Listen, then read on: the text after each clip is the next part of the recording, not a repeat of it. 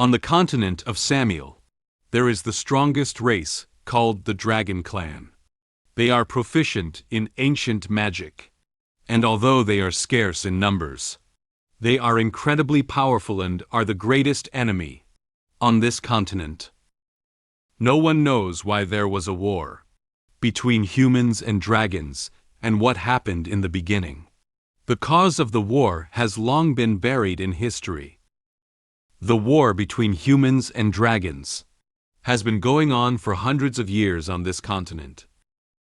The dragon used its powerful body and ancient magic to attack humans, while humans desperately fought with the dragon.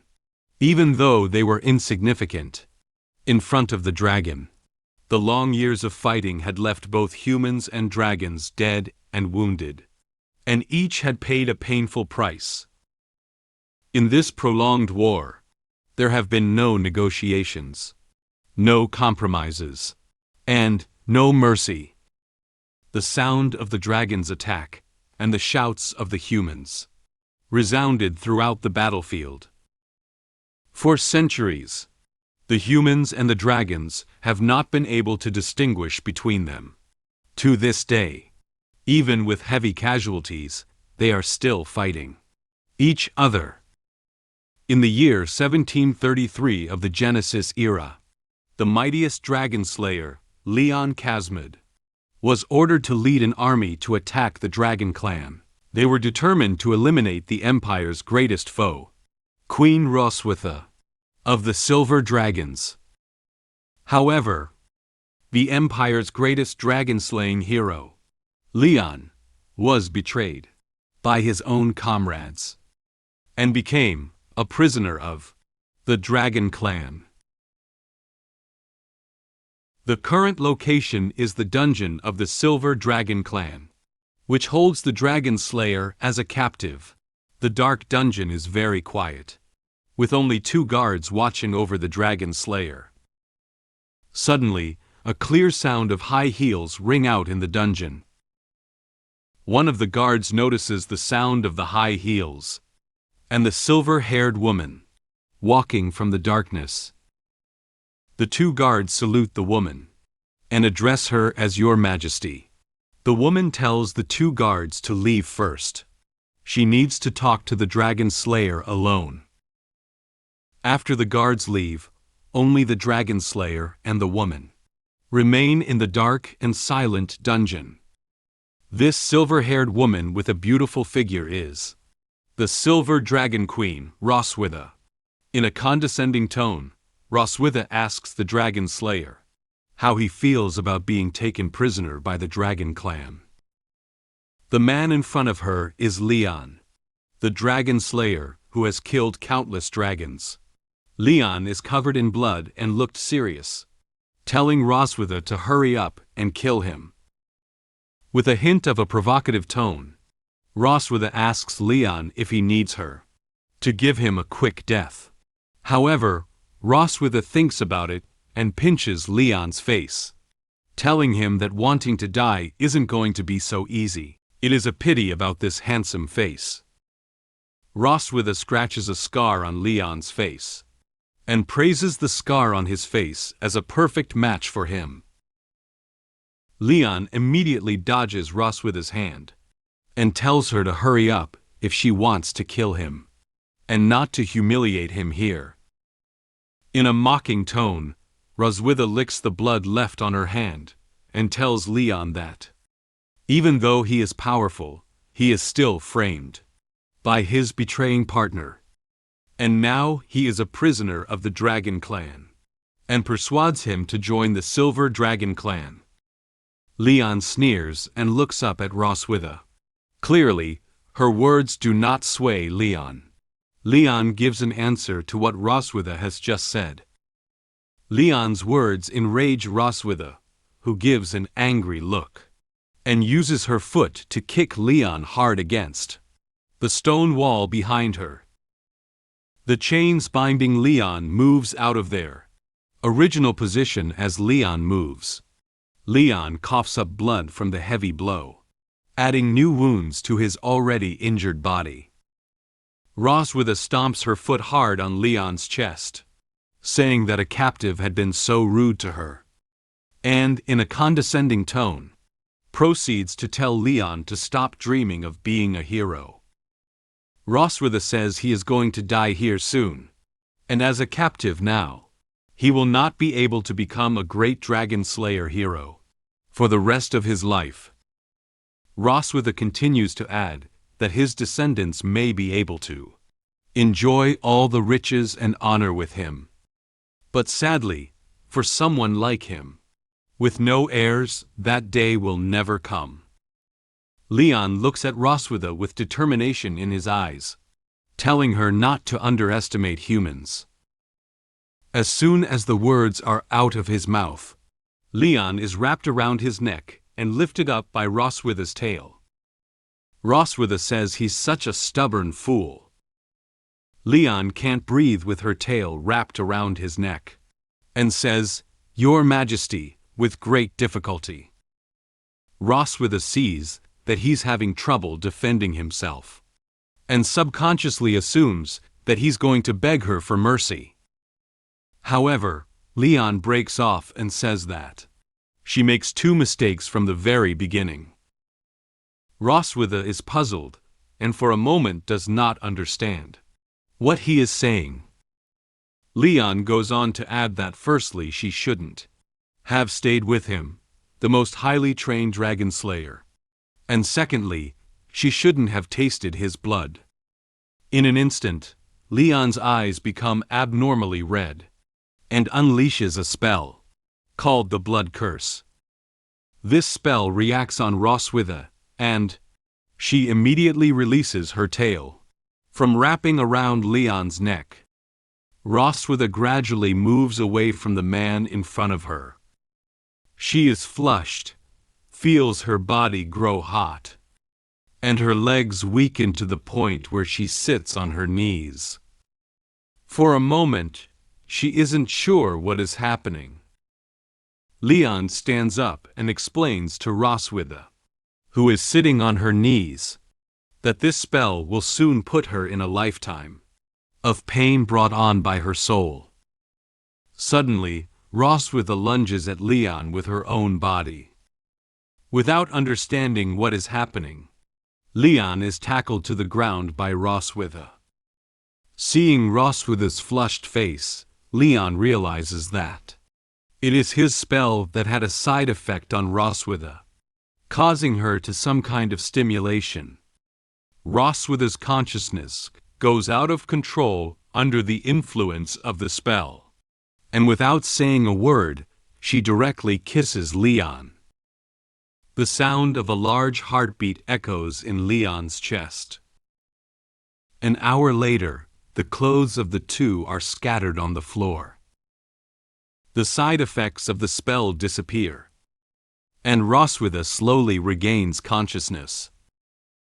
Seeing the two in their current condition, Roswitha angrily looks back at Leon and questions what he has done to her. Leon explains to her that the spell is called the Blood Curse.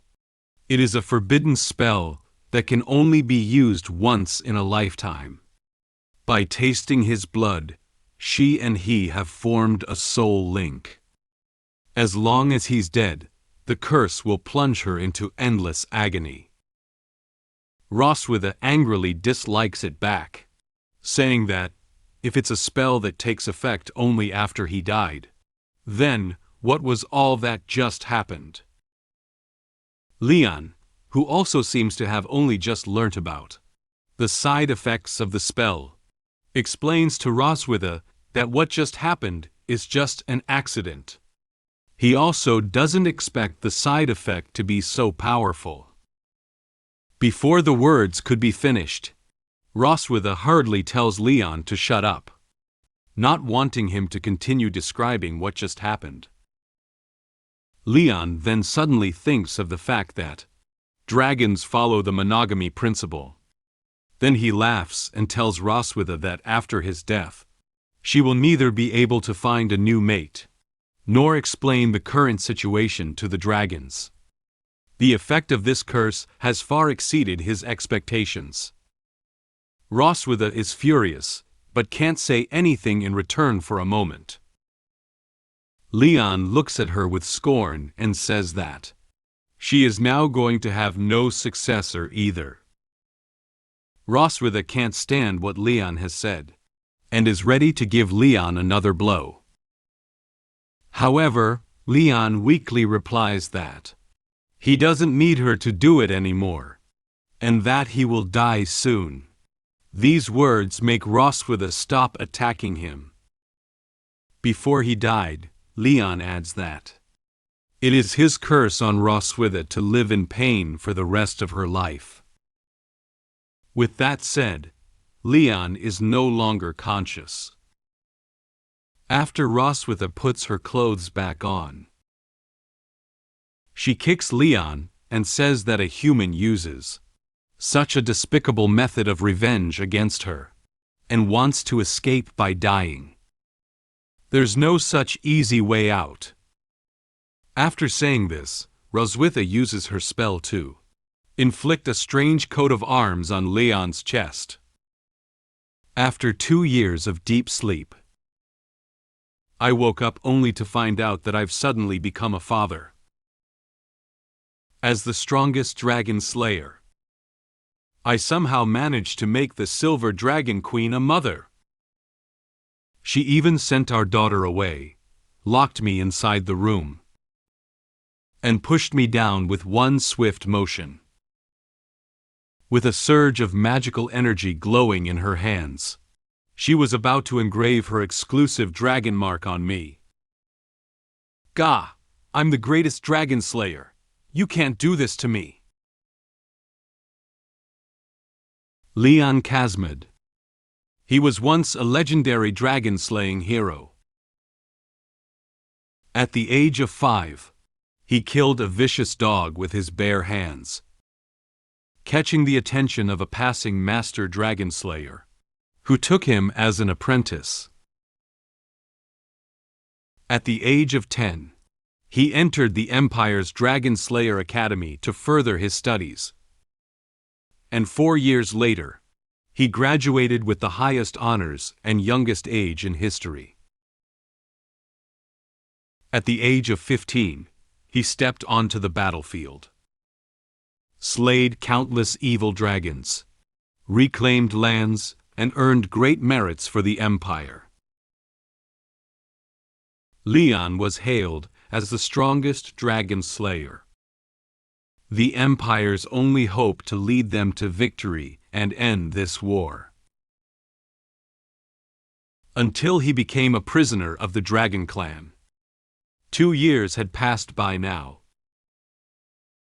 At the moment of waking up, he felt as if he'd just had a terrible nightmare. Still shaken, he found himself gasping for breath. Looking around the lavishly decorated room, Leon couldn't tell whether this was heaven or reality. The door gently pushed open, and a little tuft of hair peeked through. Leon focused his gaze and saw a small girl entering the room. "Oh, you're awake." The little girl was innocent, with big watery eyes that made even Leon dumbfounded. So cute. Leon's mind was filled with endless thoughts, thinking to himself that it was only because he had contributed so much to mankind that he had arrived in heaven. "You must be the legendary Angel." "Angel? What's that?" Even though the adorable little girl in front of him denied it, Leon was absolutely sure of one thing. She had to be his guiding angel. Leon squatted down and asked her name. "Hello, little angel. What's your name?" "Muen." Her big, sparkling eyes and round, chubby cheeks made her so irresistible that anyone would want to pinch her. Muen? That's a wonderful name. However, something didn't sit right with Leon. But the color of this angel's hair is rather odd. Black mixed with white? Mom says it means the moon. However, something didn't sit right with Leon. While the girl was undoubtedly cute, the more he looked, the more he felt something was off. Angels have moms too? Leon introduced himself to the little angel. I'm Leon Casmid. I know, Leon means lion. When hearing his name, the girl joyfully raised her arms. Who tell you that? That's what Mom said. Huh? Leon grew increasingly uneasy. No way. A disturbing thought crept into his mind. For confirmation, he asked her a simple question. May I ask, who exactly is your mom? Roswitha. Hearing her answer, Leon petrified on the spot. Your mom is Roswitha. Then that means I'm...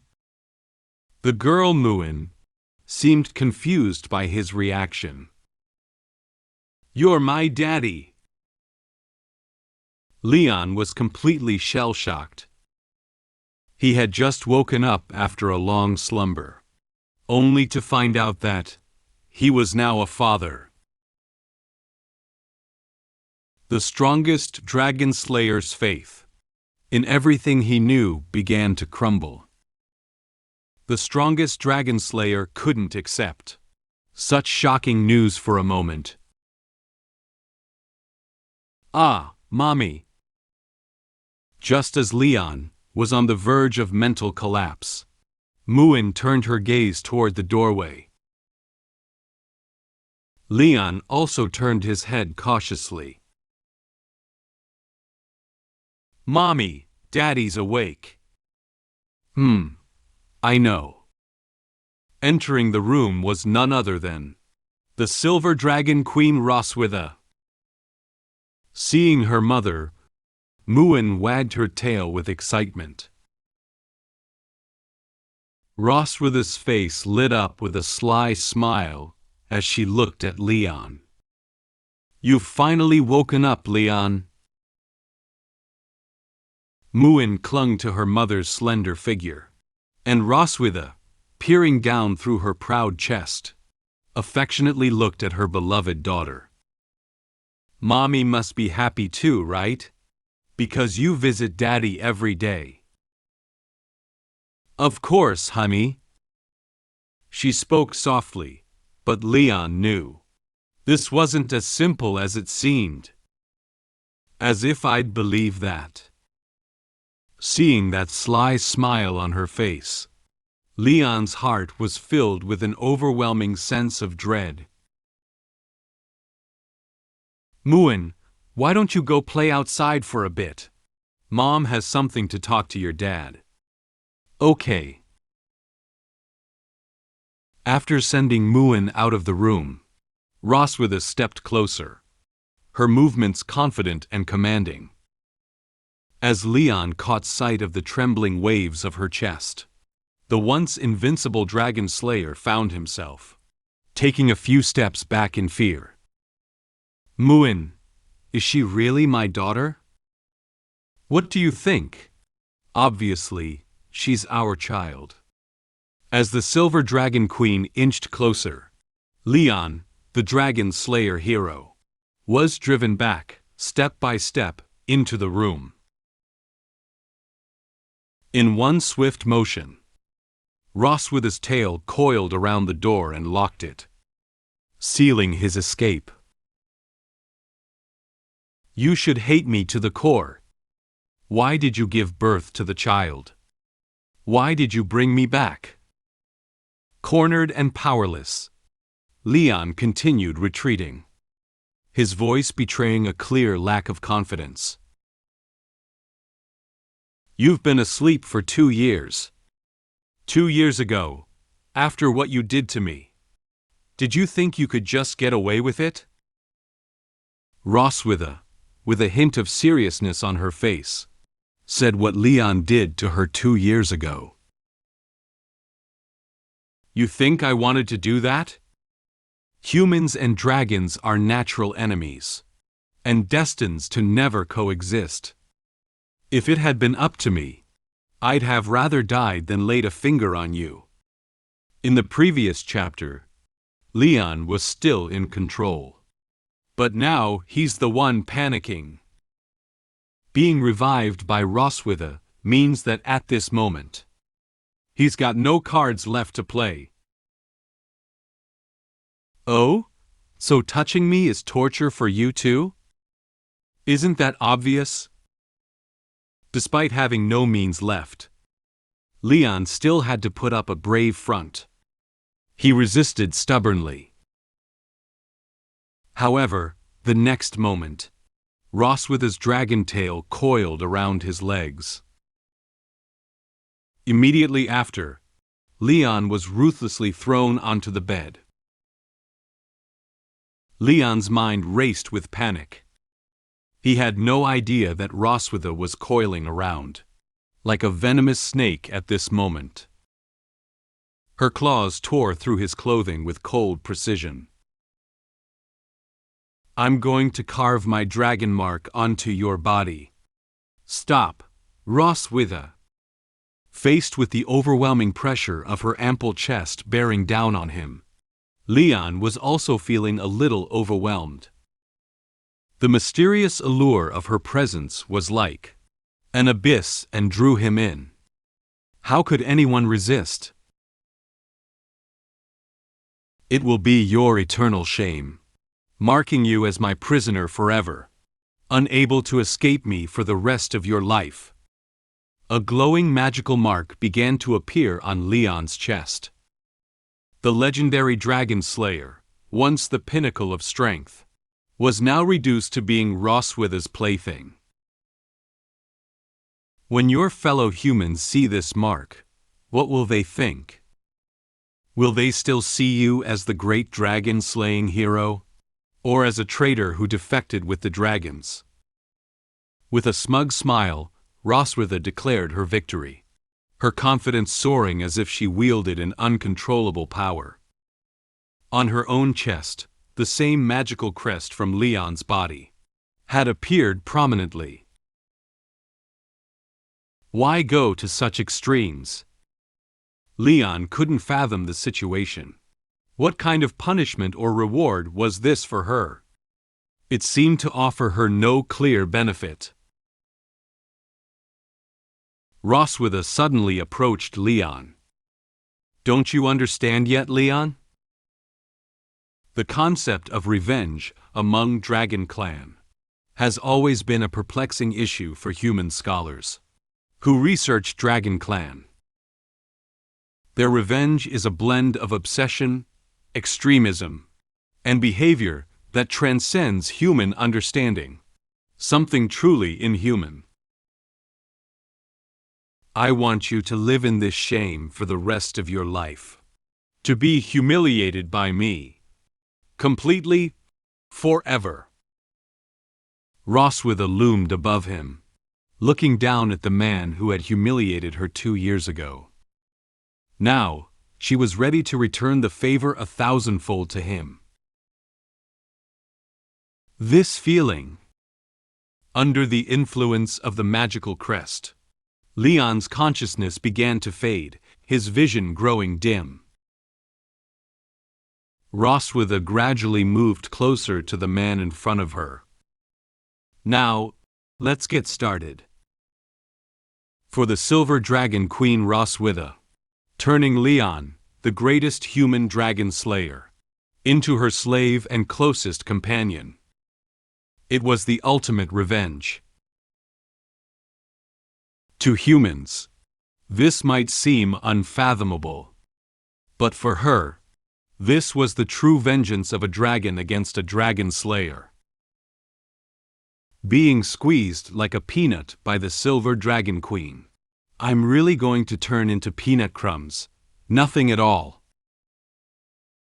For the sake of my safety, I have to escape this cursed place quickly. However, after breaking out of the castle, I ended up getting spotted by Roswitha. That escape route was just a trap she set. It was as if she wanted to crush my will to resist. She brought me back to human territory, aiming to break me and subject me to endless humiliation. No, as the strongest dragon slayer, my will, as Leon, will never be crushed by Roswitha, not even under the control of the dragon mark. The weather is very good today, with sunlight shining on the silver dragon castle. There was a sound of conversation coming from somewhere inside the silver dragon castle. The queen seems to be in a good mood today. Oh, haven't you heard? Her husband is awake.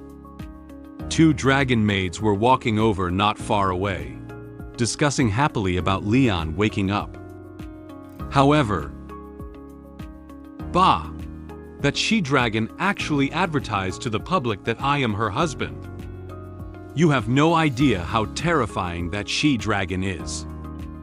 Leon hid behind the wall, eavesdropping, his body already much thinner.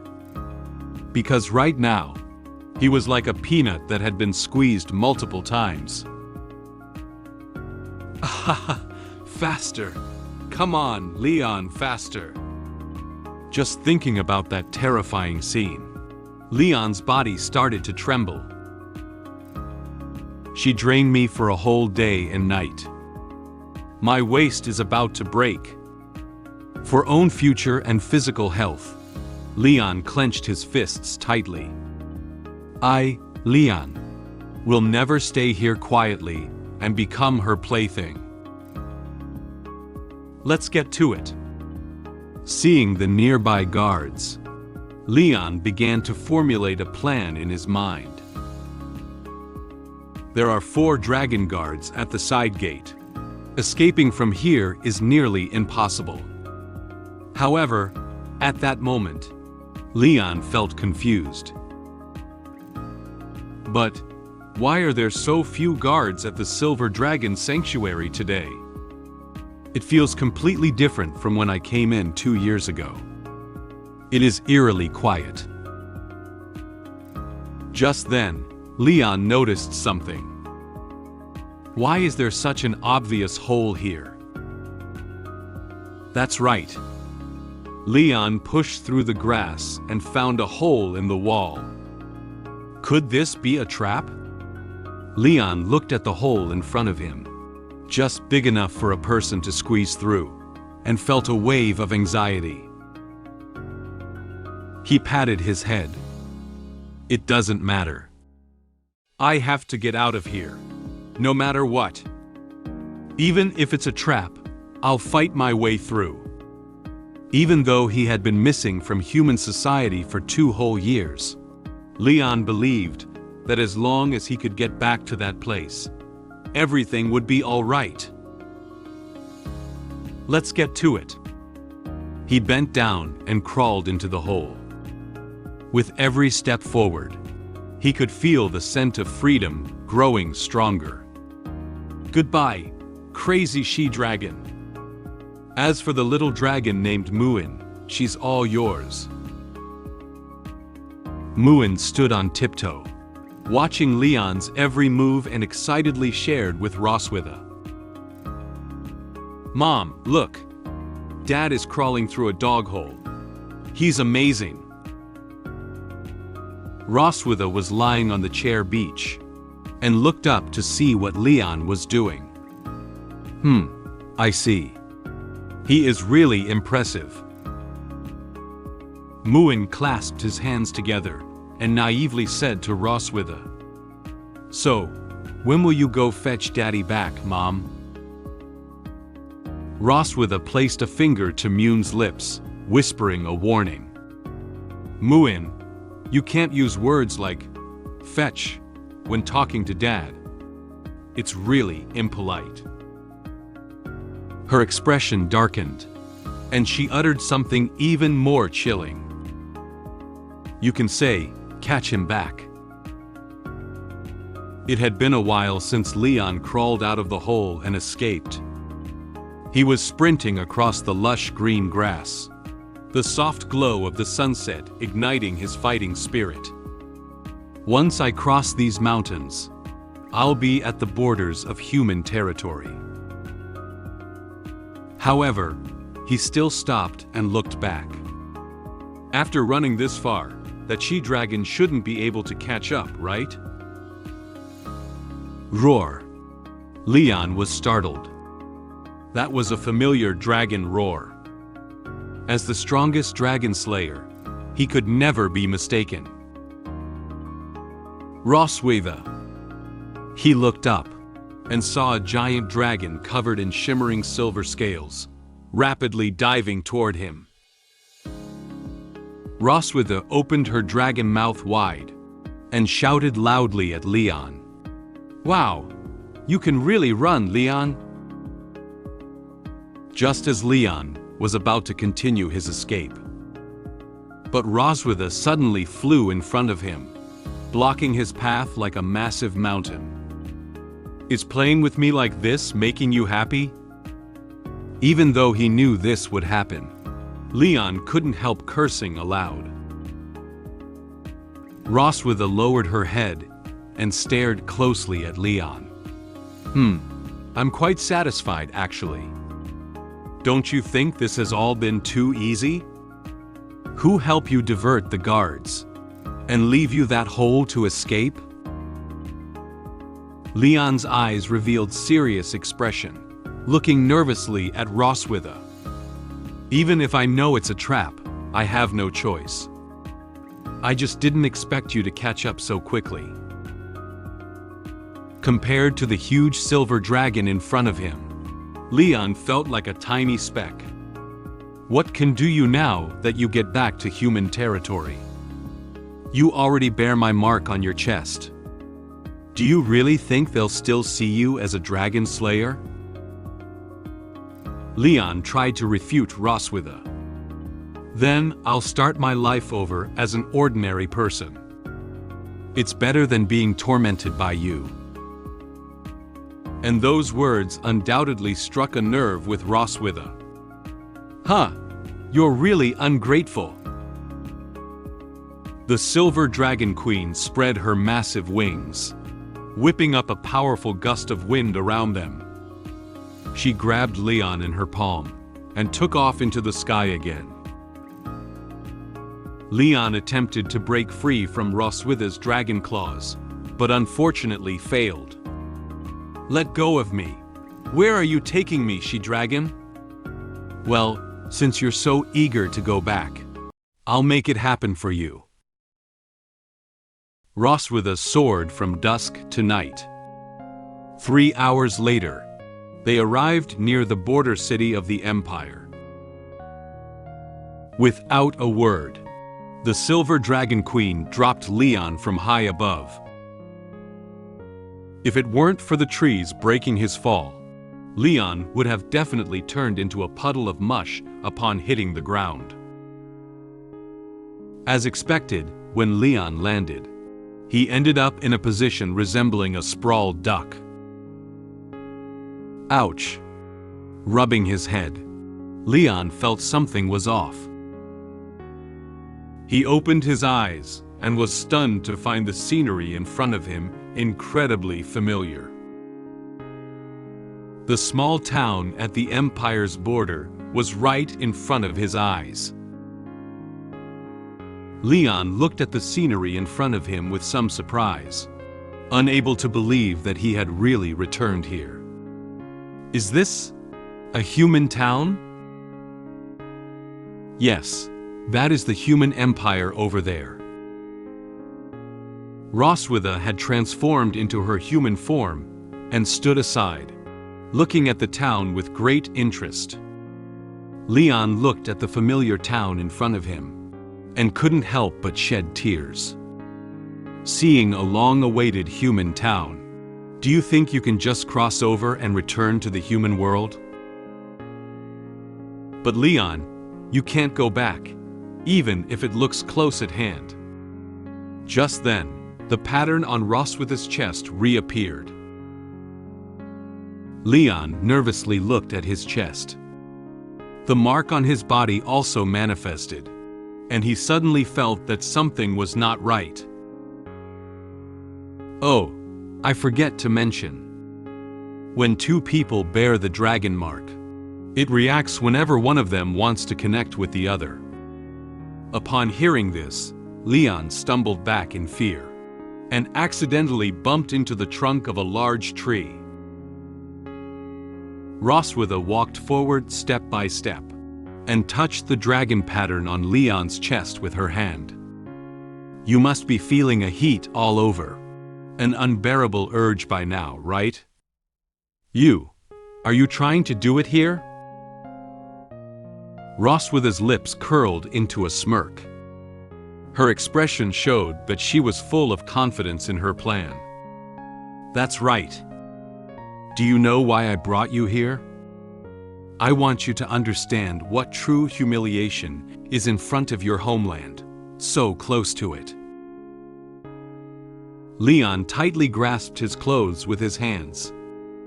Do you think I would lose my resolve because of that? To Roswitha's surprise, Leon's gaze at that moment revealed an unexpected determination.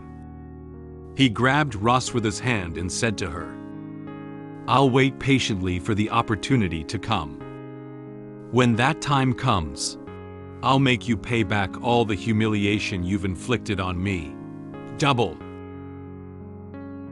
Seeing such a defiant Leon for the first time, even Roswitha couldn't help but be taken aback, staring blankly at the handsome man in front of her.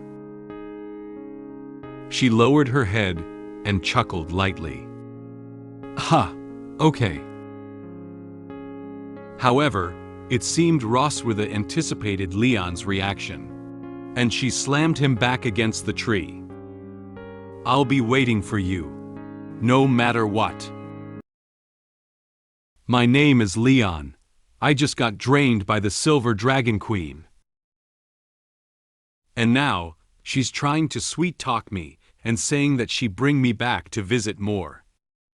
Clearly, she's planning to repeat what just happened. Stubborn as I am, I decided to walk back to the Silver Dragon Sanctuary, but encountered the Dragon Slayer army on the way. I can't even ask for help. Roswitha will kill them too. What should I do? Is there any way to solve the current situation? The current location is near the Empire's border city, an unknown corner. The Silver Dragon Queen was happily tidying herself up, like a rose freshly nourished by morning dew. But Leon, he was not so lucky. He lay on the ground, tears streaming down his face helplessly. His own waist just suffered a huge impact. Roswitha smiled and turned to look at Leon. I was quite pleased with your performance just now. Leon looked at Roswitha with disdain. This pathetic state he was in, it was all her fault. Roswitha approached Leon, her fingers touching his chest, and looking at him with a hint of teasing smile. How about I bring you here to visit your hometown every month? Leon quickly distanced himself from Roswitha and leaned towards the big tree behind him. Bah! I know you're just thinking about how to drain me dry. His sharp mind quickly saw through Roswitha's true intentions. At least you're smart. However, Roswitha didn't care in the slightest. After all, she still had 1,001 ways to make him submit. Let's go. Our daughter is waiting for us at home. She turned his back to Leon, spread her wings, and prepared to take him back. Wait! Just then, after putting on his clothes, Leon called out to the ravenous Roswitha. As a proud dragon slayer, I won't let you treat me like prey and drag me back. I can walk on my own. Even though he had just been drained dry, the so-called wise man's moment had arrived.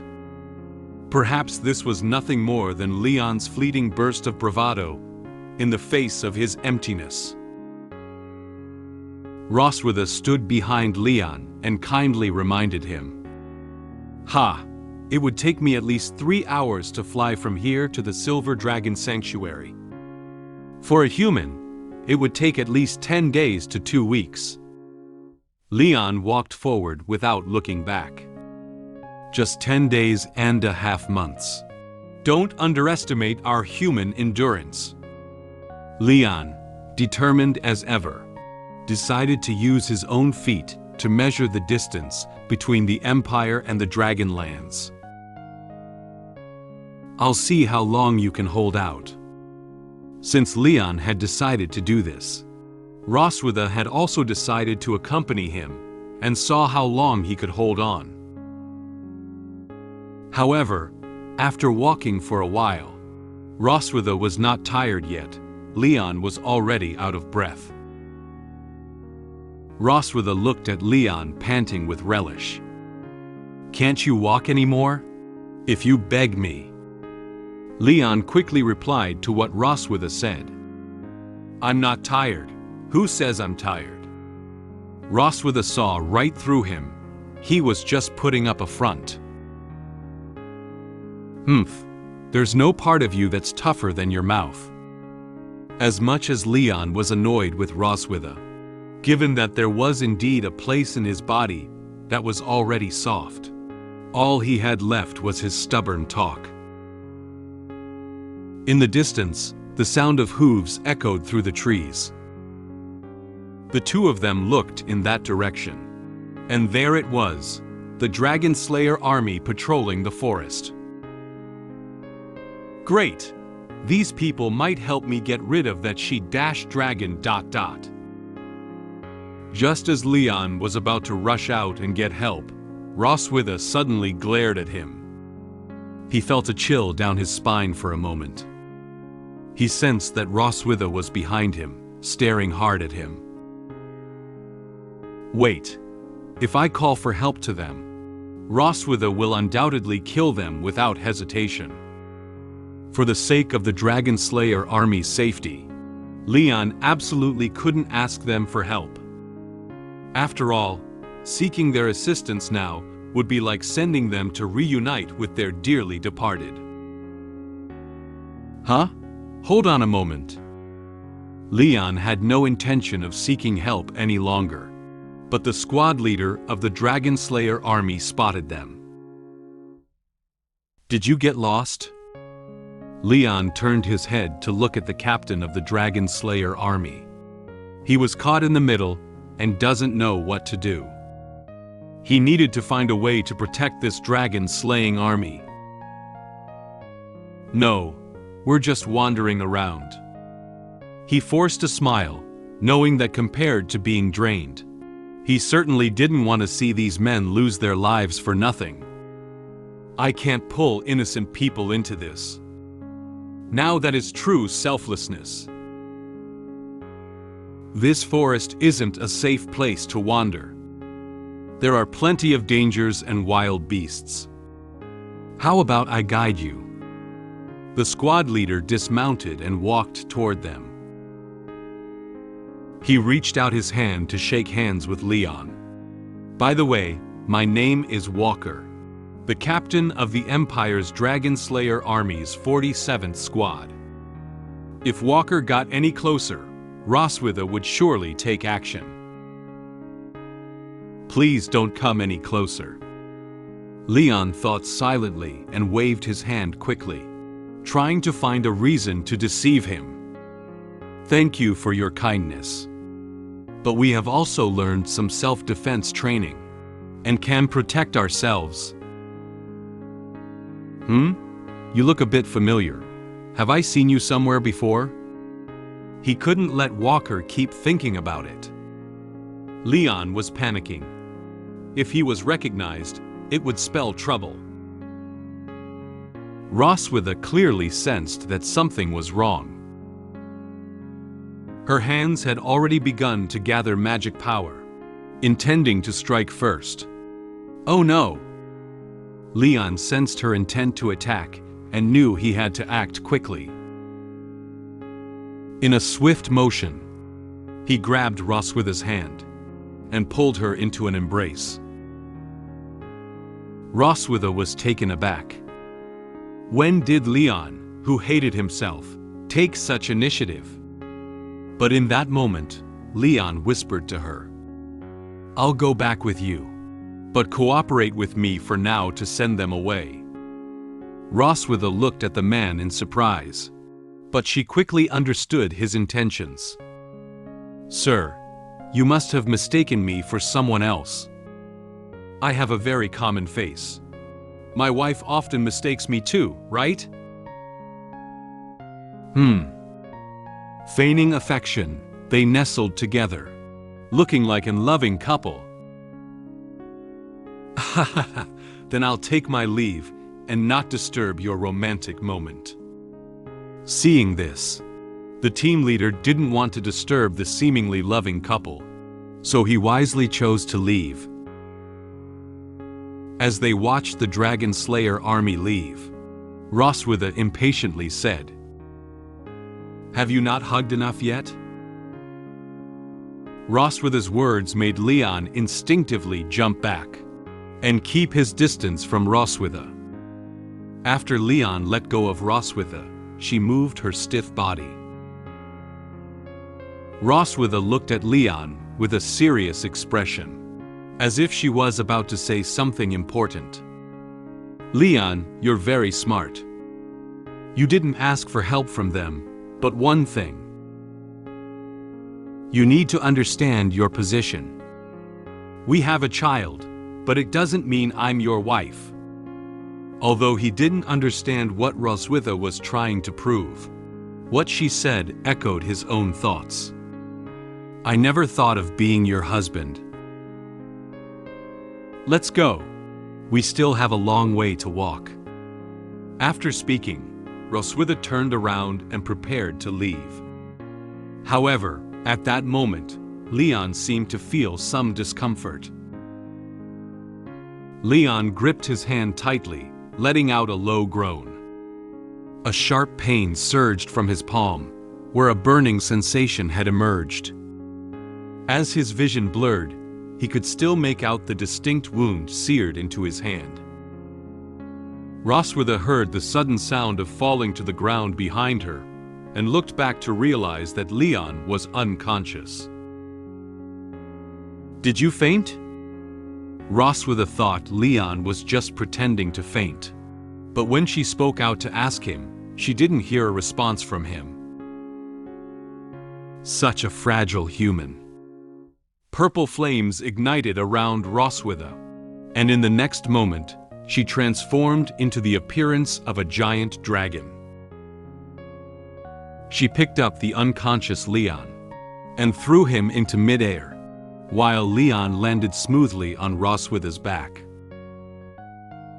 "Well, this time I'll take that as your plea for mercy." With a powerful beat of her wings, Roswitha took to the skies, flying toward the rising sun, carrying Leon with her. From blocking her attack just before, as he falls down, Roswitha questions if he fainted. Remarking on what a frail human being he is, she transforms into the dragon, placing him onto her back, stating that this time she will take that as a plea for mercy. As she flies out, at the Silver Dragon Castle, as Leon wakes up, Muen greets him, asking if he is awake. Leon gets up questioning how he got back here, to which Muen states that it was Mother who brought him back. Leon, quite angry, guesses that she finally caught him like prey. Noticing that his hand is bandaged, Leon mentions that she was the one who bandaged it for him. Leon thinks back to what dragonologist once said, that dragons are a ferocious race, living their lives in violence and blood. From childhood, although Muen has obvious dragon traits, she shows no hostility toward him and treats him as her father. He wonders if it's because she is a human dragon hybrid. Leon pats her saying Mien is awesome and cute. But when she grows up, she must not be like her mother. Just then, Ross Weiss is standing by their side. Questions what's wrong with being like her. Leon gets scared trying to shrug off the question, stating that it's nothing. Muen proudly says she bandaged Dad's wounds according to her mother's instructions, to which Ross Weiss agrees, affirming that this is what she should do. Leon realizes what a strict mother Ross Weiss is. He pats Muen, suggesting she hide in the garden first, and he will come find her. When he counts to 100, Muen gets excited, asking if Dad wants to play hide and seek with her, to which Leon replies that he's not like her mother, and she should go quickly. As he counts down, Muen replies that he's not like her mother and she should go quickly. As he counts down, Muen worried runs out, asking him not to count so fast. After Muen runs off, Leon calls out to Ross Weiser, asking if she isn't being too hard on the child. Ross Weiser replies that all dragons go through this. Only by being strict from a young age can they grow into strong warriors. Leon protests, saying Muen isn't fully a dragon and is so cute, questioning how she can be so strict. Ross Weiss retorts that calling a dragon cute is derogatory. Leon tries to tease her, saying that she's pretty cute too. Ross Weiss grabs him by the collar, stating that he's just a slave for her to vent her anger on, and tells him to stop getting ahead of himself. Ross Weiss affirms that it's good he understands, as she is the queen of the Silver Dragon clan, and has many government affairs to handle. She tells him the task of taking care of the children is now his responsibility, and whispers that the child likes him. The scene shifts to the garden, where Leon mutters to himself that he's the Dragon Queen. And it seems like the Dragon Slayer is now responsible for taking care of the children. He notices a girl hiding behind a pillar, and thinks Muen is still young. And if she thinks he can't find her, if she hides there. He points to her saying he found her. But there is no response from her. Leon questions if she's angry. Leon apologizes for keeping her waiting, but she runs off. Leon chases her, asking what's wrong and why is she running. After a while, Leon wonders where she went as he just saw her pass by. He thinks it's hard to predict a child's mood, and wonders why. Ross Voice gave him the task of taking care of Muen. Just then, Muen comes from behind and hugs Leon. Leon asks if she didn't just see him run past her. Muen denies it, saying that Dad couldn't find her, so she came out to look for him. Leon wonders if he saw wrong. Muen then says she has something to show him, and pulls him away, as another girl looking similar to Mien gazes toward them while doing the drawing. Mien is quite preoccupied with it. Leon, having butterflies, thinks that it's good to have a daughter, and that it feels like his soul is healed. Sooner or later, he believes he will get his destiny, which will help him escape from the clutches of the mother dragon. Mien runs to Leon, saying that she drew a family portrait, for which Leon is delighted, thinking that Mien is awesome, worthy of being his. As Leon sees the sketch of two girls with two parents, he questions why there are two girls. Muen reveals that it's her sister. Leon is taken aback that Muen has a sister, as it turns out that he's not only hit the target with one shot, but also hit it twice with one shot. Leon grabs his head, scratching his hair, stating that the child he saw in the garden just now must be her. He called her by Muen, and it's no wonder that she was angry. Muen replies that she thinks her sister is not angry, she's just a little shy when she saw Dad.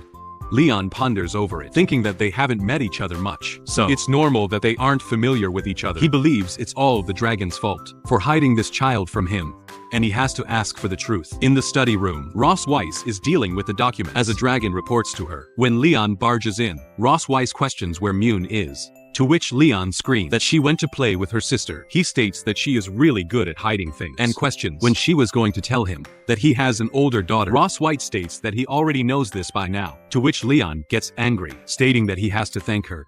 The talker picks up with Leon presenting material to him to make his building. Rosswe states that he already knows this by now, to which Leon gets angry, stating that he has to thank her. Giving birth to a child is hard work, and he didn't expect that she would give birth to two. For him stating that she worked hard, he screams that when he returns to the Empire someday, he will definitely write her name in their family tree. Ross Voice questions if he knows why she didn't tell him about the existence of her eldest daughter, to which Leon replies that he thinks she was jealous of his closeness with Mien, so she deliberately didn't let her meet him as her father. Ross Weiss questions if he's anxious to see her, to which Leon replies that it's nonsense. He states that who doesn't want to meet their daughter? He's not like her, a cold and stern mother, and he wants to cultivate a good relationship with her. Leon gives Leon 1,000,000 just lay feathers. Ross Weiss affirms it and asks him not to regret it. The scene shifts to the kitchen as Leon is playing with a knife, thinking that he's going to make a good meal today. Leon's first step to getting closer to his elder daughter was to open her stomach with delicious food. He thinks that he used to make this meal often in the teen, and everyone who has eaten it stated that it was good. The sweet taste is also suitable for children. Leon, tasting it, thinks that it's not bad, and his cooking skills are not rusty. Leon flexes, thinking that this meal will definitely win Noah over, and Noah will love the food her dad cooks the most. Leon is humming when the maids, seeing this, whisper that the prince has just recovered from a serious illness and he still cooks for his family. They praise him, saying that he is really a good male dragon who cares about his family. Just then, Russ Weiss with her daughters comes in, and they greet her. Russ Weiss orders that they don't have to wait for orders at dinner tonight, and they can have a rest, to which they affirm. At the dining hall, Leon greets them, stating that they just came in time. Min runs towards Leon, stating that it has a nice smell. Leon replies that she loves meat the most, so he made stew especially for her. As Leon thinks that Noah would feel her father's feelings, but to see that she shrugged her face away, Leon gets taken aback. Leon got a very different reaction from what he thought. He thinks that this female dragon has anticipated this situation, so she had not allowed him to meet Noah. Ross Weiss tells Noah that this is her first formal meeting, and asks her to introduce herself. Noah introduces herself as Noah Kamelkfi, the eldest daughter of the Silver Dragon Queen, Ross Weiss, and she is 1 year and 2 months old. Leon knows that dragons are an immortal race, and that baby dragons grow faster than human children. Leon gets down, introducing himself as Leon. Second step for Leon to get closer to his eldest daughter was to say hello politely and leave a good impression, for which she gives a pretty silent reaction. Leon is worried, wondering why this child is so cold and if she has a grudge against him. Muen moves to her sister, stating to please talk more and not embarrassed. Dad Noah states that he looks so weak in questions, if he's really their father, inwardly stabbing Leon's chest.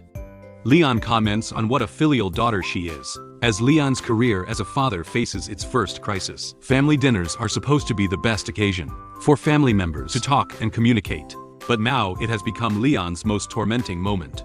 Leon knows the two daughters look similar, but their personalities are completely different, and it's obvious is that Noah is more like her mother. Leon calls out for Noah, questioning if she likes today's food, to which he comments that it's disgusting, stabbing Leon inwardly. Ross Weiss barely holds off her laughter as Muen asks her mother if she's happy. Ross Weiss replies that her father finally got to reunite with their family. Seeing him so happy, she's naturally happy as well. She asks Leon why he isn't smiling, to which Leon replies that of course he is, and he's happy to be with his family. Muen asks her dad if he can have dinner with them every day, to which Leon is quite taken aback, thinking that he doesn't want to eat with this female dragon every day. Noah interrupts to deny it. Muen questions the reason, to which Noah answers that she wants to study at the Young Dragon Department of St. Heath Academy. Ross Weiss states that the Young Dragon Department of St. Heath Academy is full of dragons that are 4 or 5 years old. Questioning why she's anxious to enroll, Noah replies that it's because she wants to defeat more dragon slayers, causing Leon to choke on his food. Leon thinks that it seems this child wants to defeat him, her own father. Leon states that dragon slayers are all brave, but Noah is still so young, and she will get hurt. Leon states that dragon slayers are all brave, but Noah is still so young, she will get hurt. Noah flares up, telling Leon not to treat her like a child. Leon is confused by the reality, as she is really a child. Ross Weiss interrupts, saying that she thinks Noah's idea is pretty good. The sooner she learns the skills, the sooner she can fight the dragon slayers. She asks Leon if that's not right, and if he has a reason to stop Noah from going to school. Leon thinks that if he continues to oppose it, Noah will definitely hate him as a father even more, and he can only change her mind. Leon denies it, stating that there is no objection from him. Leon thinks that he finally gets it, that this female dragon wants to use Noah to mentally attack him. During this dinner, he flares up in anger, thinking that she just has to wait, as he's going to get her kicked out. Ross Weiss states that since her father is okay with it, it's decided that the entrance test for St. Heath Academy will be held in a month. During this month, her father will help her improve, to which Noah affirms. At the end of the family dinner, Leon calls out for Ross Weiss, stating that these plates haven't been cleaned yet. Ross Weiss asks him to just let the servants do it, to which Leon states that after dinner, the couple cleans up and washes the plates together. This is the correct way to end the family dinner. That is if she wants to create a harmonious family atmosphere in front of them, even if it's just fake. Muen is looking with curious, excited eyes, making Roswise agree to it. Muen questions if she wants to help as well, but Noah grabs her to move away, making Muen quite upset. As she questions where they are going, the scene shifts to the kitchen, as Roswise questions when he is going to help, to which Leon asks Roswise if she has forgotten 2 years ago. She should never be alone with a highly trained and strongest dragon slayer. As he activates his pattern, Roswise questions what he wants to do, as Leon reveals that before, when he traveled a long distance and was exhausted, he was controlled and played with by a dragon pattern. But now it's different. Roswise tries to attack Leon with her tail, screaming if he thinks that he can escape from here by using this trick. But Leon blocks her tail attack, questioning who said he was going to run away. He activates his pattern, making Roswise fall. Leon questions if she is unable to do anything, as the dragon pattern makes her tail extremely sensitive.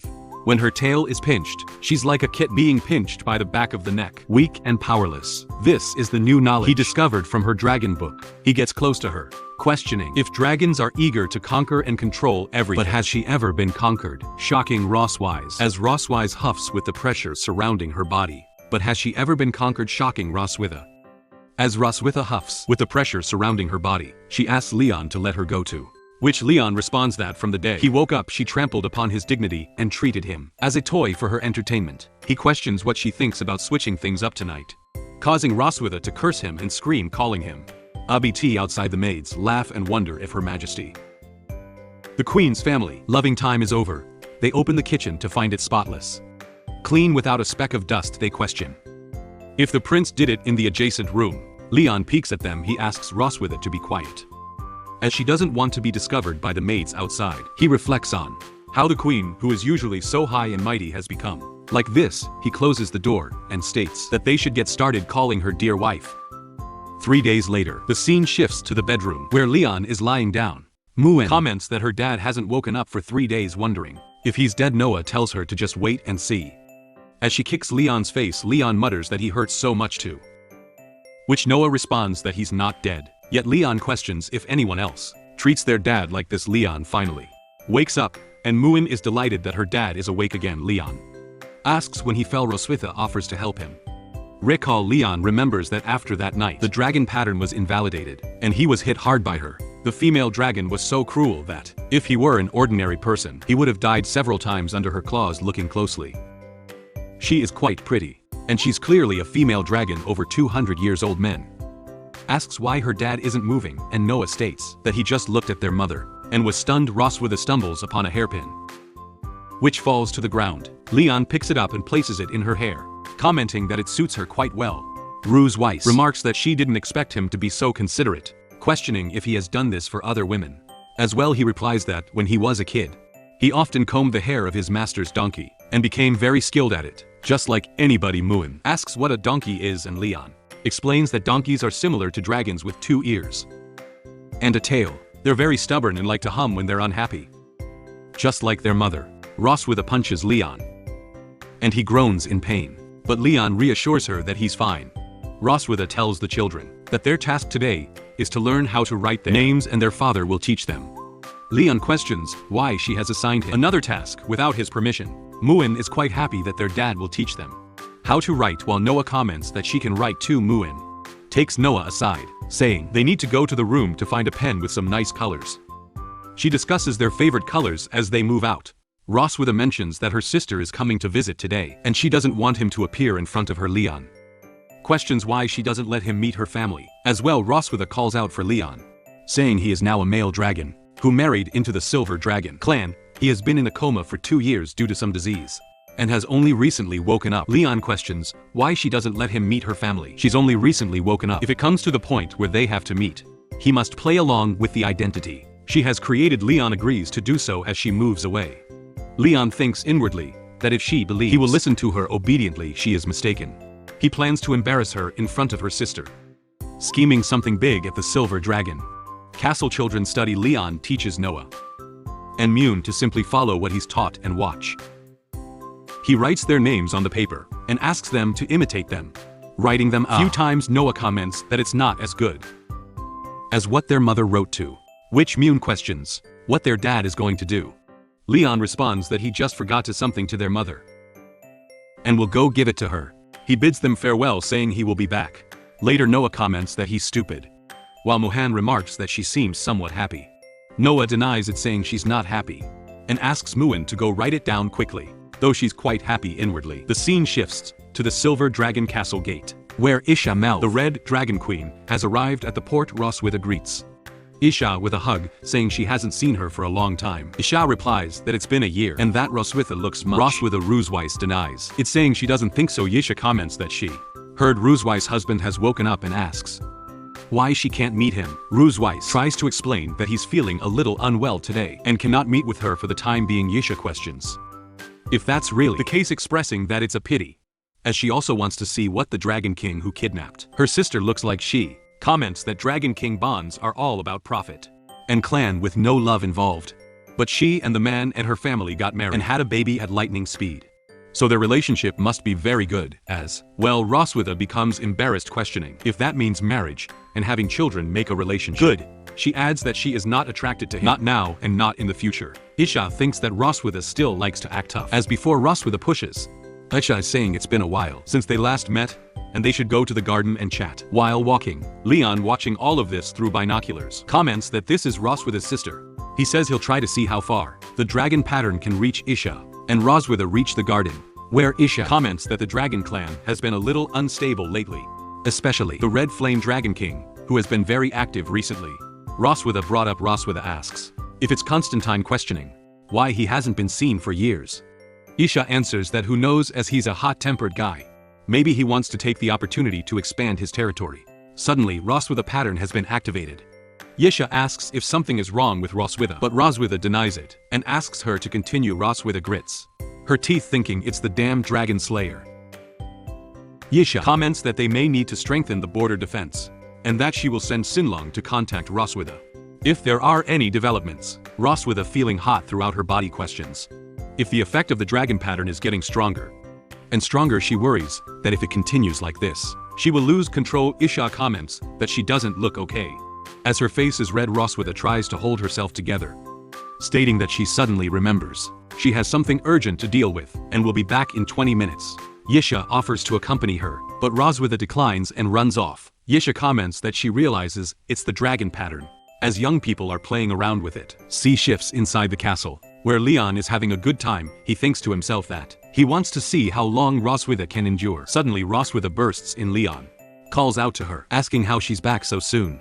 Roswitha grabs him by the collar, stating that he deliberately chose this time to make the dragon pattern resonate, just to embarrass her in front of her sister. Leon decides to pretend to be innocent and tries to say it's not wrong for him to want her. Masui releases him from her grip, her face turning red with embarrassment. Leon thinks that it worked. At least she's disgusted by him. Roswitha tries to say that the shameless and defeated prisoner is talking nonsense and asks him to put away his deranged thoughts. She thinks to herself that she clearly came here to deal with him, so why did she get scared by just a few words from him? Roswitha tries to move away, stating that he's lucky this time, but if he does this again, she won't let him go. Leon teases her behind her back. Thinking that he's not scared, he wonders how a single dirty word can make her so hesitant. He reflects that the dragon pattern is really powerful, but feeling quite hot inside, he questions when he thinks of her face. His heart beats so fast. Leon slaps himself to wake up, thinking he shouldn't be thinking about nonsense. He reminds himself that the kids are still waiting for him to come back, as Muen and Noah are still waiting patiently for their dad. In the Silver Dragon Castle at night, Isha is preparing to leave, stating that she will depart for today. Roswitha bids her to be careful on the road. Isha transforms into a dragon and asks if she can meet her husband next time. Roswitha agrees, saying they'll talk next time. As Isha flies off, Roswitha curses the damn dragon slayer, thinking that she still hasn't taught him enough lessons, and that she's going to teach him one tonight. As Leon wonders if the female dragon is still scolding her. The kids are all asleep. He covers them with a blanket so they don't catch a cold as Leon tries to leave the room. Roswitha confronts him, questioning where he's going. Leon asks if her sister is gone. Twitch. Roswitha smiles and says they still have things to do today. She drags Leon out. Leon tries to deny it, but he gets dragged along anyway. In this over Dragon Queen's bedroom, Leon brings out the hot bucket, informing that the hot water is ready and what she wants to do with it. Roswitha states that she's very tired after walking all day.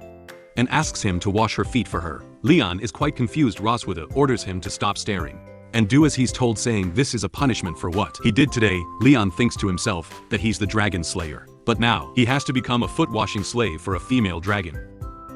He curses, thinking that the female dragon really knows how to enjoy herself. He wonders how many dragon slayers' corpses she stepped on with her feet. Roswitha confused questions since why he's staring at her feet and wonders if it's some disgusting habit.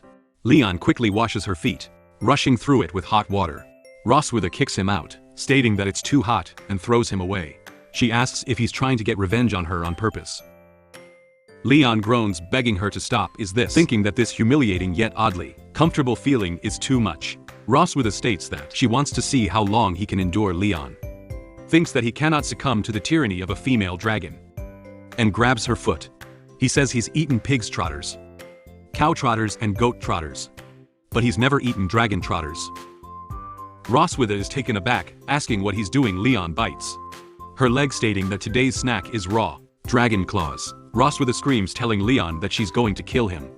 The next day, Muen and Noah find Roswitha limping as she walks. Munch asks why she's limping, but Roswitha denies it. Munch then questions why Leon has bruises on his face, to which Leon denies it's nothing. Munch tries to say that they must have played some fun games without telling her, and she wants to join in as well, while Noah gazes at her in the garden outside the Silver Dragon Castle. As Roswitha and Leon stroll together, the maids whispered to each other, gossiping about the queen and the prince. He remarked that the two looked like a lovely couple walking side by side. However, one of the maids is puzzled, questioning why it feels like the queen and the prince don't seem very familiar with each other. The atmosphere between them is oddly heavy, almost strained.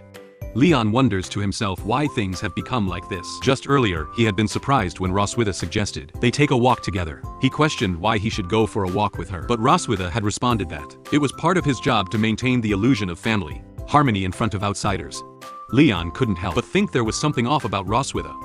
Today, she was never this proactive, and he found himself wondering what she was planning. Meanwhile, Muen and Noah hiding behind some bushes are spying on them.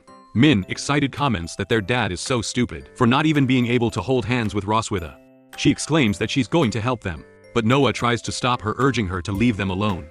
Min, however, is determined. She jumps out in front of them and confronts the two adults. Leon, caught off guard, asks why she's following them, to which Muen boldly grabs Leon in Roswitha's hands and forces them to hold each other. She announces that when taking a walk, they should hold hands together, and with that, she happily skips off, saying she's going to play with her sister. Leon, still bewildered, wonders where these children learned all this knowledge. By the tree, Noah pinches Muen and Muen cries out, apologizing and promising never to do it again, asking her sister to let her go, embarrassed by the situation.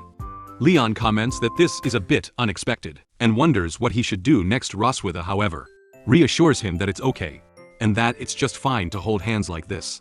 She adds that it's nothing to worry about. Leon, still feeling awkward, mentions that Roswitha seems unusually docile today, which makes him feel a little uncomfortable. Roswitha responds, somewhat teasingly, that it seems he's been tamed by her now, that she's getting along with him better. She's not used to it herself. Leon, deep in thought, reflects that Roswitha has always presented herself as a queen in front of others, maintaining a strong, distant image. He never expected that something as simple as holding hands would shake her composure. Maybe her strict image as a mother is just a facade, because she doesn't know how to get close to her children. Leon then brings up the fact that Noah always call her mother in front of her. Roswitha looks at him, puzzled, and asks if there's a problem with that. Leon explains that in the usual way of calling dad is paired with mom. But while Muen calls him dad, she calls Roswitha mother. He questions, doesn't it seem like there's a bit of distance between them? Roswitha seems to consider this and asks if there's really a big difference between mother and mom. Leon smiles and affirms that there is.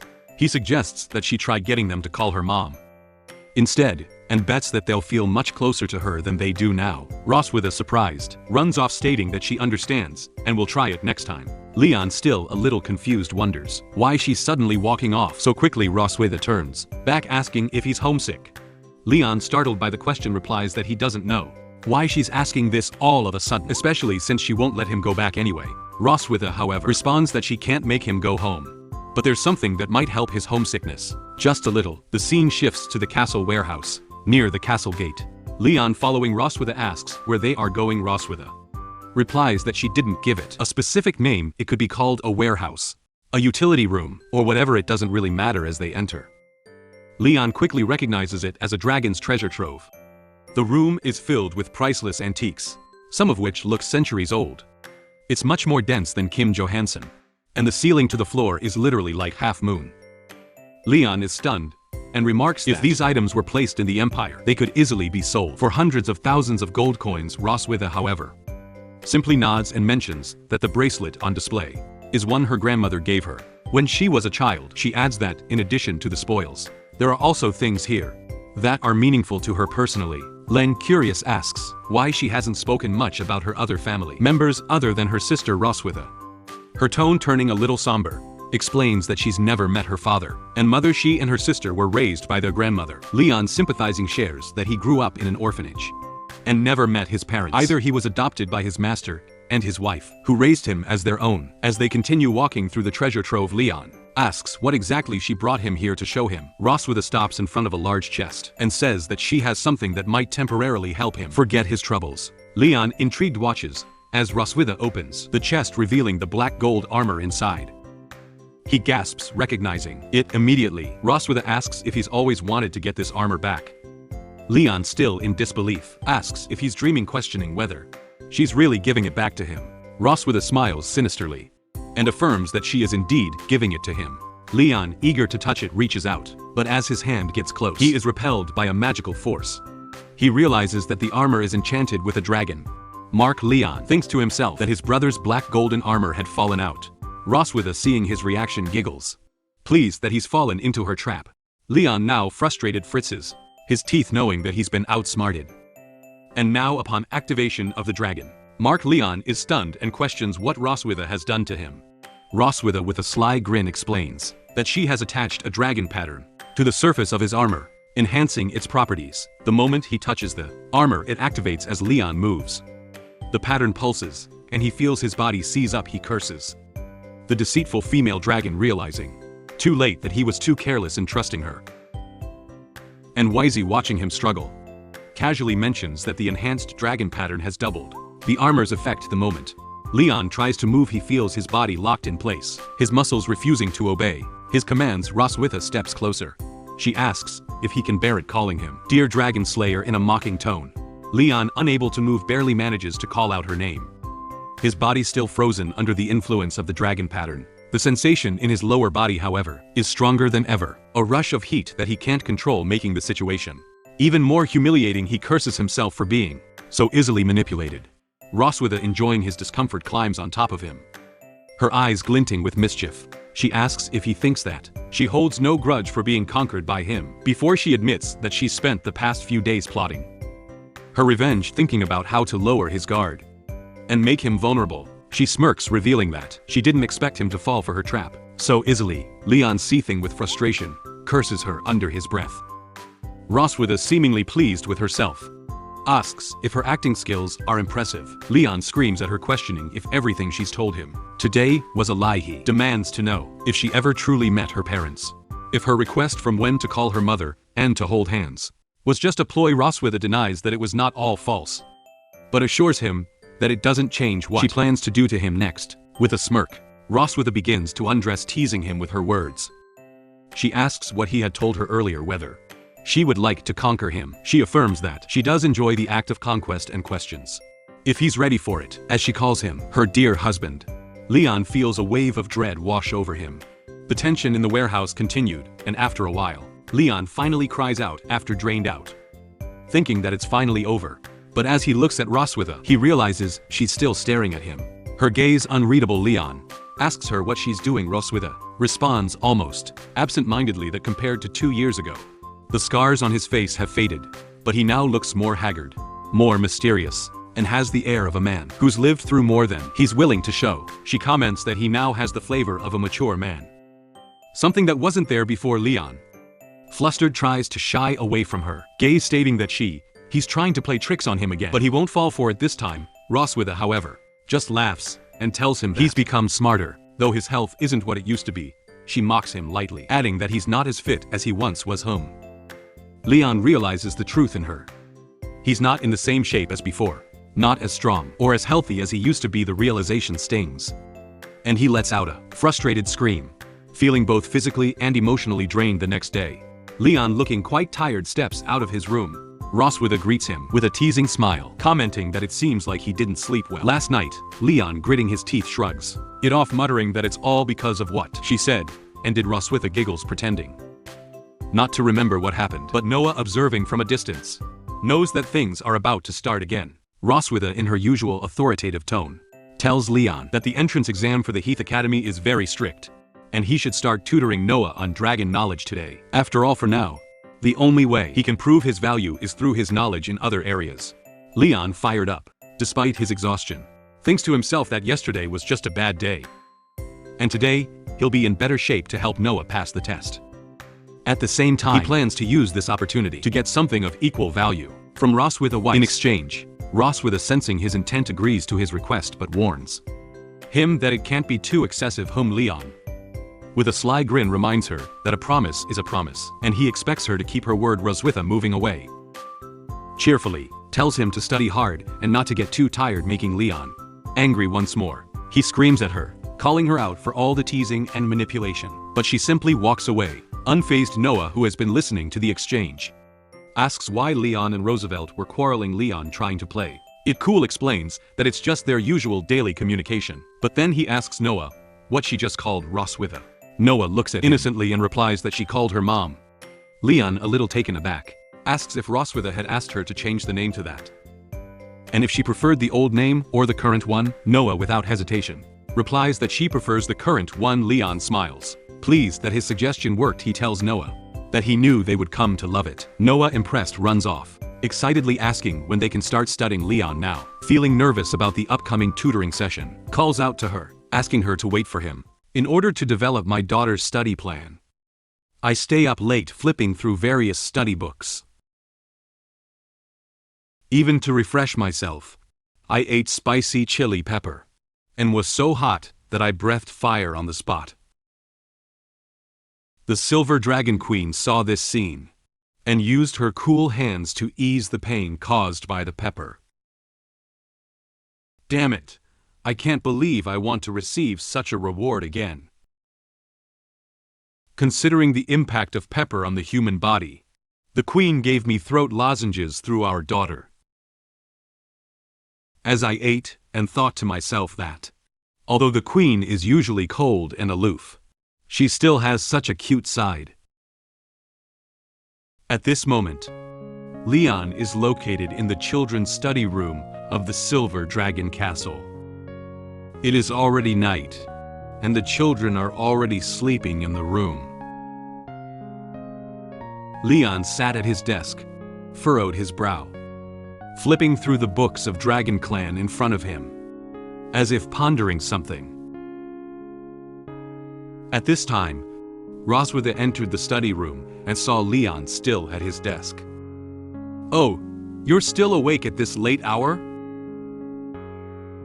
Leon didn't look up, looking at the book in his hand very carefully, tapping his head with his pen as he thought.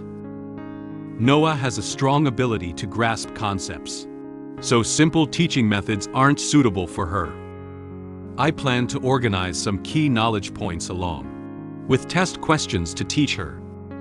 For now, I guess I'll have to stay up late to prepare the lesson plan. Noah had already gone into a deep sleep. Compared to her usual cold face, the sleeping Noah was particularly cute. Roswitha wore a proud expression, lifted her equally proud chest, and showed Leon a confident smile. That's a must. After all, Noah is like me. Upon hearing Roswitha's words, Leon lifted his lips slightly and looked up from the book, earnestly looking at Roswitha. Well, that's not necessarily true. Leon stood up slowly, patting his chest proudly, and displaying a confident smile to Roswitha. I graduate as a top dragon-slaying genius, ranking first every year in both exams and field training.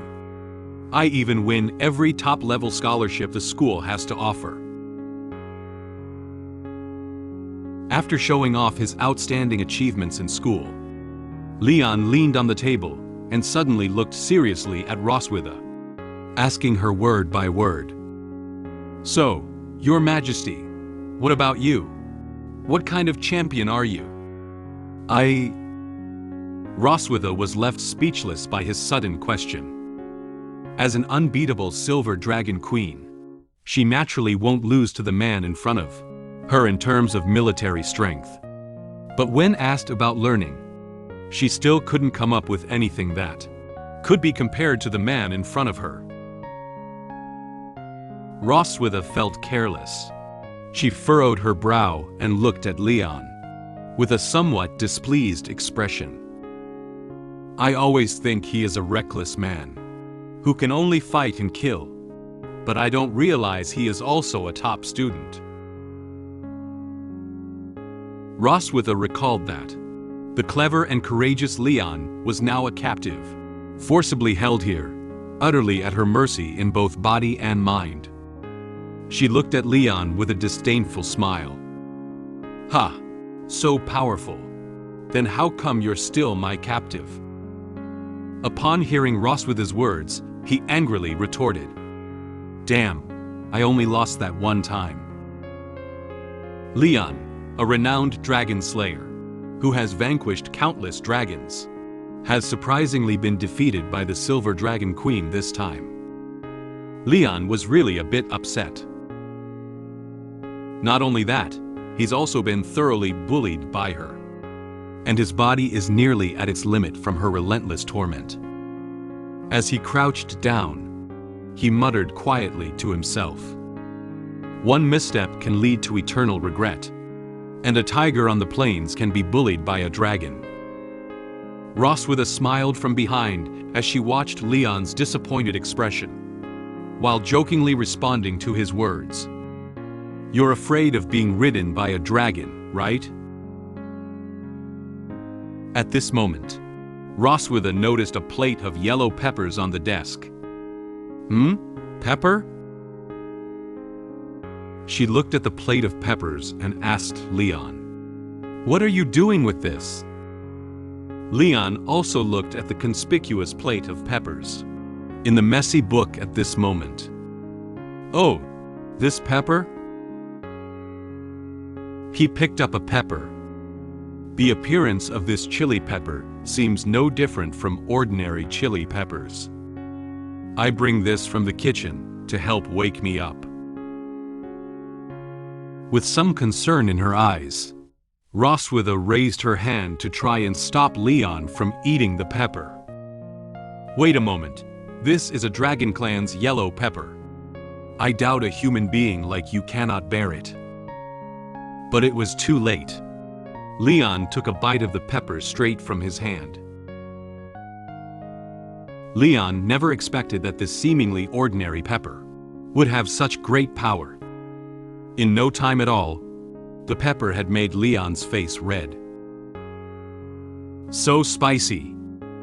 The intense stimulation of pepper made Leon yell. Leon was anxiously searching for water all over the study room. But unfortunately, there was no water in the study room. He spun around anxiously, while his mouth couldn't stop. "Water! Water! There is no water here!" Upon seeing this situation, Roswitha didn't hesitate and immediately stepped forward and placed her hand on Leon's cheek. The eyes of one dragon and one man just locked. Leon was surprised by Roswitha's action, and his face, already flushed with pepper, was even redder at this moment. Roswitha felt a bit embarrassed by her own action, so she turned her head to explain to Leon, "Well, my hands are quite cool, so they may feel more comfortable for you." Roswitha's hand just rested on Leon's face. Leon blushed, closed his eyes, and silently enjoyed the coolness that came to his face.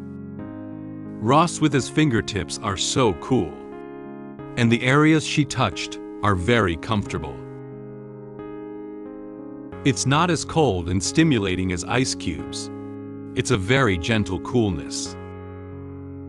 The coolness of Roswitha's fingertips gradually calmed Leon down, and he couldn't help but marvel at how comfortable the temperature of her fingertips made him feel. The sensation brought by chili peppers has also been temporarily alleviated. Leon didn't feel as uncomfortable as before, so he took the initiative to thank Roswitha. "Thank you, it's all right now." Roswitha seemed to have just realized that Leon was talking to her, so she put her hand down. Leon and Roswitha distanced themselves from each other, with their backs facing away. Their faces turned red, and they both felt a little embarrassed. Actually, both of them know that the atmosphere just now was a bit off. Roswitha was the first to speak up to break the current awkward atmosphere. "Get some rest early, and don't eat too many peppers. If your mouth gets burnt, you'll have to use sign language to teach Noah." After finishing speaking, Roswitha didn't look back and walked straight to the door of the study. Leon fanned himself with his hand to ease the awkwardness, then turned his head to reply, "I know." Just now, Roswitha suddenly approached and placed her hand on his face, which no one would have been able to control. The temperature of the cool fingertips seemed to linger on his face, and that comfortable feeling made Leon's face blush again. Leon looked at Roswitha's back as she left, and silently said to himself in his heart that such a reward would actually want to do it again. "I can't believe I just wanted her to touch my face more."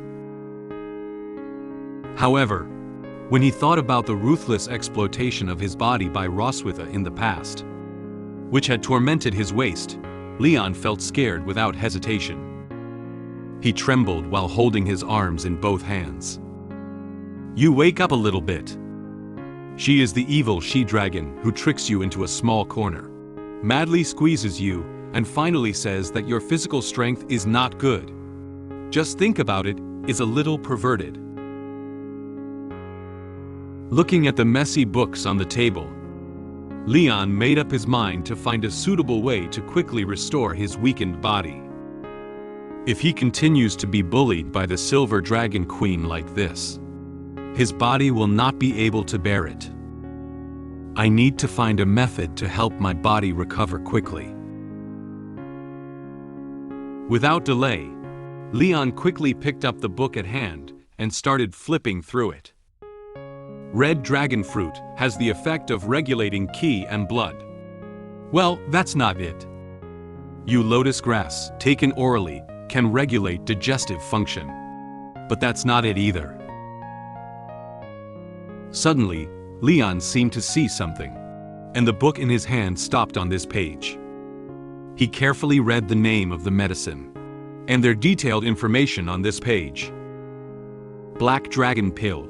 It is a highly effective body-nourishing medicine that has the effect of regulating yin and yang, nourishing the body, strengthening and stabilizing the core. Leon seemed to have discovered a treasure, and the expression on his face was one of undisguised surprise. Right, that's it. The next day, the weather was sunny, and a pair of birds from the tree flew onto the branches. One of the yellow birds looked at the big white bird next to it, and the big white bird also looked at the little yellow bird, as if saying something. They also look like the father and daughter in the room who are chatting. "Noah, I just finished grading the test you took, with a maximum score of 100. Can you guess what score you get?" Noah looked at Leon without any expression on her face, and calmly said a number. 50? Leon smiled and took out the corrected exam paper, telling Noah about the results this time. There are many correct answers on the test paper, but there are also some incorrect answers. You score 62, which is a bit higher than you expected. Noah looked at her test paper without saying a word. She frowned, clenched her hands into fists, and looked a little unhappy, as if she didn't quite approve of the exam results. Leon noticed Noah's emotional changes. Is she dissatisfied with her grades? Well, this child has higher expectations of themselves. This child is very smart and serious about learning. As an older sister, she is more mature than Muen. He looked at Noah clutching the test paper in front of him with some heartache. At an age when she should have been playing carefree like Muen, she takes the initiative to enter school to learn. Seeing Noah, who was a little upset about her results, Leon reached out and stroked Noah's head to comfort her. You score 62 on your first attempt. That's pretty impressive. Noticing the hand on her head, and Leon who complimented her, Noah looked up and replied a little sheepishly. Thanks. Next, let's focus on these mistakes. Ahem. Before Leon could finish speaking, he immediately coughed, as if his throat was feeling a bit uncomfortable. Leon apologized to Noah for the sudden cough just now. Sorry. He touched his throat and recalled what happened last night. Did I eat too much peppers last night? It made my throat itch. In order to boost his spirits and prepare for Noah's study plan, and search for medicine that can restore his body, he ate a few extra peppers last night. Noah looked at Leon in front of her, and recalled the words her mom Roswitha had said to her. Your dad was making you a study plan last night. That bastard may not look reliable, but he's a top student. However, he ate the Dragon Clan's special spicy yellow pepper last night to stay up. So it's no surprise his throat is sore. Noah seemed to have remembered something. She reached into her pocket, searching for something. After a while, Noah took out a round box of throat lozenges from her pocket.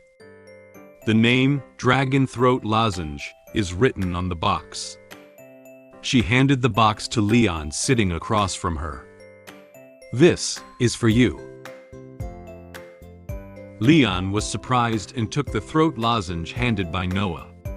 He opened the box of throat lozenges and asked Noah, Is this for me?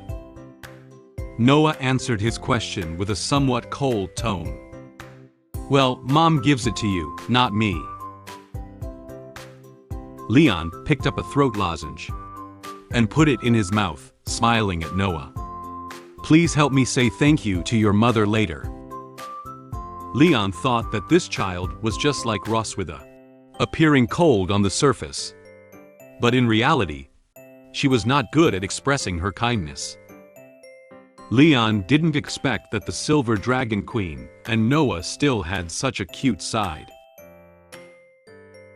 Leon took throat lozenges, as if he had lifted his spirits and smiled at Noah. Let's continue our studies.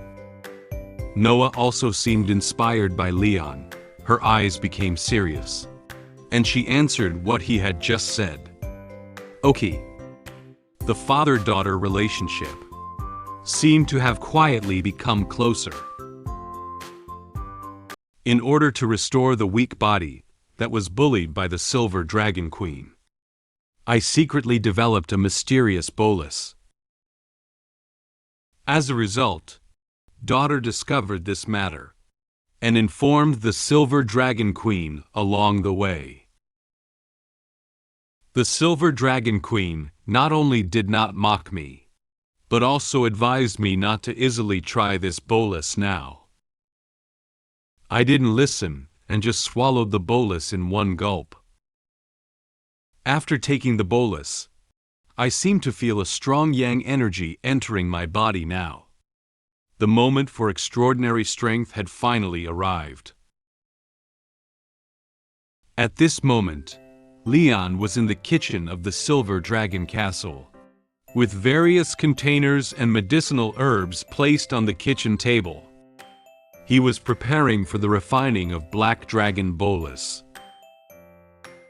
Two dragon maids knocked on the door and then walked into the kitchen.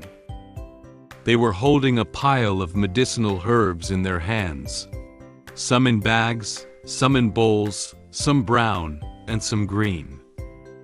"Your Majesty, all the medicinal herbs you requested have been gathered." Leon changed into a pharmaceutical-related outfit and wore gloves on his hands. He placed a book related to medicinal herbs in front of him. He smiled at them and gestured with his hand for them to place all the medicinal herbs on the table. "Okay, put them all here." After placing the medicinal herbs on the table, the maids left the kitchen. Leon silently muttered in his heart, while waiting for the maids to leave, "I specifically asked them to bring more unrelated medicinal herbs, so that they won't guess what I am going to do." After the maids left, the kitchen became quiet. Leon can focus on thinking about refining medicine. He supported his chin with his hand, furrowed his brow slightly, and stared silently at the medicinal herbs in front of him, pondering the details about refining Black Dragon bolus mentioned in the book. The ingredients required to prepare Black Dragon bolus are quite common, and the refining process doesn't seem too complicated. But why does it say that even the most skilled dragon pharmacists have a very low success rate in producing Black Dragon bolus? Leon shook his head and thought to himself, "No matter what, I must make the Black Dragon bolus today." This kind of medicinal herb refining is definitely not difficult for me, as the top student in the academy. Without delay, Leon searched for the method of refining medicine in the book. He rolled up his sleeves and looked at the steps in the book, while putting the relevant herbs into a bowl-shaped container to grind. First, crush and mix the medicinal herbs to be used. Then put these herbs in the pot in order and boil them. Leon poured the ground powder back into the boiling pot of medicine, then kept stirring it with a medicine spoon in his right hand. Leon repeated this process many times over and over again. Unfortunately, a few hours later, Leon was still unable to refine dragon power. He looked at the bottles of different colored medicines and crystals on the table and felt a deep sense of despair. He covered his head with his hand and let out a sigh. "Ah, it fails again. It's really not that easy." He picked up a bottle of purple potion and shook it, looking at it with confusion on his face. "I follow the method in the book several times, but each time I fail in the final step of medicinal purification and separation." There were two reagent bottles in front of Leon. The reagent bottle on the left had been refined into blue crystals, while the reagent bottle on the right was still in the form of a purple liquid without any reaction. Leon muttered about the knowledge in the book. The high-temperature separation method described in the book, where too high a temperature can cause medicine inactivation, and too low a temperature cannot refine pure medicine. Leon was shaking the reagent bottle with his hand, frowning and seriously considering the solution for medicine purification and separation. "I can't achieve the separation effect just by manually shaking it. I need to use professional instruments." Perhaps due to the prolonged shaking, Leon's right hand felt a bit uncomfortable. He used his left hand to pinch the wrist of his right hand, to make himself feel more comfortable. The master often says that if you can't go one way, you should look at other ways. What other effective ways are there to separate medicinal dregs? Suddenly, dark clouds gathered outside the window. Thunder echoed in the sky, and even a bolt of lightning struck from the sky. It looked like it was going to rain outside. The loud thunder and dazzling lightning caught Leon's attention. He sat in the chair, shaking the reagent bottle, while turning his head to look out the window. Thunder? Is it going to rain later? Worried that rainwater might spill into the room, Leon put down the medicine bottle and walked to the window to close it. At this moment, he stared at the lightning outside the window, listening to the sound of thunder, as if thinking of something, muttering to himself. Lightning, thunder. Leon attempted to combine thunder and lightning, with the medicine refining currently underway. Suddenly, he associated thunder with the relevant knowledge he had learnt at the academy.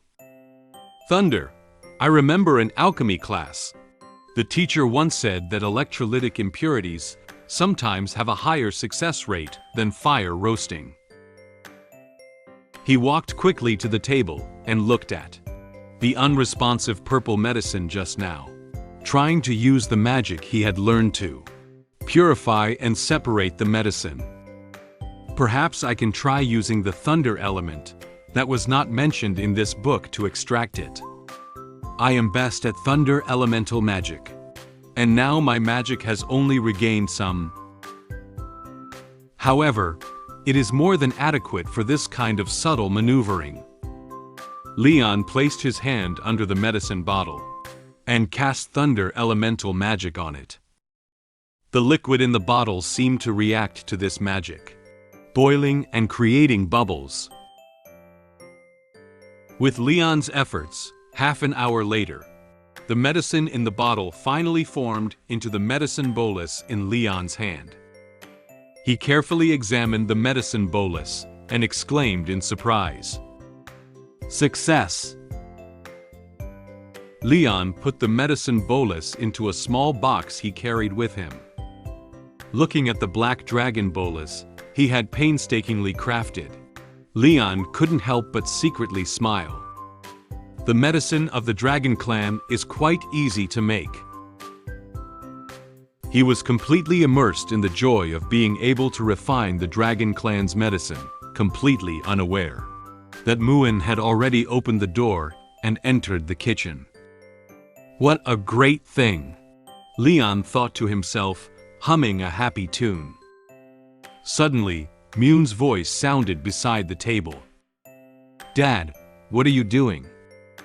She stood on tiptoe, grabbed the edge of the table, and looked curiously at her father's smiling face with watery big eyes.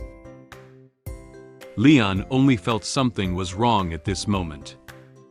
He looked at Muen, who had been in the kitchen for some time, and was momentarily stunned. The air suddenly quieted down for a few seconds. When Leon fixed his eyes on Muen, and was so scared that he shouted loudly and almost fell in front of her. "Wow, Muen!" Leon, who had stabilized his body, quickly closed the box in his hand to prevent Muen from seeing the bolus inside. He nervously reached out his hand and touched her head. "It's nothing." However, Muen actually saw what was inside the box. She couldn't let go of her curiosity and continued to ask Leon, "Is that sugar in Dad's hand?" Leon decided to fabricate a white lie to make Muen give up asking about the thing in the box. He smiled at her and shook the box in his hand. "This is the medicine that Dad made for Mom." As soon as Muen heard that the medicine was inside the box, she clenched her small fist slightly, lowered her eyebrows, and her eyes revealed concern for her mother. "Is this medicine for Mom?" Is Mom sick? Leon shook his head and explained to Muen softly, while quietly putting the box into his pocket. I noticed that your mom has been working too hard lately, so I'm giving her some health supplements. Don't worry. However, in fact, this medicine was not meant for Roswitha to take. It was made for him to take himself. Muen looked up at Leon and nodded, seeming to understand her father's intention. She reached out her hand and looked firmly at Leon, making an agreement with him. Dad, you must take good care of Mom. Leon smiled, looked at Muen gently, and held her hand. Of course, this is what Dad should do. In fact, Muen didn't know that at this moment, Leon was secretly laughing badly in his heart, and had already made a plan to get back at Roswitha. When my body recovers, I must get back at her. At this point, the rain still showed no signs of abating. The weather outside was stormy with thunder and lightning. The rain was very heavy, as if it was about to engulf the entire castle. After returning Muen from the kitchen to her room, Leon also returned to his own room. It was raining heavily outside, reflecting his inner turmoil. He lay in bed, tossing the box containing medicine bolus in his hand, without intending to eat it immediately. Although Black Dragon bolus has been refined, I don't know if the nutritional supplements of the Dragon clan will have negative effects on human. He grabbed the box that was about to fall, his expression slightly hesitant, as if he still hadn't made up his mind.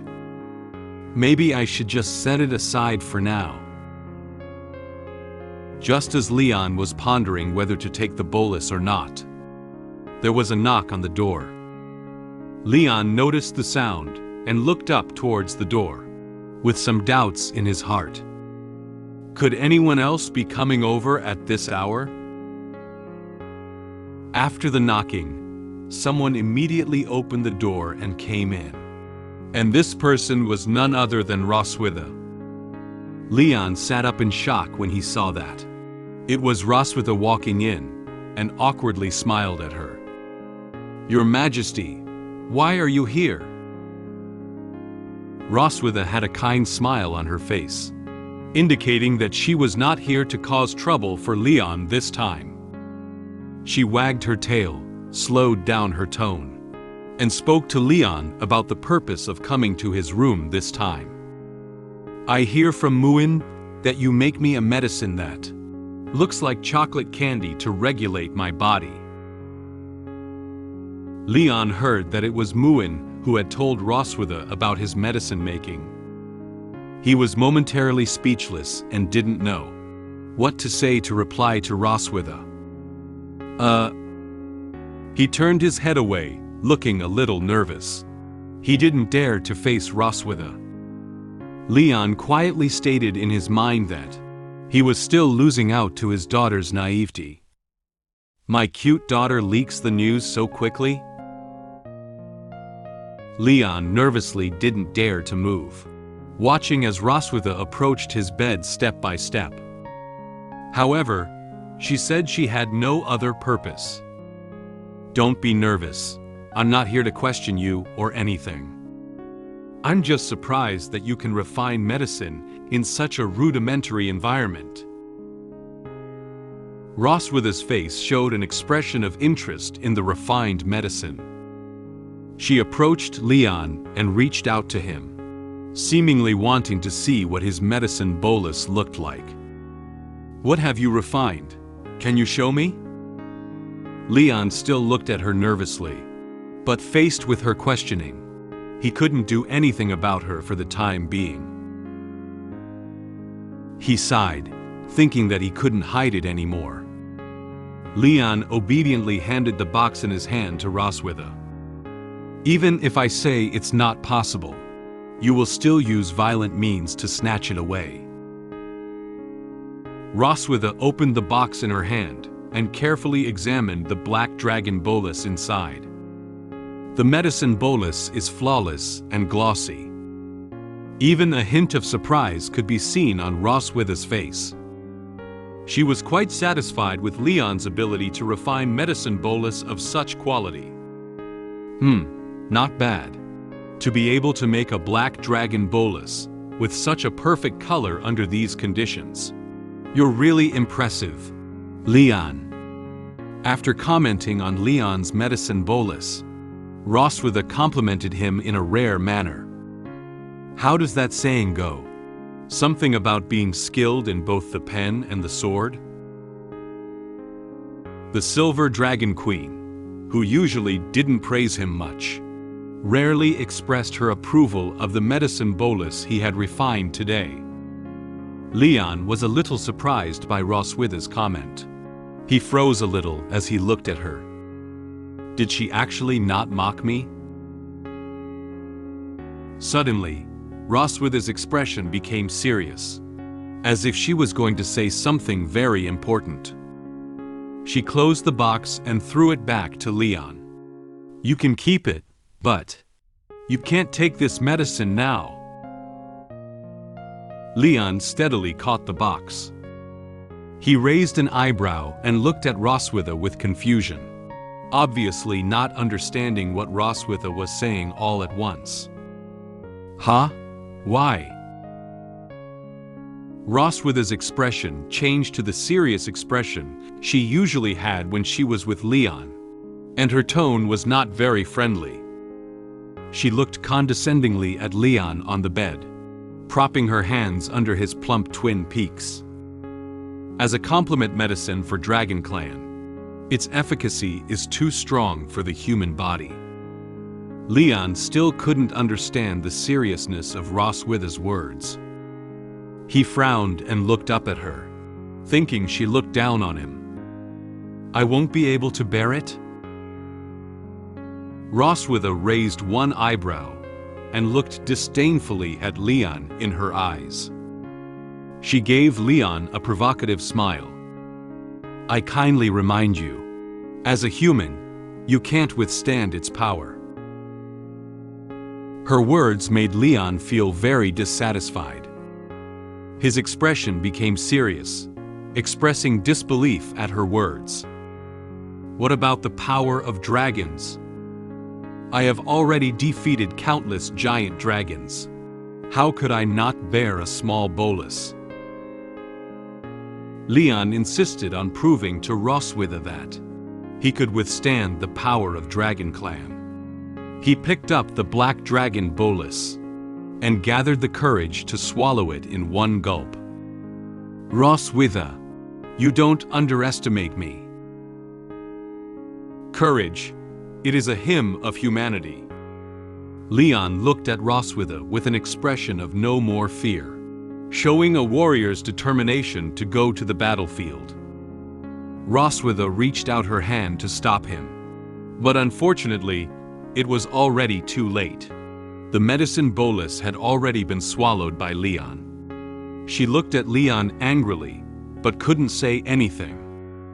You!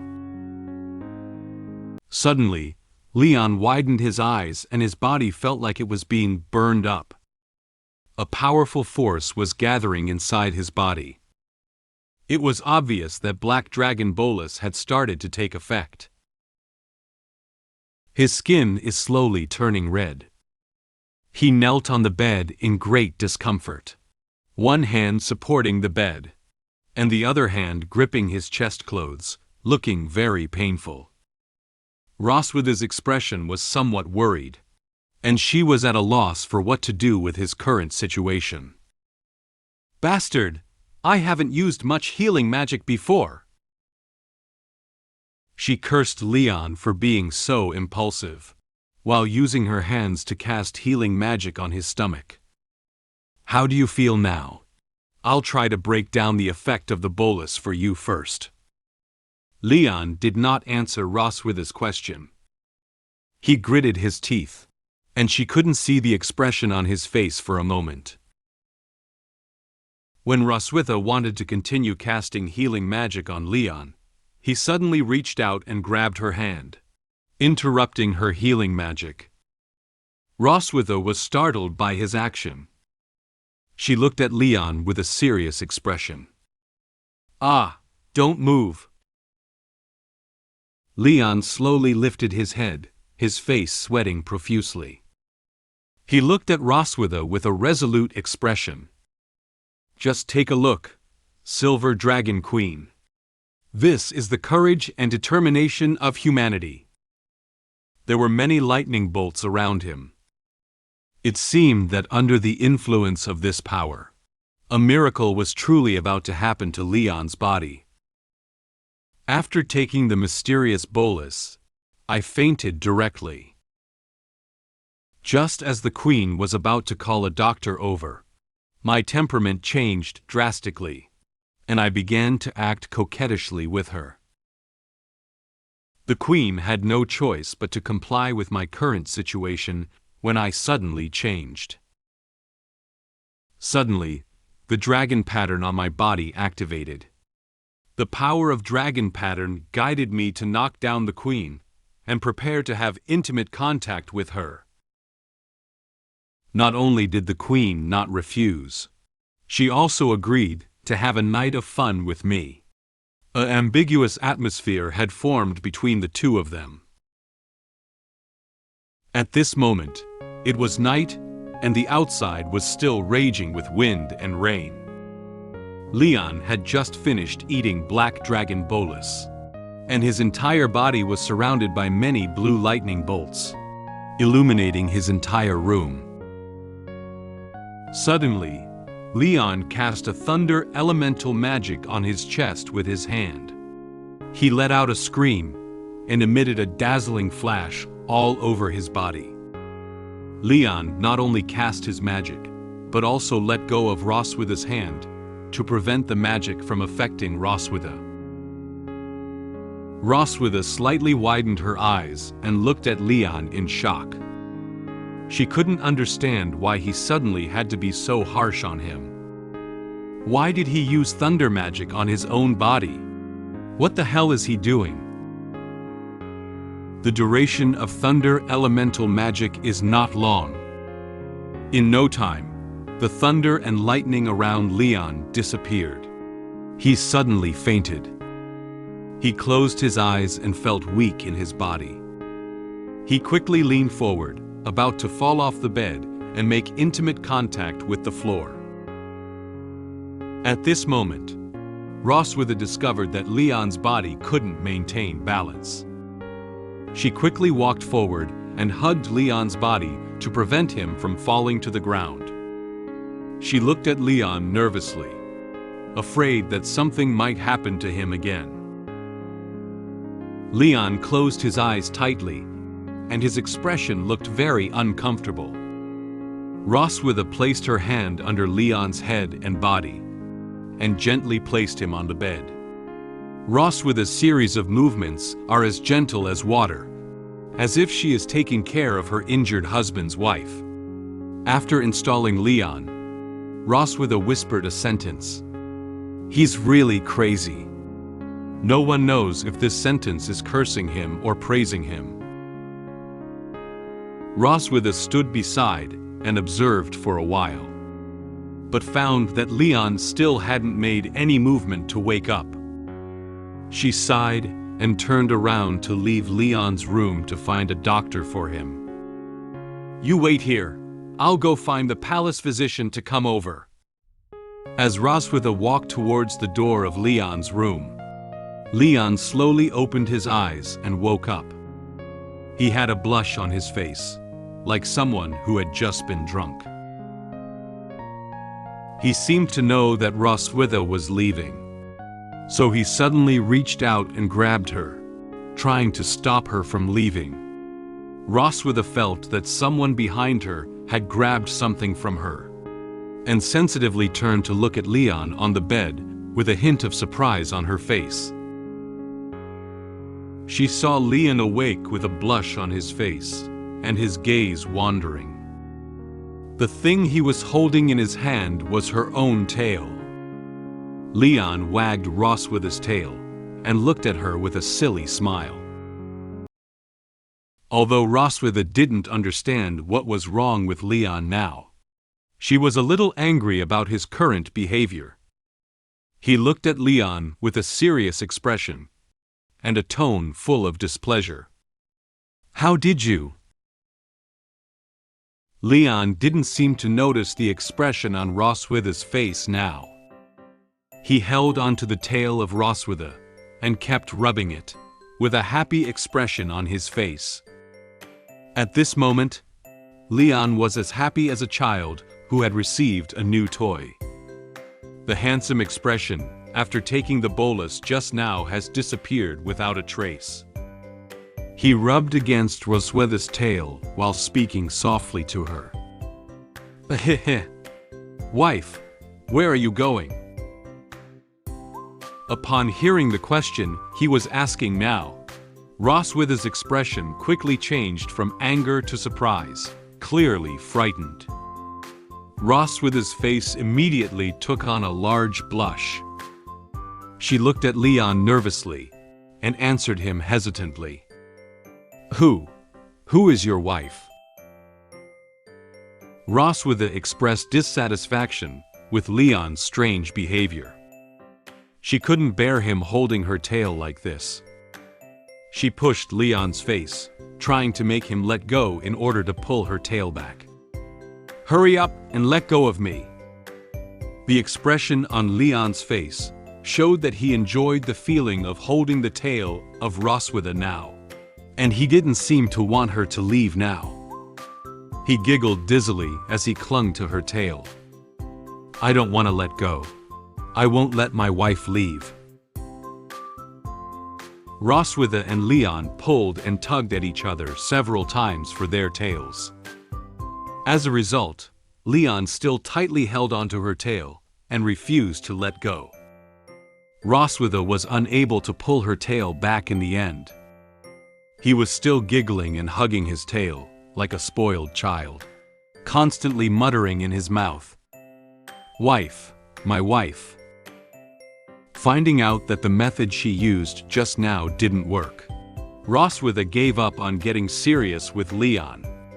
She turned her head with a speechless face and silently pondered Leon's current situation in her mind. Black Dragon bolus should only have the effect of strengthening the body, and there should not be such symptoms of mental confusion. Could it be that the magic of the thunder element just now changed the effect of the medicine? However, with his current idiot-like appearance, his life is not in danger for the time, right? Roswitha looked back at the silly Leon and inadvertently let out a long breath. Compared to the usual Leon, Roswitha even found Leon a bit cute now. Her face quietly reddened again because of him. Leon obviously liked the tail of Roswitha very much. He rubbed against her tail, still showing no intention of stopping, and continued to call her wife in his mouth. "Wife, wife, wife." She pretended to be impatient, but with a slight blush on her face and a relaxed and cheerful expression, as if accepting Leon's current state. She replied to Leon following his words. Okay, I'm here. What's wrong? Tell me quickly." At this moment, she didn't know what astonishing words Leon was going to say next. Upon hearing Roswitha's response, Leon looked particularly happy and assumed that Roswitha would allow him to express his request. He looked at Roswitha with an innocent expression, as if he were a child asking for candy. He spoke to her with earnestness in a playful tone. "I want a two-birth, my wife." Roswitha was once again shocked by what Leon said. Her reaction this time was even greater than when Leon called her wife just now. She widened her eyes and slightly opened her mouth, not knowing what to reply to for a moment. The blush that had hardly faded away instantly colored Roswitha's face again. Roswitha didn't understand this unreasonable demand. She cursed Leon angrily with a face as red as an apple. You haven't even taken care of the twins of one birth, and you still want a two birth. Don't overthink it. Obviously, Leon wasn't too satisfied with Roswitha's answer. He rolled from side to side while hugging Roswitha's tail, reluctance written all over his face, like a child who had thrown a tantrum. I want a two birth. I want a two birth. Is it okay? Roswitha suddenly didn't know what to say to comfort him. She covered her forehead with her right hand, lowered her eyebrows, closed her eyes tightly with a helpless look on her face. She silently pondered in her heart what to do in this situation. To avoid any unnecessary complications, it's better to answer him according to his words now. At this moment, the rain outside hit the windows, and the crisp sound made a soundtrack for the ensuing dialogue. Roswitha looked at Leon with a speechless expression, and calmly answered the question he had just raised. Okay. We not only want a 3-child, but also a 4 and 5 child. After hearing Roswitha's answer, Leon nodded and chuckled foolishly, expressing satisfaction with her response. Then he made another request to her. Then you have to come back to my hometown with me. Roswitha was a little impatient, but she continued with Leon's words. Go back. When we're settled, we'll go back. Leon quickly dropped Roswitha's tail after hearing a satisfactory answer. He raised his hands and danced around excitedly, like a child who finally got the candy he wanted to eat. Roswitha looked at Leon, who was so happy in front of her. The expression on her face relaxed slightly. She finally managed to coax this guy. She silently commented on Leon's situation just now in her heart. This guy is even more annoying than usual when he acts like a spoiled child. Suddenly, Leon approached Roswitha and leaned in with a cheerful expression, wanting to give her a kiss.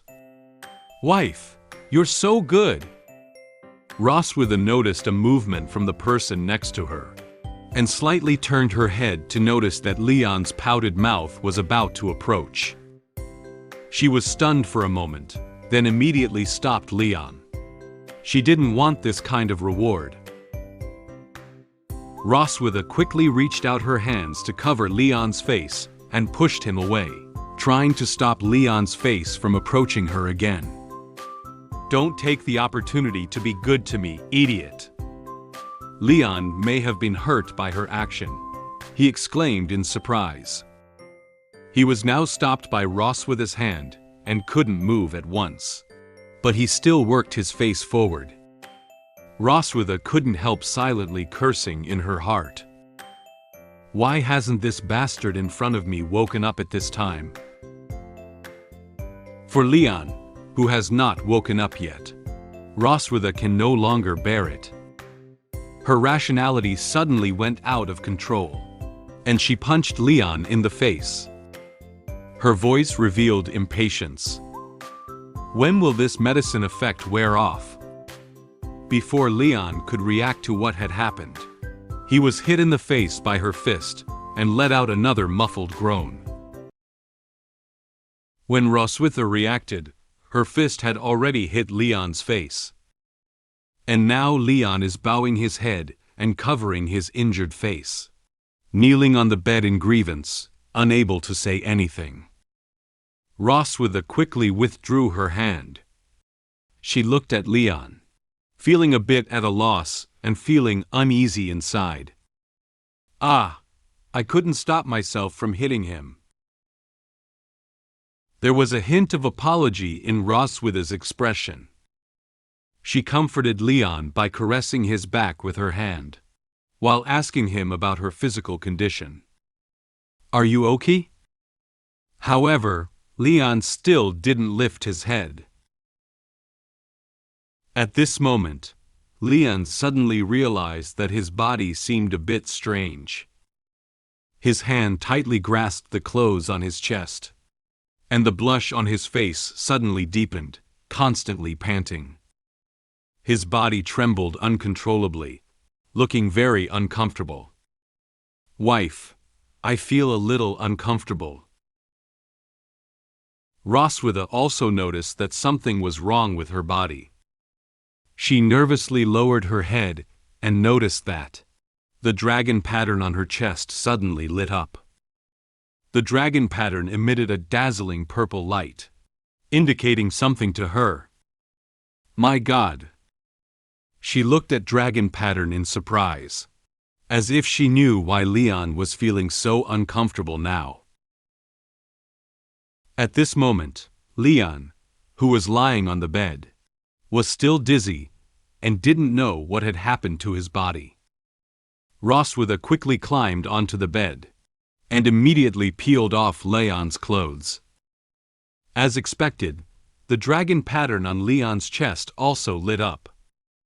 However, Leon hadn't done anything just now, and his consciousness had been in a daze. Roswitha stared closely at the purple glowing dragon pattern, puzzled.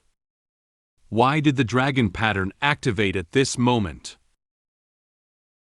Suddenly, Leon pressed down on Roswitha's shoulders and got up to pounce on her. Roswitha felt a little uncomfortable being pressed onto the bed by Leon, wanting to break free, but Leon tightly held onto her hand and didn't let go. She looked up at Leon with a tone full of dissatisfaction. "Leon, you are a bastard. What do you want to do?" Leon responded to Roswitha with a coquettish tone. "I feel really uncomfortable, my wife." Leon sat down on Roswitha. His eyebrows curved downwards, and his eyes revealed a hint of grievance. He talked with a pitiful expression about his physical condition to Roswitha. "I feel hot all over, and my chest itches." Roswitha was both shy and angry at this moment. She analyzed Leon's current situation, mixed with the thunder element of the dragon pattern, so that his body's desire for reproduction is even more intense than before. Just as Roswitha was still pondering the situation with the dragon pattern, Leon leaned against her chest and started to kiss her tail around affectionately.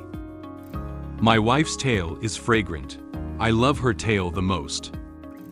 Roswitha recalled the chaotic situation she had with Leon when his dragon stripes were activated, which made her feel unhappy both physically and mentally. "If thing continues like this, I'll be." In an attempt to stop a similar situation from happening again, Roswitha reached out and pushed at Leon's face to keep him from continuing to hold her tail, and tried to push him off of her. "My tail is dragging on the ground all day long. Don't you think it's dirty to carry it in your mouth? Get off of me quickly." Although Leon couldn't open his eyes due to Roswitha's hand, he still tried his best to grab her hand and prevent her from moving around. Just as Roswitha was trying to push Leon out of the way, Leon's index finger suddenly pressed against her lips. Leon's action made Roswitha stop pushing his face. She was somewhat surprised by this.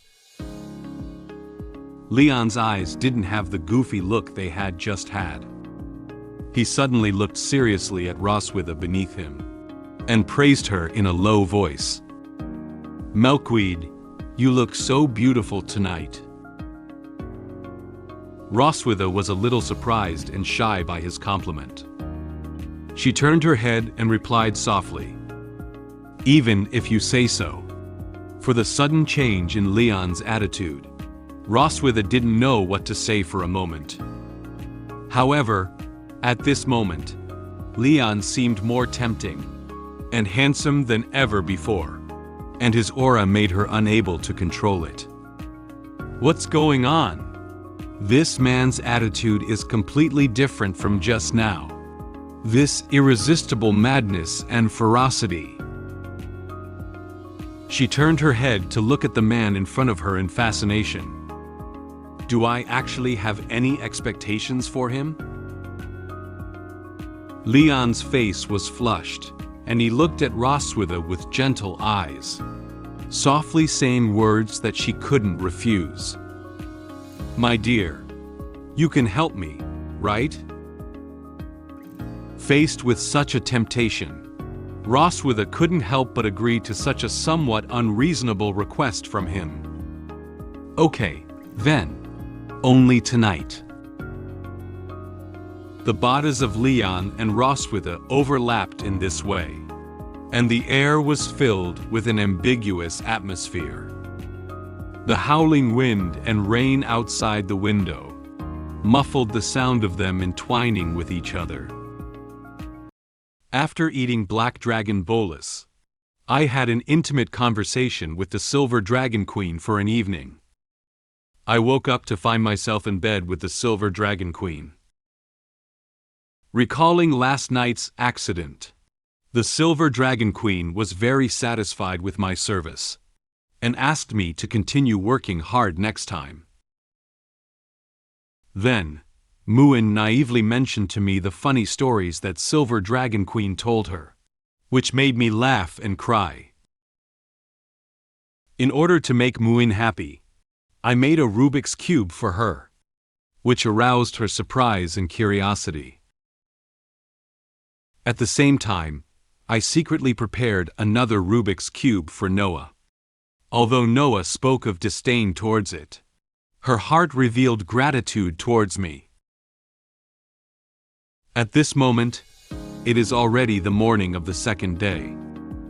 The heavy rainstorm last night has now stopped.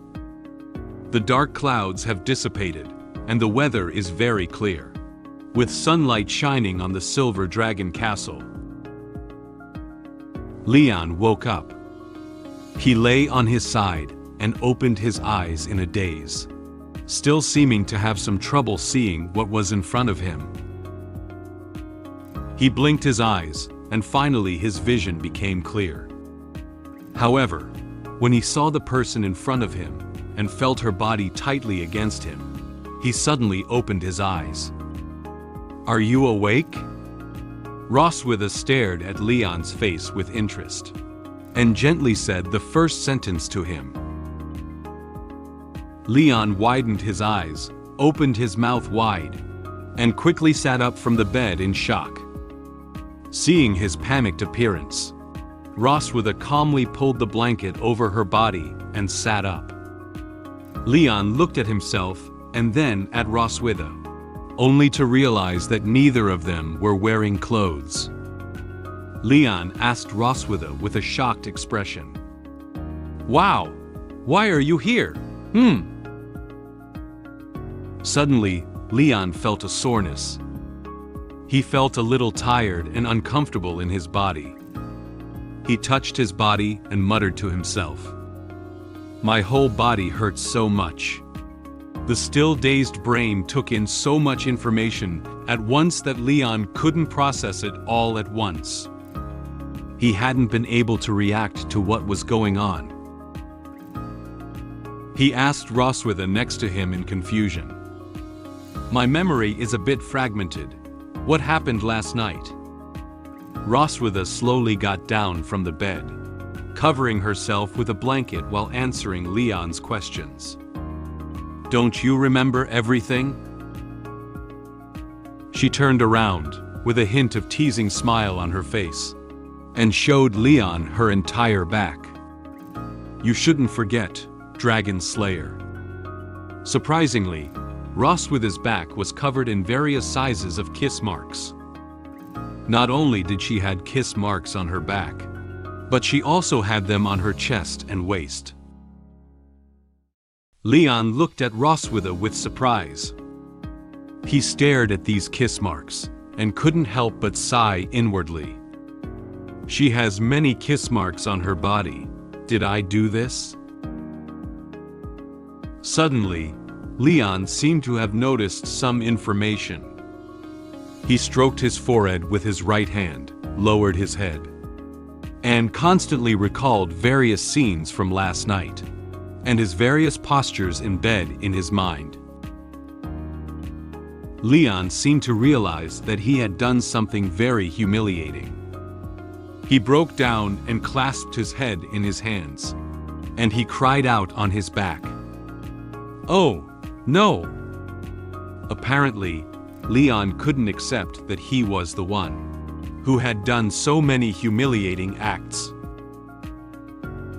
Roswitha looked at Leon, who was aware of his ugliness last night, with a smug smile on her face and mocking his current situation. "Do you remember? Last night, you begged me to do it with you. Darling, let's do it one last time. Is that okay? Dear, I'm really uncomfortable. Please help me. Just this once, for the last time." Roswitha imitated what Leon said to her last night. Leon's face turned solemn. He covered his ears, trying not to make himself want to hear Roswitha repeat what he had said.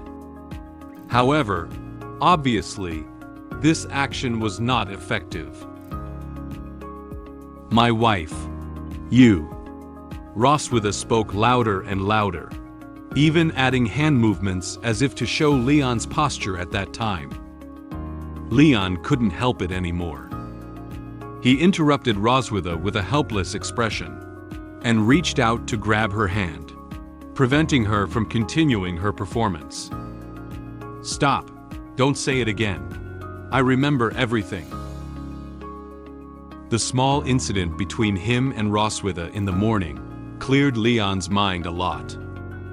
He sat on the bed, awkwardly getting dressed while organizing his thoughts. "I refine black dragon bolus just to take care of my body, and then find an opportunity to retaliate against Roswitha. But I don't expect the effect of this medicine to be so exaggerated." He looked at Roswitha, his eyes revealing some concern. He spoke to her with an apologetic look on his face. "I admit that I went too far last night. Did I hurt you?" Roswitha put on her own clothes. She tilted her hair back, her dashing look carrying a queenly demeanor. Her face remained calm, as if what Leon had done to her last night had not had any impact on her. "It's all right." At this moment, Leon suddenly remembered that Roswitha had mocked his body before. He crossed his hands over his chest and put on a confident smile on his face. He proudly mentioned this matter to Roswitha. "Now you should also be very clear about how my body is doing, right? Next time, don't say my body is not as good as before." Upon hearing these words from Leon, Roswitha's eyes became serious. She suddenly moved closer to Leon and stared intently into his face. Leon was a little puzzled by this action of hers, thinking he had said something wrong again. He looked sheepishly at Roswitha. What's wrong?" Roswitha, who was staring at Leon, raised her hand and grabbed Leon's chin in one hand, closing the distance between her and Leon. She looked his face left and right with a contented smile, and replied to the words Leon had just uttered. "I'm very satisfied with your performance last night, Dragon Slayer. I hope you can maintain this state in the future." After speaking, Roswitha pushed Leon back and withdrew her hand. Leon was shocked by her words and felt like he had become her exclusive toy. "Huh? Have I switched to the service industry?" After teasing Leon for a while, Roswitha sat down on the bed. She suddenly remembered a bet Leon had mentioned earlier, when she and Leon were walking in the garden. So she turned sideways to Leon and spoke. "By the way, that bet you mentioned earlier about changing the appellation." Leon was still tidying up his clothes when he heard Roswitha talking about the bet and looked up at her. Roswitha noticed Leon's movements and quickly turned her head back. She blushed and reluctantly said the next words. "You win. Have you decided on what requirements to make?"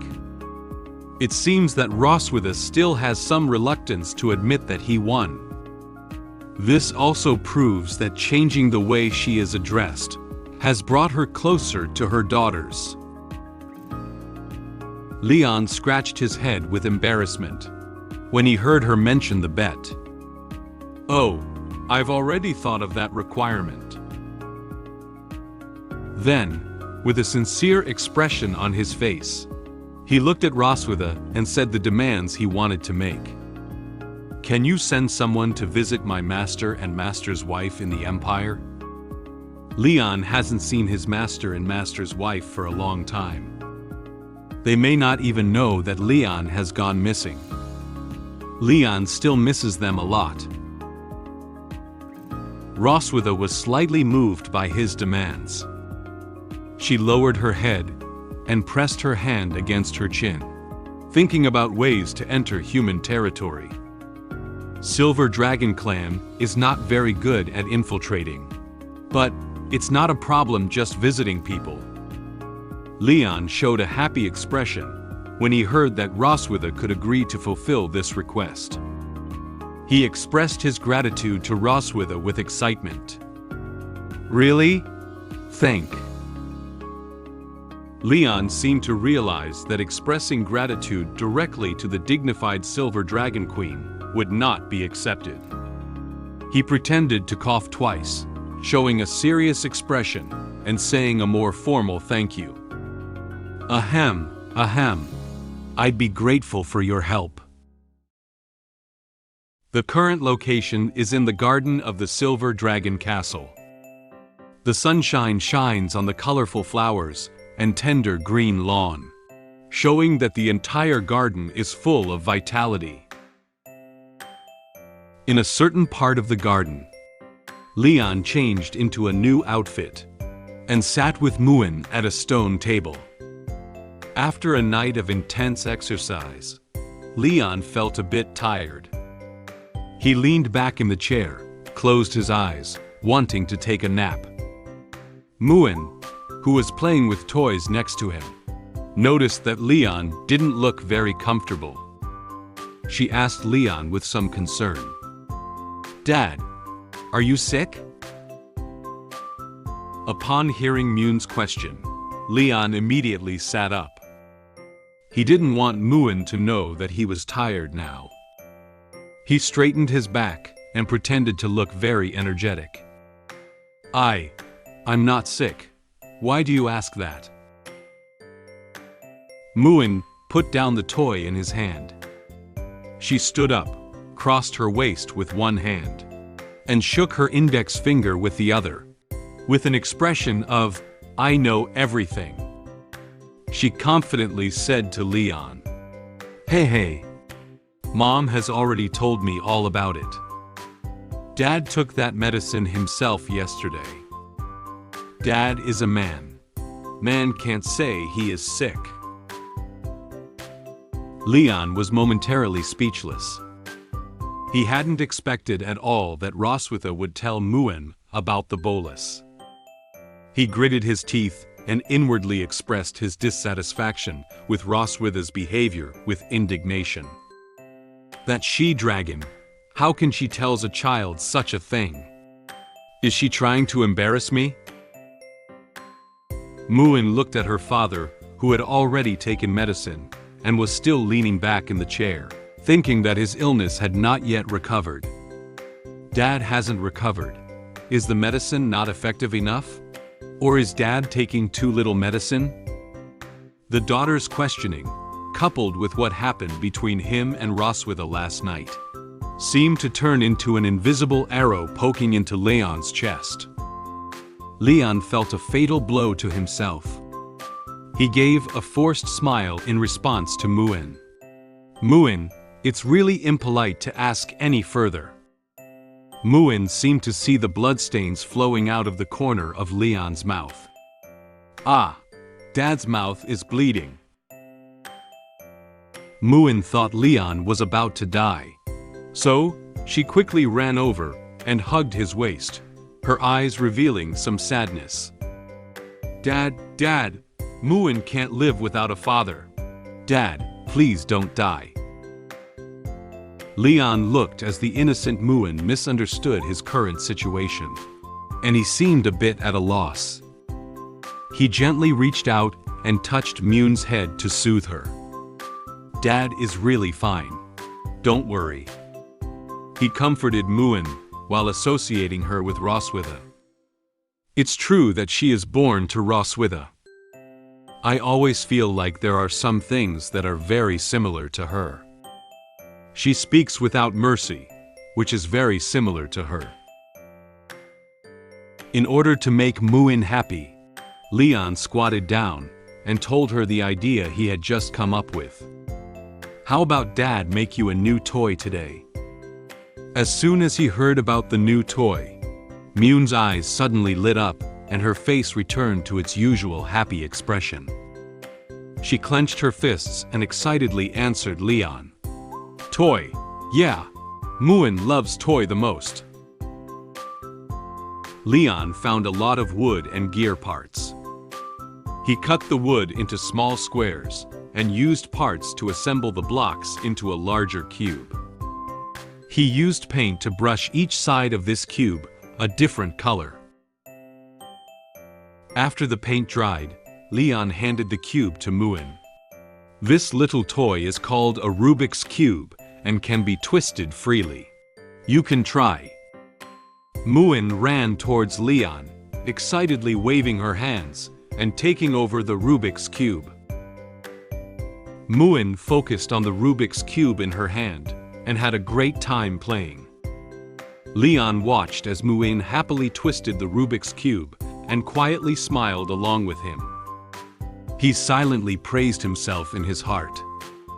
I used to learn the principles of some simple mechanical linkage devices in the alchemy machinery class at school, but I didn't expect to use them when taking care of my child today. Am I a genius who was born to take care of children? Suddenly, Leon felt something was wrong behind him. He quickly turned around and found that there was no one behind him. Muen noticed Leon's movements. She looked up curiously and asked Leon, Dad, what's wrong? Leon was still looking behind him, trying to figure out what was in the garden. But nothing popped out of nowhere, even after he watched for a long time. He replied to Muen, It's nothing. Based on years of dragon slaying experience, Leon realized that there were actually a dragon right behind him. He lowered his head and carefully considered the situation. Just now, for a moment, I felt the sight of a dragon. And that direction is where Noah does her physical training? There are still many remaining wooden blocks scattered on the table, and some paint has not been used up yet. After some thought, he made a decision. However, that child won't come up to join us voluntarily. I'll make one for her too. It's evening. Muen had already fallen asleep quietly in bed. Noah only returned to the bedroom at this moment. She quietly opened the bedroom door and prepared to go back to her bed to sleep. Passing by the table, Noah noticed a disrupted color Rubik's Cube, with a note addressed to her pressed underneath it. This is a toy for Noah. Find a way to restore it. She picked up the Rubik's Cube expressionlessly, showing disdain towards it. Idiot, I'm not interested in this child's toy. But Noah turned the Rubik's Cube in her hand, and soon she restored it to its original state after the colors had been scrambled. She looked at the Rubik's Cube in her hand, and a slow smile appeared on her cold face. Thank you, Dad. Extra story: Noah's treasure chest. During this time, Noah has been secretly hiding something under her bed. Muen became suspicious of Noah's behavior. She opened the door and quietly watched Noah's every move. Noah has been a bit strange lately, often hiding things in the box under the bed without my knowledge. One day, Muen discovered that Noah was not in the room. So Muen disguised himself as a detective and secretly found Noah's box, wanting to see what secrets were inside. Hey, take advantage of Noah's absence today and see what's good inside. Detective Muen, go. After opening the box, Muen found that there weren't many things inside. There are fragments falling from Leon's black gold armor, a Rubik's Cube given by Leon, and the name Leon wrote to Noah. Muen thought for a moment and found that everything inside was related to Father. It seems like everything is related to Dad. Muen nodded, as if she understood the connection between them. Well, I understand now. Actually, Noah. At this moment, a familiar figure appeared behind Muen, staring at her. Noah calmly took her treasure chest from Muen's hand and closed it. You are not allowed to peek. Muen was bandaged by her like a caterpillar, making people feel both cute and funny. A good child should not rummage through other people's things. In order to create an illusion of a harmonious and loving dragon family, the Silver Dragon Queen decided to take me and our daughters to Sky City to take family photos. I didn't expect the esteemed Silver Dragon Queen to personally go to the photo studio, and I lightly mocked her. The Silver Dragon Queen was not satisfied, and directly hit my foot with a heavy blow. The manager of the photo studio was curious why I didn't see my tail. What should I do now? Will I be exposed now? Will the family photo shoot be completed smoothly? The academy that Noah is going to is called St. Heath Academy. St. Heath Academy is a noble academy among the Dragon clan, and it also has strict standards for the students it recruited. Family is an important part of the assessment criteria. St. Heath Academy thinks that no matter whether it is an asexual oviparous birth or a couple's normal fetal reproduction of pups, only in a harmonious, loving family that espouses the concept of Dragon Clan can they be nurtured into qualified young dragon, and the Academy admits only such students. In order to create an illusion of a harmonious and loving dragon family, the Silver Dragon Queen decided to take the whole family on a trip and take family photos together. Their destination is a city located in the sky called Sky City. The Sky City boasts beautiful scenery, with an azure sky enveloping the city. There were also many dragons flying near Sky City. Dragon-shaped Roswitha found an open area to land and set Leon and daughters down. After Leon picked up Noah, Muen came next. Muen slid down from Roswitha's back like she was on a slide. She seemed to be particularly enjoying this process. Leon reached out and prepared to hold her. Slow down, I'll hold you down. After being steadily picked up by Leon, Muen waved her hands happily. With a smile on her face, she innocently asked about Leon. Dad, why didn't you change the dragon just now? Muen wants to see Dad turn into a dragon. Leon was caught off guard by her question. He smiled a little sheepishly and muttered to himself. My dear daughter, I am quite skilled at slaying dragons.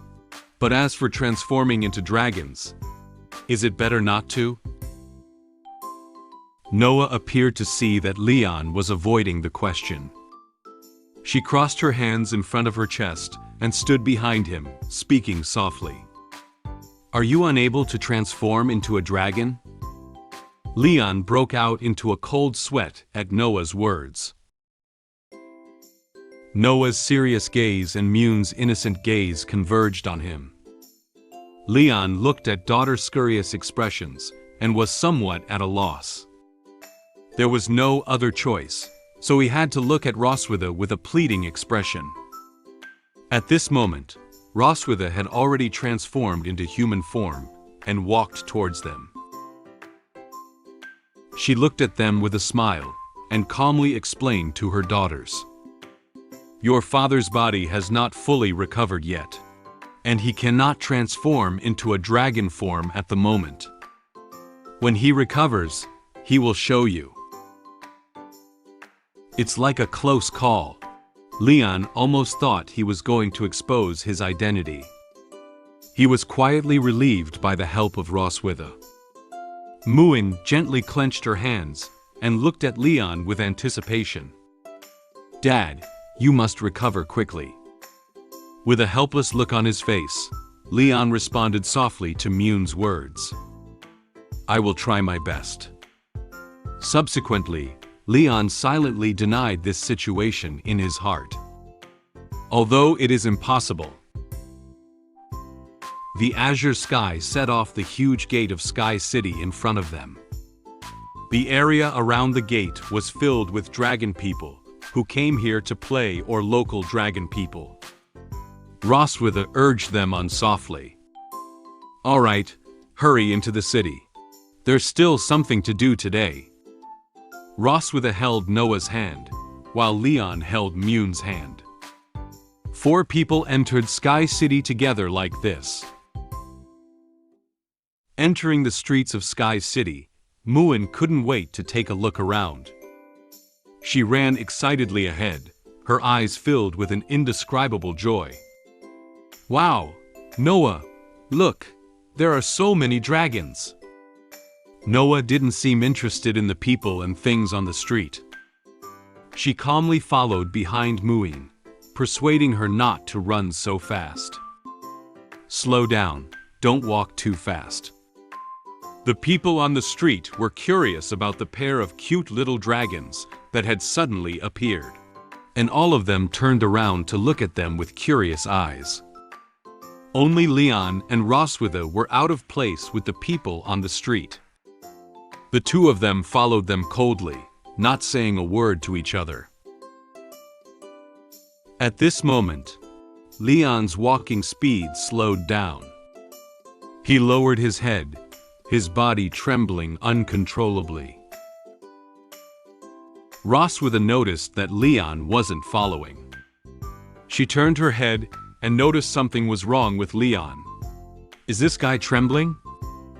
Well, this should be the first time he has seen so many dragons since he woke up from a coma.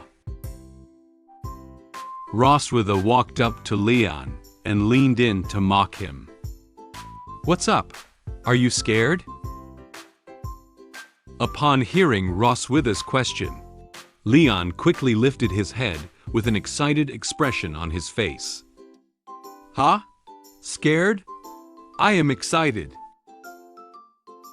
He pointed his fingers towards the different types of dragon people in the crowd on the street, his voice revealing an uncontrollable excitement. First class merit. First class merit. Second class merit. The streets are full of achievements. I'm going to get rich. At this moment, The dragon people didn't know what the man in front of them was doing and looked at him with confusion. Roswitha felt helpless about Leon's reaction. She covered her face with her hands and silently complained about Leon in her heart. Tisk, I don't need to worry about him anymore.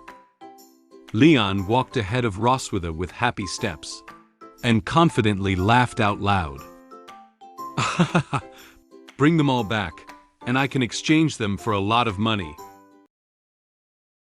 In no time, they arrived at the photo studio.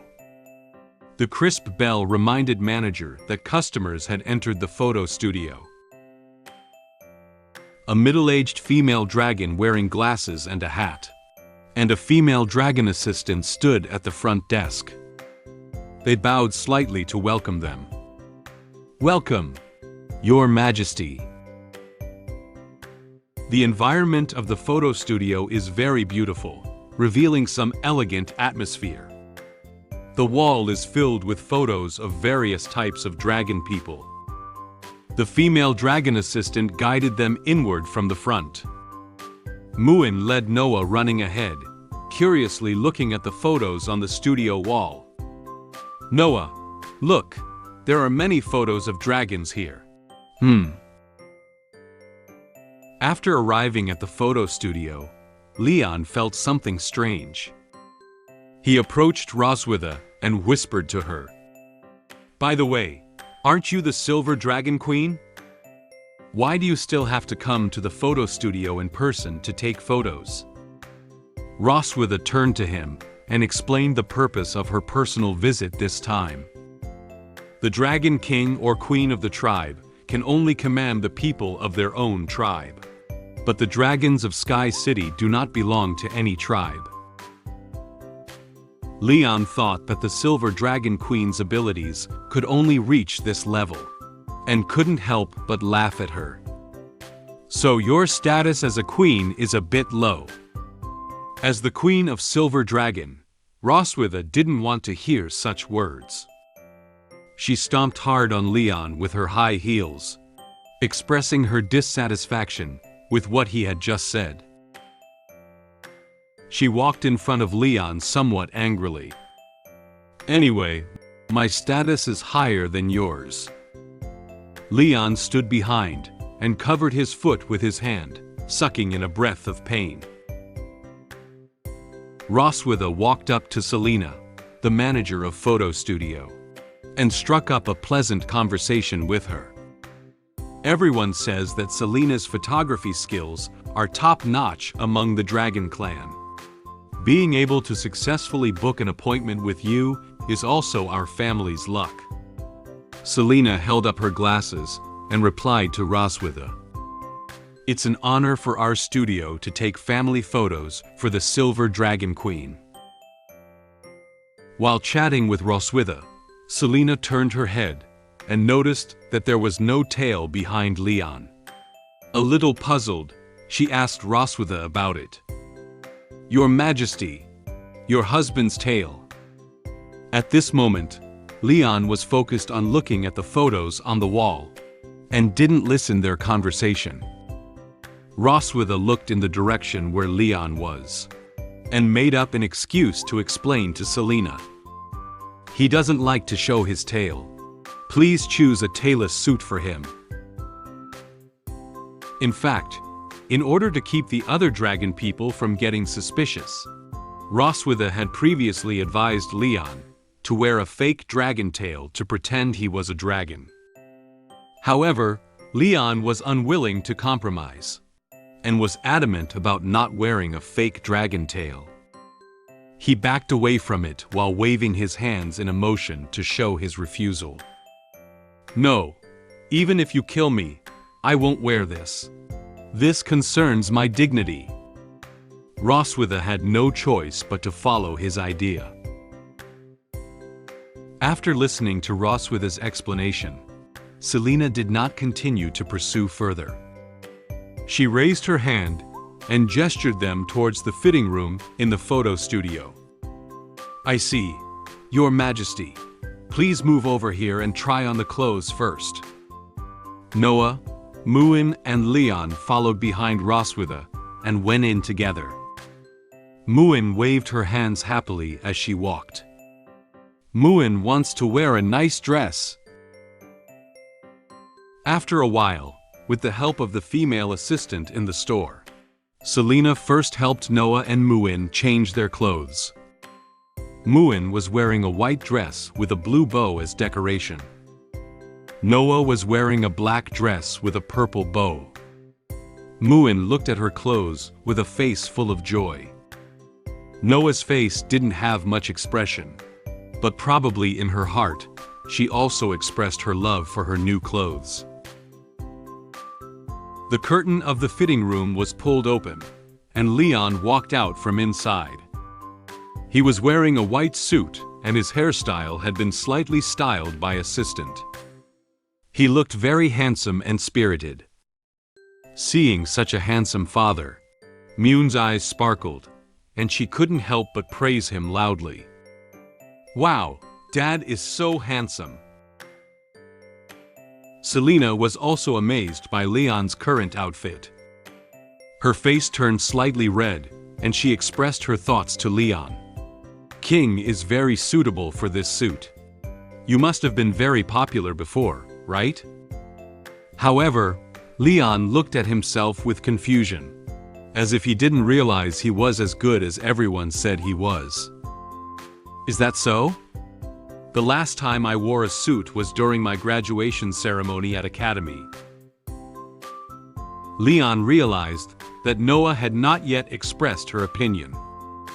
After tidying up his clothes, he looked up at Noah with a smile on his face. What does Noah think? Noah noticed Leon's gaze, and her face immediately turned red. She shyly turned her head and hesitantly commented on Leon's attire. "Well, it's so handsome." Leon was particularly happy to hear daughters evaluate him like this. He bent down and reached out his hands to stroke their heads separately. "Your dresses are also very cute." Noah and Muen looked up at Leon together and expressed their delight in his evaluation. The curtain of another fitting room was also pulled open. Roswitha walked elegantly out of the fitting room. She was wearing a black dress with purple accents on the inside, reflecting her aristocratic temperament. The slim-fitting dress showcases Roswitha's excellent figure, and when she walks out of the fitting room, she exudes a sense of solemnity and mystery. Muen couldn't help but praise Roswitha. "Mom is so beautiful." Leon was stunned to see such an elegant and beautiful Roswitha, and his face quietly turned red without him knowing it. Roswitha noticed Leon's gaze and turned to glare at him. "What's up?" Leon turned his face away, scratched his head, and awkwardly replied to Roswitha. "No, it's quite suitable for you." Hearing Leon say that, Roswitha couldn't help but blush as well, presumably seeing that Leon's outfit showed his handsomeness. She turned her head and commented on Leon's attire. "I think it would be great if you had a tail." Leon was very dissatisfied with her proposal. He silently cursed in his heart. "Bah! I will never put on a tail in my life." Selena was already making the final adjustments to the camera. Noah and Muen were already standing in front of the camera. Muen waved her hand towards where Roswitha and Leon were standing, indicating them to come over quickly. "Dad, Mom, come on." After arranging where the four would stand, Selena provided guidance on their actions. "Get ready to take photos. Your Majesty." "King, please get closer." Roswitha and Leon were somewhat reluctant. They pulled away from each other slightly. They didn't want to get too close to each other. Smile. 3, 2, 1. At Selena's voice, several harmonious family photos slowly emerged on camera. The first photo is of 4 people. Roswitha and Leon stood behind their daughters, with serious expressions on their faces. Muen raised one hand and made a gesture, looking very happy. Noah was held by Muen's hand, with a calm expression on her face. This photo really looks like a harmonious family. The second photo is of Noah and Muen. Muen happily hugged Noah, while Noah looked at the camera expressionlessly. This photo looks like the sisters are very close. The third and fourth photos are of Roswitha and Leon. Roswitha and Leon were leaning sideways against each other, blushing and shyly forming their hands into a loving gesture for the camera. This next one shows them looking at each other face to face, looking very much like a couple interacting. Selena felt warm inside when she saw these 2 very loving photos. They do look good as a couple. The family photo shoot ended in a harmonious atmosphere. Extra story. Leon's graduation ceremony.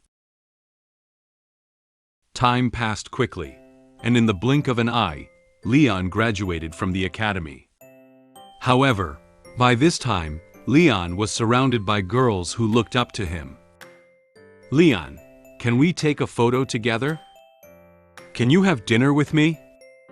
Please accept this gift." It seems that Leon is very popular among girls. However, Leon, who didn't understand the true thoughts of the girls, rejected them outright on the spot. "Please allow me to refuse. I have to go back and nail the hooves of my master's donkey. Take a rain check." Leon said goodbye to the girls and turned away from them. The girls froze in place, and their hearts were broken as soon as they heard such a reply. Leon's master stood behind, looking at his apprentice who couldn't chat so well, with a helpless expression on his face. Did this guy get kicked in the head by a donkey? After the family photo shoot, I went for a walk on the street with the Silver Dragon Queen and our daughters. In order to get the toy bears that my daughters wanted, even if the vendor tampered with the gun, I still gave it my all and hit all the balloons with my extraordinary abilities. My daughters praised me repeatedly. Even the Silver Dragon Queen couldn't help but marvel at my marksmanship. After taking another toy bear for the Silver Dragon Queen, she asked me to go to her room after dinner. Am I going to be bullied by her again? The weather in Sky City is clear now, with a blue sky enveloping the city. The streets are still bustling with people coming and going. The lively crowd also makes this street appear more vibrant and lively. After finishing the family photo shoot, Leon, Roswitha, and their daughters left the photo studio. Before leaving, Muen happily waved goodbye to Selena. Selena smiled at them and similarly said goodbye to them with a wave and talked to them. The photo development process takes about 6 hours. During this period, Your Majesty can take a stroll around Sky City. There are many small stalls on both sides of the street. Some dragon people are curious about the products on the small stall and stop to chat with the merchants about the situation of the products. Muen excitedly held Noah's hand and ran ahead. "Noah, let's go to take a look over there." Noah didn't say anything, but she let Muen take her around to look around. Leon and Roswitha walked slowly behind them. After a short walk, Leon turned his head to speak to Roswitha next to him. I didn't expect to go out for a walk with you one day. It's really novel. Roswitha didn't look at him, but kept looking ahead and replied to him in a rather cold tone. This is all to maintain our family image. Noah values this entrance exam very much, and you have been working hard for almost a month. It's also good to relax occasionally. Walking up to a toy shooting stall, Noah and Muen stopped in their tracks. Muen seemed to have seen something, and her eyes lit up suddenly. It turns out that there is a pair of cute toy bears next to the merchant. She looked at them with joy in her eyes, as if she really wanted to get them. Suddenly, several gunshots came from not far away. Roswitha and Leon coincidentally looked into the distance. They walked nervously towards the direction of the gunshots, afraid that something might happen to their daughters. It turned out that Noah was shooting balloons on the wall with a toy gun. It seemed that she, like Muen, also wanted to get those toy bears. Unfortunately, her bullet didn't seem to hit the balloon. The vendor held a bag full of gold coins and said to her with a smile, "What a pity, kid. You can definitely hit it if you try a few more times." She pursed her lips and stared ahead with some displeasure, clearly dissatisfied with the result. Muen also looked at the intact balloon on the wall with some disappointment. Leon and Roswitha hurriedly walked over, and breathed a sigh of relief when they saw the gunshots coming from the toy shooting booth. Leon looked at the stall with great interest. "Oh, there are also shooting games like this here." Muen turned her head and saw father walking over, her expression changing from disappointment to happiness. "Dad." Noah tightly held the toy gun, puffed up her cheeks, and looked at the balloon in front of her with dissatisfaction. "I can't hit it." Leon expressed helplessness towards the idea of the small vendor wanting to make money, silently thinking in his heart, "Haha, isn't it? This game is about you not hitting the target, so the vendor can make money." Noah handed Leon the toy gun, with a dissatisfied expression on her face. Leon stared at the toy gun and remembered seeing similar stalls before. "I have seen similar stalls before at a human market." Roswitha also seemed interested in this gun. She leaned forward and took a closer look, then immediately analyzed the situation of the gun. The bullets of this toy gun are gathered with magical energy, and there are certain requirements for the precise control of magical energy, which is indeed difficult for Noah. The vendor noticed that the parents of the children came over. He put on a flattering smile and said to them, "Do you want to give it a try? As long as you hit all the balloons within 10 shots, you can take away this pair of toy bears." Your daughters look very interested. However, the vendor's thoughts are not limited to this. He secretly chuckled in his heart. "Hey, I make it a point to let little kids try out the game, and just to entice their parents over to make a killing." Leon lowered his head and looked at Noah and Muen, asking for their opinions. "Do you want that pair of toy bears?" Noah turned her head shyly. "No." Muen also lowered his head awkwardly, 2 fingers touching each other and stuttering. Muen doesn't want it either. It seems that the 2 good children also don't want their father to waste money playing this fruitless game.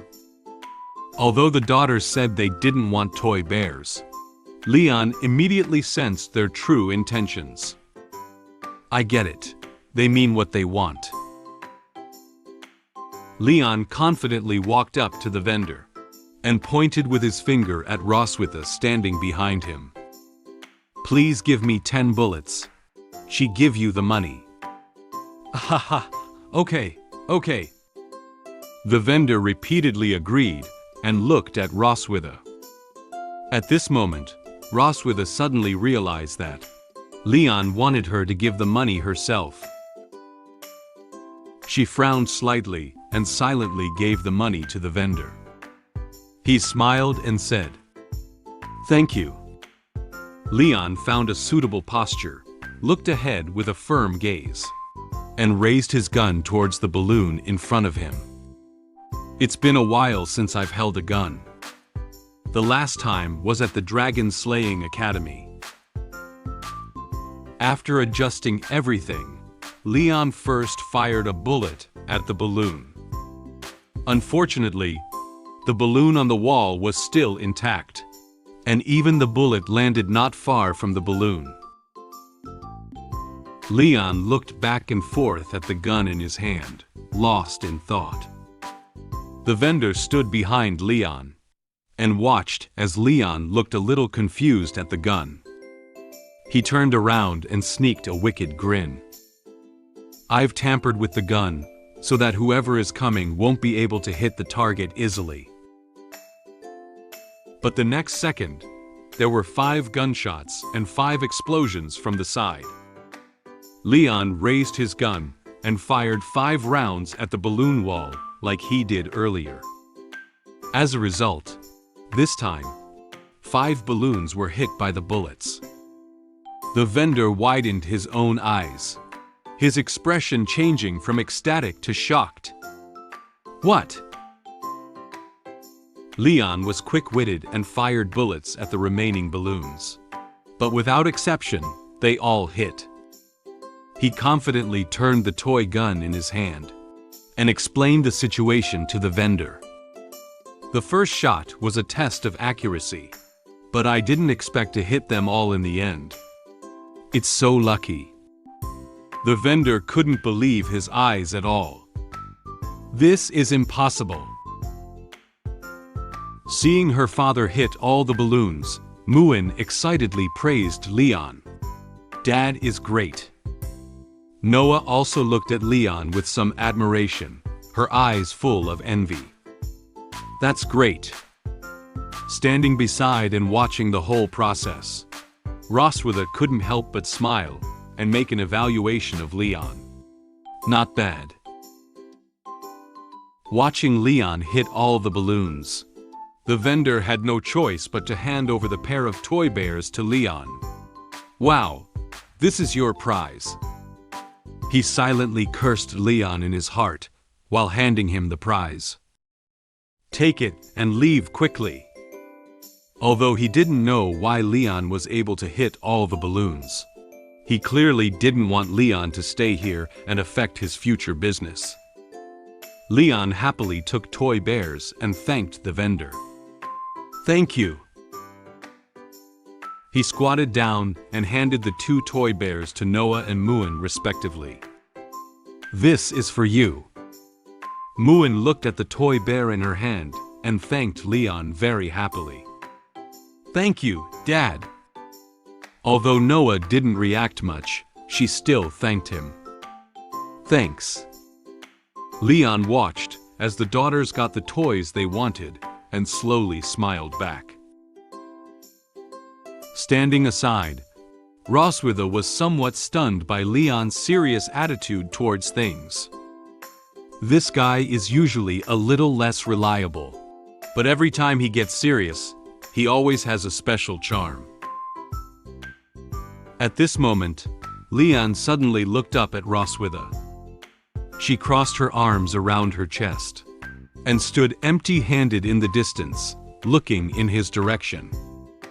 Roswitha also noticed Leon's gaze.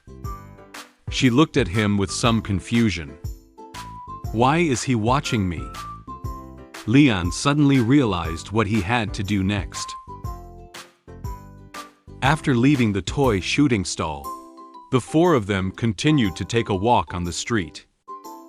Noah and Muen holding the bear, were already walking at the forefront, while Roswitha and Leon continued to follow behind them. When a mother and daughter passed by them, Little Dragon pointed enviously at the thing in Roswitha's hand. "Mom, I also want that."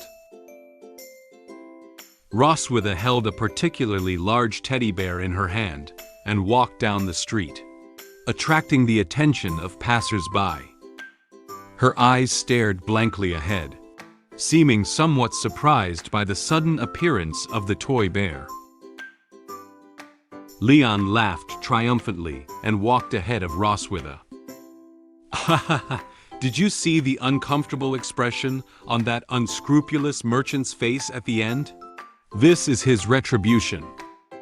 He recalled that when he suggested playing shooting again. The vendor's expression of reluctance made him laugh uncontrollably. As it turned out, unsurprisingly, Leon quickly took another toy bear. Roswitha looked at Leon, who was still feeling proud, and frowned slightly, obviously not satisfied with his approach. "If it were me to handle it, I would only advise them not to waste time on that childish game." However, Leon didn't care about the game just now. He turned around and said to her, "It's good that they're having fun." He saw that Roswitha was not very happy, so he pointed to the toy bear in her hand and asked her, "What's up? Don't you like it?" Roswitha impatiently replied to him, "I said I don't want it anymore." Leon recalled the scene he had just seen and said to her, "You're already here. You can't go back empty-handed, right?" Roswitha couldn't say anything for a moment. She leaned her chin against the toy bear's head, shyly staring at it, silently thinking to herself, "Bears are just unappetizing food that doesn't even satisfy hunger. But they are made into toys. Well, they are quite cute." She walked briskly in front of Leon, a blush on her face that was hard to hide. "After dinner tonight, come to my room." Leon looked incredulously at the receding figure of Roswitha and shouted in surprise, "Huh?" Time came tonight, and they had returned to Silver Dragon Castle. The stars and moon shrouded the entire castle. After dinner, Leon changed out of his daytime clothes and headed to Roswitha's room. He walked down the hallway, feeling conflicted inside. "Roswitha invites me to her room. It's been late at night, and there's only one man and one dragon in the room. Something will definitely happen if I go to her room." He closed his eyes nervously. Recalling his past experiences, he was very distressed whether he really wanted to go to her room. "If I go, I'll feel uncomfortable all night. If I don't go, I'll feel uncomfortable for a week." Without noticing, Leon had already walked to the door of the room. No matter, his small step forward is his big step forward. Leon suddenly mustered up his courage and prepared to knock on the door of Roswitha's room. "Damn, I'll fight her." Before his hand even touched the door, a bright light emanated from the crack. The door of the room was not locked. Is the door unlocked?" Leon pushed the door open and looked around, only to find that there was no one in the room. Roswitha's room is silver white with gold accents. There are many books on the bookshelf. It seems that she also has a habit of reading on a regular basis. The toy bear he gave her in the morning was placed nutlessly on the bedside. Leon heard the sound of water coming from the side. He turned his head and realized that Roswitha was still taking a shower in the bathroom. I'm early. She's still taking a shower. Through the glass door, Leon seemed to be able to see Roswitha taking a shower in the bathroom. He silently evaluated the quality of the door in his heart. The quality of this glass doesn't seem very good. Leon suddenly knew something, with a surprised expression on his face, and quietly stepped back. She's really going to do that tonight, right? He shook his head from side to side, trying to shake the bad thoughts out of his head and calm himself down. Calm down, Leon. Just as Leon was still wrestling with his thoughts, the bathroom door was open. Roswitha walked out in a purple halter nightdress.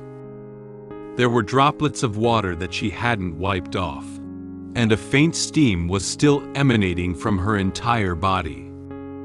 You're here. So, let's get started.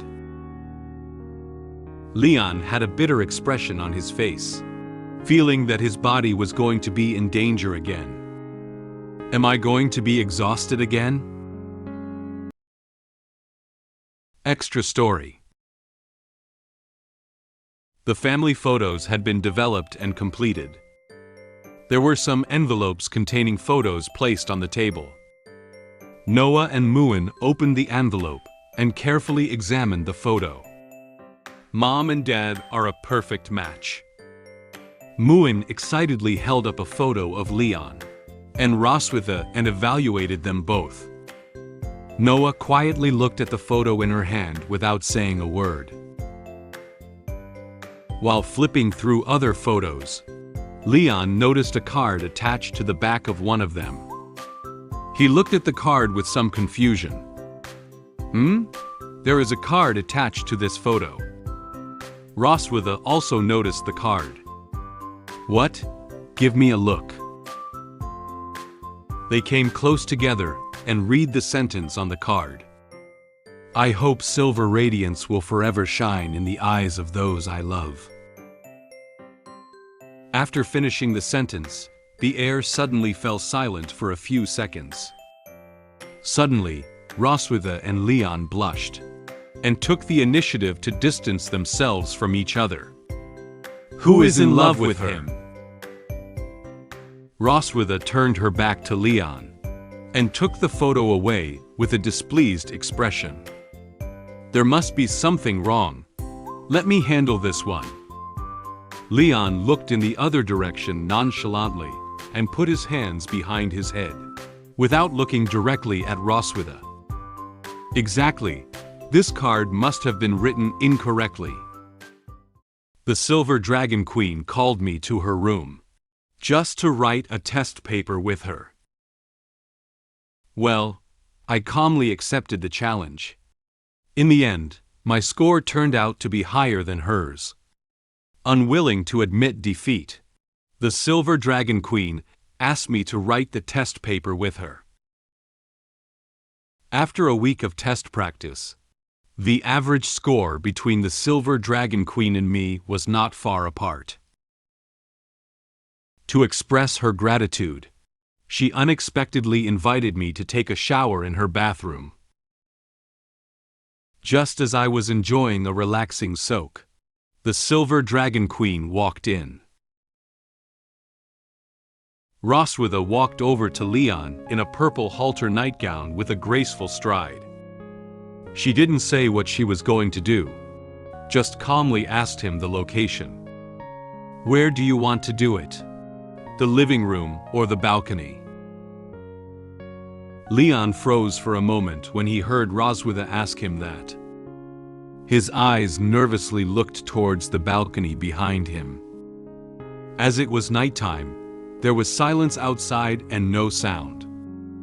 He stuttered and answered Roswitha. On the balcony. It's not good, is it? It's embarrassing to be seen. At this moment, Roswitha did not notice what Leon was thinking in his heart.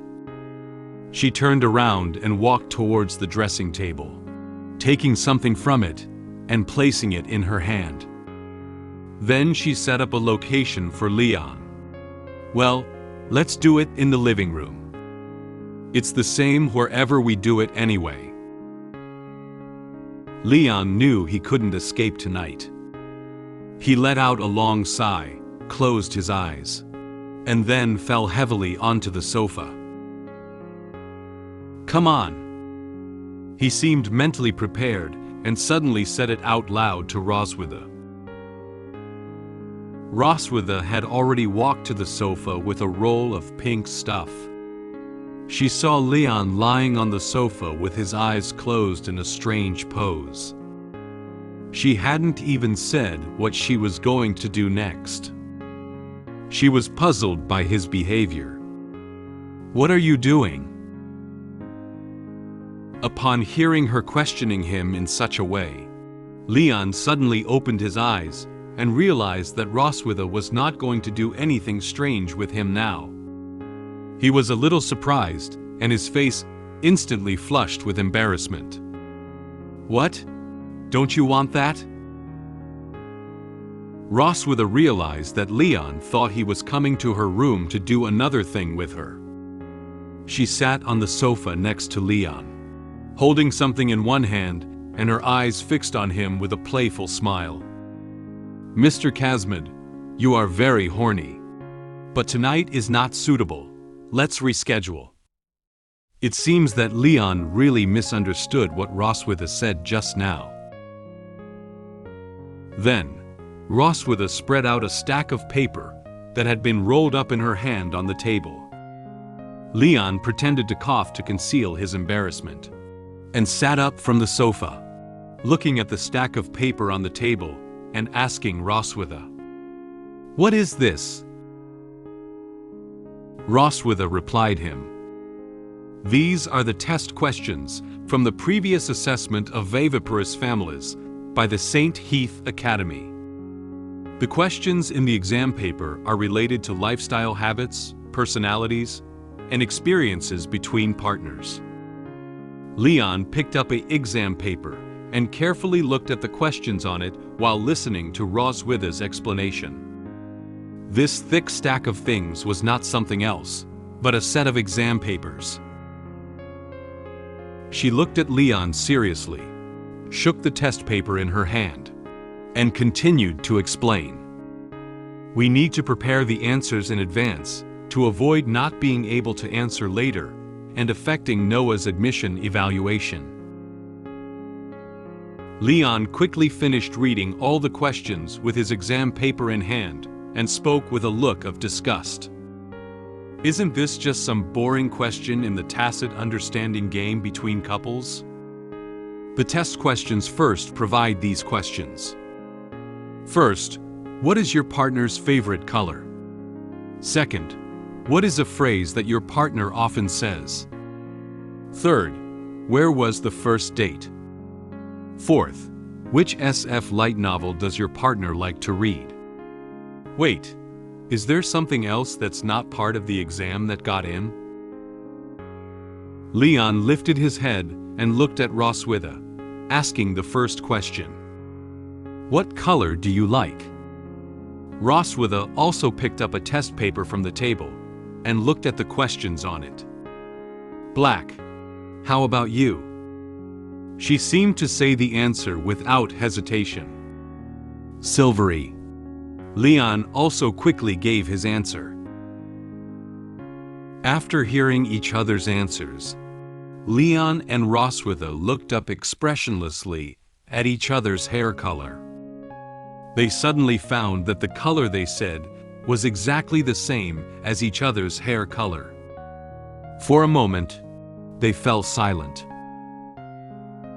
However, they quickly turned their heads and shifted their gaze.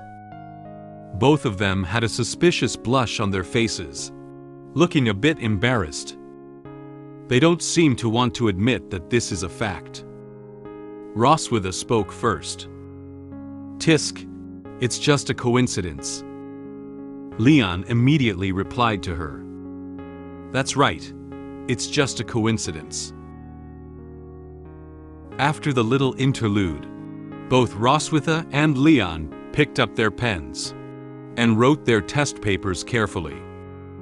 Roswitha held a pen and wrote as she spoke to Leon. Anyway, let's first test our level of understanding of each other. Leon also furrowed his brow, pondering the answer while replying to her. Okay. Just as they were struggling to think about the answer to the test questions, 2 moths flew near the candle. This also seemed to imply that Roswitha and Leon were going through the test, that the test questions brought them. After some time, they both finished writing the test papers. Leon began by correcting Roswitha's exam paper first. "I've corrected exam paper." Immediately afterwards, Roswitha also corrected Leon's exam paper. On the table were the exam papers they had just finished writing. The score on Leon's exam paper is 58 points, and the score on Roswitha's exam paper is 45 points. Leon proudly pointed at his score and couldn't help but laugh out loud. "Haha! My score is higher than yours. So it seems that I know the queen better." Roswitha saw that her score was lower than Leon's, and she was somewhat dissatisfied, but she couldn't say anything to refute him. She picked up the test paper written by Leon, carefully examined the questions he answered correctly. What she didn't expect was that Leon knew some of the little habits in her life like the back of his hand. She silently thought in her heart, "I didn't expect him to even notice my favorite sitting position, the most comfortable way to place my tail, and other small habits. He observes me very carefully in normal times." Roswitha looked again at some of the questions on the paper that had red crosses drawn on them. The parts that were not answered correctly are all in the area of guessing my thoughts. Has your partner ever been particularly disappointed with you in something? Leon wrote a very negative answer below this question. She must have been particularly disappointed in me. She put down her exam paper, crossed her hands in front of her chest, closed her eyes, and calmly analyzed her past habits. "I have always been accustomed to keeping things bottled up in my heart and never revealing them to others. It's normal for him to guess wrong." As the queen in charge of the Dragon clan, Roswitha had a lot of responsibilities on her shoulders, so there wasn't really anyone with whom she could talk about her heart. Leon didn't raise his head, still looking intently at the test paper. After experiencing so many things with Leon, Roswitha realized that she might be able to try to confide in him about her feelings. She opened her eyes and secretly looked at Leon. Maybe this person. I can." At that moment, Leon suddenly felt Roswitha staring at him closely, seemingly exuding an aura of discontent. He looked nervously at Roswitha and thought silently in his mind, "She has been staring at me since just now. Is it because I scored higher than her that she held a grudge against me?" Roswitha suddenly felt a warmth coming from her shoulder. Her eyes looked down and found that it was Leon's hand on her shoulder. He walked over from the nearby sofa at some point, and naturally sat on the sofa where she was sitting. In order to break the stiff atmosphere just now, Leon approached her and confidently patted her shoulder to comfort her. "Ahaha, it's normal that we haven't been together for too long, and can't get high scores in a short period of time." Then, he looked at Roswitha and gave her a relaxed smile. "For Noah, please make an effort to get to know me better." This smile made her feel like her heart was suddenly hit by something. Looking at Leon's smile, Roswitha's face turned slightly red. She slightly widened her eyes and lowered her eyebrows, looking as if she had been moved by Leon's smile. Roswitha realized that she couldn't show such an expression in front of him. She turned her head and slapped the exam paper she was holding hard in Leon's face, not wanting him to see her now. "Stop talking nonsense. Write down your correct answer quickly." Leon was puzzled by such sudden behavior on her part. He then felt his face being covered by paper, even with a little pain accompanying his face. He couldn't help but exclaim in surprise. He hastily removed the paper from his face and found that it was his own exam paper. Both of them wrote the correct answers to each other's test papers.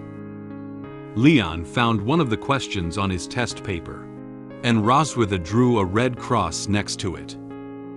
He said to her in surprise, "By the way, did you write this question incorrectly? Have you never been disappointed in me?" Roswitha answered calmly, "No, if I have to say it. It's just that there were too few black dragon bolus refined last time." Leon was somewhat dissatisfied when he heard her answer like this. He thought she looked down on him. "Bah! Then I will eat black dragon bolus as a meal in the future. Don't regret it." Roswitha gave a gentle smile and refuted, "I look forward to it." On the night before the family examination, Leon and Roswitha were still writing exam papers in Roswitha's room. For the next day's examination, they were not willing to lag behind. Before long, they had already corrected all the test papers they had written tonight as well. Leon packed up the test papers on the table, looked at the scores on the papers, and said to Roswitha with a satisfied face, "Well, not bad. After a week of hard work, our average score on the test questions can also reach over 80 points. If we perform normally, there will be no problem with the family assessment." Roswitha instantly lay on the table. She frowned tightly, looked tired, and her voice was a bit weak. As the Silver Dragon Queen, she also felt for the first time that an exam could make her so mentally exhausted. It was so late, Leon didn't want to disturb Roswitha's rest. After finishing exam papers, he stood up and prepared to walk towards the door of the room. He looked at Roswitha. "Well, if there's nothing else, I'll go back first." Just as he was about to lift his foot, Roswitha grabbed his hem and stopped him. "Wait." Leon looked back at her suspiciously, wondering if there was anything else she needed to tell him.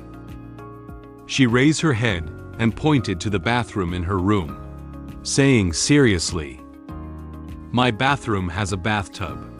You can take a shower and then go back." Leon was stunned when he heard Roswitha's words.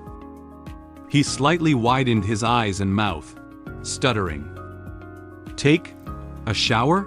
In your room?" Seeing Leon still standing there in a daze, Roswitha directly pushed him towards the bathroom with her hands. "Go inside, hurry up!" Leon was still confused.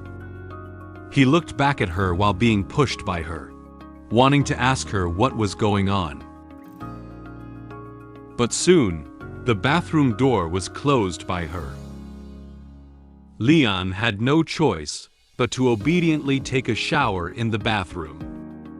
He put hot water in the bathtub, took off his clothes, and thought about the strange behavior of Roswitha just now. Why does she insist on letting me take a shower here? Is she having some bad ideas? He sighed and thought about recent events again. But these days she has been nervous because of the entrance exam. Is she okay? The bathtub is already filled with hot water. Leon also stopped continuing to think about what had just happened. He lay directly in the bathtub, letting the hot water run over his body. Anyway, just enjoy it for now. Taking a hot bath is indeed the best way to relieve fatigue. He felt the fatigue all over his body relieved. Leon closed his eyes happily, enjoying the comfortable feeling brought by the hot water. He said contentedly, "Ah, it feels comfortable now." Just as Leon was about to continue enjoying his bath alone, the bathroom door suddenly opened. Roswitha walked in with a smile on her face. She was wrapped in a bath towel all over her body, with her hair curled up, and looked like she was coming in to take a shower. The bath towel wrapped around her graceful body curves, making her look even more alluring. Leon was somewhat surprised by Roswitha's sudden intrusion. "Roswitha?"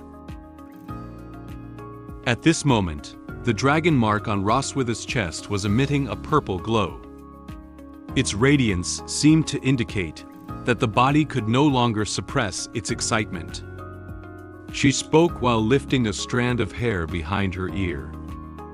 "I have accumulated a lot of pressure these days, so I want to." Leon's face turned very bad as soon as he heard Roswitha's words. He instantly felt something was wrong. He silently said in his heart, "She still has to do it." Leon looked at his chest and sure enough, his dragon mark also lit up. He suddenly sat up and expressed his incomprehension towards Roswitha's behavior. "If you're under a lot of pressure, why are you putting pressure on me?" Roswitha gave him a faint smile, revealing a triumphant expression, as if this action had been planned beforehand. "If I transmit the pressure to you, I can get a release, don't I?" Leon nervously stepped back, but after all, it was in the bathtub, and there was nowhere else he could step back. While walking towards Leon, Roswitha boldly unwrapped the towel from her body. "Besides, didn't you come here with this mindset a few days ago?" Leon pursed his lips, turned his head to one side, and for a moment didn't know what to say to refute her. He recalled the last time he did think that. Roswitha came to him to help her release stress. Before Leon could react, Roswitha had already stepped into the bathtub and pressed her body tightly against him. The water in the bathtub also overflowed some due to the entry of her. Leon's chest was hit by her twin peaks, leaving him somewhat at a loss. Roswitha touched Leon's chest with her hand, lifted her head, and said to him with a look of enjoyment, "You can't escape, Leon, just surrender." So, the voices of the two and the sound of water echoed throughout the bathroom. Please remember to click on the avatar to subscribe to me, and turn on the small bell. The entrance examination for St. Hiss Academy has finally arrived. Noah was taken to the written test, while Silver Dragon Queen and I went to the family assessment. When the examiner asked me and the Silver Dragon Queen questions, we found that it happened to be what we had written before. I pretended to be very intimate partners with the Silver Dragon Queen, and answered questions very smoothly. A few days later, the assessment result came out. Will Noah be successful in getting accepted into the academy? Today is the day for Noah to participate in the entrance examination. The weather is very clear, with sunlight shining on the buildings of the St. Hiss Academy.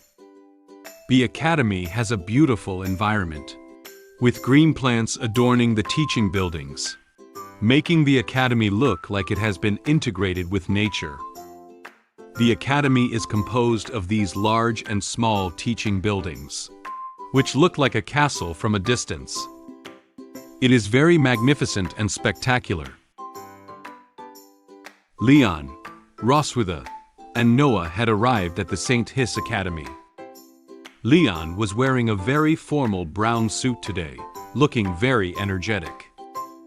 He looked left and right curiously, surprised by this academy that covers a very large area. "Oh, this is St. Hiss Academy." Roswitha stood next to Leon and held on to Noah. She was wearing a white dress with brown accents, which better reflected her mother's aura.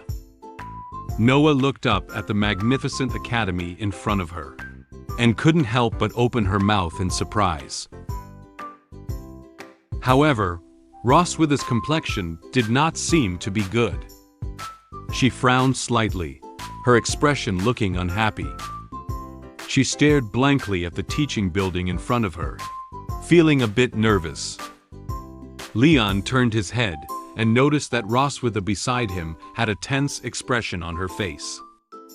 She hadn't said a word since entering the gate just now. He suddenly approached Roswitha, with an impish smile on his face, whispering to her in a joking tone. "What's up? You just finished the stress-relieving activity last night. Has its therapeutic effect passed so quickly?" Upon hearing what Leon said, Roswitha recalled the intimate activity she had with him last night, and her face immediately turned red. Although it was the activity she proposed last night, it still made her feel a bit embarrassed to hear Leon say it like this. She slapped Leon hard on the back and whispered a curse behind him. "Damn it!" Leon had a relaxed expression on his face, and with a smile, he accepted the slap from Roswitha behind him and took a few steps forward. "Haha, let's go quickly." The interaction between the two also eased the tense mood of Roswitha a bit. They entered the ground floor of the office building to do the final information check for Noah's enrollment test in a little while. At this moment, the staff at the front desk was checking Noah's enrollment information. She skimmed through the information to confirm Noah's identity. Noah K. Melkivi, Silver Dragon Clan. The staff was somewhat surprised when she saw the age column. Is the age 1 year and 3 months? The staff averted her gaze from the document and looked down at Noah, who had no expression on her face. She is somewhat incredulous about participating in the entrance examination at her age. Leon noticed the staff's reaction and asked her with some confusion, "What's up? Is there anything wrong with that?" She was worried that Leon might misunderstand something, so she replied with a smile, "No, I'm just a little surprised." She smiled and explained to Leon. Although the academy stipulates that the minimum age for young dragons to enroll is 1 year old. However, in reality, all enrolled young dragons are around 4 to 6 years old. Isn't your little princess a bit too young?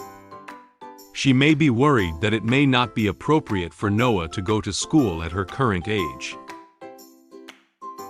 Standing next to her, Roswitha seemed to be a bit unhappy about the staff's doubts. She probably thought that the staff had some doubts about Noah's ability. She stepped forward with a serious expression, one hand on Noah's shoulder, and replied to her, "Noah is very smart. Her age is not a problem. We respect her ideas." After hearing what Roswitha said, the staff didn't pursue the matter any further. She held out her hand towards the entrance of the office building next to them, indicating that they would need to go this way in a while. "I see. Then please go in. Later, specialized staff will take her to the written test. and accompanying parents will need to go to the 4th floor for a home assessment. Under the guidance of other staff members, Noah went to the examination room for the written test, while Leon and Roswitha followed the staff to the 4th floor.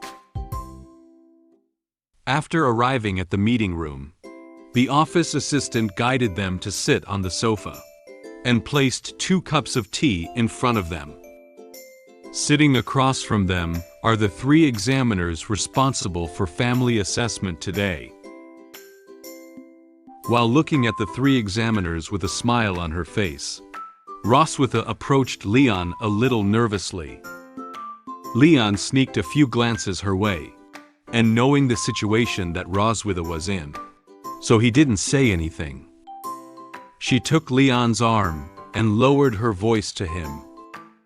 Based on your experience, do you think the 3 of them are easy to deal with?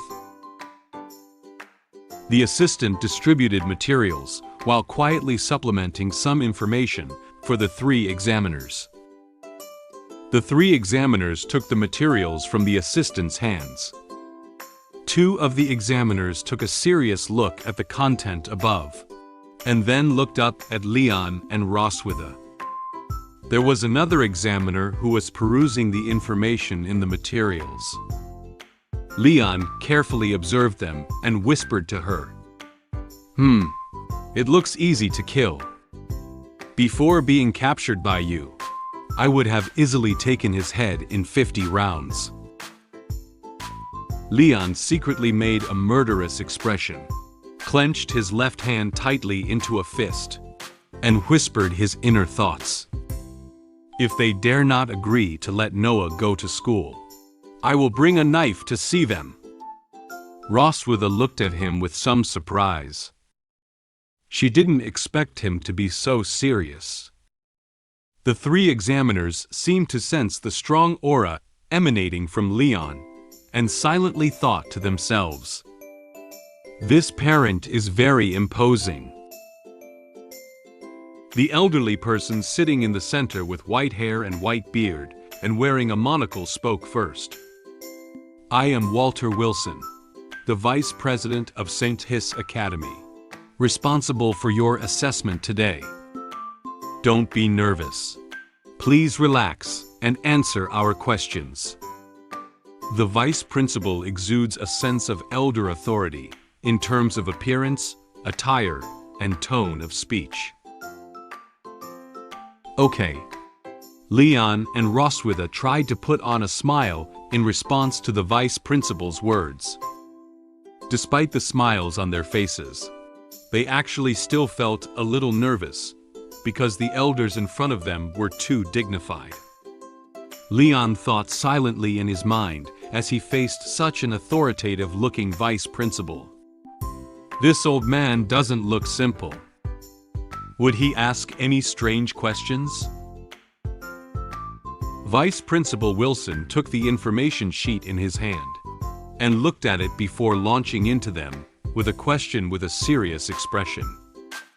"Do you remember when your wedding anniversary was?" Leon and Roswitha didn't speak. They quickly glanced at each other, as if they had known the problem in advance. The question has come up. One evening a while ago, they were reviewing the test questions they had done together on Roswitha's bed. At this moment, while looking at the exam paper, Roswitha suddenly thought of a question that was not on the exam paper. How should we answer when asked about our wedding anniversary? After all, we have never been officially married, and I became pregnant before getting married. Leon closed his eyes and carefully considered the answer to the question. If they mention a memorable day, it can only be that day, right? Before Leon could even speak up about the date, Roswitha said it first. It is the year 1733 in the Genesis calendar. May 25th. Leon and Roswitha moved closer to each other with easy smiles on their faces. And together they said that very important date. That was the day I bonded with Roswitha in the dungeon. Leon silently thought in his heart.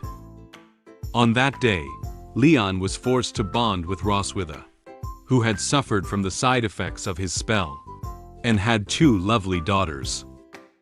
This is an unforgettable day for Leon and Roswitha.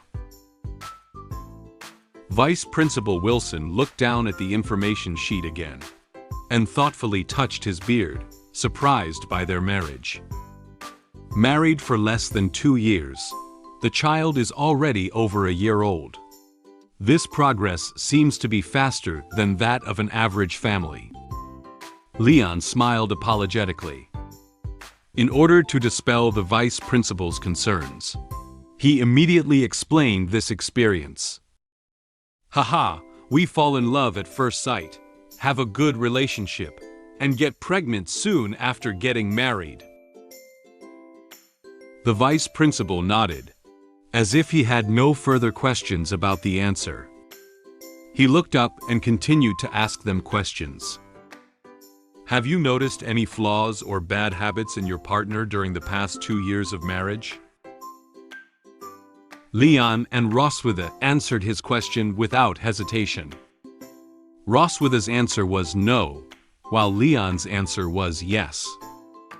The vice principal noticed the inconsistency in their answers and looked at them curiously. Although there doesn't seem to be anything wrong with this answer. In fact, it was specially arranged by them. Leon said quietly in his mind, "Our answers need to be a mix of true and false to be credible." The vice principal turned his gaze to Leon, wanting to hear Leon's answer. "Please." Leon lowered his head and placed his hand on his chest, with a hint of sadness on his face. "I sometimes feel like I don't have much presence." Next, Leon used all his acting skills to show the 3 examiners that a husband admired his wife very much. "My wife is too capable. Whether it's matters within the Dragon clan, or household chores like taking care of the children, she handles them in an orderly manner." Roswitha watched him act there with an expressionless face. She was somewhat speechless about his exaggerated performance. Then, Leon affectionately held Roswitha's hand, and showed his deep love for her to Roswitha. Roswitha felt a little helpless, but now she could only pretend to look at him with affection. But she builds up stress too easily. So, I want to take the opportunity of this interview to tell her. I also want to do more for this family. Just feel free to rely on me. Although that's what he said, Leon added another sentence in his mind. Don't stress me out in the future. The female examiner sitting on the left side of the vice principal couldn't help but exclaim when she saw such a caring husband for his wife. She turned her gaze to Roswitha and asked her a question. "You are truly a considerate and good husband. What do you think is the most attractive aspect of your husband, Miss Roswitha?" "He is handsome, has a good figure, is focused, serious, intelligent, not greasy, responsible, likes children, and won't easily lose his temper." After Roswitha finished speaking, her face also turned slightly red. Although she seemed a bit reluctant, she still spoke a lot about Leon's strengths. Then, she continued to supplement what she had just said. "Although his body is a bit worse than before marriage, it's not a big problem. My husband is also skilled at making medicine, and he can use various medications to regulate himself." Upon hearing this, Leon's smiling mouth twitched slightly. "Are you complimenting me or undermining me?" Roswitha turned and also took Leon's hand firmly in hers, and looked at him fondly. She spoke softly to him. "So, I also want to take the opportunity of the interview to say to my husband, You don't force yourself too much. At this moment, Ross with his hand secretly exerted force, tightening Leon's grip even tighter. This seems to be retaliation for Leon's behavior towards her just now. Leon clearly felt the pain coming from his hand, but he couldn't shout out in front of the examiners, so he had to silently endure it. The three examiners looked at the loving couple with smiles on their faces, and couldn't help but secretly comment in their hearts. What a super loving couple. Next, the three examiners continued to ask them questions. Some of these questions are simple, while others still require their cooperation to be fully answered. However, throughout the entire process, both Leon and Roswitha were able to answer the questions smoothly. Finally, the family assessment was coming to an end. The examiner sitting to the right of the vice principal posed one final question to them.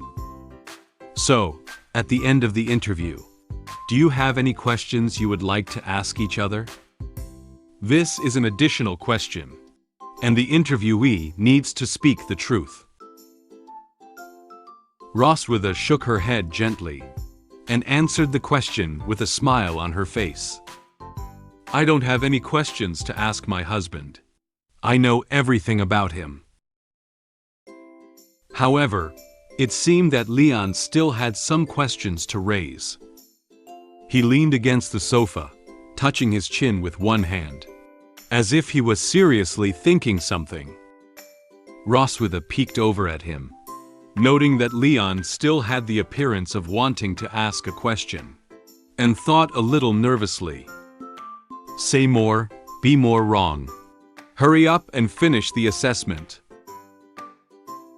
Leon turned his head and looked seriously at Roswitha.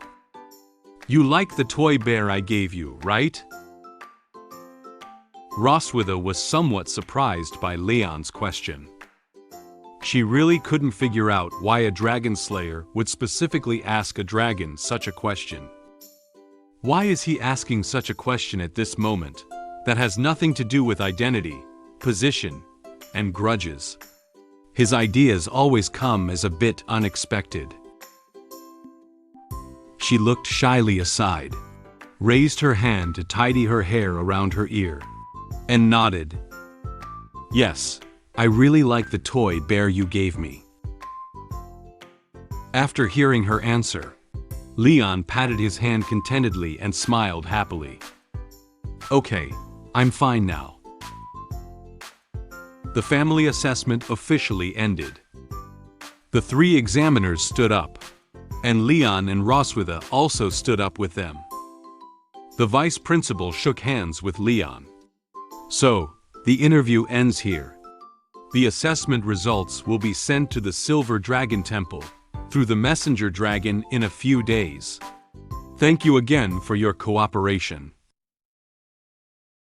After waiting for Noah to finish the written test, Leon, Roswitha, and Noah returned to the Silver Dragon Temple together. A few days later, a small messenger dragon landed on the windowsill. It carried a bamboo tube on its back. Noah's assessment result had been delivered here. Muen excitedly told Noah, "Noah, messenger dragon has arrived."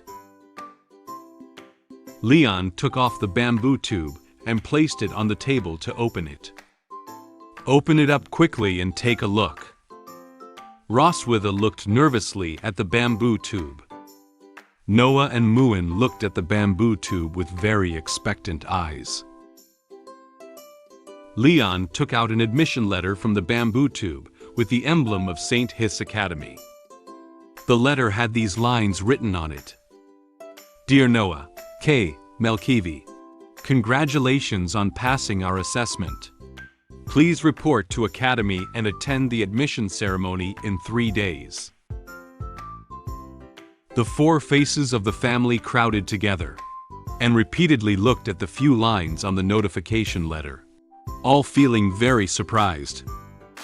Leon and Roswitha couldn't help but say the same thing. Noah passes the assessment.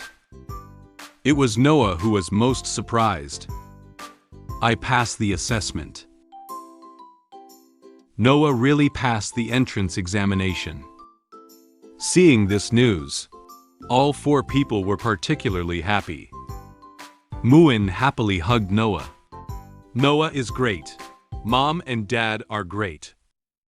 Noah held the admission letter, and finally a smile appeared on her usually expressionless face. Leon and Roswitha stood behind them, looking at them with joyful expressions. Roswitha turned her body to look at Leon. Her nervous mood instantly dissipated. She thanked him. "Thank you." Leon proudly touched his nose. "Don't thank me. It's mainly up to Noah herself. My daughter is wonderful." To celebrate Noah's successful admission to St. Hiss Academy, Roswitha walked into the kitchen and prepared to personally cook a meal to reward everyone. "Make a big meal today to celebrate. You come to help, so as not to say that you don't have a presence in this home." Leon followed behind her and replied with a joking tone. Okay. I notice that you are very narrow-minded and always hold grudges." Noah was successfully admitted to St. Hiss Academy. I attended her enrollment ceremony with the Silver Dragon Queen and Muen. However, the Silver Dragon Queen and I, along with Noah, were called to the stage to speak at short notice by the vice principal. We had no choice but to go up. After Noah finished her acceptance speech, the vice principal unexpectedly asked me to kiss her, including the Silver Dragon Queen. What should I do next? 3 days later, Noah's entrance ceremony was held as scheduled. On this day, the weather was sunny, and the auditorium of St. Hiss Academy was bathed in warm sunlight. Accompanied by rounds of applause, Vice Principal Wilson, dressed in academy attire, walked briskly onto the stage. He stood up at the podium and delivered his entrance speech for the new semester. Congratulations on passing the assessment. Welcome to the entrance ceremony of St. Hiss Academy. The auditorium was filled with parents and children attending the entrance ceremony. The children were all wearing the school uniform of St. Hiss Academy. Some looked up at the stage with bright and lively eyes, listening attentively to the speech, while others observed the surrounding environment with curious eyes. There are many outstanding students among the new students this time, and harmonious families can cultivate outstanding students. Taking this opportunity, we invite these families to share some experiences with us. Next, let's welcome the top student in this new student entrance exam, Noah K. Melkivi, and her family to the stage. Muen sat in the audience, looking very excitedly at the dragons around her, and the speech of the vice principal on the stage. Beside her, Anna, the head maid of the Silver Dragon clan, looked ahead with a smile while guarding Muen's safety. Muen applauded very happily as she heard her parents and sister being called to the stage. Wow, Dad, Mom and Noah are going on stage. Anna replied to her. Yes, Your Highness. Leon and Roswitha led Noah up the stairs next to the stage and walked towards the vice principal's podium. A dragon assistant reached out her hand and gestured for them to walk in this direction. Leon smiled kindly at the parents and students sitting in the audience, but felt helpless about the current situation in his heart. How could it become like this? An hour ago, Vice Principal Wilson called them to his office. In the office, He smiled and told the 3 people in front of him the next arrangements. Noah achieved the highest score in the entrance exam, and the couple's family assessment also ranked first. Please be sure to speak on stage as a new student representative and family representative. They turned around, straightened up, and stood at the podium. The eyes of hundreds of dragons in the audience were focused on them. Leon looked at Roswitha and Noah next to him, and then at the hundreds of dragons standing in the audience. He was also powerless in the current situation. There was no choice. The situation came up suddenly, and I had to bite the bullet and go for it. The vice principal looked at Noah and asked her a question. Noah, as the youngest candidate, but with the highest score, what are your thoughts to share? Noah lowered her head and pondered for a moment, then approached the microphone and spoke her thoughts.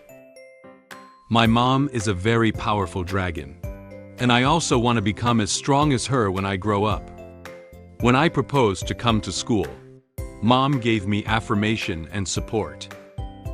Roswitha was very happy to hear that Noah was so adoring of her. She looked at Noah, and her eyes revealed the pride that filled her.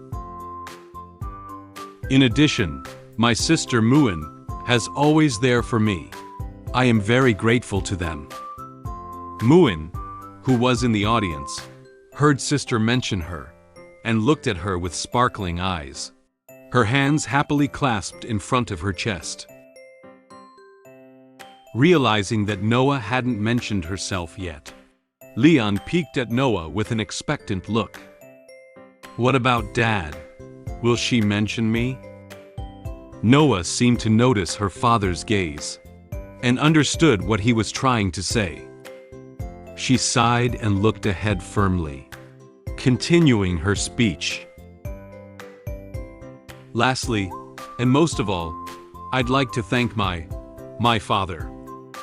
He helps me review and prepare for exams every day, and often stays up late to prepare materials. Thanks to him, I am able to stand here. Leon couldn't help but feel a little moved to shed tears when he heard Noah speak so highly of himself. Although she usually seemed not easy to get into, she was sincere in some ways. He said softly, while looking at her with tears in his eyes. Noah. That's all. Thank you. After adding a few more words about her expectations and goals, Noah ended her speech. She politely bowed to the audience, indicating that her speech had been completed. The audience erupted into enthusiastic applause, and Roswitha and Leon standing aside also applauded for Noah.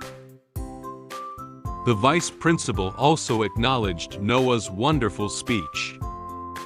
He looked at them with a smile on his face and expressed his thoughts. It seems that Mr. Leon is very good at teaching children.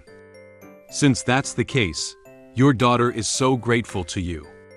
Why don't you kiss her to show your father's love? Leon turned his head and looked at the vice principal in great surprise. He didn't know he had such an open side. This was a bit different from the normal speech process. Leon expressed his inner feelings with great excitement in his heart. Vice Principal, what are you talking about?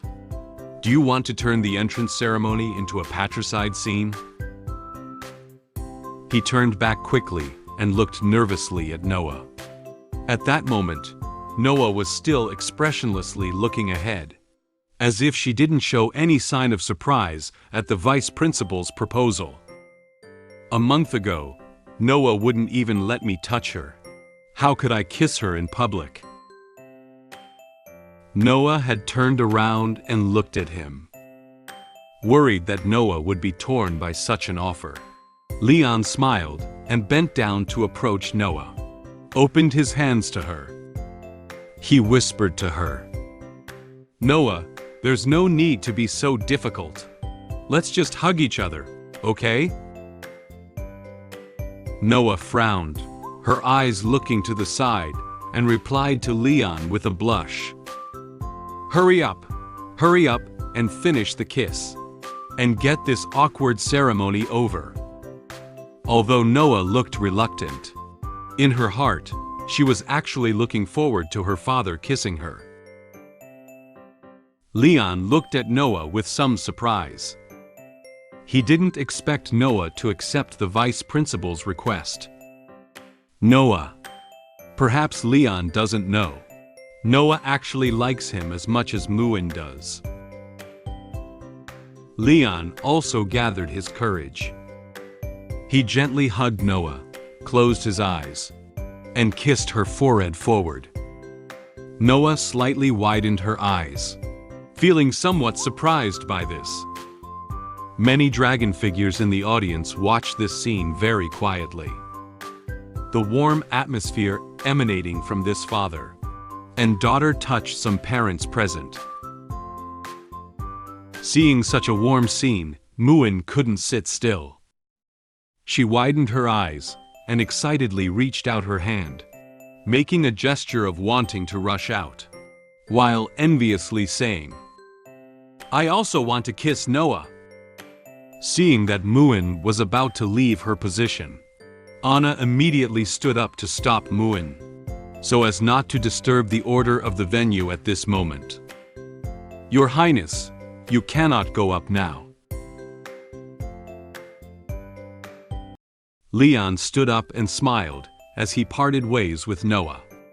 Noah's whole face was red, and she turned her head shyly, afraid to look at Leon. Upon seeing this scene, Roswitha breathed a light sigh of relief. "Fortunately, he didn't kiss me." Leon and Roswitha approached Noah and placed their hands on her shoulders, smiling at the audience, looking like a very harmonious family of three. The vice principal expressed his opinion on the scene just now. Excellent Dragon Clan never forgets to be grateful to their families. And the way the Malkivi family interacts with each other has made us feel what a true family should be like. Leon and Roswitha didn't know, and what he said next made them widen their eyes. "You kissed your daughter as a model of a loving couple. How could you forget your wife, Mr. Leon?" Upon hearing the vice principal's words, Leon and Roswitha were both stunned. They looked at the vice principal and were very surprised that he still had requirements for them. Leon clenched his fists, glared at the vice principal with unfriendly eyes, and secretly cursed him in his heart. "The sinister and cunning dragon, you're so arrogant. I should have killed you on the day of the assessment." Although Roswitha's expression was not clear, she gritted her teeth fiercely and seemed somewhat dissatisfied with the request. The vice principal looked at them with a smile, seemingly unaware of their current feelings. Noah looked up at Leon, her face showing a look of worry. Perhaps it was because of this request. She was also feeling uneasy for her parents. Leon looked at her and silently made up his mind in his heart. However, this is Noah's most important opening ceremony. I, Leon, have been through many battles. How could I be scared by this thing? Come on, my dear wife. We are the happiest and most harmonious family, aren't we? Noah turned her head and looked at her mother with curious eyes, anticipating her next move. What? Roswitha was startled by Leon's sudden action. She looked at his outstretched hand, and then looked up at his serious expression. She didn't expect Leon to really plan on kissing her. In the audience, Muen and the other dragon people looked at them with great anticipation. Roswitha's face was tinged with a slight blush. She whispered to Leon, Are you really going to kiss me in front of hundreds of dragons? Leon also cooperated with her and whispered back to her. There is nothing be done. Noah and Muen are both watching. Please cooperate with me. Roswitha stammered. How embarrassing. Leon didn't hesitate too much. Quickly approached Roswitha and gently hugged her. His handsome face slowly approached her, causing her face to quickly turn red. We've slept together and held hands, but we haven't kissed, except for that one time 2 years ago. Leon seemed very calm, but Roswitha was now so nervous that her heart was beating faster. Why is he so calm? It seems like only I'm nervous. Their lips slowly approached each other. Roswitha closed her eyes shyly. She was thinking in her heart, I don't care what happens next. Roswitha carefully grabbed Leon, with a nervous expression, but also looking forward to the kiss. She thought Leon was going to kiss her lips. However, Leon gently sidestepped, with a relaxed expression, and landed the kiss on her cheek.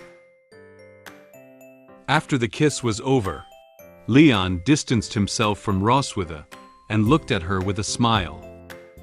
Roswitha opened her eyes and looked at him with some surprise.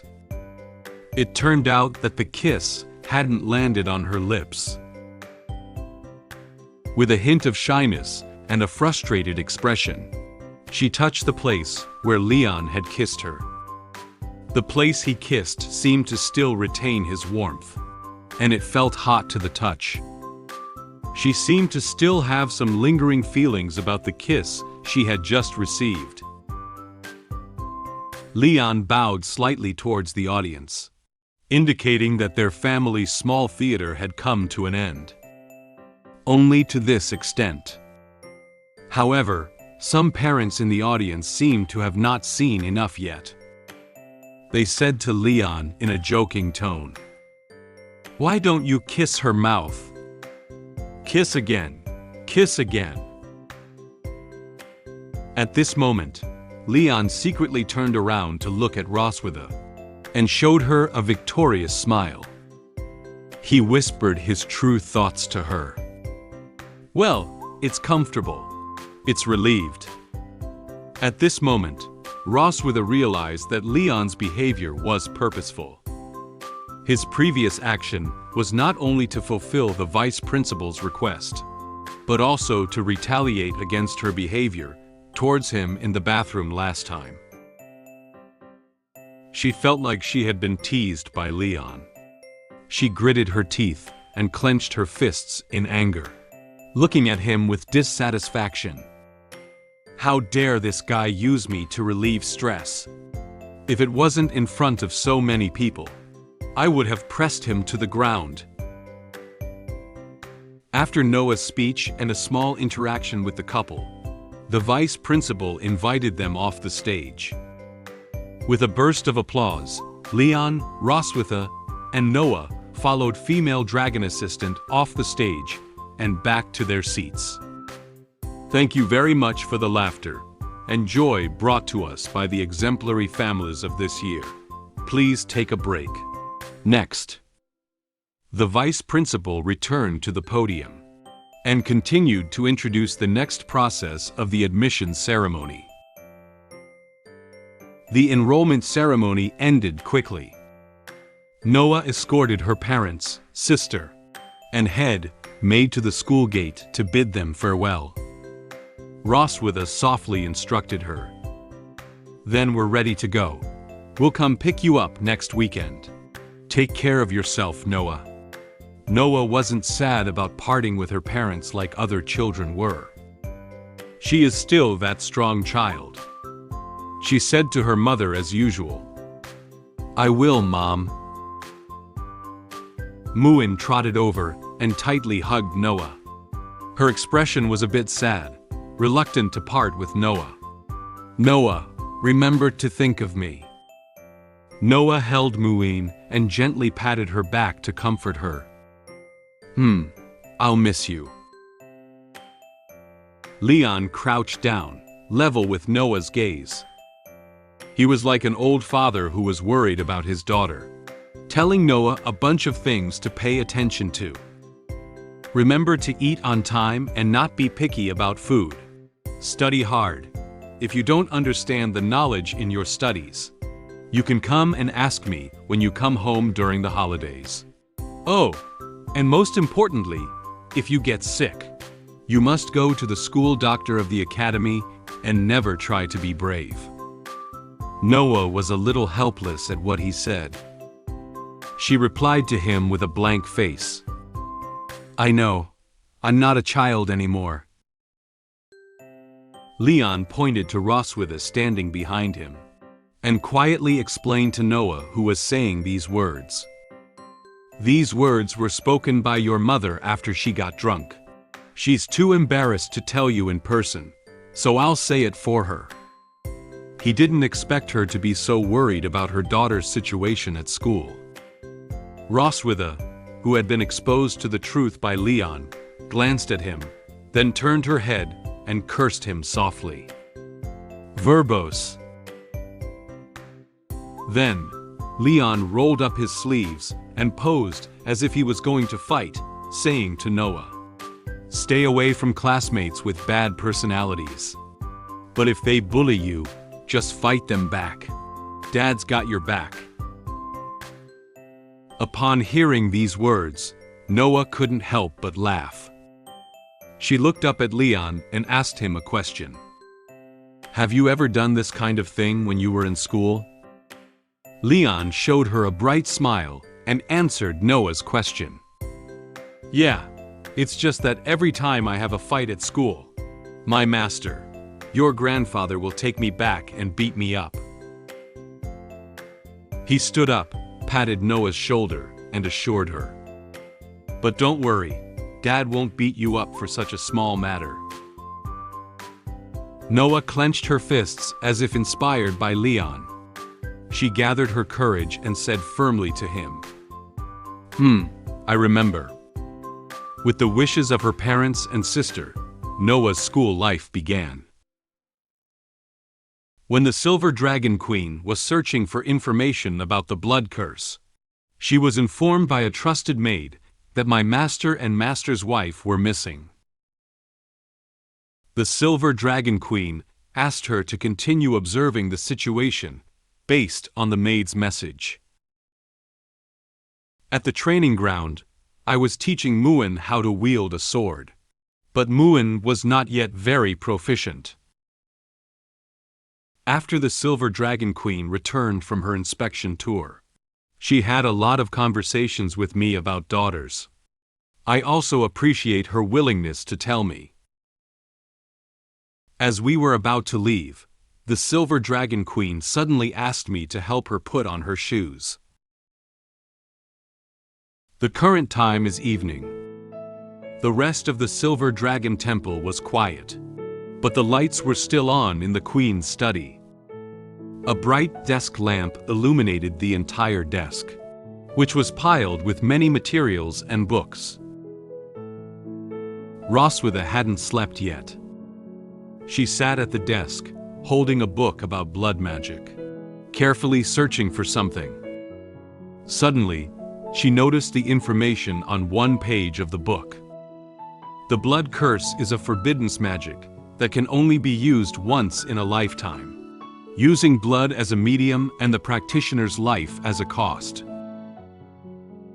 She held her chin and pondered for a moment before revealing a sly smile.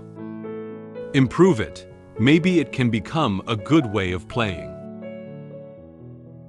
Just as she was thinking about how to improve the magic that Leon had once cast, suddenly a gust of wind blew into the study.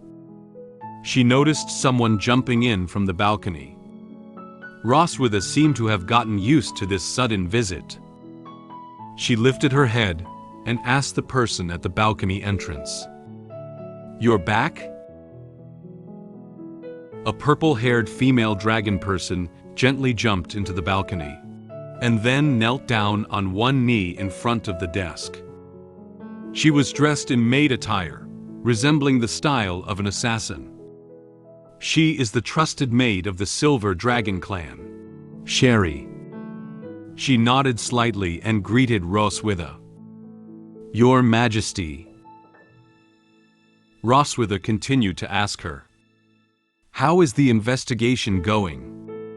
Sherry lowered her head and frowned slightly. Obviously, the news she brought may not be particularly good. She reported the situation she was investigating to Roswitha. Sorry, I couldn't find the whereabouts of Tiger Lawrence and his wife in the Empire.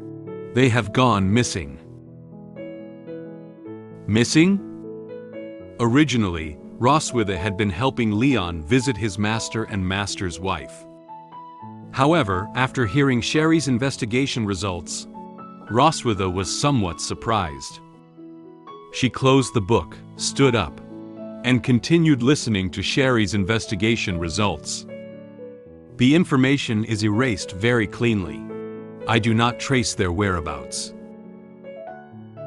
Roswitha's brow furrowed slightly. She lowered her head and pondered the current situation, recalling the information that Leon had once told her about his master and master's wife. According to Leon, his master is just an ordinary farm old man. It doesn't seem that simple. Roswitha realized that the current situation may not be normal. She looked up at Sherry and gave her instructions for the next step. Continue to investigate while ensuring your own safety. Notify me immediately if there is any news. Sherry nodded slightly, indicating that she had received her instructions. Yes, Your Majesty. Then, she gently jumped out of the balcony and disappeared into the dark night. A few days later, on an evening when the sun was about to set, the voices of an adult and a child could be heard from the training ground. Leon was wearing training clothes and had a serious expression.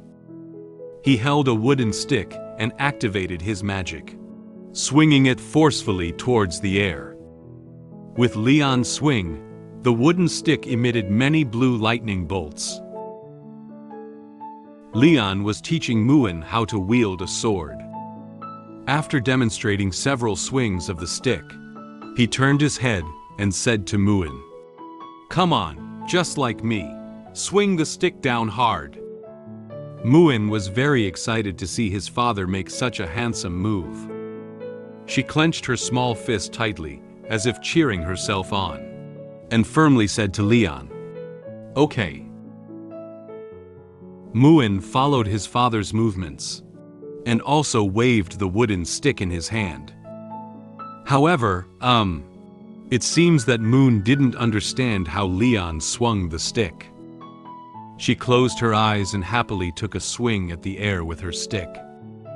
Leon, who was standing beside and watching, couldn't help but feel a little helpless. She was not very familiar with the movement of wielding a sword. It seems that he still needs a long time to teach Muen. Leon guided Muen's sword swing, while explaining to her how the posture needed to be. Muen listened attentively to what Leon had to say, and was very cooperative in correcting own movements. Just when they were training very seriously, a familiar figure also came to the training ground. Roswitha crossed her arms in front of her chest and walked over from a distance. Anna followed closely behind. Muen turned his head and noticed Roswitha and Anna. She greeted Roswitha very happily. "Ah, Mom!" Leon heard Muen's voice and also noticed Roswitha beside him. He turned his head and asked about her as he usually did when talking to her. "Oh, have you returned from your patrol?" Roswitha looked at Leon and nodded, indicating that she had completed her patrol. Muen put down the stick and ran quickly towards Roswitha. She happily held Roswitha and rested her head on her soft twin peaks. Roswitha looked at her with a gentle expression, gently stroking her head and asking about her situation today. "Did you listen to your dad at home today?" Muen lifted his head and looked at her with round blue eyes, nodding. "Yes, Muen is obedient. Dad even taught Muen how to hold a sword."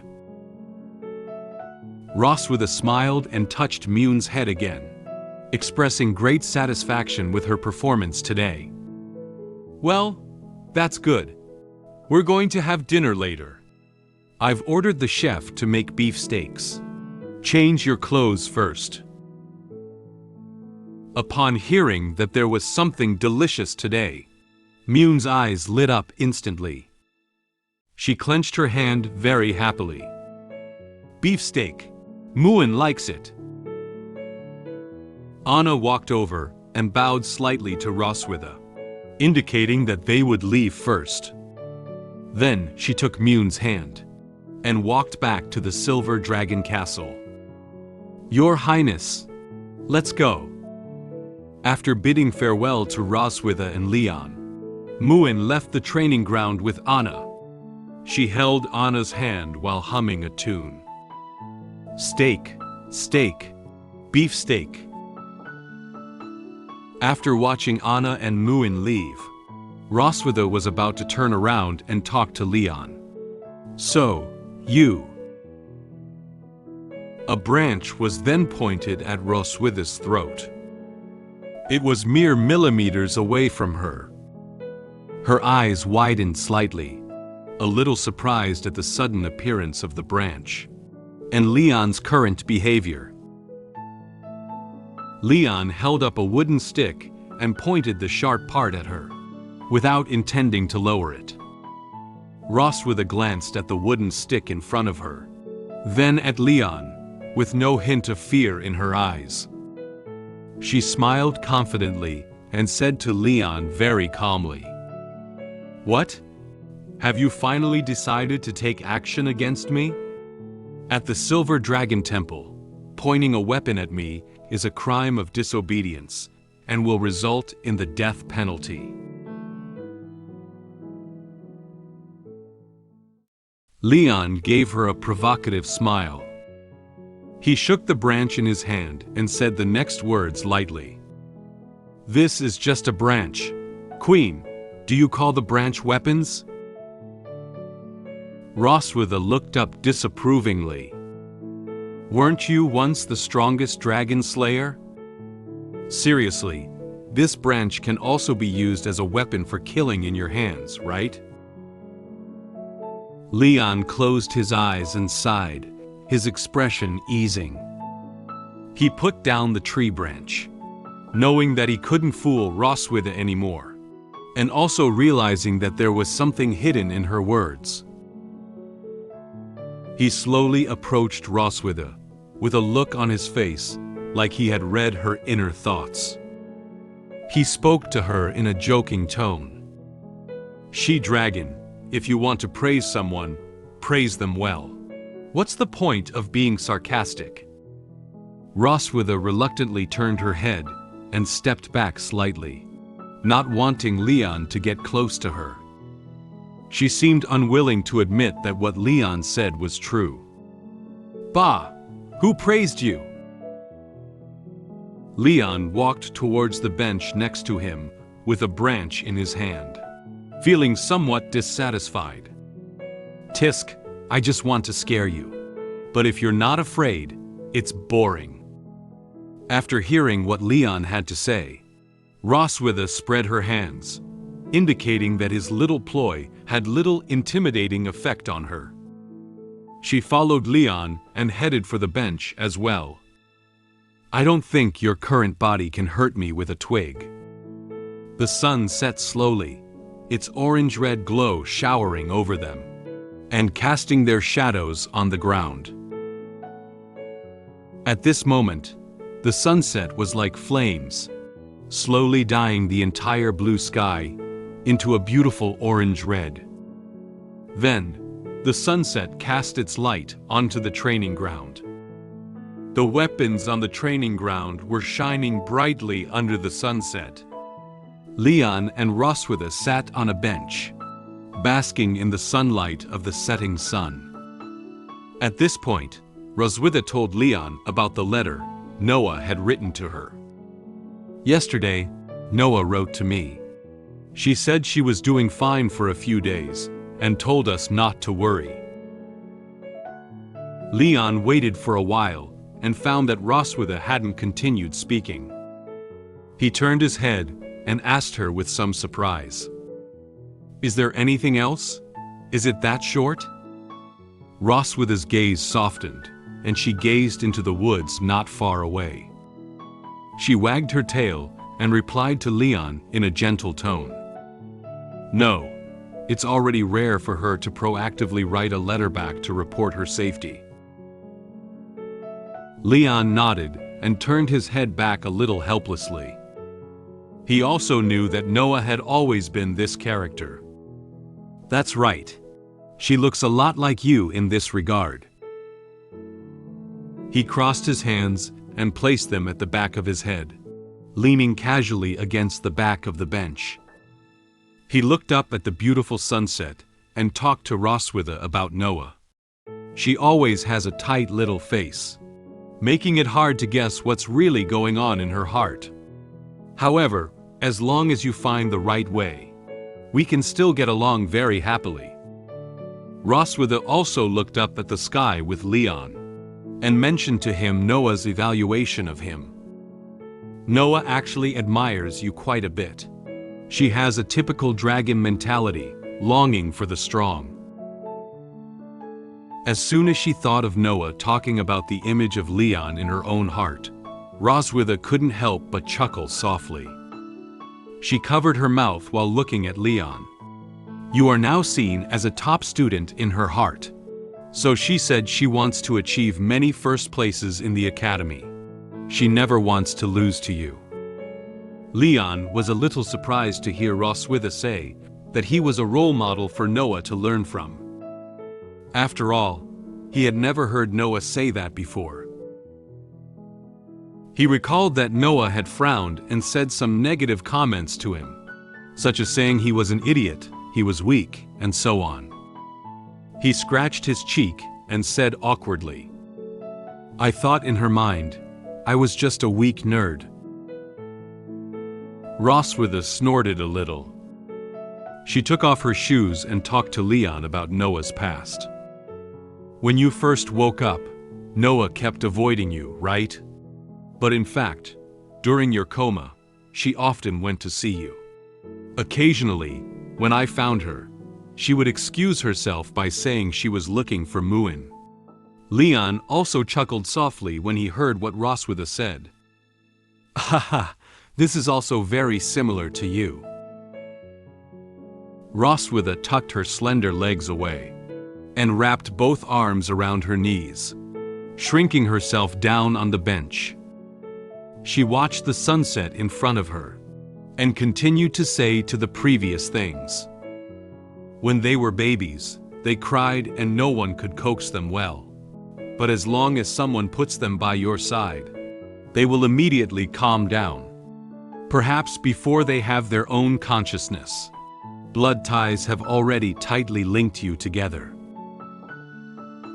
In Roswitha's memories, Leon remained unconscious and lying in bed. His arms gently embraced Noah and Muen, who were still infants. The two little babies have stopped crying and are sleeping quietly under their father's arms. Noah gently held Leon's fingers, while Muen gently pulled Leon's clothes. This scene looked really harmonious between father and daughters. Leon looked at his hand with some trance. He muttered to himself, "Bloodline? It's a bit unfamiliar." For Leon, the word bloodline has little to do with him. He recalled some of the things he experienced when he was a child. I am an orphan who never experienced parental love when I was a child, and I don't understand what family affection is. Young Leon had no one to rely on around him. He curled himself up into a ball, trying to comfort his lonely self. When I was 5 years old, my master and master's wife adopted me. Even though I have no blood relationship with them, they treat me like a son. Since then, Leon has a home and someone he can rely on. And that is his master and master's wife behind him. Although Leon had a home, he still felt like he lacked something. When he saw his parents and children passing by him, the laughter of the children and parents, and the harmonious atmosphere of the family made Leon envious. I have the concept of home for the first time, but occasionally, I feel a sense of loss in my heart. Leon crouched down and shrunk himself into a ball. He kept his head down, looking a little lost. If only my master and master's wife were my true parents. At this moment, master's wife noticed Leon's emotions and quietly walked over.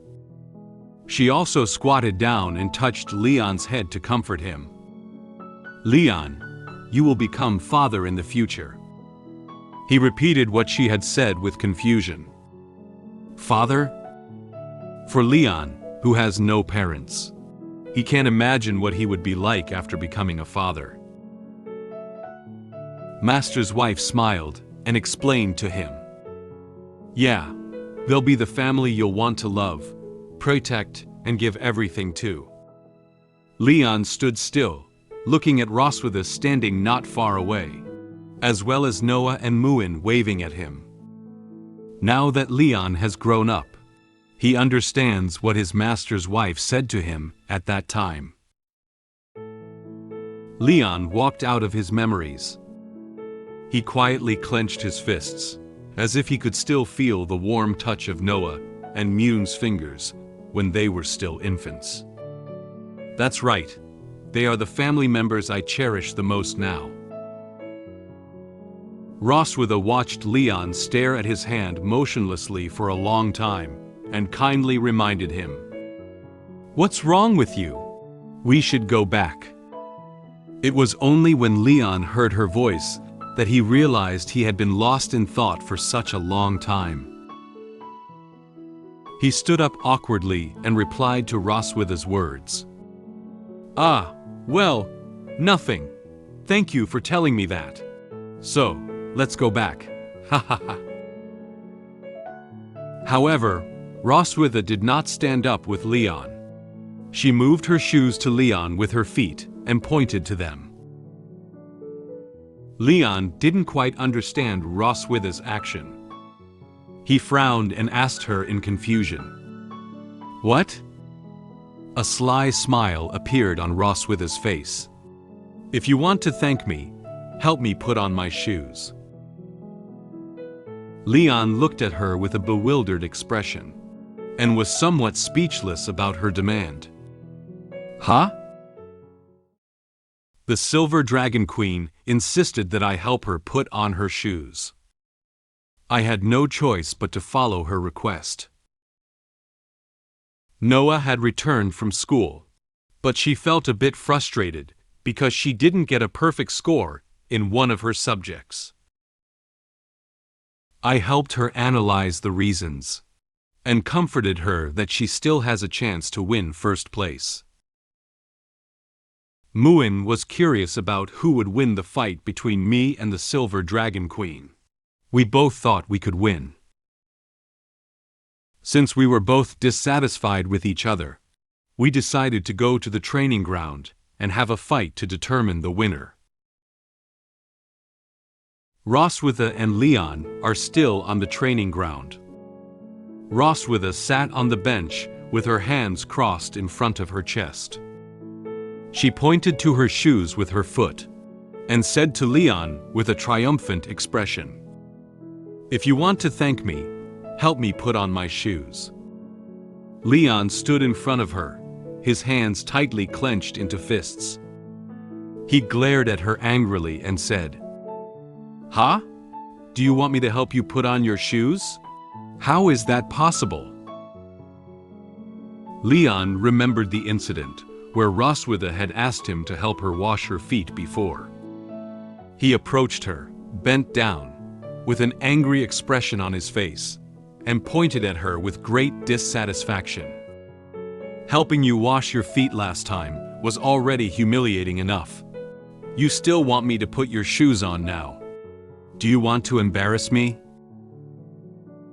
Suddenly, Roswitha kicked Leon in the face, and a crisp sound echoed. Leon's face twisted, and he felt a little pain in his face.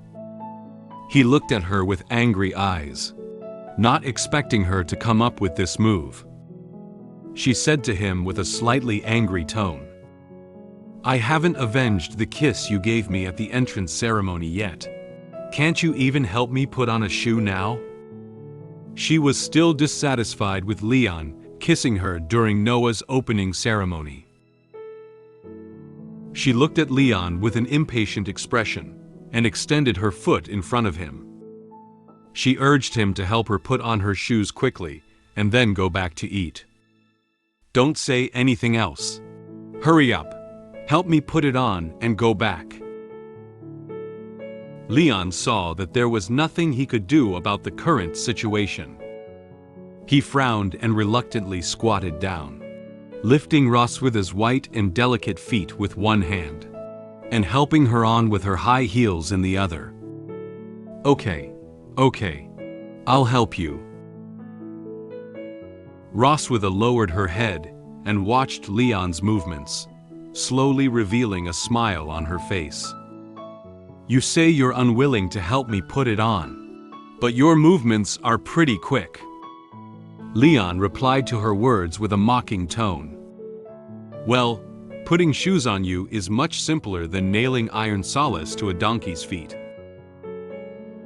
Roswitha recognized Leon's hint and mockery, and her expression changed from a smile to anger. She frowned and was very dissatisfied with what he said. She angrily kicked the foot with her shoes on hard, wanting to kick Leon's face again. However, Leon had just been kicked once, so how could he be kicked again? With the lesson just now, he won't let Roswitha kick him. He nimbly leaned back and deftly dodged her attack. Leon felt particularly happy because Roswitha failed to hit him. Then, he ran back to the castle quickly. As he ran, he turned back with a smug expression and said to her, "As long as I run fast, you can't hit me." Roswitha couldn't chase after her immediately because her other foot hadn't put on her shoe yet. She could only watch Leon quickly leave his sight while angrily clenching her fists and cursing him in her heart. "What's the use of running so fast? Just you wait tonight." A few days later, the weekend arrived. Noah was coming back from school. Leon, Roswitha, and Muen arrived at the lawn, not far from the entrance of the Silver Dragon Temple to greet her. At this moment, a dragon roar echoed through the sky. They looked up together. Muen waved his hand to the sky and said excitedly, "Look, look!" A huge dragon appeared on their heads. Upon seeing such a large dragon, Muen was very excited to jump and wave her hand. Leon also seemed to be seeing a dragon of this size for the first time. He was very surprised by this. "Oh, this dragon is several times bigger than what you look like after transforming. This giant dragon is named Leviathan. It is mainly gray in color with blue-green wings. It has something on its back that looks like a carriage. This volume can accommodate hundreds of young dragons." That's right. It's a transportation vehicle specifically designed to pick up and drop off young dragons. Leon looked up at the giant dragon in astonishment, while Roswitha, standing behind him, was no longer surprised. She crossed her hands and explained to Leon calmly. Giant dragon Leviathan, with a huge body but weak combat ability, usually plays the role of a transporter in the dragon clan, due to its exceptional endurance and emotional stability. At this moment, the giant dragon Leviathan stopped on their heads, and a blue magic beam of light descended from its body to the ground. Leon carefully observed Leviathan, while raising a doubt to Roswitha. Emotional stability? She continued to explain to him. It's said that a Leviathan wouldn't even lose its temper once for thousands of years from birth to death. So the Academy used them to transport young dragons.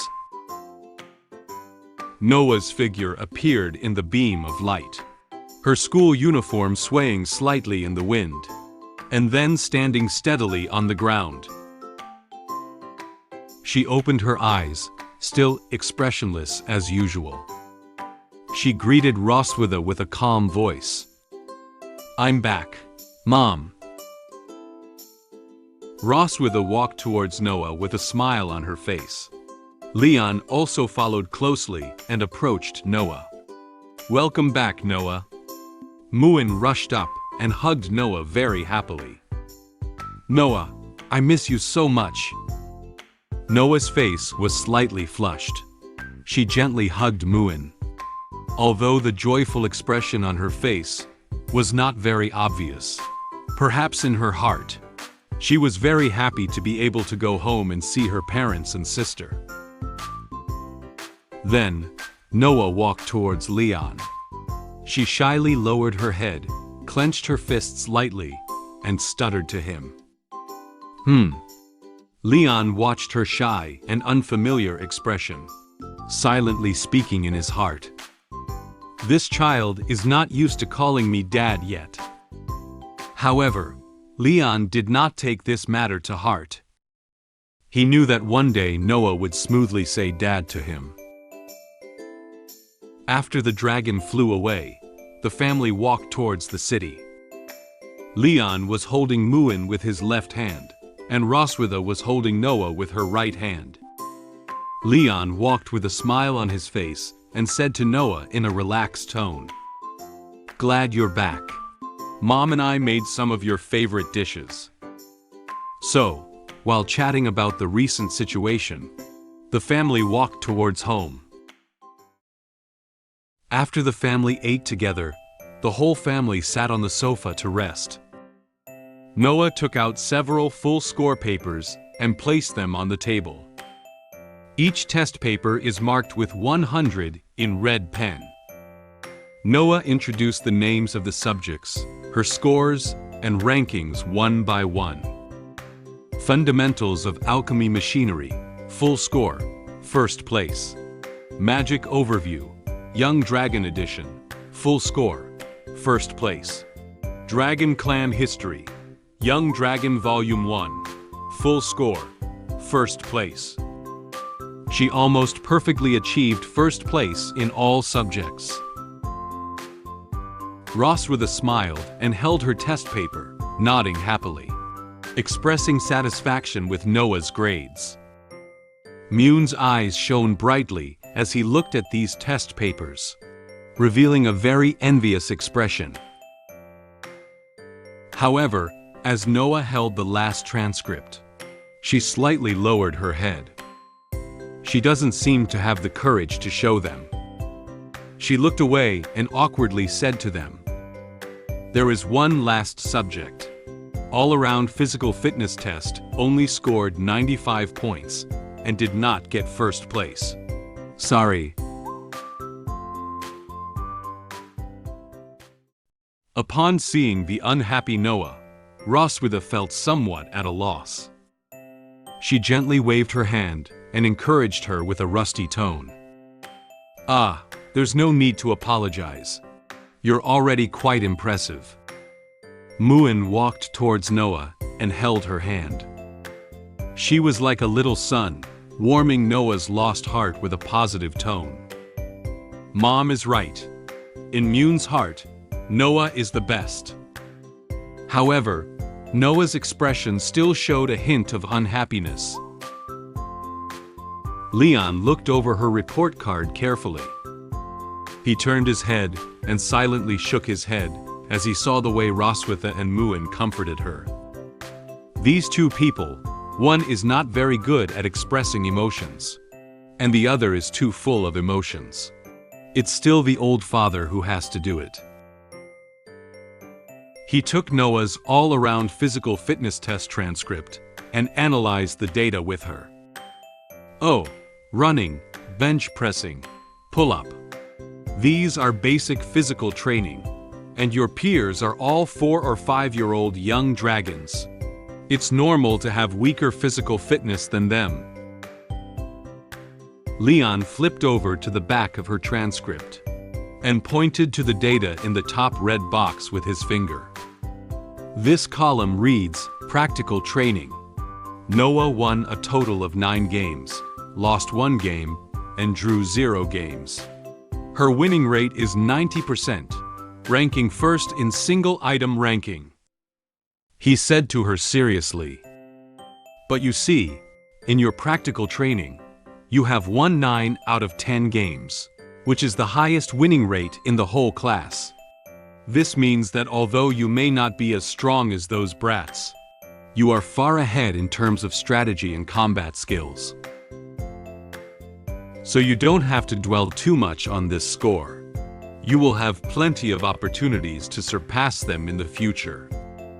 After listening to his analysis, Noah was still not satisfied with her grades. She frowned and muttered softly, "I heard from Mom that when you were in school, you always got first place in every subject." Leon put down her transcript. He lowered his eyebrows and looked down, as if recalling things from when he first started school. "Actually, when I first started school, I wasn't the first place either. I later achieved first place through hard work and perseverance."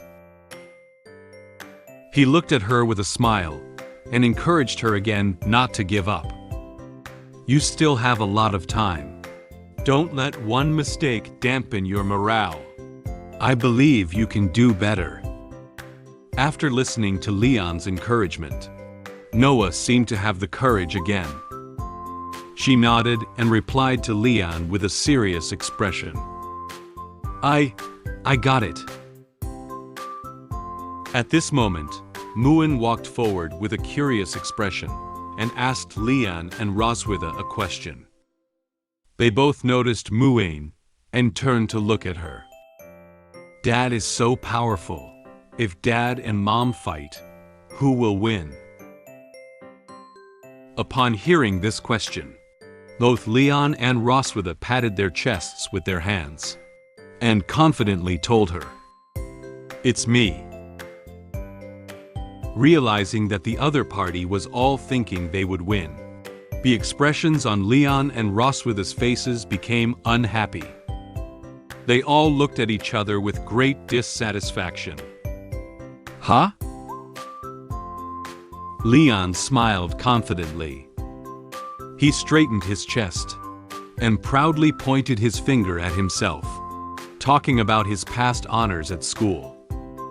"In my previous live practice, whether it was unarmed combat or weapon and magic battles, no one was a match for me.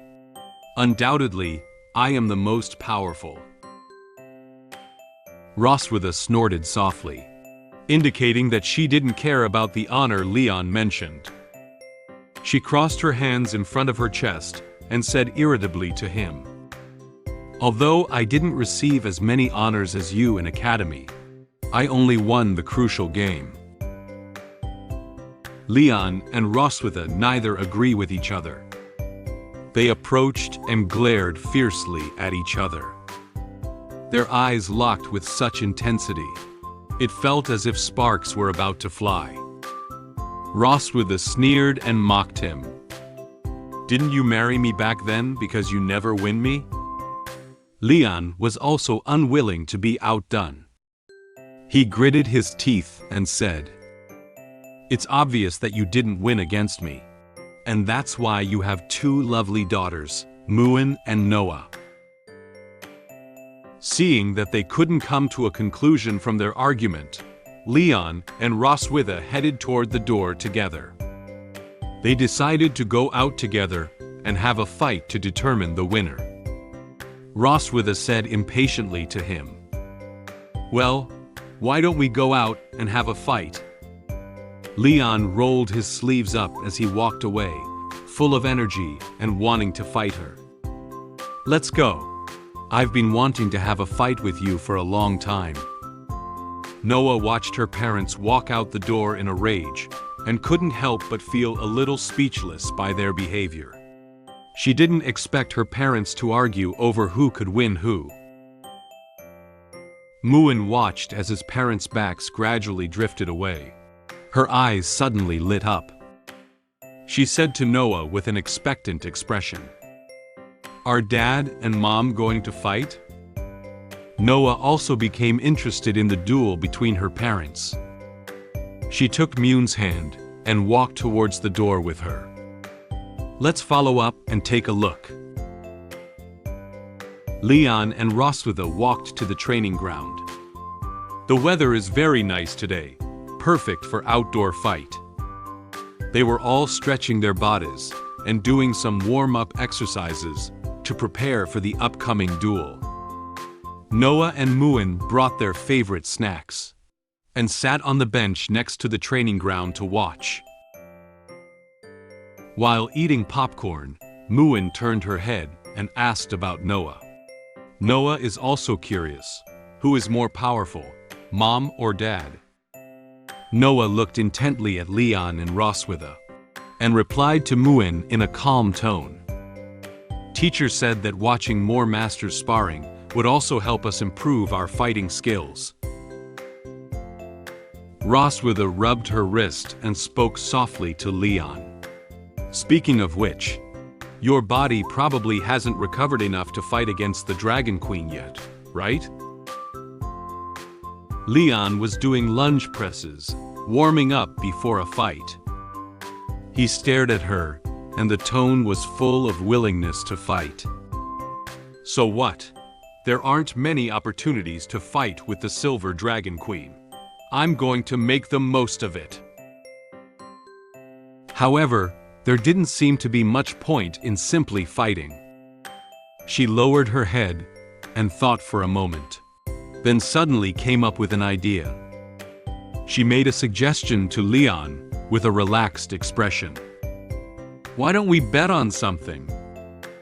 Leon looked at her with some alertness. "What do you want to bet on?" Roswitha smiled and looked seriously at him. "If you win, I won't touch you for a month. If I win, you have to meet one of my demands." Leon looked at her, struggling to think about her proposal in his mind. "Although I don't know what abnormal demands the she-dragon will make, as long as I win. I can easily take a month off. I dare not even think about it in my daily life." When Leon thought of not having to be in contact with Roswitha for a month, he secretly felt happy in his heart. This is a great comfort to both his body and spirit. He never imagined that his body would not be severely ravaged for a whole month. The angel in Leon's mind sounded the horn to him, as if celebrating in advance that he would be granted a holiday. For this hard-earned holiday, and to allow his body and mind to rest, Leon must win this duel. He looked firmly at Roswitha. "Okay, I accept this bet."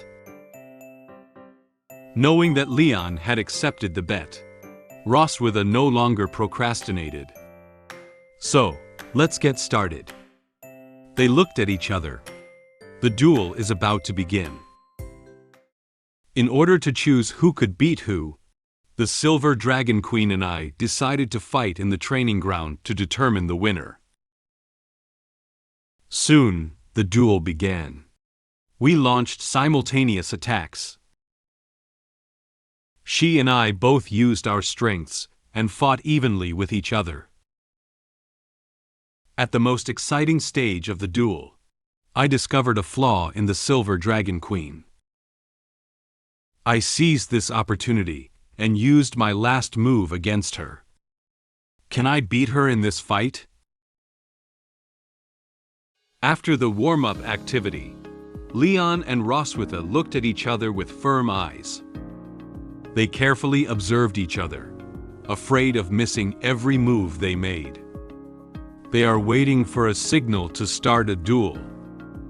The gentle breeze blew, lifting the sand from the training ground, as if they were on a battlefield.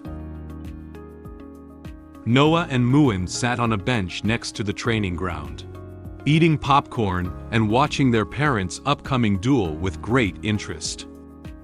Muen happily swayed his legs and put sweet popcorn into her mouth, silently praising the taste of popcorn in her heart. Just as Muen was happily eating popcorn, her leg accidentally touched the pineapple juice placed next to her.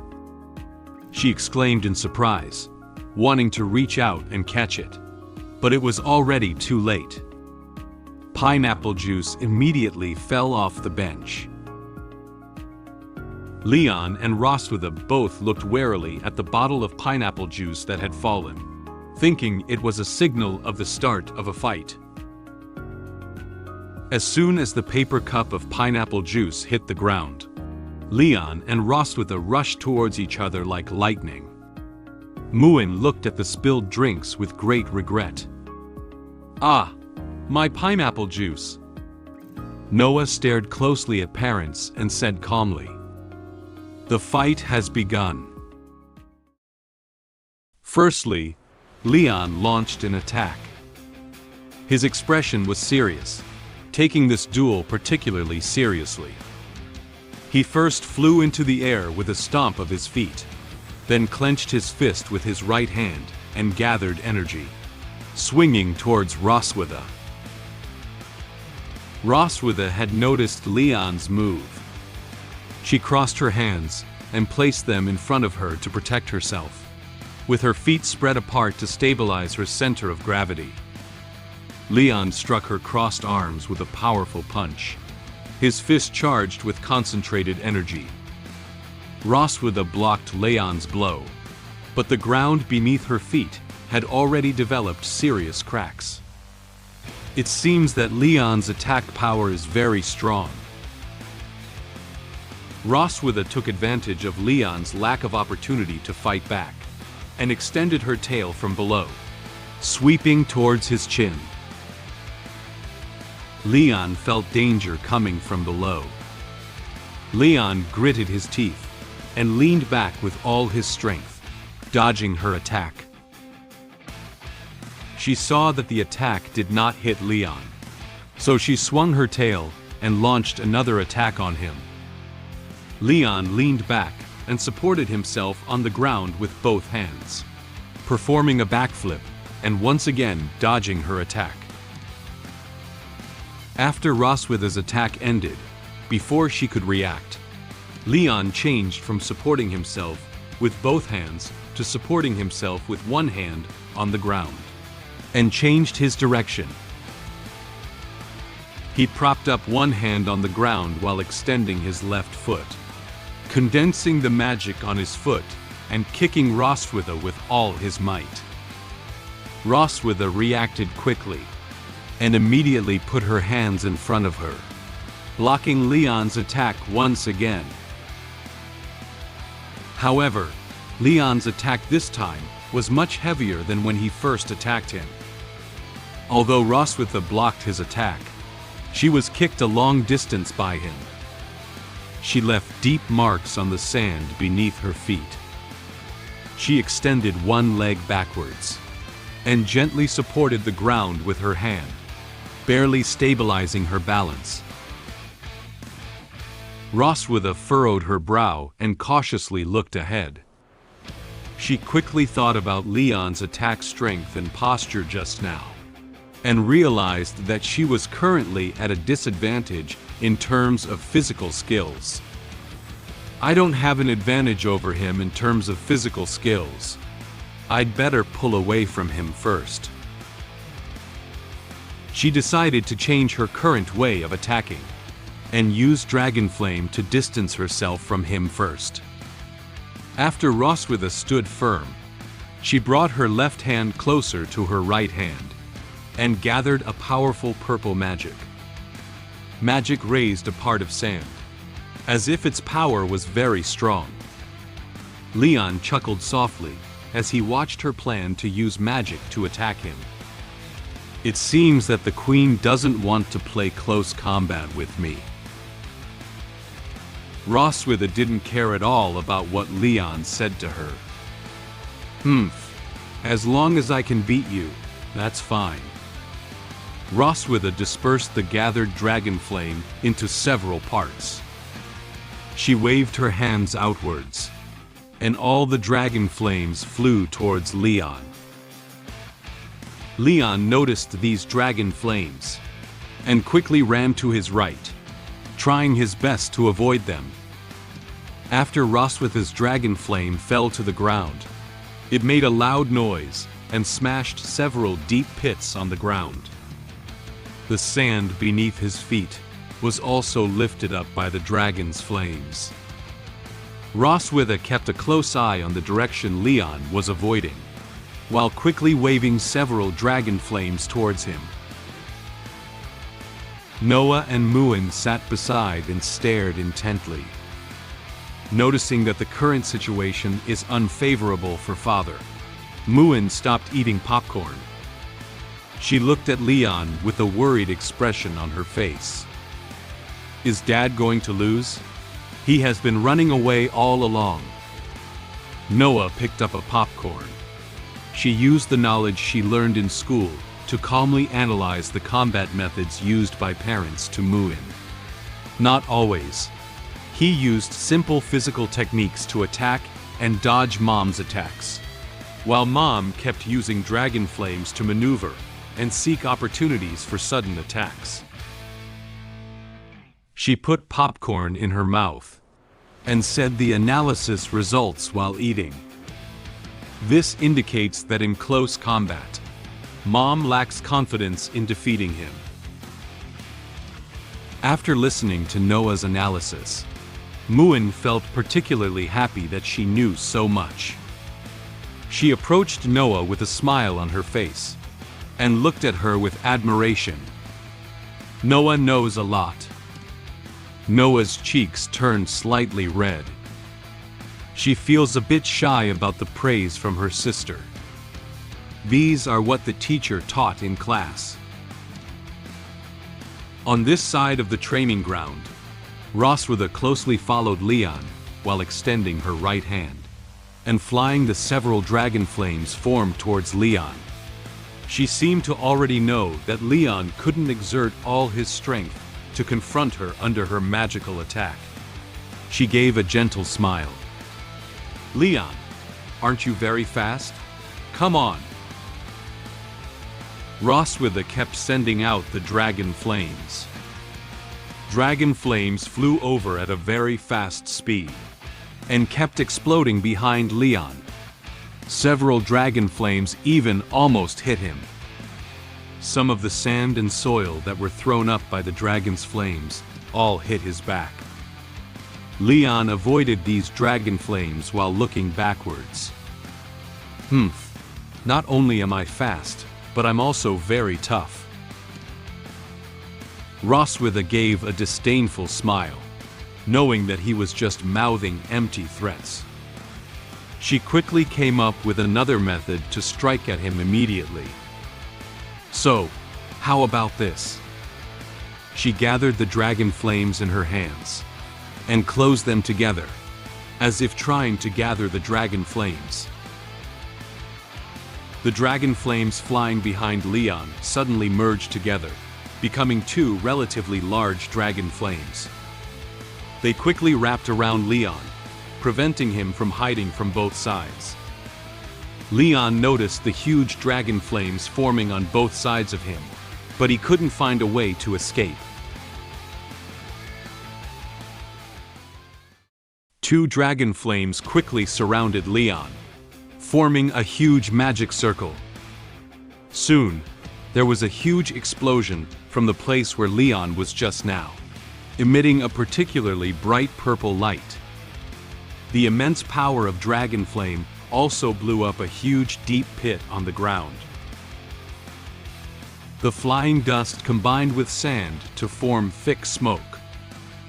This made it difficult to see what happened to Leon.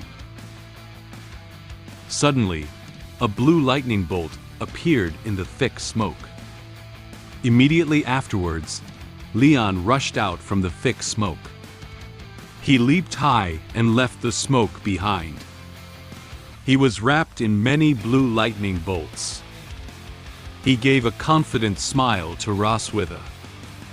"Isn't it too slow, Roswitha?" The strong wind brought by Leon, when he rushed out, scattered Roswitha's hair. She noticed the electric current on Leon's body, and couldn't help but be surprised by him. She knew Leon was using magic to force himself to get stronger again. This guy strengthened his body with thunder magic. Leon stomped heavily on the ground with his right foot, adjusted his direction, and prepared to attack in the direction of her. No one can take away my 1-month holiday. His right foot stomped hard on the ground, and he flew in the direction of Roswitha with a serious expression. There was even more lightning on his body than just a moment ago. It was obvious that Leon had strengthened his body with thunder magic again. For the sake of this hard 1-month's holiday, Leon decided that he was going to go out on a limb. Leon threw a few quick punches at Roswitha. His punches were so fast, almost like lightning, and it's almost impossible to see his fist and the direction of his fist. Roswitha gritted her teeth, carefully observing while quickly blocking Leon's fist with both hands. However, due to Leon's speed being too fast, she was now slightly feeling the strain. She frowned tightly, stopping Leon's attack while feeling a little worried about Leon's current use of magic to strengthen his body. After all, Leon's body hadn't fully recovered yet. Even though his current body cannot withstand the strengthening of thunder magic, he still behaves so recklessly. I need to end the fight quickly. She began to think about ways to quickly end this duel. She's exposed. Leon smiled softly. He saw the strained expression on Roswitha's face, and knew that she was now somewhat unable to carry his attack. He noticed that her mind was somewhat elsewhere.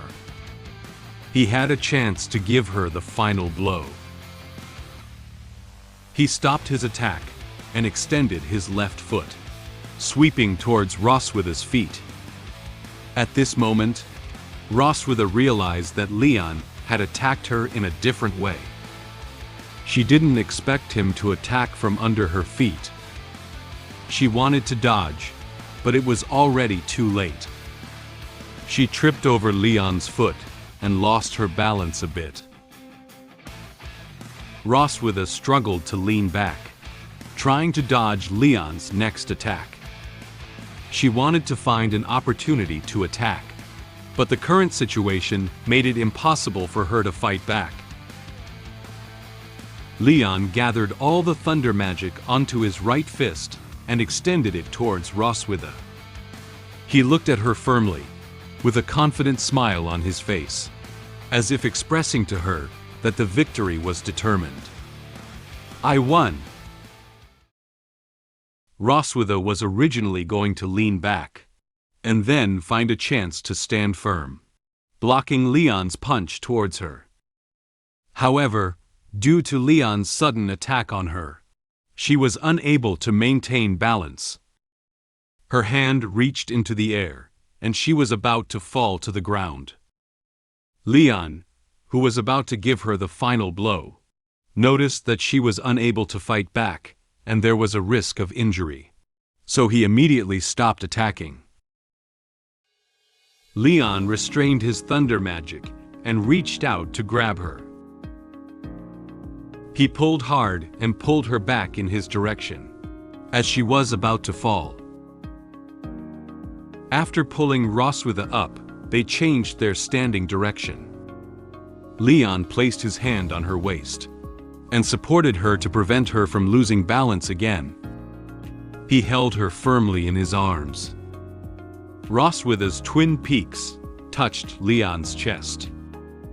She felt the warmth coming from him, which made her feel little tempted.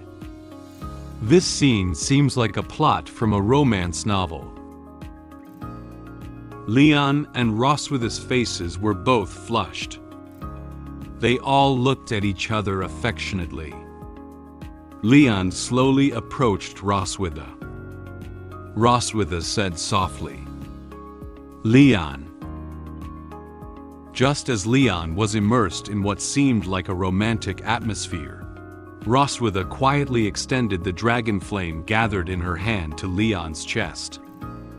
It was then that Leon sensed something was wrong. He lowered his head and saw that his chest had been burned by dragon flame. "Ah, it's burning!"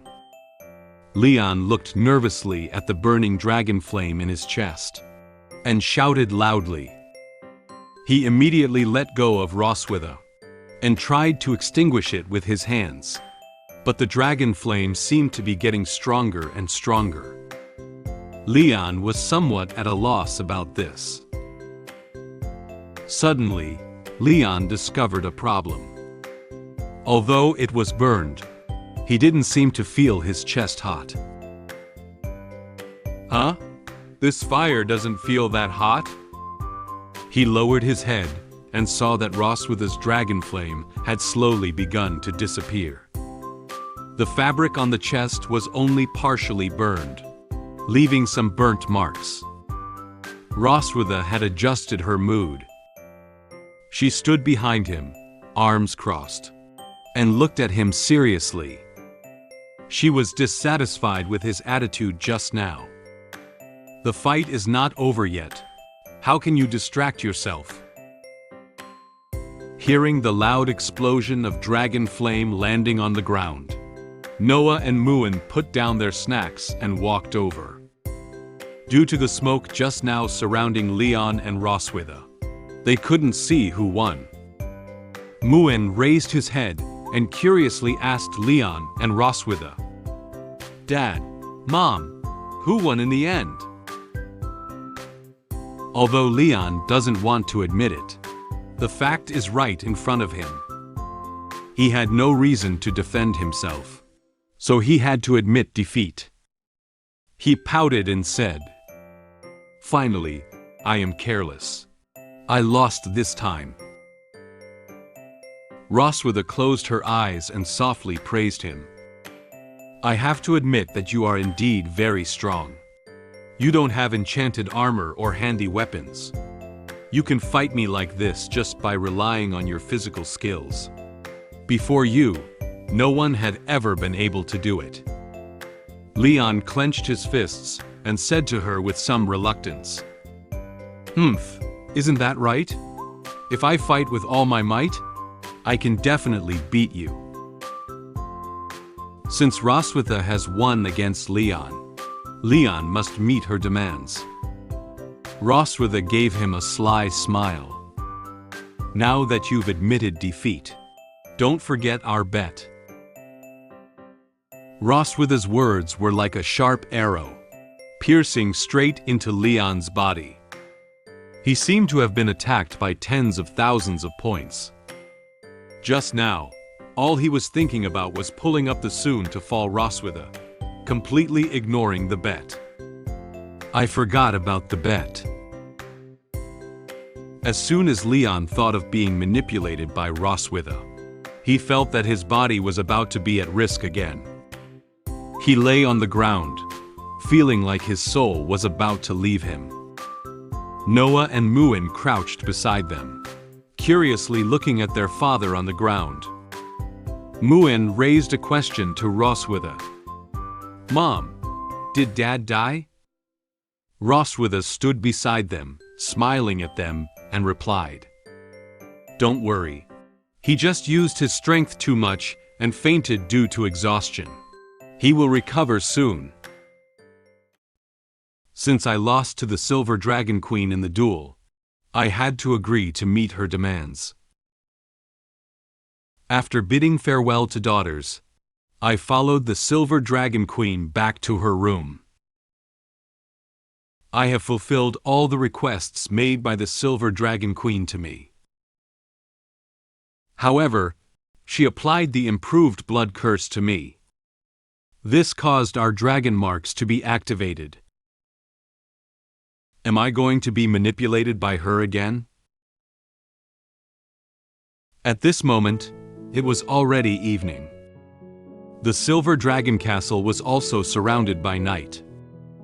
The surroundings of the castle were quiet, except for 2 rooms where the lights had not been turned off.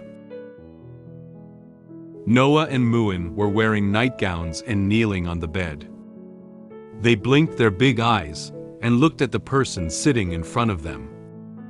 Noah hugged her arms with both hands and frowned slightly, as if she didn't understand the behavior of the person in front of her eyes. Muen looked at the person in front of him with curious eyes.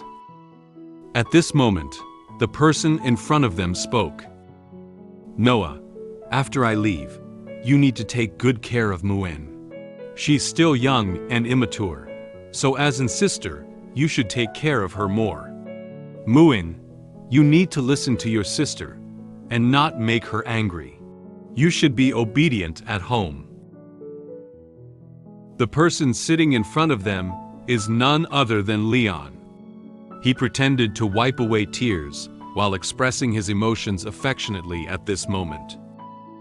"Ah, after leaving, the ones I'm most worried about are you. You are just over 1-year-old children. How could your mother bear to take me away?" Watching Leon's vivid and emotional performance, Noah was somewhat speechless about it. She frowned as if she didn't understand Leon's behavior at this moment. "You're just staying in Mom's room for 1 night. Why does it sound like you're going to the execution ground?" Leon trembled all over when he thought of the various actions that Roswitha had done to him. He tightly grasped his clothes with his hands and showed a frightened expression to Noah. In a sense, beheading on the execution ground is just a momentary event. But your mother can torture someone all night. It's even more terrifying than execution. Noah watched her father passionately perform there with an expressionless expression. Muen seems to have understood what Leon said. She opened her big eyes and excitedly said to Leon, "Oh, I know. Mom is going to eat Dad, right?" I saw in the book that after a female mantis marries a male mantis, she will eat the male mantis. In Muen's recollection, she once saw popular science about praying mantises and pictures of female praying mantises eating male praying mantises in books. This was similar to Leon's description. Leon was surprised by the child's imagination when he heard Muen say these words in a childlike tone. He replied to her expressionlessly, "Though this eating is different from that one. Dad is about to be eaten. Muen, why are you still so happy?" At this moment, a familiar voice sounded at the door of the room. "Well, don't talk nonsense to daughters, like I'm scary." Roswitha had already stood at the door at some point and heard the conversation between Leon and Muen. She was wearing a camisole nightgown and black stockings, leaning against the door, reminding Leon not to say strange things to the children. Leon raised an eyebrow and looked ahead expressionlessly. He didn't even need to think about it to know that it was Roswitha coming over. She walked towards Noah and Muen's bed and coaxed them to lie down on the bed. She leaned down slightly, helping them cover themselves with blankets while smiling and saying to them, "You should go to bed early. Don't worry, Mom just wants to discuss some interesting things with Dad tonight." Leon, standing behind Roswitha, watched her vigilantly. He sensed something was off with her words. Leon looked at her and asked a question. "Interesting things?" Roswitha answered leisurely. "For example, the birth of the universe." Leon refuted her. "Is it the birth of life?" Roswitha ignored him and continued speaking. "The mysteries of the world." Leon felt speechless about what she said. "Is it a mystery of the human body?" Noah and Muen watched quietly as Leon and Roswitha argued in front of them. Muen observed them with curious eyes, while Noah looked aside expressionlessly, uninterested in their topic.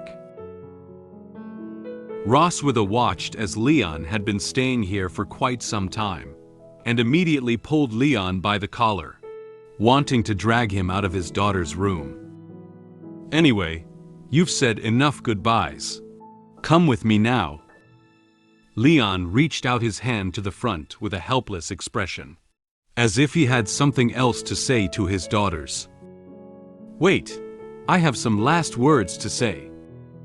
After being dragged out of the room by Roswitha, Leon didn't forget to leave his last words for Noah and Muen. He spoke loudly in the hallway in a voice they could hear. "Noah, Muen, remember, Dad will always love you." Finally, the footsteps of Leon and Roswitha gradually faded away, and the corridor slowly quieted down. They had already turned off the lights in the room and also closed the door when they left. Noah and Muen held each other's hands and prepared to sleep. Muen opened her eyes, turned around to look at Noah, and asked curiously, "What are Mom and Dad going to do?" Noah had already closed her eyes. She didn't want to think about anything related to them. She calmly answered the questions raised by Muen. "I don't know. Let them be. Childish adults." Leon followed Roswitha back to her room. After he sat down, Roswitha took out 2 bottles of red wine and placed them on the table, along with a few glasses. She sat casually on the sofa. She took a sip of the red wine in her own glass and couldn't help but praise its taste. She looked at Leon and noticed that he hadn't taken a sip of the red wine placed in front of him. She curiously asked Leon, "Don't you want to drink?" Leon sat on the sofa next to her. He frowned, closed his eyes, and crossed his hands in front of his chest.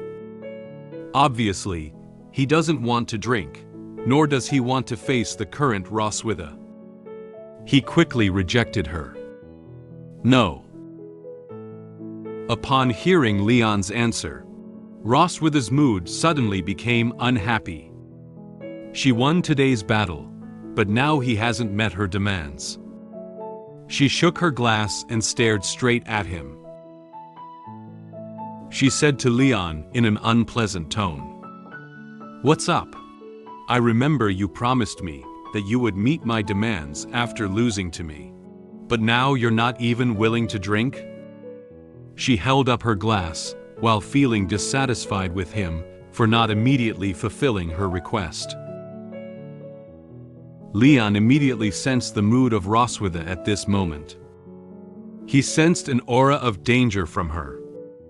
He silently turned his head to the other side and nervously lied to her. I don't really feel like drinking right now. Although he told her so, in his heart, he silently reminded himself to protect his body. I must stay rational. I won't let you manipulate me tonight. Roswitha didn't comment too much on Leon's statement. She put down her glass and suddenly shifted the topic to the fight between the two of them today.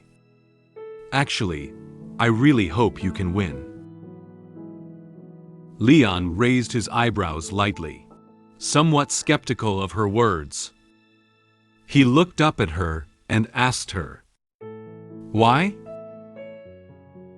Roswitha stood up and walked towards the direction where Leon was sitting.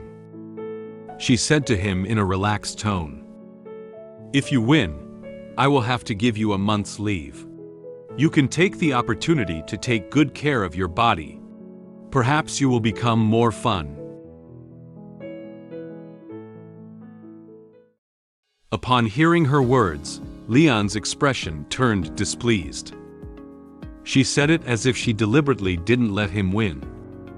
He lowered his head and said unhappily, "Then why didn't you admit defeat today?" Roswitha gave a gentle smile. She bent down and picked up the glass of red wine in front of Leon while saying to him, "Because I have come up with a better way of playing." Leon opened his eyes and found that the red wine in front of him had been taken by her. He didn't immediately realize what she meant by what she said. He doesn't know what she wants to do next. Suddenly, Roswitha tilted her glass slightly and poured out all the red wine inside. She poured all the red wine onto her chest. Red wine flowed down her chest and even soaked her nightgown. Her clothes and body emit a strong aroma of red wine. She looked down at Leon from above, showing him a crazy expression. "My favorite thing is how you can't accept defeat after losing to me." Leon didn't understand her current behavior. He leaned back slightly, surprised by her. "What are you doing?" As soon as Roswitha placed her glass on the table, she lunged in Leon's direction. She adjusted her posture and knelt on top of him. There is still some red wine left on her chest. She looked down at Leon with a unique aura of the queen in her eyes. She tugged at his collar with a seductive and commanding tone, and said softly to him, "Drink it up, Leon." Roswitha's twin peaks pressed tightly against Leon's chest. This made Leon have to watch them. The residual red wine contrasted sharply with the white twin peaks. The red wine-soaked nightgown lightly outlined her perfect body lines. The aroma of red wine kept wafting into Leon's nose. He said silently in his heart with a helpless expression on his face, "The scent of Roswitha's body is intertwined with the aroma of red wine. This scene is really wonderful and irresistible." He swallowed his saliva, seemingly unable to refuse the sight. He hugged Roswitha tightly, buried her head in her chest, and kept licking the remaining red wine on her chest. Roswitha held onto his shoulder with one hand, and gently pressed his head against her chest with the other. The feeling of being touched by the tongue on the chest was wonderful, and Roswitha enjoyed it very much. She closed her eyes, her cheeks turning slightly red, and felt her body trembling slightly. She gently twisted her body, and the straps of her nightgown slipped off. She didn't know if it was excitement or happiness. Due to the extremely comfortable feeling, she couldn't help but make a sound. Huh. As Roswitha was enjoying this wonderful feeling, Leon finished licking the red wine on her chest. He looked up at her, with a slight blush on his face, and traces of red wine lingering at the corners of his mouth. He exhaled hot air and said to her, "Is that okay?" Roswitha looked at him. It was obvious that her body and mind had not yet been fully satisfied. She pinched Leon's chin and rubbed his lips with her fingers. She raised her eyebrows lightly, revealing a mysterious and relaxed smile as she stared at his mouth. "Of course, this is not enough." She continued, speaking her next request in a commanding tone. "Open the mouth." Although Leon was reluctant, he had no choice but to open his mouth now. Roswitha secretly revealed a sinister smile, silently putting her true plan into motion. She bit down hard on her lip, causing blood to trickle from her mouth. She pressed her hand against Leon's cheek, letting her blood drip into his mouth. Blood? Leon tasted something that had fallen into his mouth with a rust smell, and then realized that Roswitha had eaten her own blood for him. He widened his eyes in surprise at what she had done. He realized that something was wrong with the current situation, so he suddenly pushed Roswitha away, who was sitting on him. "What are you doing?" He doesn't know why she did such a thing. Leon staggered up and quickly wiped his mouth with his hand. Suddenly, he remembered the magic he had used that required blood to activate. And now, Roswitha has also used the same magic on him. He looked at her cautiously. "Did you use that forbidden magic on me?" Since Leon already knew what he had done, there was no need for Roswitha to keep it a secret. She knelt on the sofa, with one hand supporting her face and licking the corners of her mouth, revealing a satisfied smile. "That's right, the blood curse. You are very familiar with it." Due to the activation of the blood curse, her eyes slowly began to turn red, and the dragon mark on her chest also shimmered with purple light. At the same time, influenced by the blood curse and dragon mark, Leon's eyes also turned red. The blood curse made Leon feel very uncomfortable in his body. His whole body was trembling, and it was difficult for him to maintain a standing position. He had to bend down, grabbing the clothes on his chest while speaking to Roswitha with difficulty. Why?" Roswitha didn't seem to care about his situation. She answered Leon's question in a relaxed tone. "Since you used this forbidden magic on me 2 years ago, I have always missed the feeling of it. Once the blood curse is activated, it will consume a person's life." Leon remembers this very clearly. He watched as Roswitha sat comfortably on the sofa, without any fear of the side effects it might bring. He endured the discomfort of his body, lifted his head with difficulty, and continued to ask her a question. "Do you know the price that must be paid for this forbidden magic?" Roswitha gave a gentle smile. She couldn't have been unaware of the side effects of this magic. So, she quietly conducted a lot of related research in places unknown to Leon, changing the impact of the blood curse on her body. She looked down at Leon and answered him. "Of course I know. I slightly modified the operation method to minimize the impact of the blood curse on the dragon clan's body, only retaining its enchanting effect." The influence of the blood curse on Leon was gradually increasing, and Leon was preparing to lose his sanity. He closed his eyes and shook his head hard, trying to keep himself awake. However, he felt his body temperature rising, and his head uncomfortable. My body is so hot. My mind is blank. At this moment, Roswitha walked over and placed her hand on the back of Leon's hand. I have always forced and threatened you, and you always look unwilling. She leaned into Leon's ear, placed her other hand on his shoulder, and spoke seductive words softly in a commanding tone. And now, I want you to coax me like a mad dog, begging me to connect with you. Stimulated by Roswitha's words, Leon couldn't hold on anymore. He suddenly knelt on the ground, lowered his head, and let out a cry of anguish. Roswitha looked at him from above, exuding a queen-like aura. Ha! The game is about to start. My delicious captive, Mr. Leon Casmid. Due to the blood curse cast by the Silver Dragon Queen, my body had become extremely uncomfortable.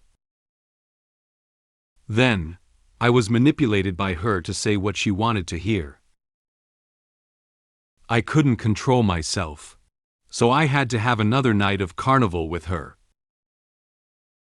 After waking up, the effect of the blood curse disappeared, and I regained consciousness.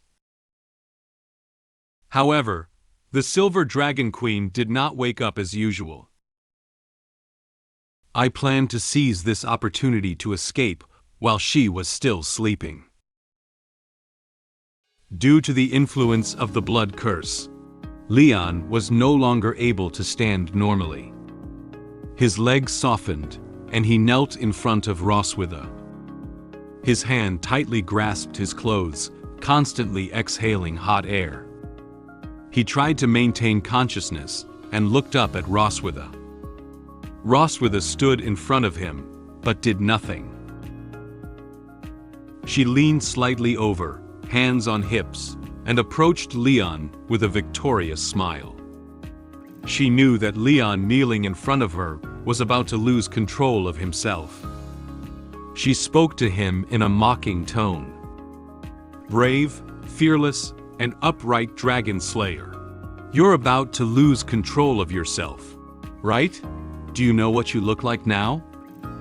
Leon shook his head hard. He didn't want to know his current expression, nor did he want to comply with Roswitha's words. He tried to reply to her words. No. At this moment, Roswitha cast another spell and summoned a small mirror with a gold border out of thin air from her hand.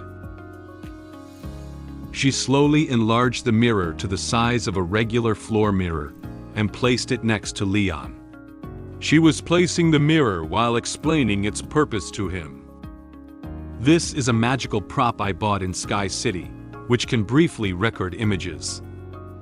Leon tried to turn his head and look at this mysterious mirror. He didn't know what Roswitha is going to do next. Roswitha spoke to him in a seductive tone.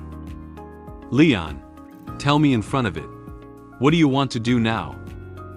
Leon knelt in front of the mirror and saw himself now different from usual. He saw his face blush, constantly exhaling hot air, and his eyes were wandering. He felt his body becoming increasingly uncomfortable. At this moment, Leon seemed to have been manipulated and said something he wouldn't normally say. Ha, ha, kiss, kiss. No. He seemed surprised by his own words. His red eyes suddenly contracted. His mouth slightly opened, unable to believe that he had said it himself. Roswitha gave a gentle smile. She looked at him arrogantly with a mocking smile, as if dissatisfied with his volume. Huh? What are you talking about? Say it again loudly. Upon hearing Roswitha's words, Leon became anxious. He quickly reached out his hand, as if trying to catch Roswitha. He loudly repeated what he had just said again. I want to kiss you, Roswitha. However, in Leon's heart, this was not actually what he wanted to say. That's clearly not what I'm trying to say. Obviously, the influence of the blood curse on him was becoming deeper and deeper, and he had now been completely manipulated by Roswitha. Roswitha approached him again, and reached out to repeatedly caress Leon's face. She gently tilted her head and gave him a wicked smile, mocking Leon's current situation. Leon, look at what a mess you're in. How dare you abandon the bottom line and ask humbly your enemy for a kiss? Leon lifted his head and looked at her with grievance, showing a longing expression towards her. After being manipulated, he couldn't wait to get her kiss. However, how could Roswitha, who was full of bad thoughts, just give Leon a kiss so easily? But I won't give you a kiss. She gave him a smug smile and gently patted Leon's head to the side, withdrawing her hand. She played Leon like he was a puppy. Leon turned his head and stared blankly at Roswitha. He slightly widened his red eyes and looked incredulously at Roswitha in front of him. He seems to know that his request has been rejected. In his blank mind, it seemed like something had broken. He shook his head desperately, unwilling to accept Roswitha's answer. No, Roswitha. The next second, Leon grabbed her shoulder and slammed her onto the bed. Due to Leon suddenly pouncing on her, Roswitha had no chance to react. She opened her mouth slightly and looked at Leon in surprise. By the time she realized it, she had already been pinned down on the bed by Leon. Leon grabbed Roswitha's shoulder with one hand and Roswitha's hand with the other, pressing her onto the bed and preventing her from moving freely. He sat on top of her, exhaling heat, and looked at her with eager eyes. In this form, he wanted her to meet his requirements. Roswitha was not afraid of Leon's actions towards him. She catered to Leon's gaze and read out Leon's urgent mood at this moment. She raised her eyebrows lightly, tilted her head to look at him, and joked. You're so impatient. You really don't look like you. It seemed that Leon knew that his previous behavior did not satisfy Roswitha, so he reached out and gently held Roswitha's hand, placing it in front of him. He stuck out his tongue and affectionately licked the back of her hand and fingers, as if praying for her to fulfill him. Roswitha, I want to kiss you, hug you, and be one with you. Then, Leon put down her hand and gently stroked her face, which was completely different from Leon's usual gentle treatment. Roswitha stared closely at Leon's every move, feeling somewhat surprised. She didn't expect the effect of the blood curse to be so strong. Based on Leon's current situation, she also vaguely inferred her appearance after being cast the blood curse by Leon at that time. So, this is the active look I got when I initiated the blood curse in the first place.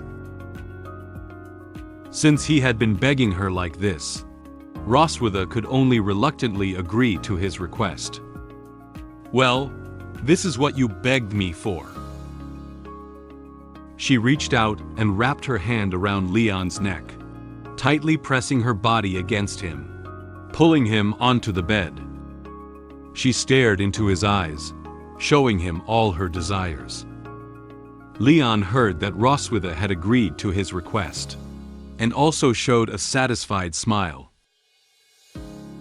Leon climbed onto the bed with the movements of Roswitha. Roswitha tightly hugged him, relaxed her legs, and handed over everything of her body to him.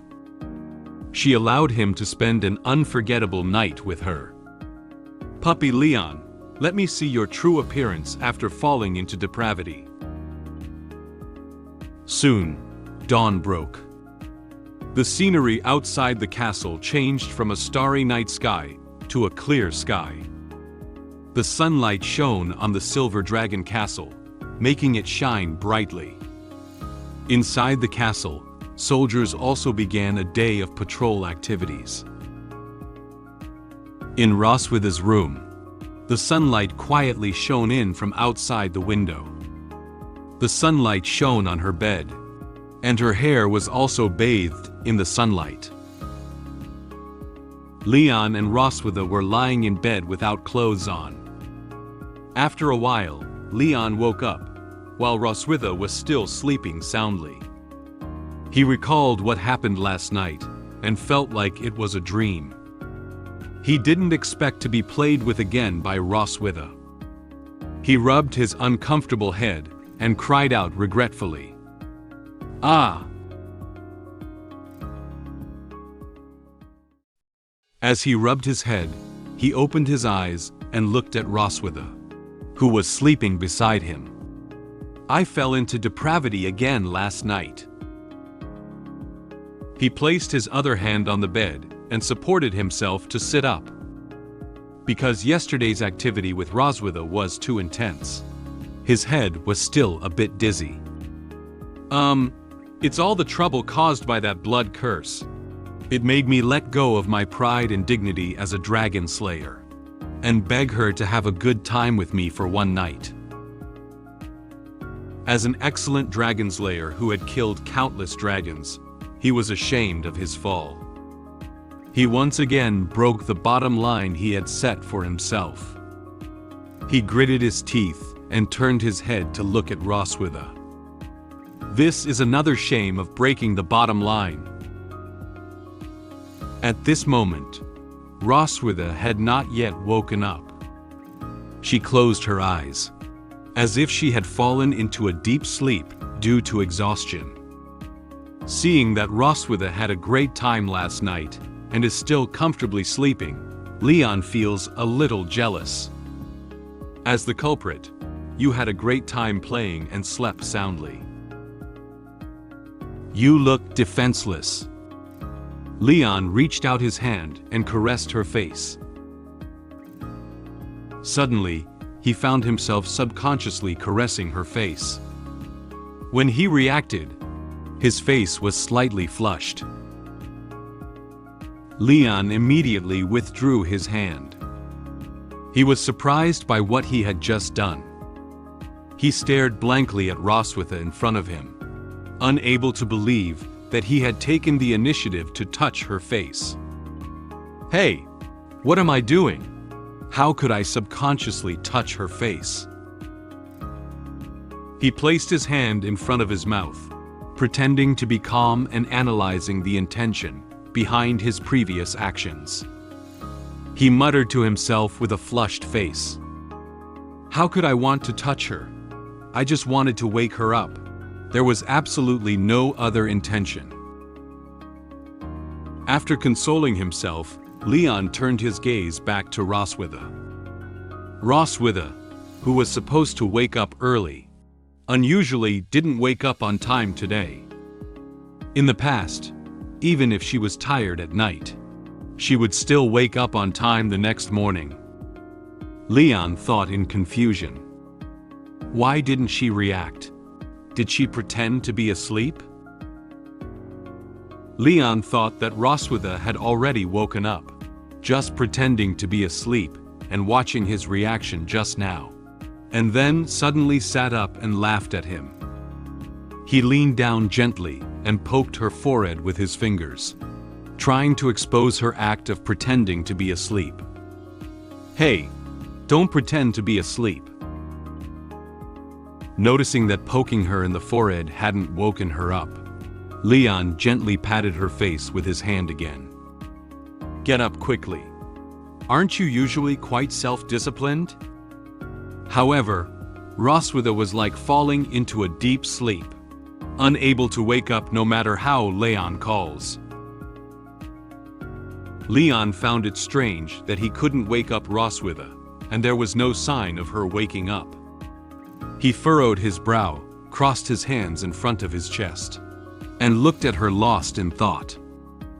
He began to suspect whether it was a side effect of her casting the blood curse last night. Why hasn't she woken up yet? Is she under the influence of the blood curse? The degree of influence of magic depends on the physical fitness of the person casting it. When I was on the brink of death, I cast the blood curse.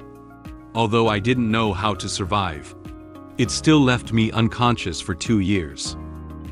Roswitha is a healthy body of the Dragon Queen, and is expected to be in a coma for a week or so. Roswitha is still sound asleep, with a slight breath coming out of her mouth. Leon held his chin with his hand, pondered for a while, and made a decision. Isn't this the perfect opportunity for me to escape? Knowing that Lorsivs won't wake up for now, Leon has a chance to escape from here. His gaze became serious, and he revealed an evil smile. Leon immediately left the bed and got dressed. Based on the intelligence he had previously learned, he traced the clues and opened one of the drawers in the cabinet in the room. There is not only a string of keys with a warehouse in the cabinet, but also a bottle of medicine and a bottle of pills. He plans to take his equipment before escaping. In a week, with the physical fitness of an ordinary human, one cannot run far. But wearing black gold chariot is different. Combined with the medicine and bolus to restore my physical strength, as long as I run with all my strength, it is enough to bring me back to the human realm. He put the key into his pocket while putting the medicine and bottle into another pocket. He had a cheerful expression on his face, as if he could be sure that he could seize this once-in-a-lifetime opportunity to quickly escape from here. After taking what he wanted, Leon crossed his hands on his hips, turned around, and looked at Roswitha lying in bed, imagining what would happen if she found him missing. When she wakes up and finds out I'm missing, it's already too late. Ha ha ha. Leon closed his eyes, looked up, and laughed heartily. He could imagine the furious appearance of Roswitha. However, gradually, Leon's laughter weakened. Ha ha ha ha. Suddenly, his smile slowly froze. His eyes turned to the side, as if he had remembered something. He sighed. Is it really okay for me to leave like this? He lowered his hands like a deflated ball, and lowered his head together. He feels somewhat depressed about his current situation. He put the keys, potions, and pills back into the drawer, while carefully considering what he had already experienced.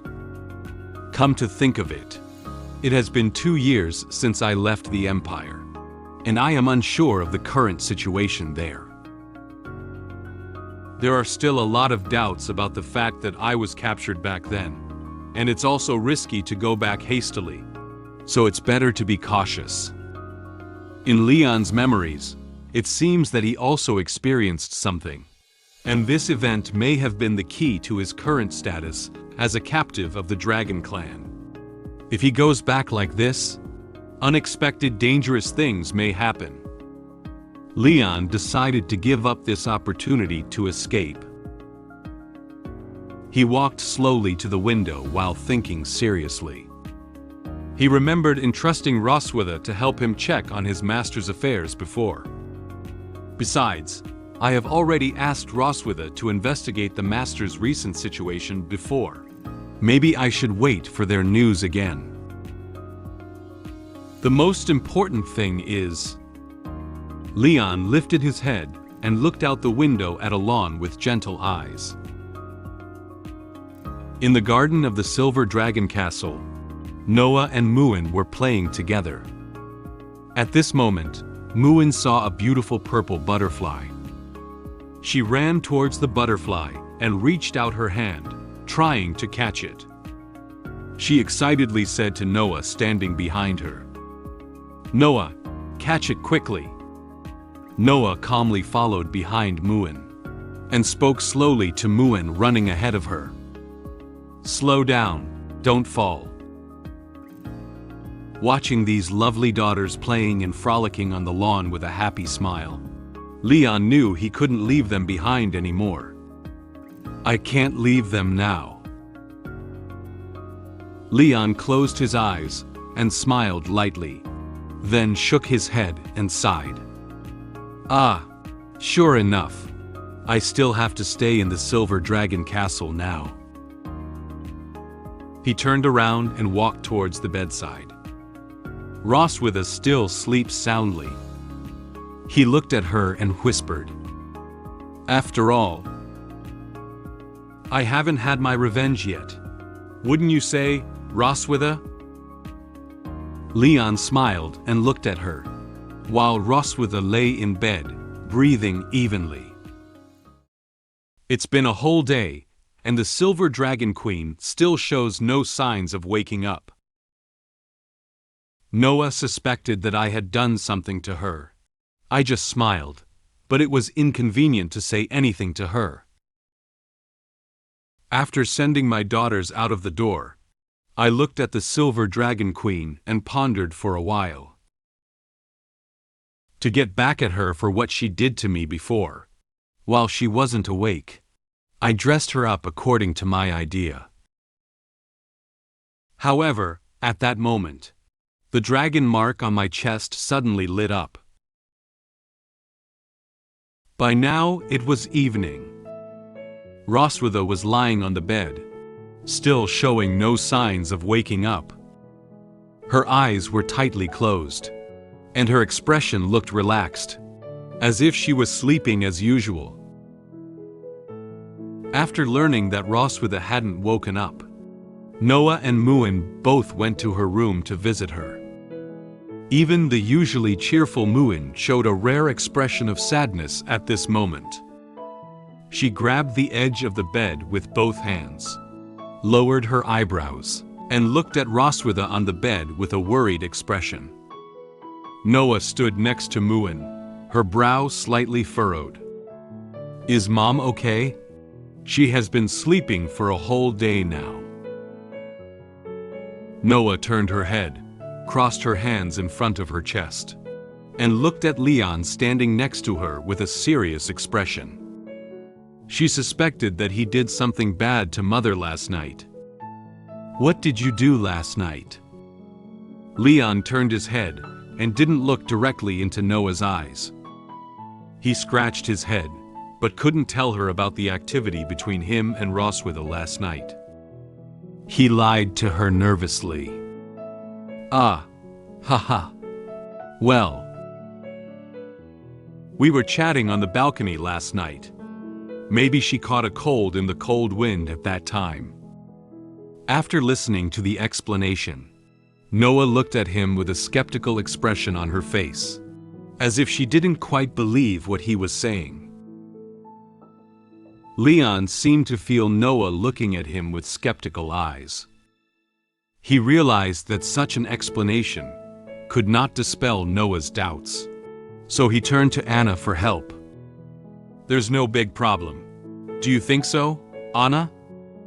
Noah and Muen looked at Anna together, wanting to know something from her.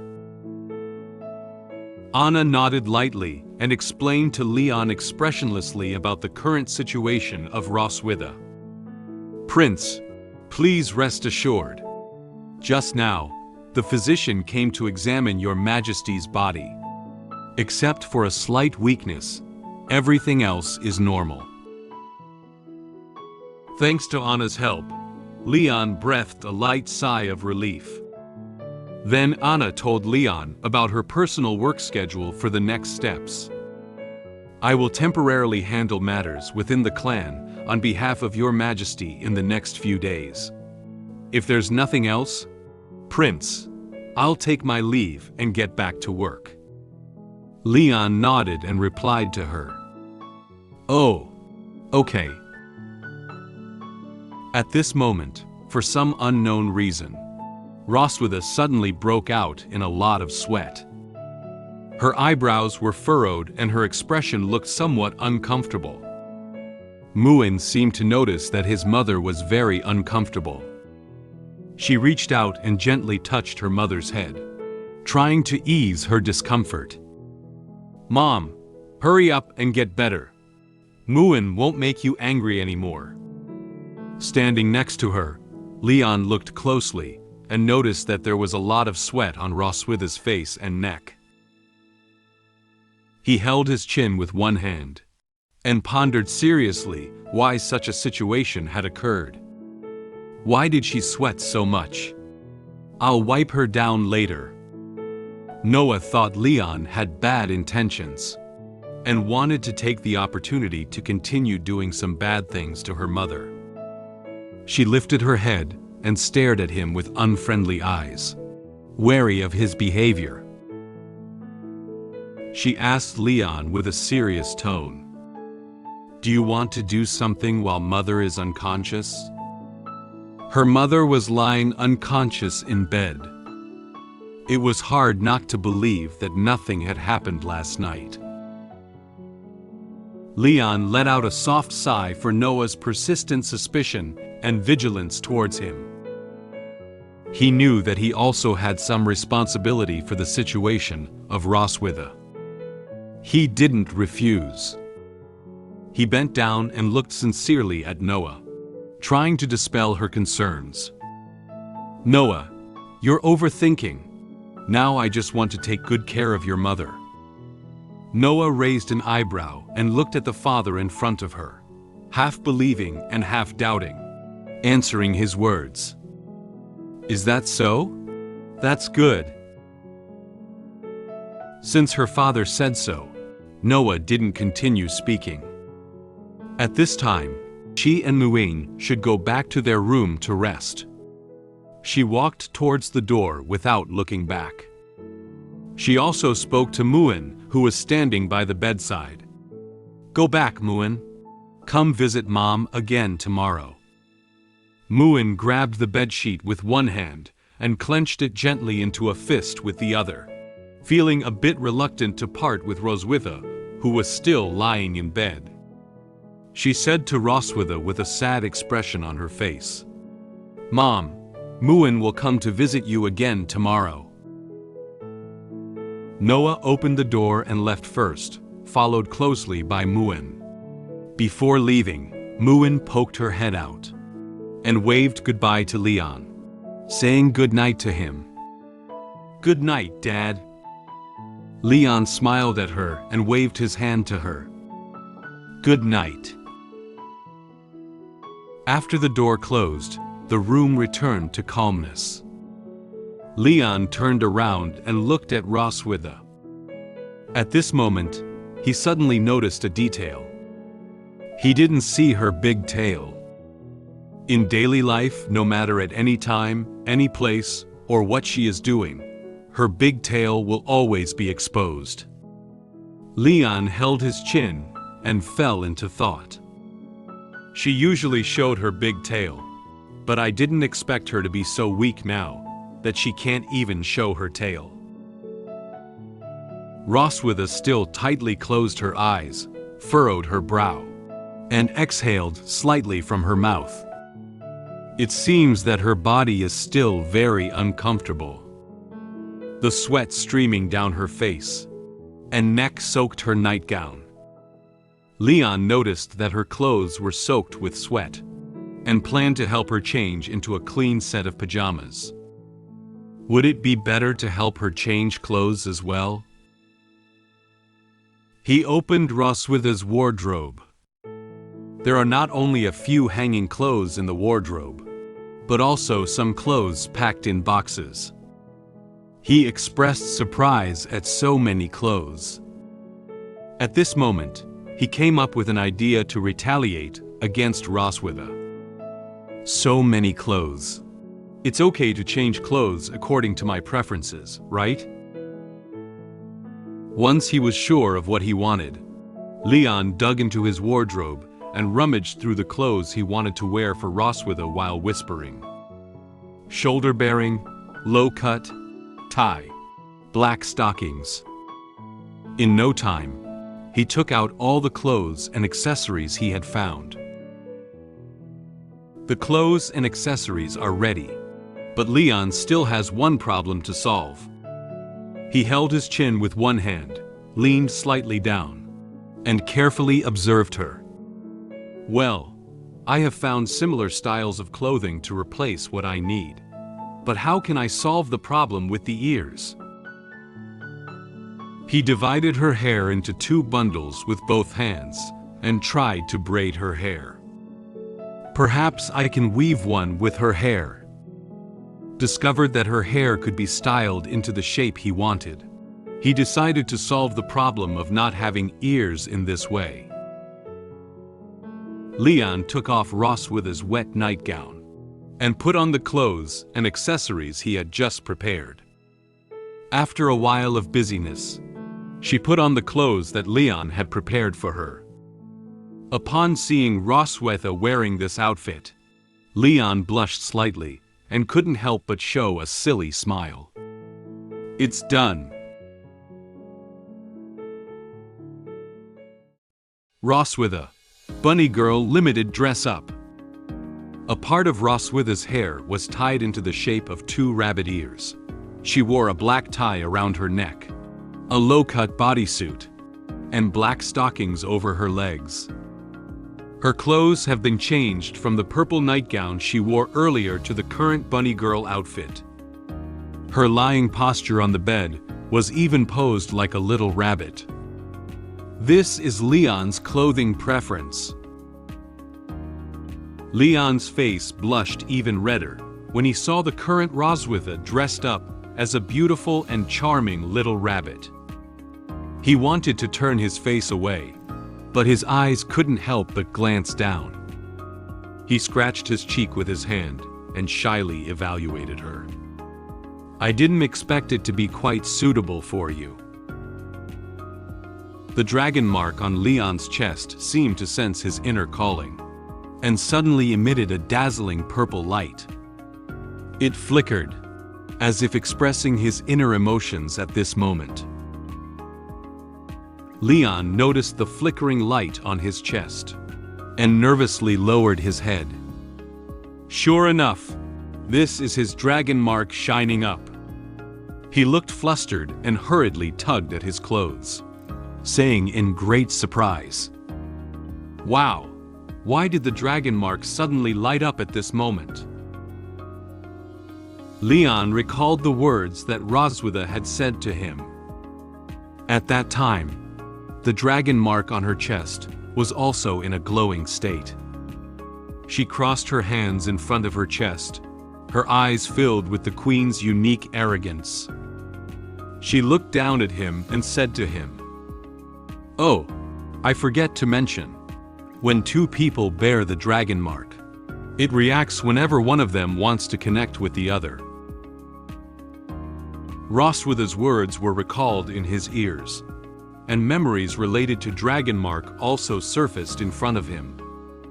He vigorously waved away the memories in front of him with both hands, trying to drive them away. He was still searching for reasons for himself. Go away, go away. How could I have such thoughts about Roswitha when I am sober? It must be due to the bunny girl costume. In order to calm himself down and make the dragon mark disappear, Leon decided to do something. I'd better calm down by reading the 3 honors and 3 shamas of the Dragon Slayer 10 times first.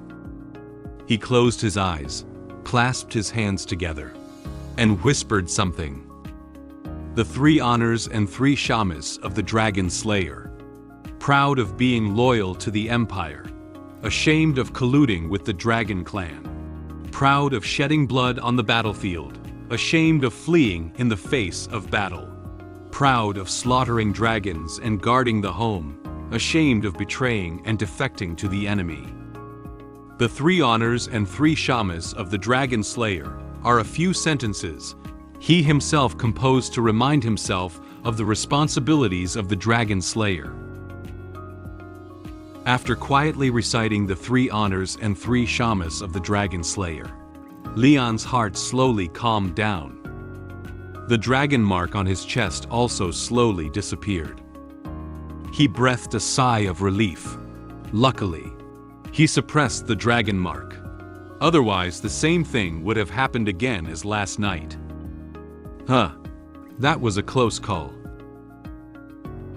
Leon turned his head again to look at the sleeping Roswitha, and then at the clothes he had carefully dressed for her, lost in thought. If he helps her take it off like this, it feels like he won't achieve the goal of revenge. However, it's rare to dress up Roswitha like this, and it would be a pity if I didn't record it. Leon thought for a moment, and suddenly came up with another idea. I remember she had a household camera. Based on his previous memories, he found the cabinet where Roswitha stored the camera. He bent down, pulled open each layer, and reached in to carefully search for a while. At this moment, his hand seemed to touch a rectangular object. He took it out and saw that it was indeed the home camera used by Roswitha herself. He raised the black camera and said very happily, "Ha! I found it." Leon held up his camera and stood at different angles frantically taking photos of Roswitha wearing a bunny girl costume and lying in bed. He walked back and forth on both sides and at the foot of the bed, and the sound of the camera taking pictures never stopped. Roswitha may not have been aware that Leon was doing such a thing to her. Leon was secretly laughing while taking photos. "Ha ha ha, you have today too, Roswitha." He even forced her mouth to smile with his hand. He maintained the smile on her face, while holding up the camera to take several continuous shots. "Come on, wife, smile." After taking photos of Roswitha, he carefully examined the photos he had taken from various angles in the camera. He looked up at her again, revealing a wicked grin. "I will definitely help you preserve these embarrassing photos properly." For him, this can also be considered a small revenge on her. Just then, Roswitha, who still had her eyes still closed, suddenly let out a faint sound. Leon was startled by the voice of Roswitha. He thought it was because he was taking photos and walking too loudly just now, and she was awakened. He opened his mouth wide and looked at her with surprise, holding the camera very nervously. He called out softly, "Damn it, is she about to wake up so soon?" However, after making that faint sound, Roswitha did not make any other movements. Her furrowed brow suddenly eased, her expression became calm, and she exhaled a faint breath from her mouth. She fell into a state of slumber again. Leon nervously observed beside him for a while, and after confirming that she had no other movements or signs of waking up, he breathed a light sigh of relief. He closed his eyes and repeatedly touched his chest with his hand, trying to ease his tension. False alarm. In order to prevent the frightening situation from happening again, Leon decided to help Roswitha switch back to regular pajamas first. "I'll help her switch back to regular pajamas first. Tomorrow I will proceed with the next revenge plan." Time slowly went from night to morning. The silver dragon castle draped in night, and stars was also gradually illuminated by the morning sun. Noah left the room and walked down the hallway, wanting to visit her mother. Suddenly, she heard a rapid sound of running. Muen ran quickly behind her. She ran while urgently calling out to Noah. "Noah! Noah!" Noah heard something wrong with Muen's shout, so she quickly turned around and looked at her. Seeing Noah stop, Muen also stopped to catch her breath. Noah looked at her with a gentle expression and asked her what had happened. "What happened? Take your time." Muen was holding a Rubik's Cube in her hand, but her expression looked a bit worried. She held up the Rubik's Cube to show to Noah, and said with some grievance, "My Rubik's Cube broke, and I wanted to go find Dad to fix it, but I couldn't find him anywhere." Noah furrowed her brow, as if the thing she was most worried about had happened. Could it be that he wanted to escape while Mom was unconscious? She had long suspected that Leon would do something while his mother was unconscious, but she didn't expect him to abandon her and run away alone. At this moment, Muen felt a pulling force. She lowered her head and saw that Noah was holding her hand. Noah wanted to accompany her to find their father. She comforted Muen. "Don't worry, I'll go find him with you." They held hands together and ran in the hallway, planning to go to other parts of the castle to find Leon. Muen ran while shouting in the hallway, "Dad, where are you?" Noah and Muen searched for me in every corner of the castle, but they couldn't find me. Noah began to analyze the reasons and justifications for my stay here, even suspecting that I might have already fled this home. Muen felt very sad about the current situation of her parents, and Noah comforted her not to be upset. They decided to hold a farewell ceremony for me to commemorate me who had already left. Meanwhile, I am still in the back mountain, planning how to retaliate against the Silver Dragon Queen. The sunlight shone into the Silver Dragon Castle, making the corridor shine brightly. Due to Muen's inability to find Leon, skeptical Noah decided to accompany her to various places in the castle where he would go to search for him. They walked hand in hand along the corridor of the Silver Dragon Castle. Muen looked around and spoke. "Dad, where are you?" They first arrived at Roswitha's room, thinking that he would come to visit her. However, when they pushed open the door and entered, all they saw was their mother lying unconscious in bed. Muen looked around the room carefully and didn't find Leon here. She whispered to Noah, "He doesn't seem to be here." Perhaps Leon had just left and now returned to his room to rest. So they went back to Leon's room. However, when they opened Leon's door, the room was empty. Muen looked around the room carefully this time, but couldn't see Leon's figure. She said a little disappointed, "There's nothing here either." Perhaps Leon went to the kitchen to cook, so they went to the kitchen to look for it. However, they searched every corner of the kitchen, but still couldn't find Leon. "Dad?" Muen even opened the kitchen trash can and poked his head in to see if Leon had fallen into the trash can. She reached out again and searched through the garbage, trying to find him. However, in reality, she won't stay in the trash can. Muen picked up the trash can and shook it again, looking at the garbage inside with a puzzled expression. Noah stood behind, watching her tinker with the trash can. She stared at Muen's back, feeling speechless about her innocent and adorable behavior.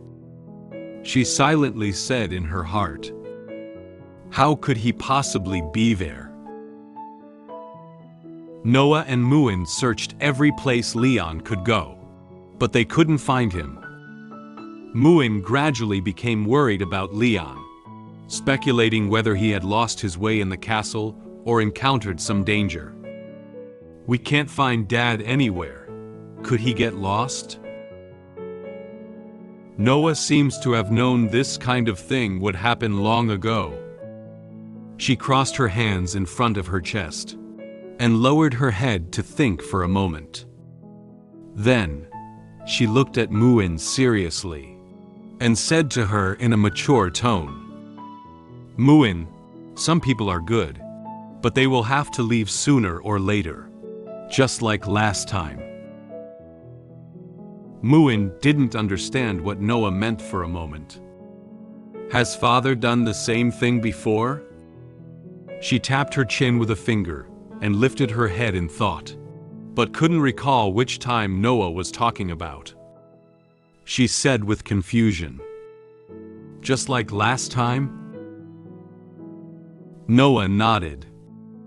She held her chin with her hand, pondered for a moment, and then said the result of her guess. "If my guess is correct, that man has already left." Noah could imagine that Leon would abandon them while their mother was unconscious, climb over the castle walls with a happy expression, and escape the castle with all his might. As for why Noah had such a guess, in fact, she had already had this doubt in her mind a long time ago. The family photo they took together may seem no different from an ordinary family, but in reality, Noah can feel that the parents in the photo are not as harmonious and loving as she imagined. "I have always felt that my family is somewhat different, appearing harmonious on the surface, but actually having many false aspects." She's not unaware, she just didn't say it out. As an older sister, she is more mature than Muen, so she can feel that the atmosphere at home seems different from that of an ordinary family. She recalled what she had experienced before. "Since I can remember, that man has been sleeping in the room, and Mom told us that he is our father." Without any explanation, the mother told her directly that the person lying in bed was her father. However, when she arrived at the bedside and looked at the unconscious person on the bed, she seemed unable to feel that it was her father. One day, he finally woke up, but immediately thought of running away. Mom didn't explain anything and brought him back. Since then, he hasn't tried to escape again. But I don't think he's willing to stay here. Since it's her father, why insist on escaping outside? She stood in front of the window of the room, watching with her own eyes as Leon sneaked out of the castle and ran towards the castle walls. Noah didn't understand his behavior. After Mother brought him back, she didn't give any explanation to her and Muen. She found it very strange. Although Leon has not made any attempt to escape now, she believes he will not give up easily. In order to prepare for the entrance exam, Leon helped her with her studies and specifically taught her the knowledge points she would pass the exam. He even stayed up late to prepare review materials for her. He presented himself as an approachable and good father. Later on, he began to deliberately approach and please me, teaching me how to learn and appearing like a good father. However, Noah did not feel that his so-called sincerity could move her. But are these really his love for me? Or is it just his plan to secretly seek an escape opportunity while we relax our vigilance? She gradually began to doubt Leon. In her recollection, Leon reached out his hand to her in a friendly manner, seemingly wanting to establish a good father-daughter relationship with him. However, she believed that he was just pretending to be good to them. In fact, he had another purpose. She began to doubt more and more what this family was formed for. She also suspected that Leon was not truly in love with her mother, nor did he truly like her and Muen, but was just confined here for other reasons. When there are unknown factors hidden behind a love, I would rather not have this impure love than become a tool used by others. Noah thinks that Leon will definitely not succumb to this fate, and one day he will secretly leave them. She watched as Leon's figure in her memory gradually faded away, silently commenting, "He doesn't belong here. Sooner or later, he's going to have to leave us behind and get out of here." Muen's eyes were filled with tears when she heard Noah say that their father might have left them. She clenched her fist tightly, with a sad expression, sobbing and saying to Noah, "Mom doesn't wake up, and Dad doesn't want us anymore. Noah, what should we do in the future?" Noah walked forward and gently wiped away the tears from the corner of Muen's eye. She said to Muen with a caring look in her eyes, "Don't worry, I will protect you." Muen could no longer control his emotions and immediately threw himself into Noah's arms, crying loudly. "Wah!" Noah tightly hugged her and gently patted her back to calm her emotions. Noah touched her head again and looked towards a certain part of the kitchen, as if she had made up her mind. She gently said to Muen in her arms, "Let's have a farewell ceremony for that man." Meanwhile, Leon is located near the back mountain of the Silver Dragon Castle. He walked to a cherry blossom forest nearby. Every tree in this cherry blossom forest is lush with branches and leaves, thick and tall, and looks like it has been here for a long time. A gust of wind gently blew away some cherry blossom petals. The sunlight shines through the cherry blossom trees and falls on the path covered with cherry blossoms, making this place even more beautiful. Leon changed into outdoor clothing and walked into the cherry blossom forest. He held a map and walked along its route, while observing the surrounding environment. He nodded lightly, expressing his satisfaction with the scenery here. The scenery here is really nice. The maid didn't lie to me." Not long ago, Leon went to see the head maid, Anna, and wanted to ask her where Roswitha usually likes to go. Anna heard someone calling her and looked up in confusion, meeting Leon's gaze. "Prince, would you like to know where your Majesty usually likes to go?" He nodded and replied to Anna, "That's right. I want to go for a walk today." Anna seemed uneasy about Leon going out alone, so she kindly gave him a suggestion. "If Prince wants to go, I will send someone to accompany you." Leon waved his hand, indicating that he did not need anyone to accompany him. He also took out the map and asked Anna to help circle out the places that Roswitha liked to go to for him. "No need, I'll go by myself. Just circle it on this map for me." Leon held the map in both hands, looking at some of the locations circled on the map and muttering to himself, "My usual range of activities is limited, so I only have the opportunity to come out and take a look when the she-dragon is unconscious. take the opportunity to investigate the surrounding terrain and give her a surprise when she wakes up. He clenched his fist, a wicked grin creeping across his face. He came here not just for a walk. He has already made a plan and is ready to retaliate against Roswitha. Of course, investigating the places that the she-dragon likes is just a cover-up and part of my revenge plan. What I'm planning to do is take advantage of the moment when the she-dragon is weak after waking up and make her suffer humiliation in a place she loves, just like how she humiliated me in front of my homeland before. At this moment, Leon discovered a huge cherry blossom tree. He is so small in front of it. There are many cherry blossoms in full bloom on this big tree, which is very prominent among all the cherry blossom trees. The cherry blossom petals falling under the tree, together with the cherry blossoms blooming on the tree, form a pink world. He walked over to the tree and patted its trunk with his hand. He looked up and observed it again, confirming that the large cherry tree was a good choice. Well, this tree is thick enough. Then, he simulated the scene of retaliating against Roswitha.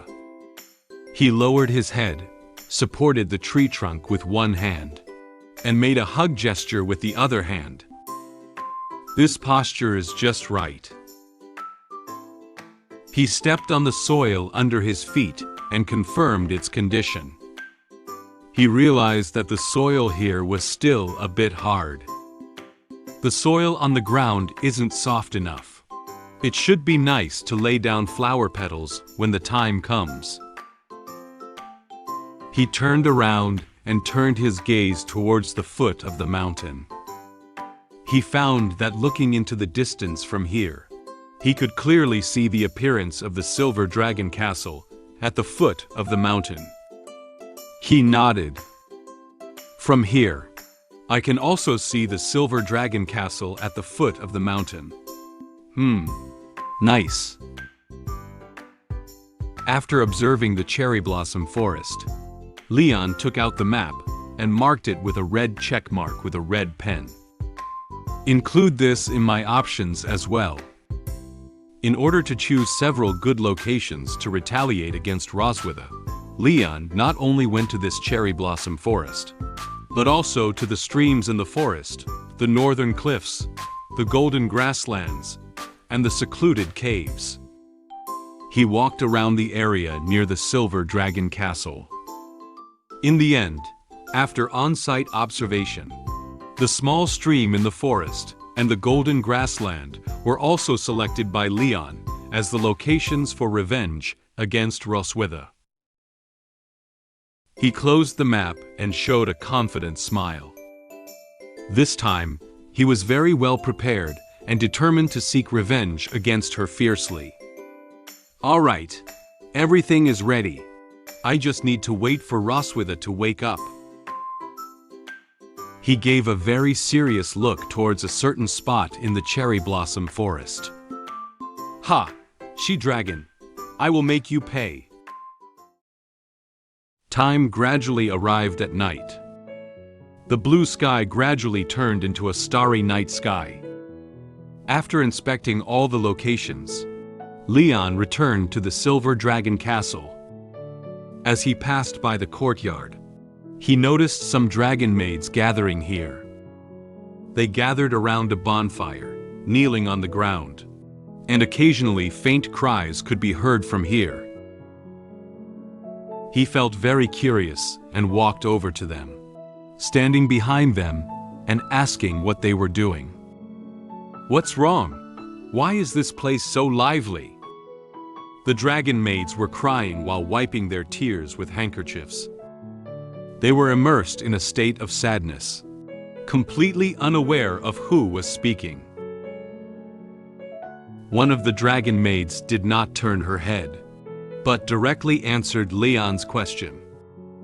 Two Royal Highness Princes said that they would hold a funeral and asked us to prepare a bonfire. A table was set up near the campfire by the dragon maids, on which there was a photo frame and some flowers. All the dragon maids knelt on the ground facing the photo. Then, Noah and Muen came to the table. With a sad expression, Muen placed her favorite steak next to the photo. "Muen give you the steak. Come back and visit us." Noah walked over, holding a small box that she had hidden under the bed, containing many small treasures. She also placed it on the table.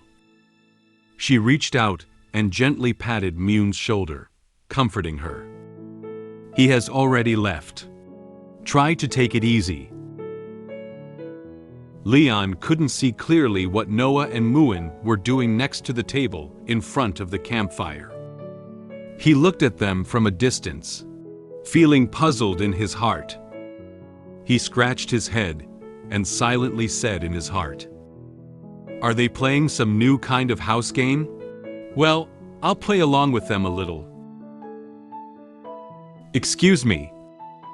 Leon walked through the crowd and motioned for them to get out of the way. However, when the maids saw Leon, they were so scared that they stood up and retreated. "Ah, Prince!" Some of them were so shocked that they covered their mouths, while others widened their eyes slightly, feeling very shocked. At this moment, Leon did not notice why they reacted so strongly. He walked directly behind Noah and Muen and asked them who they were paying respects. "Who are you paying respects to?" "Your grandfather used to teach me how to play the sorna. Would you like me to give you a little demonstration?" The photo on the table is exactly the one taken by Leon when he was taking a family photo with them. Leon looked at the photo and for a moment didn't think there was anything strange about it. He smiled and said to them, "This is actually me." He still maintains a smile. However, after thinking for a moment, he seemed to have discovered something amiss. He didn't expect that the person Noah and Muen were paying respect to was himself. He instantly opened his eyes and looked at the photo in front of him with a shocked expression. He was so scared that he shouted loudly, "Wait, wait, wait! Why?" I went to the back mountain for on-site inspection, but when I came back, I found that my daughters were holding a funeral for me. After inquiring about the reason, it turned out to be just a misunderstanding between them and me. 2 days later, the Silver Dragon Queen woke up, but she felt her body was very tired. When she thought I had already escaped, my appearance surprised her. After seeing Muen off the room, I decided to explain my plan to her. Upon hearing the familiar voice, Noah and Muen immediately turned their heads and found their father standing behind them. They looked at him with surprise on their faces. Leon, Noah and Muen looked at each other in disbelief. Muen pointed his finger at Leon and said in surprise, "Ah, Dad has appeared." Leon stood behind Noah and Muen, shocked to see his black and white photo placed on the table. He looked down at them awkwardly and asked what was going on. "My dear daughters, I just went out for a day. Is it too hasty to hold my funeral now?" Muen looked carefully and confirmed that the person in front of her was her father. Her eyes couldn't help but be filled with tears. She said to him with a crying tone, "Dad." Then, Muen pounced directly into Leon's arms. She burst into tears while tightly embracing his body, reluctant to let go of him. Wah! Dad is back! Wah! Leon was at a loss for words at Muen's sudden crying and clinging to him. He wondered what had happened this day to make her feel so sad. I thought Dad didn't want Muen anymore. Muen looked up at him with tears in her eyes, feeling aggrieved. She thought she would never see her father again. He reached out and gently touched Muen's head, soothing her emotions. He looked at her with a smile and said, "What nonsense are you talking about? How could Dad ever not want you?" When Noah saw Leon standing in front of her, she seemed to know that she had done something wrong. She misunderstood that Leon would abandon them and run away. She dared not look up at him. She looked away from him and awkwardly said to him, "Muen and I searched for you several times in the castle, but we didn't see you. I thought you had already left." Leon lifted his head and explained to Noah with a smile, "Haha, how could Dad leave? I just went for a walk in the back mountain today." Noah silently took down the small box placed on the table and held it in her arms. She lowered her head and looked at the box, feeling an indescribable emotion in her heart. She silently said in her heart, "So, I misunderstood him." The dragon maids were still surprised by Leon's sudden appearance. Some of them were looking at him in silence, curious as to where he appeared from, and some of them seemed to have realized that it was just a misunderstanding. As soon as Leon picked up Muen in his arms, he comforted her while addressing the dragon maids around him. "It's all right. Everyone can leave now." After receiving Leon's order, all the dragon maids left the lawn one after another. Without much explanation, they also realized that this was actually just a misunderstanding. Once the mood had stabilized, Muen pointed to the steak on the table and whispered to Leon, "Dad, you're back. Can Muen eat your tribute?" Leon didn't know what to say for a moment. Although he didn't really leave them, nor did he really pass away. This passage from Muen made him feel like he had been resurrected from the dead. He said helplessly to her, Of course." "Yeah." After obtaining Leon's consent, the expression on Muen's face changed from sadness to joy. She came out of Leon's arms and happily rushed to the table. She brought the steak down and ate it with relish. Watching her happily eat her favorite food, Leon secretly laughed in his heart. "Muen is so greedy. She definitely isn't like me." At this moment, Noah, who had been quiet for a long time, said to Leon expressionlessly, "Next time you go out alone, remember to tell us." Leon turned his head and looked at her with some confusion. He had just been so busy comforting Muen that he now realized that now he hadn't figured out exactly what had happened tonight, or why everyone had gathered around to give him what looked like a funeral. Noah lowered her head and dared not look into his eyes. Her face seemed to blush with embarrassment. She muttered awkwardly, "Muen, she's very worried about you." Leon heard something from Noah's words. Although she said that Muen was worried about him, he actually knew that Noah also cared about him, but he didn't dare to directly express his own feelings to him. He smiled helplessly, reached out and scratched his head, apologizing to her. Sorry for making you. Making Muen worry. He silently evaluated Noah's behavior in his heart. This child looks worried about me, but still feels embarrassed to say it out. Noah slowly lowered her head. She frowned, as if thinking about something. Then, she lifted her head and looked at Leon with serious eyes. Anyway, this is my fault. It's because I didn't trust you. Sorry. Noah slightly bowed to Leon, apologizing for her series of doubts about him. Since it's her own fault, she must have the courage to admit it.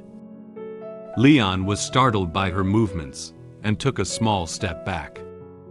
This is the first time he has seen Noah apologize to him so solemnly. She kept looking down at the ground like this, as if she wouldn't raise her head without Leon's forgiveness. Leon watched as she lowered her head and tightly grasped the figure of the small box, silently analyzing Noah's current situation in his heart.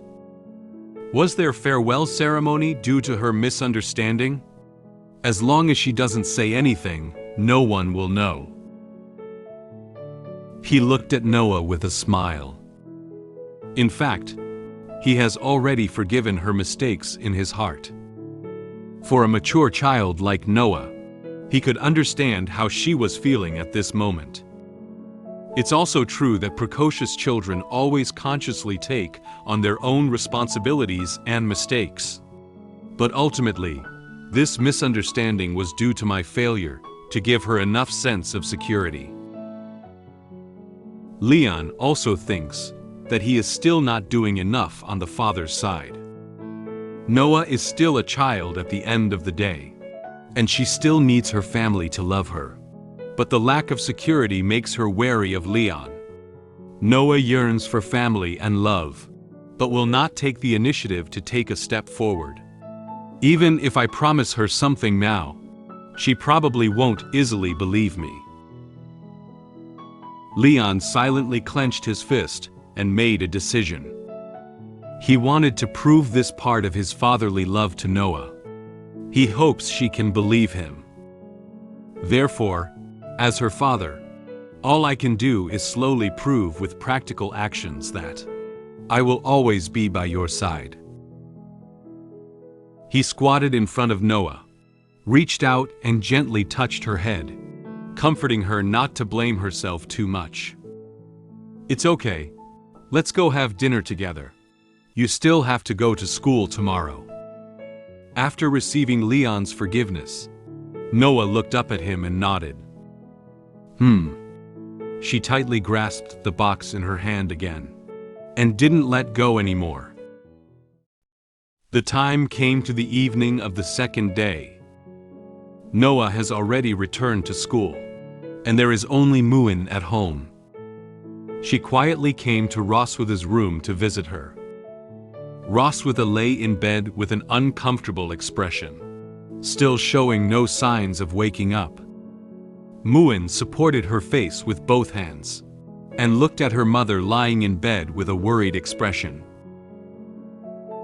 Suddenly, Roswitha's hand on the quilt moved gently. Then, she opened her eyes gradually. She looked around for a while before realizing that she was lying on the bed in the room. Muen noticed that Roswitha had woken up. She propped herself up on the bed with both hands and looked excitedly at Roswitha. "Mom, you're awake!"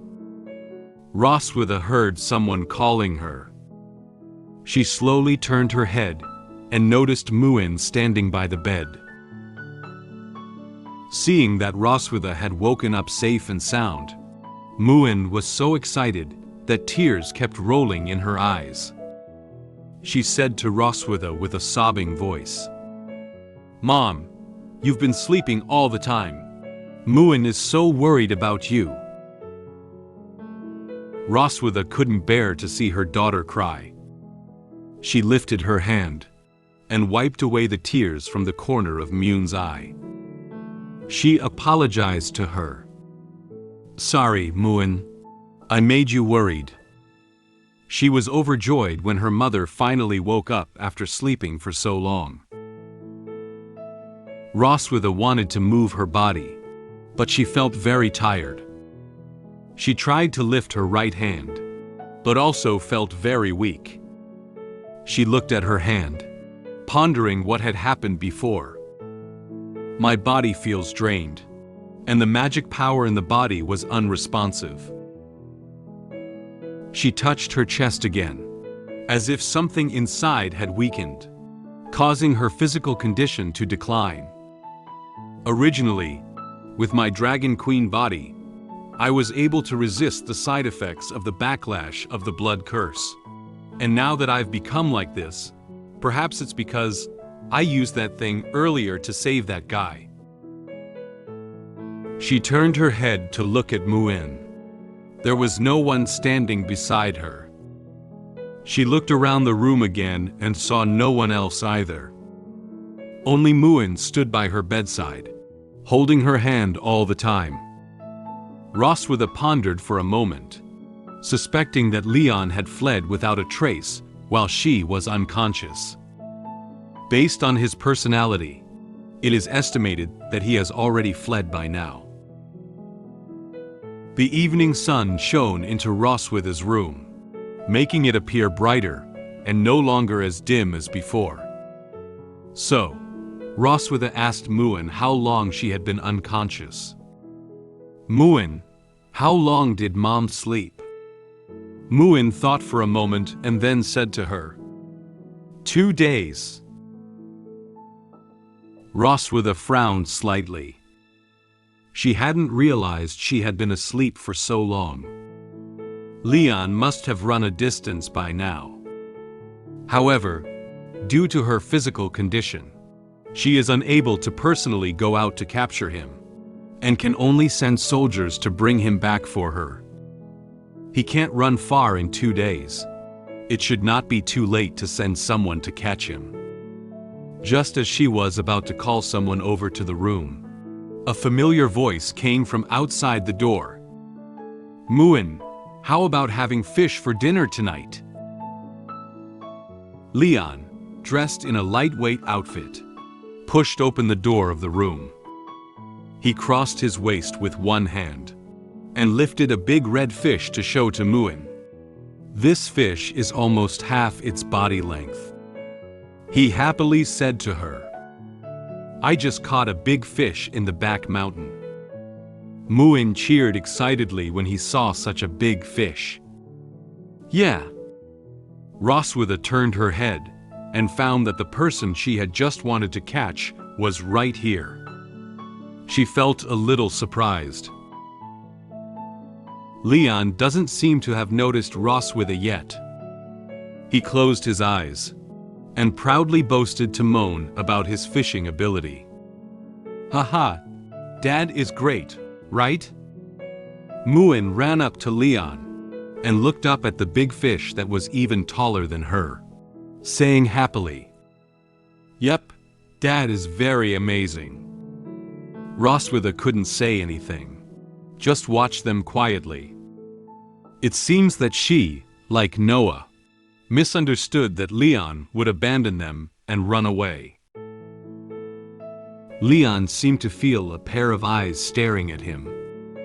He opened his eyes, turned his head, and only then did he realize that Roswitha had already woken up. He grabbed the fish with one hand, and the decoration at the end of Roswitha's bed with the other, bending slightly down to look at her. "Oh, you're awake." Roswitha felt somewhat embarrassed about Leon's appearance. She turned her head and whispered, "Why are you here?" Leon shook the big fish in his hand and said to her in a relaxed tone, "Otherwise, where else could I be? I just went to the back mountain to breathe fresh air, and also caught a fish for my dear wife to supplement her nutrition." Upon hearing Leon's words, Roswitha's face blushed slightly. She lowered her head, wanting to bury her face in the blanket. She complained softly to Leon. "Who is your dear?" Muen, standing beside, seemed to understand what Leon was saying. She said helplessly to him, "Dad doesn't feel ashamed." After seeing that Roswitha was okay, Leon turned around. He bent down slightly and showed the fish in his hand to Muen. Muen clenched his hand slightly and excitedly wagged his tail, watching the big fish. He said to her, "Muen, Dad has entrusted you with a glorious task. Can you take this fish to the kitchen?" Upon hearing that Leon was going to hand over the fish to her, Muen immediately agreed. She raised one hand, indicating that she would definitely be able to complete the task. Don't worry, Dad." She dragged a bigger fish with one hand and walked happily towards the kitchen. Leon watched her receding figure and waved goodbye to her. "Oh, by the way, Mom and Dad have something to deal with. You can have dinner first." Muen responded without looking back, and then disappeared at the corner of the corridor. After sending Muen out of the room, Leon returned to Roswitha's room. Due to her doubts about Leon just now, Roswitha didn't dare to look at him directly. When he walked up to her bedside, she looked away from him and whispered, "I thought you would leave daughters and escape while I was unconscious." For Leon, he still remembers what Roswitha did to him. He hasn't retaliated against her yet. So, he won't easily escape like this. He took off his gloves and said to her with a smile, "There are still many things between us that have not been resolved. How could I escape?" "Between us?" Roswitha looked at him with some surprise. She suddenly felt something was wrong. He could feel what Leon was going to do to her next. Leon slowly approached her and gave her a mischievous smile. He leaned down to look at her and mentioned something that happened over a month ago to her. "Do you remember what you did to me when I woke up over a month ago?" Roswitha didn't think about it for a moment. She recalled what she had done to Leon over a month ago. "What I did before." Suddenly, she seemed to remember something. But now it's too late. Leon's shadow has already been reflected on her face. She looked at him in surprise.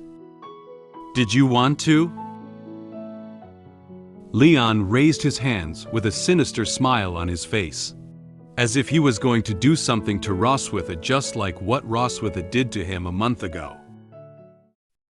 "I brought the silver dragon queen from her room to the cherry blossom tree in the back mountain. The silver dragon queen knows that my purpose is to seek revenge for what she did to me before. I activated the dragon mark with a strong sense of revenge." The silver dragon queen not only did not resist, but also tacitly approved of my revenge behavior. After a night of hard work, I finally completed my revenge. However, at that moment, she, who was already asleep, grabbed my clothes. Leon bent down and slowly approached Roswitha. Due to just waking up and not having fully recovered, Roswitha cannot immediately sit up and resist him. She stared closely at Leon and pulled the quilt tightly with both hands. "Leon, don't think you can attack me just because I'm weak. I advise you not to act recklessly." Upon hearing these words, Leon silently lowered his head. Roswitha couldn't see his expression clearly. Leon thought that Roswitha's words seemed like she had forgotten how she had treated him at the time. He has not forgotten the revenge that Roswitha took against him at that time. He said with a slightly aggrieved tone. Weakness? At that time, he had only just woken up, when he was fiercely bullied by Roswitha. Now she is also very weak. But she has said such things. He felt very angry. He lifted his head and looked at Roswitha with angry eyes. Was I not weak back then? When I first woke up, I didn't even drink a sip of water before you carved a dragon mark and pushed me down. Did you give me a chance to refuse? Roswitha was not influenced by Leon's words. As long as her body returns to its normal level, she can easily bully him and retaliate. She looked at him with angry eyes and threatened fiercely. Do you know what will happen to you when I recover? So, don't do anything that you will regret. Leon had already grabbed her quilt with his hand, as if he was going to do something to her next. He was not intimidated by the threat of Roswitha. He had already made sufficient preparations.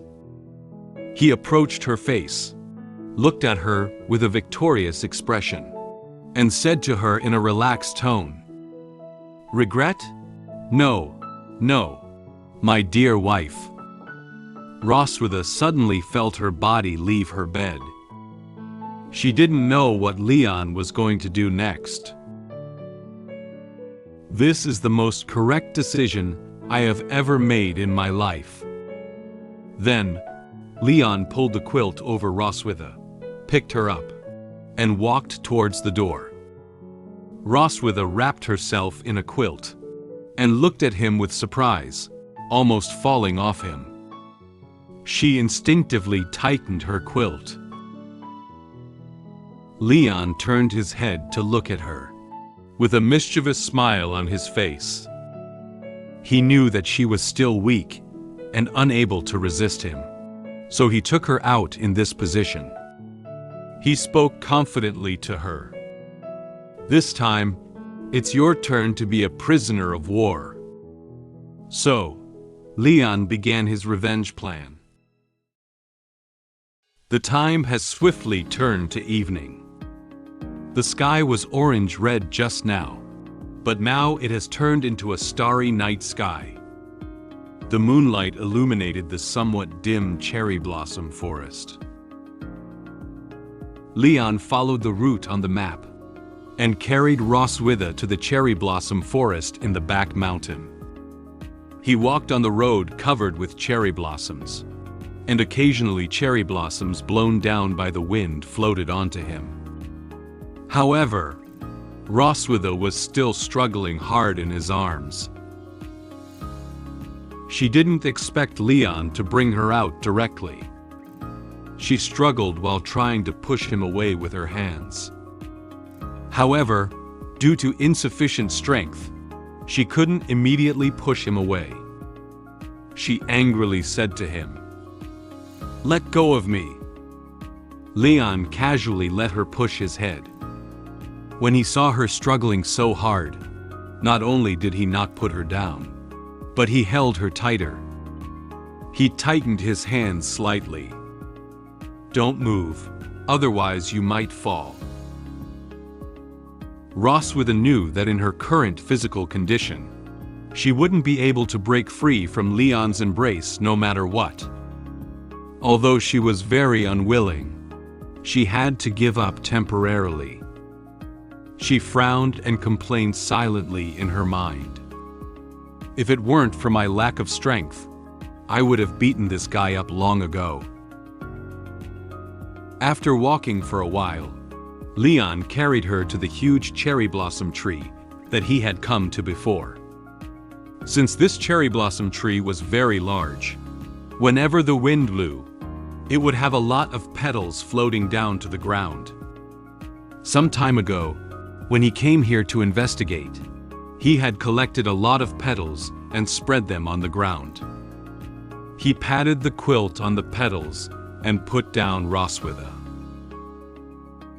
Roswitha knelt on the ground and looked around, realizing that this was the place she liked to go for walks on a regular basis. However, she wasn't sure what Leon was bringing her here for. She looked at him angrily and said, "What are you bringing me here for?" Leon thought to himself that Roswitha had absolutely no idea what he had done during her coma. Leon stood in front of her, straightened up, and raised a finger to shake, smiling and explaining to her. "During your coma, I thoroughly investigated your favorite places to go, and this is the first stop tonight." At this moment, Roswitha had no mood to admire cherry blossoms. She felt uneasy as she listened to what he was saying. She frowned and expressed her speculation. "The first stop? So you still need to take me to other places?" Leon did not directly answer Roswitha's question. Leon turned around and held out his hand in the distance, gesturing for Roswitha to look his way. Standing at this angle, they could clearly see the silver dragon castle shrouded in night. He said to Roswitha, "Do you see it? That's your castle. Here, you can have a panoramic view of it all." Through Leon's prompting, Roswitha recalled the time long ago when she had taken him to the borders of the human territories and bullied him severely in front of his homeland. She crossed her arms over her chest and spoke her own conclusion. "Are you trying to avenge the incident in your hometown?" Leon still vividly remembers that experience to this day.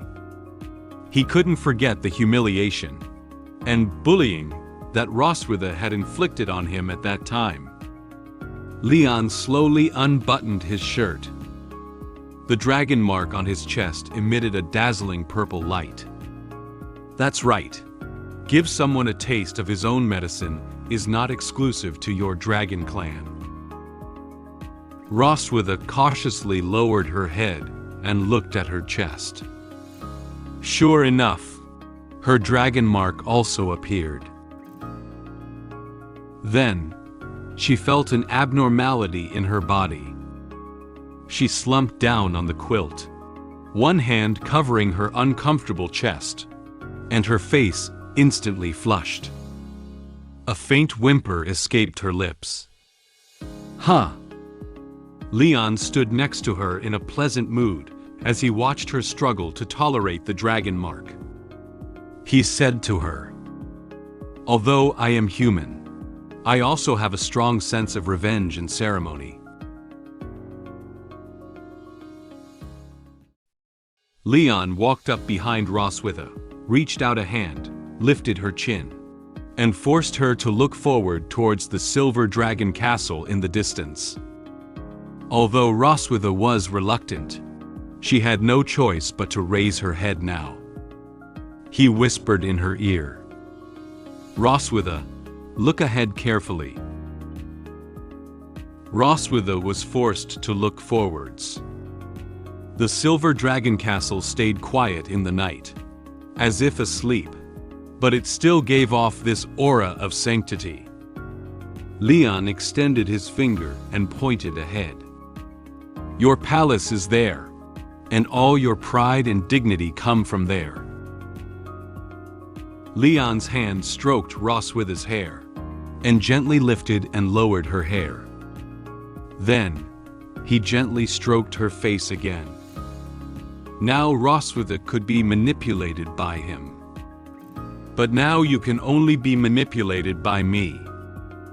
Due to being tormented by Dragon Mark, Roswitha is unable to resist him and can only endure his provocation. She tried to suppress the power of Dragon Mark. Then, Leon pushed down Roswitha and pressed her under him. He stared at her closely and said to her in a relaxed tone, "How does it feel to be humiliated by a defeated dragon slayer, Roswitha?" He grabbed her hand and prevented her from moving freely. Then, he slowly approached her and took a few gentle bites towards her white back, leaving one obvious red mark after another. He said to her while doing it, "These are all things you have done to me before." Roswitha closed her eyes and endured what Leon did to her. Her body couldn't help trembling, but she had no intention of pushing him away. On the contrary, she seemed to enjoy the way Leon was treating her, and even couldn't help but want to demand more of this feeling from him. Under the influence of Dragon Mark, this idea is becoming increasingly clear. I wanted to resist, but my body couldn't help but want more. In that case, at this moment, Roswitha suddenly opened her eyes. She extended her tail and gently wrapped Leon's arm around it. Leon was startled by her sudden movement. He looked at his arm and felt somewhat surprised. The current Roswitha is tormented by Dragon Mark, and her body has not yet recovered, so she should not still have strength. He furrowed his brow slightly, thinking cautiously. Tail? Why does she still have strength? Roswitha turned back to look at Leon behind her, with a determined gaze, as if she had made up her mind. While you are still in control of the situation, do your best to make me feel ashamed and unwilling. Because after this, I will seek even more brutal revenge against you. She looked at him very seriously, and her eyes seemed to appear as if they were blazing with anger. Leon felt the emotions coming from her. He gave a laugh. He didn't feel the slightest fear for the harsh words she put down. He straightened up and pointed to his chest, revealing a confident smile. Don't talk to me about the future. I have always lived in the present. Tonight is still long. The Revenge Carnival night has just begun. Your Majesty. After speaking, Leon bent down again and began to take revenge seriously. Under the cherry blossom tree, their figures overlapped. An occasional faint whimper could be heard. At this moment, some petals from the cherry blossom tree fell down again, adding some embellishments to Leon's revenge in the dark night. After a night's endeavor, they finally returned to Roswitha's room the next morning.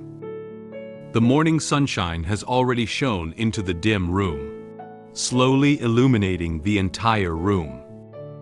It seems to be reminding the people in the room that it's already morning. After Leon put Roswitha on the bed, he also lay down on the bed casually. Roswitha has fallen into deep sleep after a night of intense exercise with Leon. Leon had just brought her back from outside, and it had already taken him a lot of effort. He gasped for breath and said, "Whew, it's finally back. I switched places to get her revenge all night, and it wore me out." Leon recalled the route from last night in his mind. He not only carried out his revenge plan in the cherry blossom forest, but also took Roswitha to the small streams in the forest and the golden grassland. These places were all locations he had previously conducted on-site investigations and deemed suitable for revenge against her. Carrying her to several places in a row has already exhausted him. Roswitha lay deeply asleep on his arm, breathing evenly. Not only did she have one red mark after another on her arms, but she also had these marks on her back, chest, and even thighs.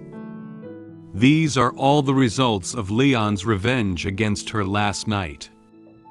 He looked at the sleeping face of Roswitha and silently said in his heart, "But it seems that she is quite satisfied with tonight, sleeping so soundly." That was when Leon realized that something seemed wrong with his thoughts. Obviously, he was trying to get revenge on her for what she had done before. How did it turn into letting her enjoy herself? He suddenly froze, widening his own eyes slightly. He was somewhat incredulous about his own ideas. Wait, satisfied? Didn't I come here for revenge? He closed his eyes and shook his head fiercely, trying to shake off this idea. He denied that she would have such thoughts. For Roswitha, Leon bullied her fiercely in front of her silver dragon castle, and she should feel ashamed. No. She has just fully experienced the humiliation of being oppressed by her most despised dragon slayer. In short, this revenge was successful. Finally, Leon was able to return all the humiliation and dissatisfaction he had suffered before to Roswitha, allowing her to experience the feeling of being severely humiliated by someone she looked down upon. He evaluated the revenge plan with satisfaction in his heart. Anyway, my revenge this time can be considered successful. Leon feels that it's almost time now, and he should also leave her room. He sat up from the bed and glanced at the sleeping Roswitha, whispering softly, "Before the maids get up, I'll go back to my room first. We're not the kind of relationship where we can share a bed and sleep until morning together." They were originally sleeping in separate rooms. If the maids discover it, he won't be able to explain it to them. Just as Leon was about to get out of bed, it seemed like Roswitha sensed something and reached out to grab the hem of his clothes. Leon turned around and looked at her with confusion, but found that she hadn't woken up yet. She murmured to herself, as if saying something. "It's so cold." Seemingly feeling the coldness in her body, Roswitha tightened her body slightly and brought her hand closer to her mouth, trying to warm herself up a little more. Leon noticed her movements and silently said in his heart, "When she falls asleep, she wants to move closer to a warm place. This is the instinct of all living beings." He lowered his head with a hesitant expression. He only completed his revenge plan against her last night, and now she is seeking warmth like a small animal, which makes him feel like she is tempting him again. "I can't be tempted anymore." But Leon let go of Roswitha's grip on the corner of his clothes and held it gently. He gently pulled up her quilt and got inside. He lay beside her, quietly watching her sleeping face, and couldn't help but smile. He even moved a little closer to her body in order to make her feel warm. It would be warmer to stay here than to go back and lie on the cold bed in that room. Roswitha seemed to feel a warm object around her, so she stopped mumbling to herself and fell back into a deep sleep. After a night of intense exercise, I fell asleep on the bed of the Silver Dragon Queen. Muen opened the door of the room and wanted to play with us, but found us sleeping soundly. She found red marks on our bodies, so she brought in ointment to help us apply it. After waking up, we unanimously agreed to lock the door next time. I helped the Silver Dragon Queen cook, and prayed in my heart that she wouldn't recover so quickly. However, what I don't know is that the power of the Silver Dragon Queen has begun to slowly recover. Time suddenly arrived in the morning, and the sun gradually rose. The morning mist gradually dissipated under the sunshine, revealing the blue sky that would appear on a sunny day. The sunlight shines on the trees, revealing their vibrant side. Two birds stood on the branch, cuddling up to each other while singing a song. Through their interaction, it seems like one can see the peaceful coexistence between Leon and Roswitha. Muen opened the door to Roswitha's room in a daze. She was still wearing pajamas, looking like she had just woken up not long ago.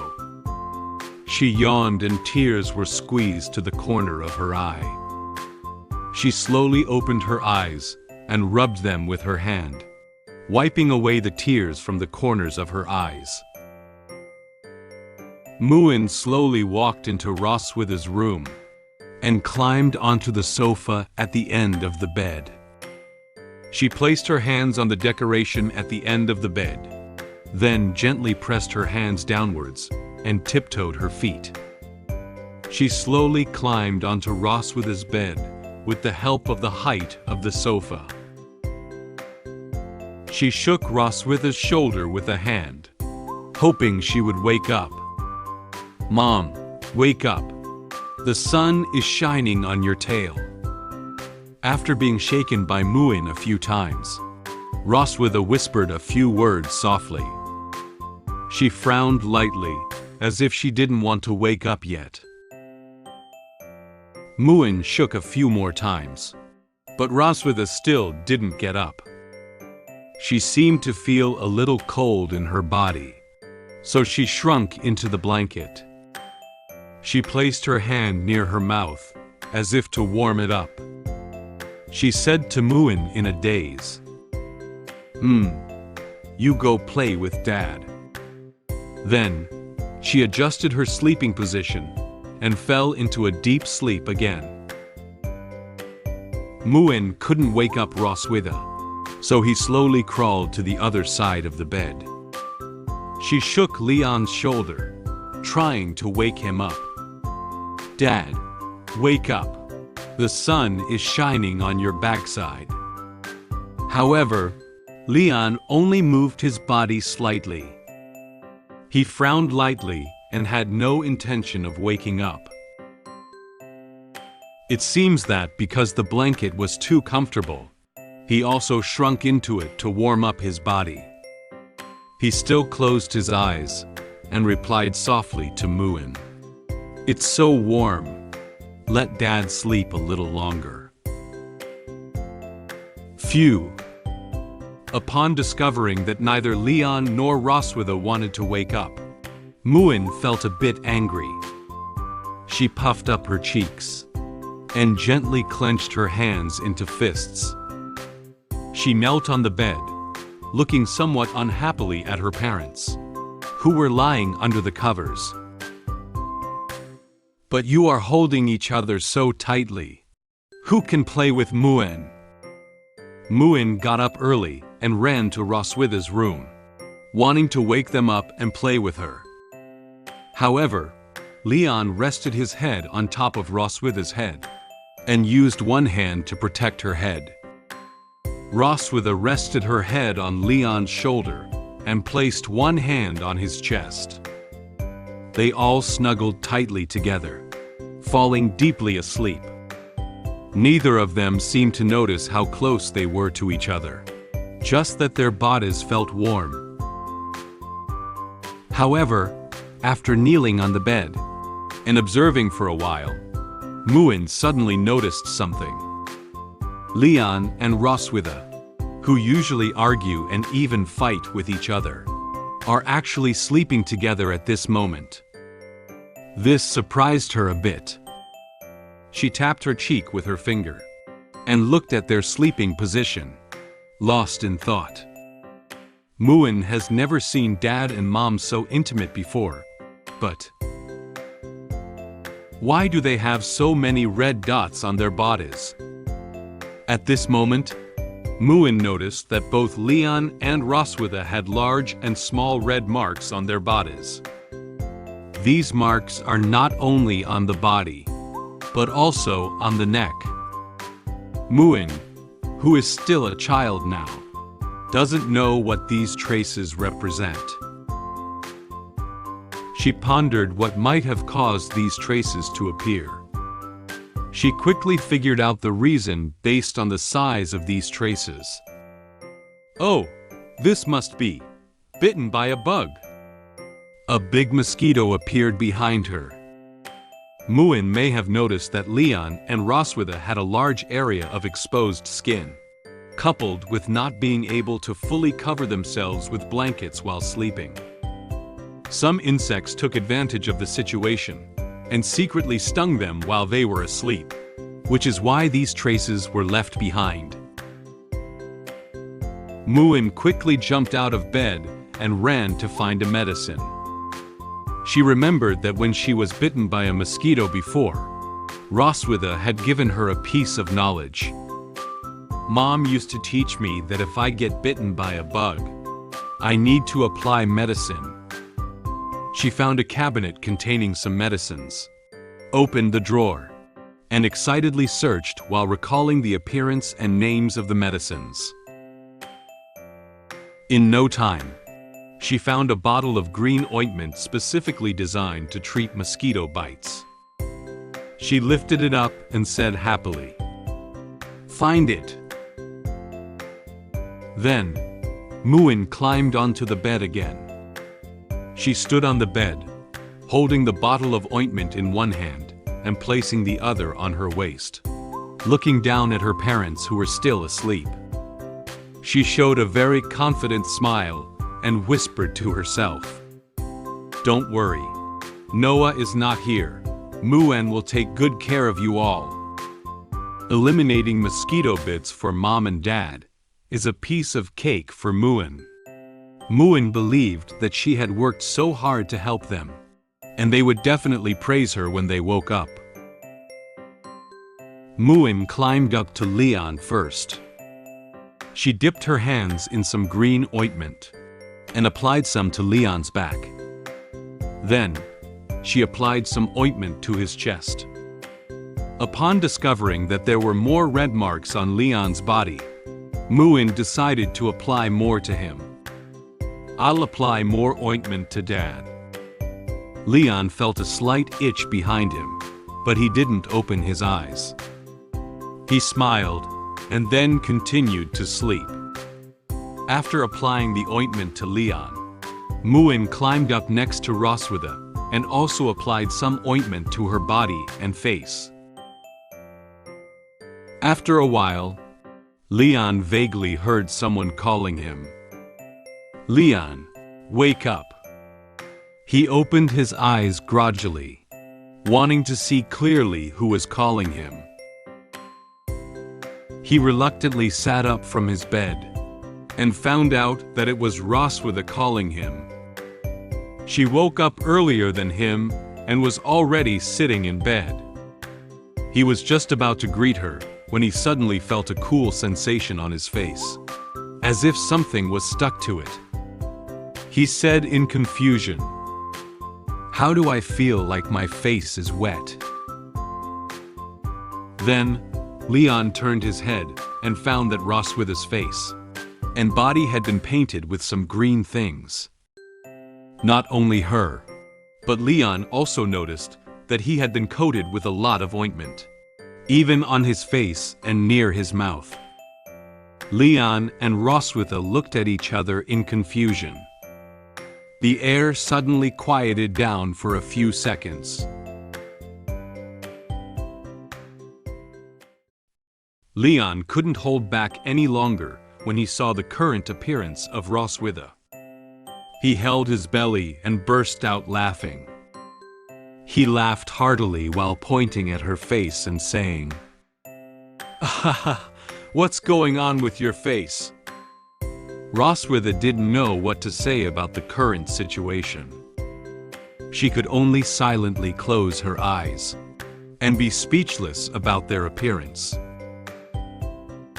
At that moment, Muen, who had already gone to her room to finish changing, came running in.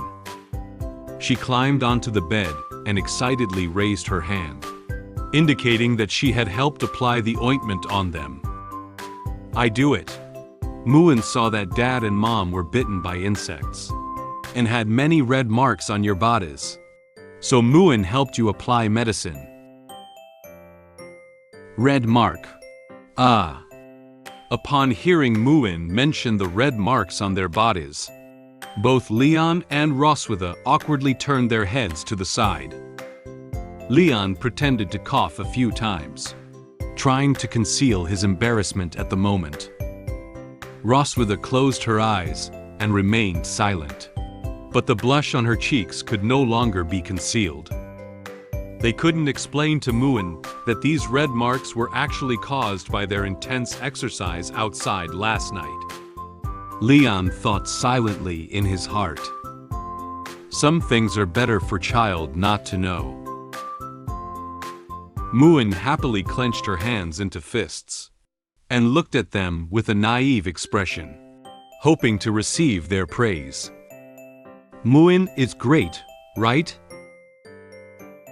Leon had to keep the red marks on his body as a secret in his heart for now. He reached out and touched her head, revealing a smile. He looked at her and said, "Yeah, you did a great job." Muen received praise from Father and looked at him with a smile. Muen felt very happy to be able to help Father and Mother. She looked at Leon and Roswitha and excitedly raised her hands, offering to come over and help again next time. "I will also help Dad and Mom apply it next time." Leon and Roswitha didn't say anything, just turned their heads to look at each other. They don't want their daughter to see such an awkward scene again. At this moment, their thoughts are in agreement with each other's. Next time, make sure to lock the door. The sun outside slowly rises and then slowly sets. In the blink of an eye, it was already evening time. The sunset outside the window shone into Roswitha's room, making the slightly dim room brighter.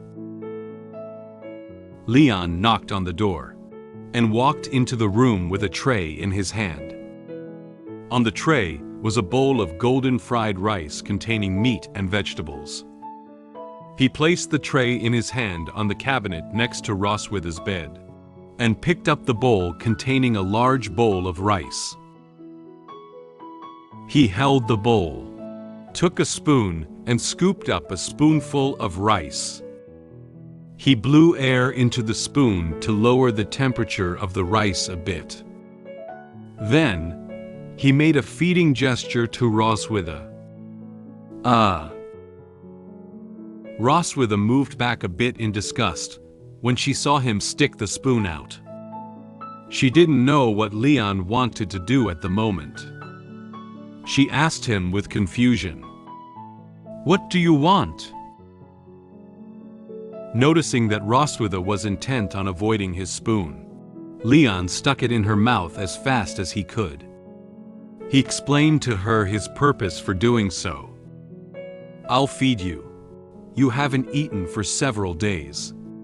Although the Dragon Clan can go without eating or drinking during their dormant period, you are probably hungry now." Roswitha was unexpectedly fed a spoonful of rice by him. She raised her hand, just about to refuse his spoon, but it was too late. She reluctantly ate the rice. She crossed her hands in front of her chest, with a slightly displeased expression on her face. She was somewhat dissatisfied with Leon's behavior just now. She was chewing her food while looking at Leon. "You don't need to feed me. I can eat it myself." After swallowing the rice, she was surprised to find that the taste was quite good. Although she didn't want to admit the fact voluntarily, she still praised him. She said to him with a relaxed expression, "The taste is pretty good." It seems that Leon's cooking skills are indeed good. Upon hearing Roswitha's praise, Leon smiled at her. He also scooped a spoonful of rice into his mouth.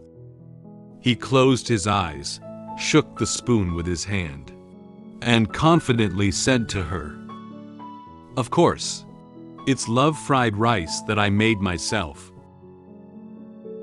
Seeing that Leon suddenly began to eat the fried rice he made for her, Roswitha was a little unhappy.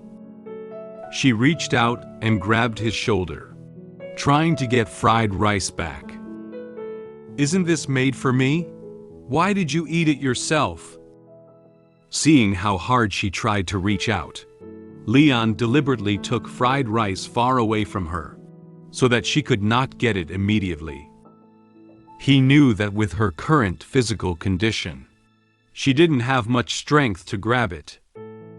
He played a joke on her. "Aha, I'm afraid you won't be able to finish eating, so I'll help you share the burden." Roswitha was clearly getting a bit anxious. "Who said I couldn't finish eating? Take another spoonful."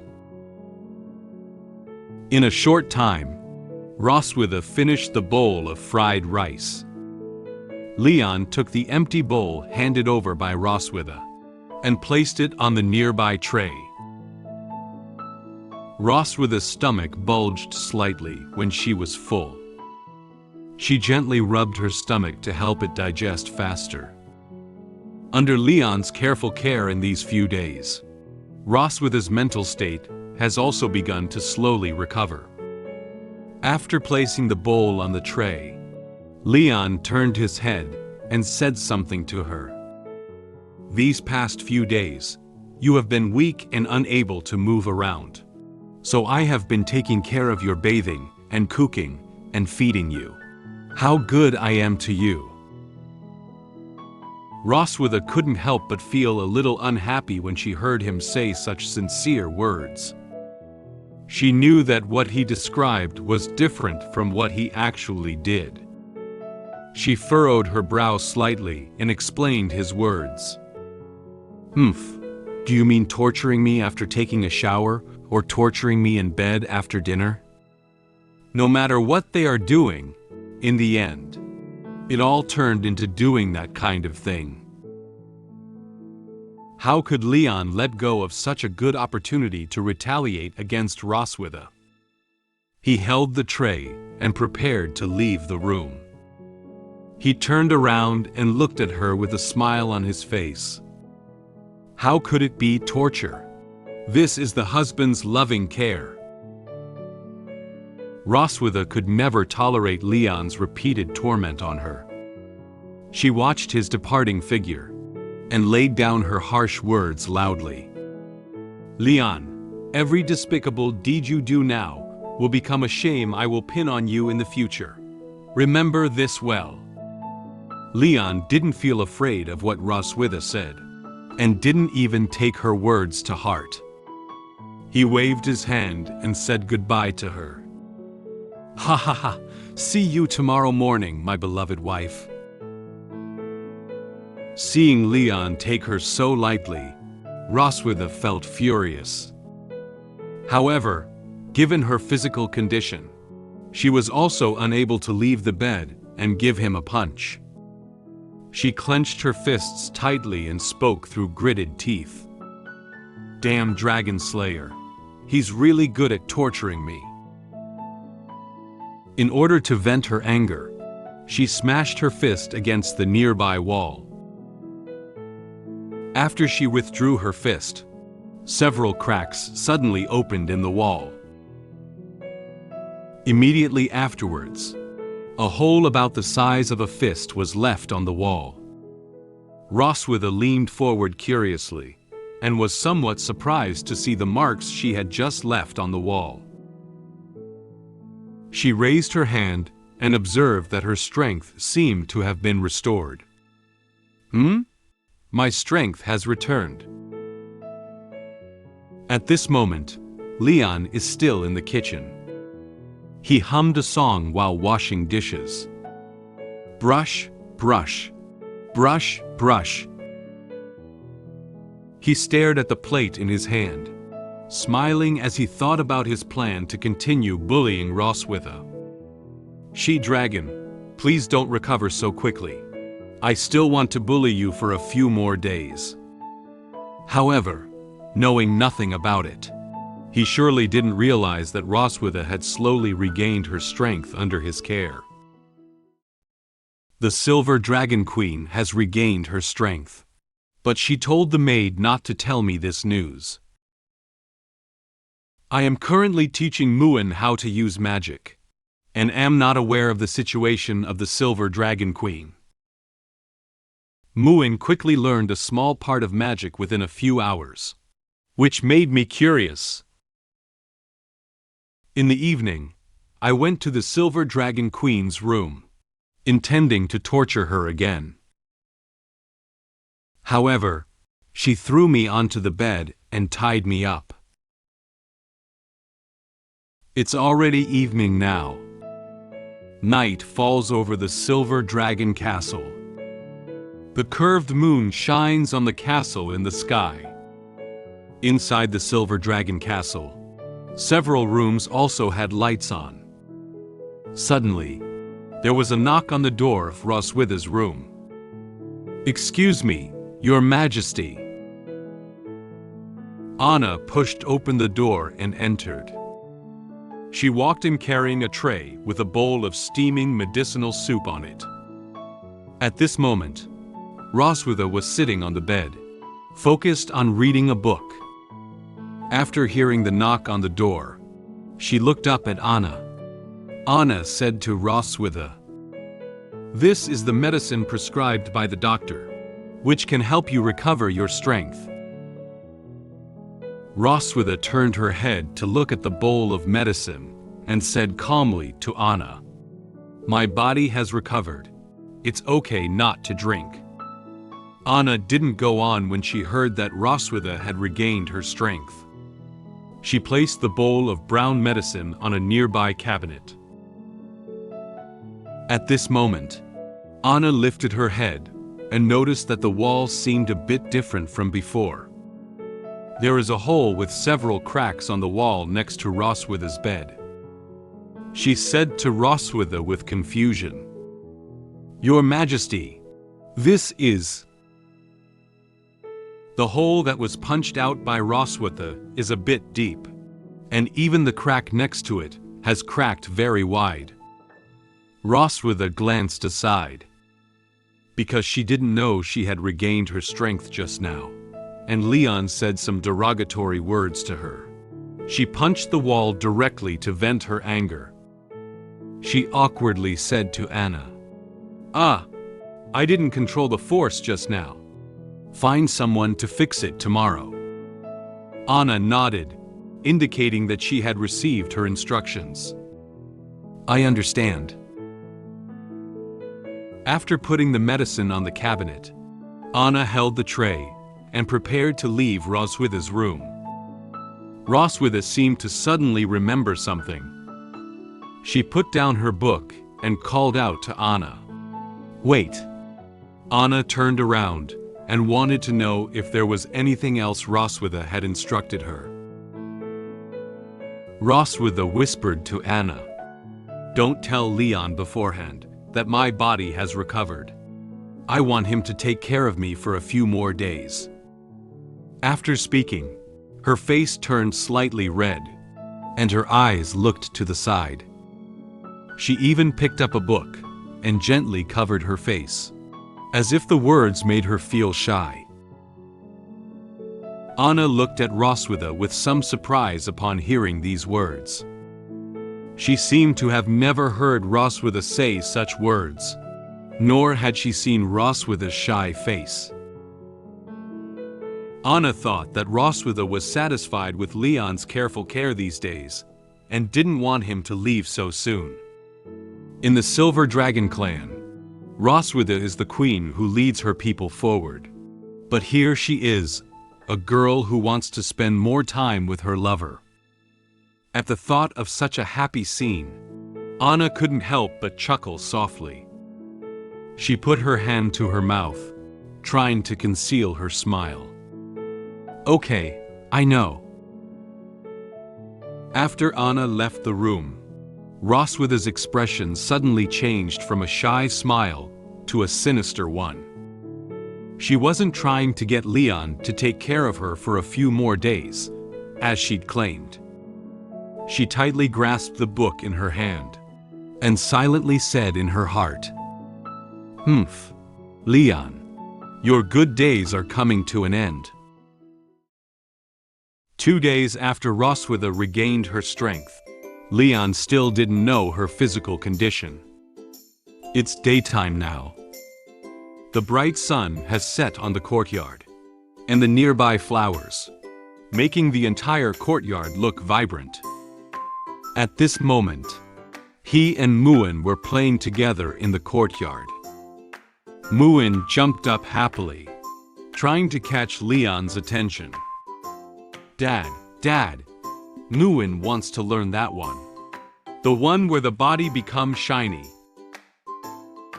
Leon held his chin in his hand and pondered for a moment what Muen was saying. Then, he lowered his head and looked at her, saying, Shiny? Are you talking about magic?" Muen jumped excitedly a few times, waved his hand in the air a few times, and then turned a few circles. The movements she made seemed to be imitating the appearance of Leon and Roswitha fighting on the training ground. She said to Leon while making movements, "It's the kind of thing you and Mom did on the training ground." Leon hadn't noticed Muen wanting to have the idea of learning before. So how did she suddenly want to learn this at this point in time? He looked at Muen and said to her in confusion, "Muen, why do you suddenly want to learn magic?" Hearing Leon ask her that, Muen felt a little shy. She lowered her head and stretched out her left hand and the index finger of her right hand to touch each other. She whispered to Leon, "Noah learned a lot of things in school. Muen didn't want to be left behind by her. As the eldest sister, Noah has already gone to school to learn a lot of knowledge." On the last time Noah went home, Noah had already applied the knowledge from school to analyze her parents' fights. She envies Noah for learning so much knowledge. After learning about Muen's thoughts, Leon seemed to have understood the reason why she wanted to learn magic so much. He bent down slightly and looked into her eyes, saying to her, "So, Muen also wants to learn something." Muen nodded vigorously, indicating that this was her motivation to learn magic. Leon lifted his hand and held his chin, looking into the distance, pondering about Muen's situation. The advantage of having 2 children at home is that there will be a competitive relationship between them. She likes her sisters so much. She certainly doesn't want to distance herself from her sister. Since Muen wants to keep up with Noah's pace, as a father, Leon will not let her feel left behind. He made a fist with his right hand and placed it on his chest, while placing your left hand on your waist, as if he were making a strong guarantee for Muen. He said to her confidently with a smile on his face, "Okay, Dad will definitely teach you magic. Let's start with simple magic guidance." Muen looked up at Leon and answered very happily,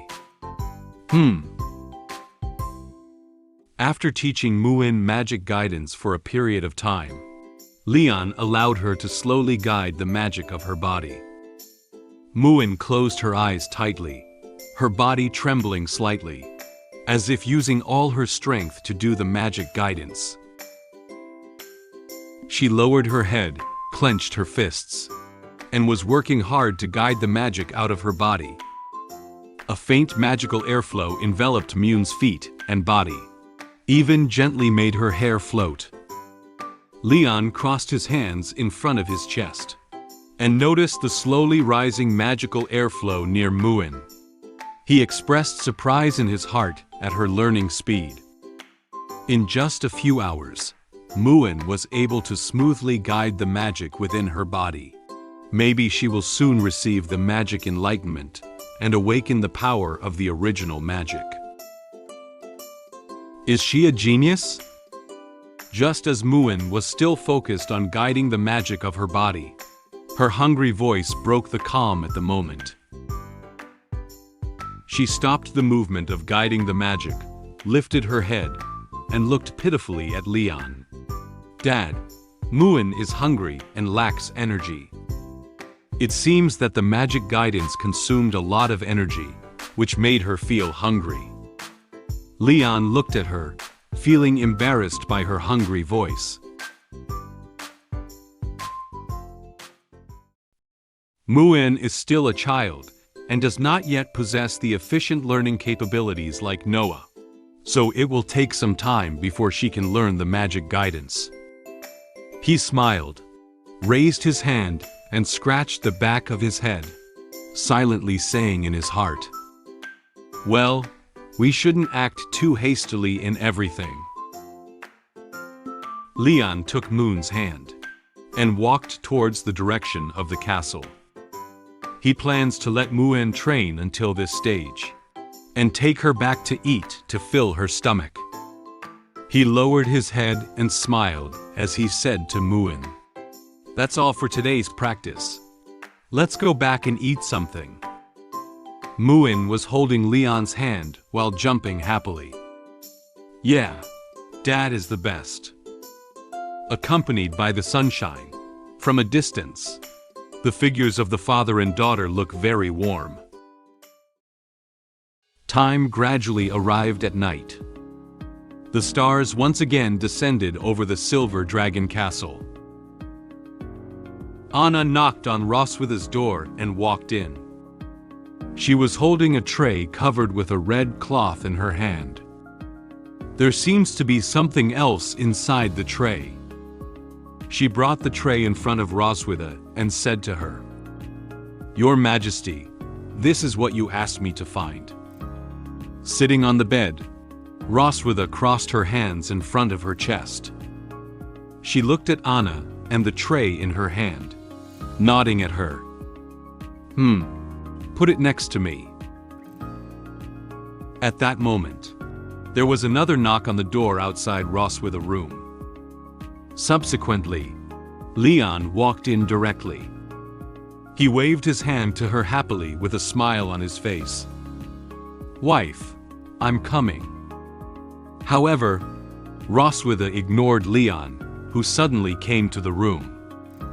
She turned her head and thanked Anna for bringing her what she wanted, then asked her to leave the room first. "Thank you. You can leave first." Anna bowed slightly, indicating that she had received instructions from Roswitha.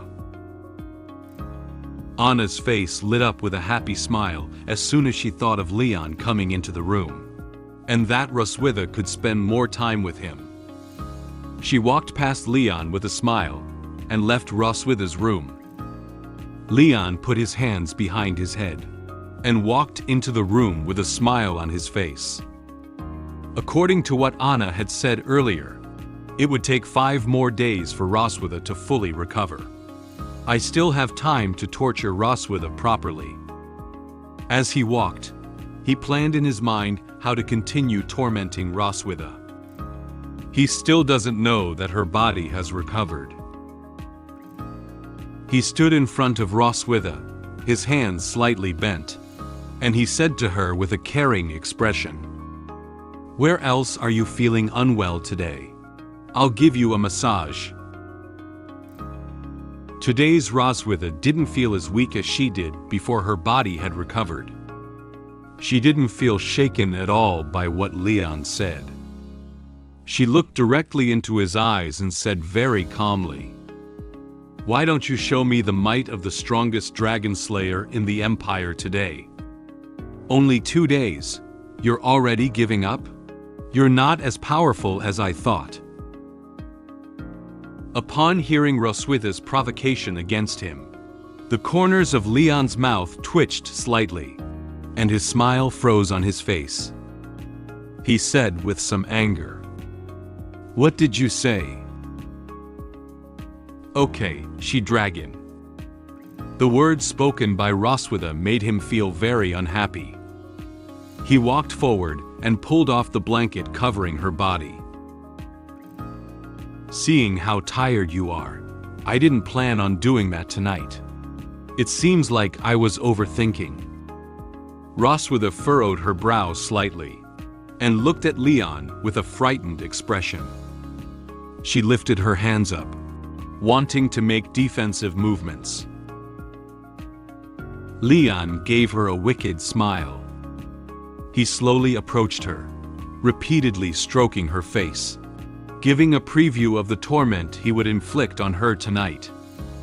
"Your mouth is so hard, so your body must also be very solid, right?" Roswitha's body trembled slightly and looked at Leon with fearful eyes. At this moment, Leon was unaware of the seriousness of the matter.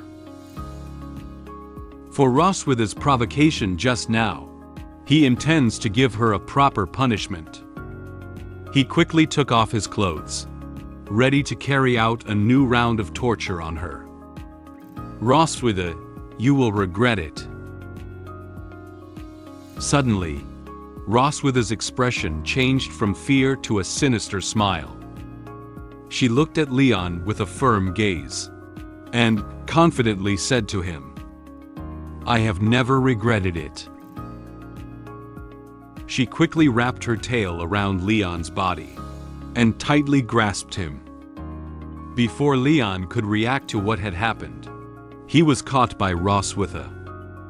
He lowered his head in confusion, looking at her tail, feeling a bit at a loss. Immediately afterwards, he felt as if he had left the ground. He showed a surprised expression. Roswitha turned around and fiercely swung Leon from her tail. Leon was thrown so hard by her tail that he was thrown directly onto her bed. He closed his eyes tightly and his back hit the pillow hard. Just as Leon was about to get up, Roswitha quickly climbed onto the bed, pressed his body with her hand, and sat directly on his body. She looked down at him, displaying the usual posture of a queen. Leon lay motionless in bed. He gradually realized that her strength was different from a few days ago. She has such great strength. Leon shouted loudly at Roswitha. "Roswitha, have you recovered?" At this moment, Leon realized that her body had recovered. Her behavior and expression just now were all illusions created for him. In fact, she wanted to take this opportunity to retaliate against the torture he had inflicted on her a few days ago. Roswitha placed her index finger in the middle of her mouth and made a gesture to silence him. "Prisoner should be quiet, my dear dragon slayer." Subsequently, she reached out and uncovered the red cloth placed on the tray. There are 2 pairs of handcuffs, a whip, and a crystal ball on the tray. Leon looked at the tray next to him and was surprised by what was placed on it. These days, Roswitha's body hasn't recovered, so she probably doesn't have the time or energy to prepare these things. He thought in confusion. When did she prepare these things? In order to prevent Leon from escaping, Roswitha handcuffed his hands and feet separately. Leon thought nervously. Am I just giving myself up for grabs? She also found a black cloth to cover his eyes, and even took off his remaining clothes. He sat on the bed struggling hard, his hands and feet trying hard to break free from the handcuffs. However, unfortunately, he did not succeed. Roswitha gave a wicked smile. She looked at Leon's wretched appearance and said to him, "Don't think about struggling." Due to Leon's inability to see and his hands and feet being restrained, he became increasingly nervous at this moment. He couldn't think of what Roswitha was going to do next. Do you want to torture me to extract a confession? Extra story. New hairstyle. One day, when Roswitha was asleep, Leon braided her hair. He focused on overlapping the hair in his hand, and slowly braided a braid. At this moment, Roswitha seems to have been awakened by Leon's actions. She saw Leon holding her hair and doing something. She asked him a little unhappy, "What are you doing?" Leon was suddenly startled by her voice, and his hands trembled. "Ah, you're awake." He walked towards her with a smile and a mirror in hand. He confidently said to her, "How about you change your hairstyle occasionally?" "What is this?" Roswitha sat up and picked up the mirror to look at herself. She found that she had a beautiful braid. Leon stood beside her and said to her, "I'll weave your hair casually. If you don't like it, just untie it." Roswitha's face blushed slightly as she looked at the neatly and beautifully braided hair. Actually, she is very satisfied with this hairstyle. She touched her braid and silently evaluated it in her heart. Well, not bad. So, Roswitha quietly kept this braid. The Silver Dragon Queen retaliated against me by showing me the video of our previous sports together.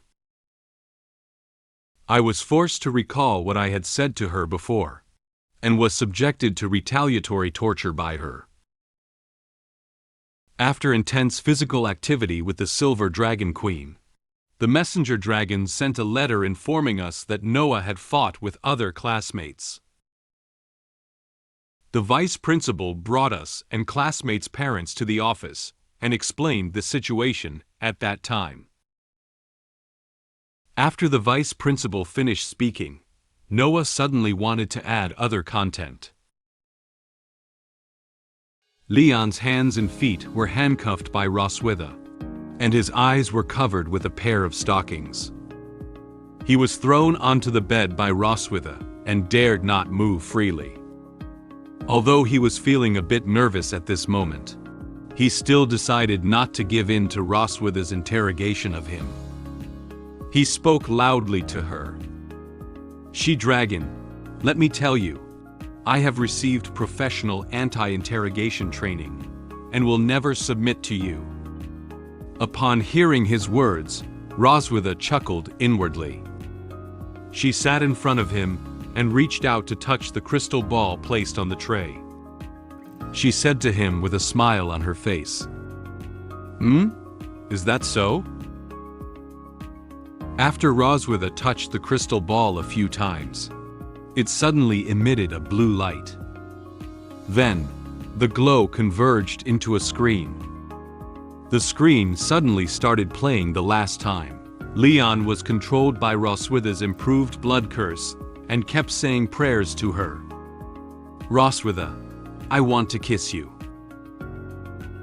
Please, give me." Leon suddenly became nervous. Although he was blindfolded by socks and couldn't see the scene, when he heard the familiar sound, his eyes slightly widened and his expression gradually became a bit scared. He stuttered. This is... Roswitha touched the crystal ball and turned her head to look at Leon. She knew that he would be very anxious when he heard this voice at this moment. She put on a mocking expression and said to him, "Huh? So who is the person begging me like this?" At this moment, the crystal ball continued to play the scene of Leon begging Roswitha. On the screen, he said another sentence to her. "Ah, Roswitha." Leon heard his voice coming out of the crystal ball again. He felt his head smoking and his body trembling uncontrollably. He became increasingly nervous, and his face instantly took on a large blush. He opened his mouth, but for a moment, he couldn't think of any words to refute Roswitha. That. Roswitha picked up the crystal ball from the tray and slowly brought it closer to Leon. Leon gradually became able to hear the sound inside the crystal ball clearly. However, he still didn't want to admit that the voice in the crystal ball was his own. He turned his head to the side, pointed with his finger to the place where the sound was coming from, and said firmly to Roswitha, "That can't be me. It's just that the sound is very similar." Roswitha knew that Leon was still trying to argue, and didn't want to admit what he had said to her. She secretly mocked him in her heart. She held the crystal ball in front of Leon, and untied the stockings tied around his eyes. She said to him with a mocking tone, "Oh, is that so? Shall I give you a closer look?" Leon felt the stocking being removed from his eyes, and his vision gradually cleared. However, when he saw the crystal ball before him, he was stunned. The crystal ball displayed images of him, and he could distinctly hear his own voice. "Roswitha, I want to kiss you, hug you, and be one with you." The sound inside the crystal ball kept drifting into Leon's ears. This gave Leon goosebumps all over his body, as if he had been electrocuted and felt very numb.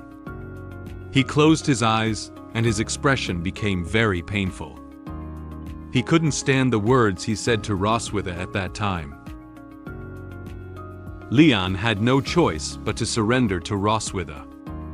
He knelt on the bed in shame, lowered his head, clasped his hands together, hoping that she wouldn't continue playing his video anymore. He shouted loudly, "No need! I remember everything." Roswitha wrapped one hand around her body and held a crystal ball with the other hand. She looked down at Leon's wretched condition, feeling quite satisfied with how quickly he had succumbed to her. She showed a victorious smile. She picked up the whip placed on the tray and said to Leon, "It's good that you remember. So now, you repeat what you just said a few more times." Roswitha held a whip in one hand and pinched the tip of the whip with the other, smiling as she looked at Leon. She has now begun to plan how to torture Leon as revenge for the torture he inflicted on her a few days ago. If you can't remember clearly, the teacher can review for you. She lifted Leon's chin with a whip, forcing him to look up at her. Faced with compromising evidence in Roswitha's possession, Leon wore a troubled expression, not daring to struggle or make excuses recklessly. He wanted to say something, but found himself unable to say anything. He had no choice but to follow the instructions of Roswitha. Under the illumination of the desk lamp, The shadows of Leon and Roswitha were projected onto the cabinet. Roswitha swung the whip in her hand and struck Leon's body with force. Leon knelt on the bed, struggling to endure the pain caused by the whip beating. After a while, Roswitha slowly approached him while beating his body. The shadows of two bodies overlapped. The warm-colored desk lamp silently illuminated Roswitha's room. It cannot speak, just silently watching their interaction, bringing them some light. It knew they had spent another unforgettable night. At this moment, the round moon has risen, bringing a bright moonlight to the starry sky. The moonlight happened to shine into Roswitha's room. At this moment, Leon and Roswitha had just experienced intense physical activity. Under the illumination of the moonlight, the marks on Leon's body from being whipped could be seen very clearly. He lay in bed, feeling as if his body had been hollowed out. He turned his head and silently shed tears for himself. At this moment, a red messenger dragon flew in from outside the window. Roswitha heard some movement by the window and immediately got out of bed and walked to the window. Messenger Dragon stood by the window and brought her a letter. After reading the contents of the letter, her expression suddenly became somewhat strange. Noticing the movements of Roswitha, Leon turned his head and noticed the messenger dragon by the window. Now that it was late in the day, something must have happened for the messenger dragon to send a letter at this time. Seeing the change in Roswitha's expression, Leon looked at her wearily and asked, "This is a letter from the academy, right? Sending the messenger dragon so late. Did something happen?" Roswitha put down the letter in her hand. She turned her head and looked at Leon with a serious expression, telling him the contents of the letter. "The academy asked us to go to the school tomorrow. Noah got into a fight with someone." Upon hearing the news, Leon was so scared that he sat up from the bed. He looked over at Roswitha with a shocked expression, somewhat disbelieving the news. "Eh?" The time gradually came from evening to morning. The starry night sky and the moon in the sky gradually transformed into an orange-red sky and sun. The location now was Vice Principal Wilson's office. The huge floor-to-ceiling windows received a bright sunrise from outside the window. The sun shone in, illuminating the entire office. Noah appeared in the office wearing a clean and neat school uniform. She stood very straight with her hands behind her back expressionlessly. From Noah's attire and appearance, she looks like she hasn't had a fight with anyone else. However, the three boys standing next to her looked quite pitiful. The red-haired boy standing in the middle is wearing a dirty school uniform. Not only was the face swollen from the blow, but even the right hand was injured and needed to be lifted with a sling. The two brown-haired boys standing next to him also had swollen marks on their faces, and their school uniforms were dirty. They stood beside the sofa, watching the people sitting on it. Leon and Roswitha, who have already arrived at the office, are sitting on the sofa. They sat straight and listened attentively to Vice Principal Wilson's next words. Vice Principal Wilson looked at them and didn't intend to beat around the bush, but spoke directly to them about the matter related to Noah's fight. "I called you here today mainly to deal with the fight between Noah and her classmates. Before Vice Principal Wilson could continue speaking, Roswitha could not hold back her angry emotions. She narrowed her eyes slightly and said to the Vice Principal, "Principal, do you mean these 3 young dragons teamed up to bully my daughter?" Roswitha crossed her hands and placed them in front of her chest, walking up to the 3 injured young dragons. She looked at them with fierce anger and a serious expression. As soon as the 3 young dragons looked up, they saw the already very angry Roswitha in front of them, and were so shocked that they screamed out on the spot. "Ah!" Leon walked over to Noah, looked behind her, and then looked in front of her. He circled around her like this, checking if she had any signs of injury. He looked at her with worried eyes and said, "Have you been injured anywhere?" Noah calmly looked ahead and didn't react too much to Leon's movements. She said to him very calmly, "No, I'm fine." Vice Principal Wilson frowned slightly. He looked to Noah and the 3 young dragons and told the truth about this fight. In fact, it was your daughter who beat them up." Upon hearing these words, Roswitha, who had just sat back on the sofa, was somewhat surprised. The anger that had risen within her instantly disappeared without a trace. She turned her head and looked at Vice Principal Wilson with a slightly awkward expression on her face. "Ah, is that so?"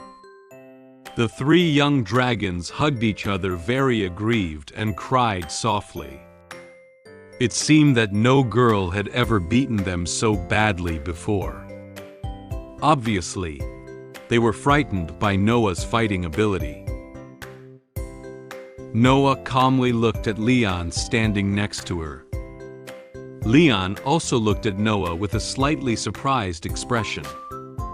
The air suddenly quieted down for a moment. Then, with a proud smile, Leon sneaked a thumbs up towards Noah.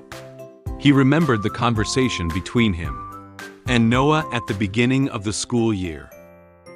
It seems that she has taken his words to heart. He silently praised her in his heart. "Not bad for my daughter. Well done."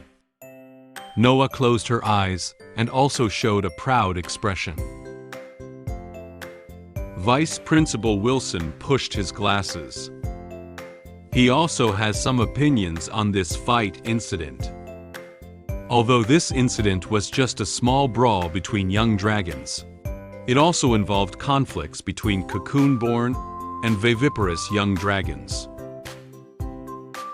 The dragon race has 2 ways of reproducing offspring: egg-laying and live birth. There is not much difference between adult dragons when they grow up, but there are still some differences in their abilities during the young dragon stage. Oviparous young dragons inherit their strength directly from their mother's body and have certain advantages in physical fitness and talent. Viviparous young dragons need to grow and learn in order to master their strength. It can be said that within the same age group, the strength of cocoon-born young dragons is superior to that of viviparous young dragons. Vice President Wilson looked at Noah. Although a viviparous young dragon, this child used her own strength to fight 3 oviparous-born young dragons that are a few years older than herself. She has a bright future at such a young age. He is very optimistic about Noah's future development. At this moment, the office door was suddenly rudely pushed open by someone. A well-dressed adult dragon with red hair walked in. He is accompanied by 2 adult dragons. It seems that they are the fathers of those 3 young dragons.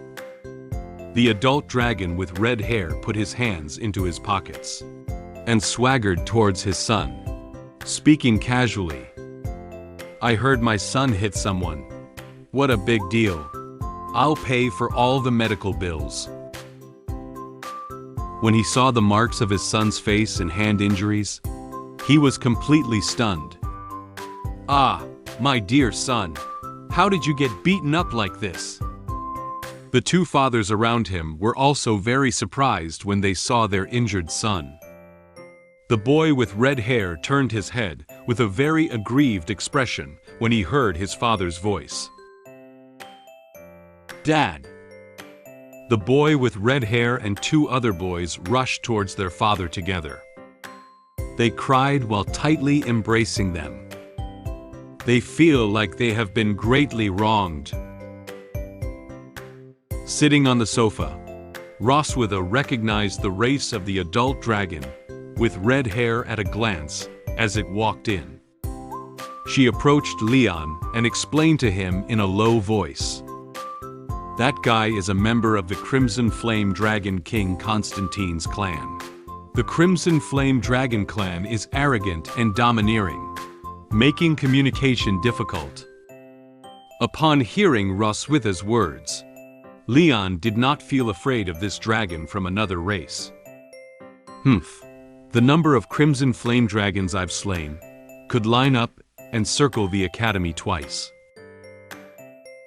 After comforting his son, the adult dragon with red hair looked at Roswitha. He put on a very arrogant expression and said to her, "I thought who was here? Isn't this the queen of the Silver Dragon clan? As a queen, you don't even know how to discipline your own children and let her bully other dragons at will?"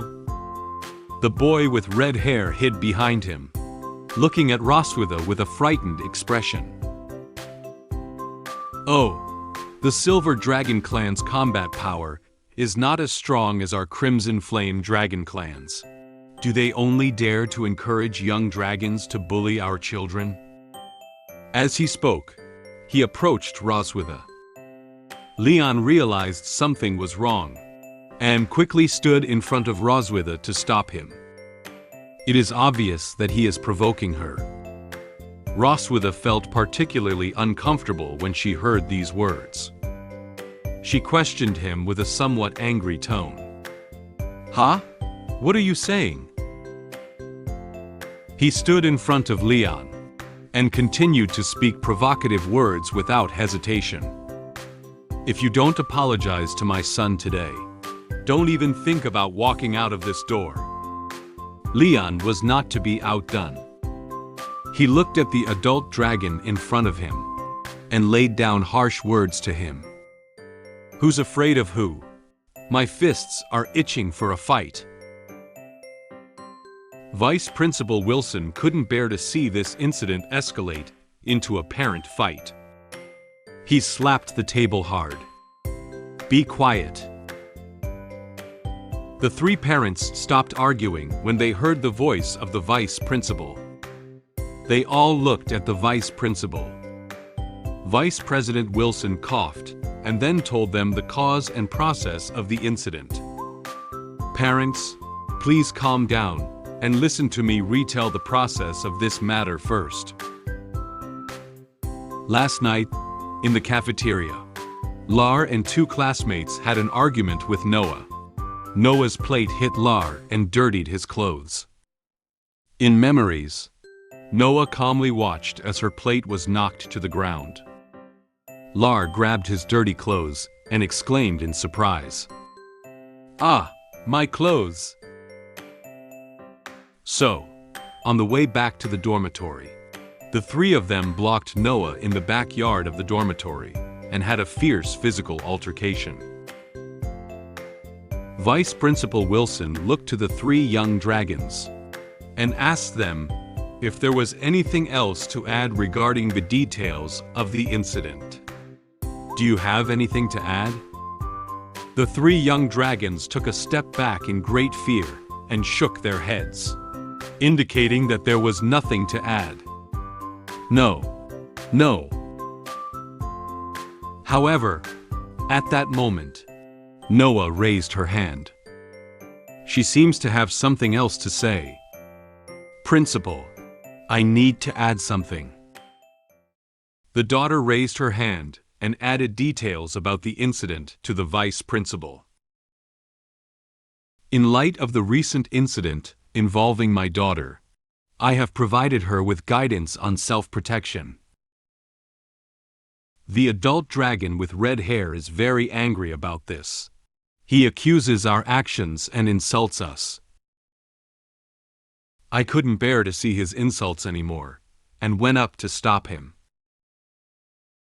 At the suggestion of the Silver Dragon Queen, the vice principal prevented him from continuing to cause trouble, and presented the results of the handling to the children.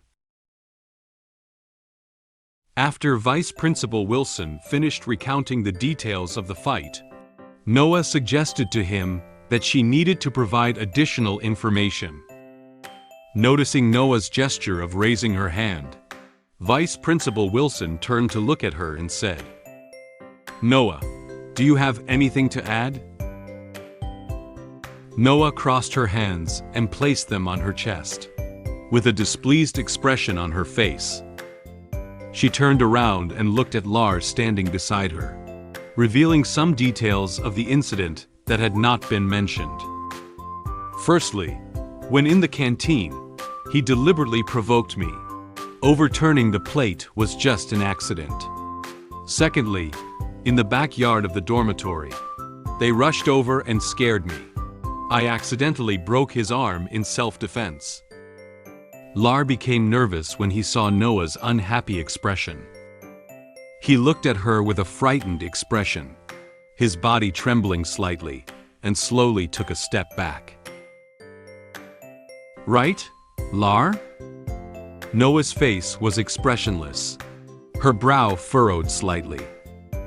She looked at him with serious eyes, as if confirming to him whether what she said was true or not. She still feels angry about his provocation towards her yesterday. Due to the terrifying aura emanating from Noah, Lar was so scared by her that she almost cried. He immediately hid behind his father again. He tightly held onto his father's hem, revealing only half of his body, and answered Noah's words hesitantly. That's right." Lars' father turned around and looked at his son with a puzzled expression. He doesn't know why his son is so afraid of a girl. He asked his son in confusion, "Why are you so afraid of her?" After listening to Noah's additional details about the matter, Leon, standing behind her, raised one hand and held his chin, thinking for a while. Then, he looked at Noah and expressed his thoughts. "Noah, I think you did something wrong." Noah seemed to notice that Leon's words had a tone of accusation towards her.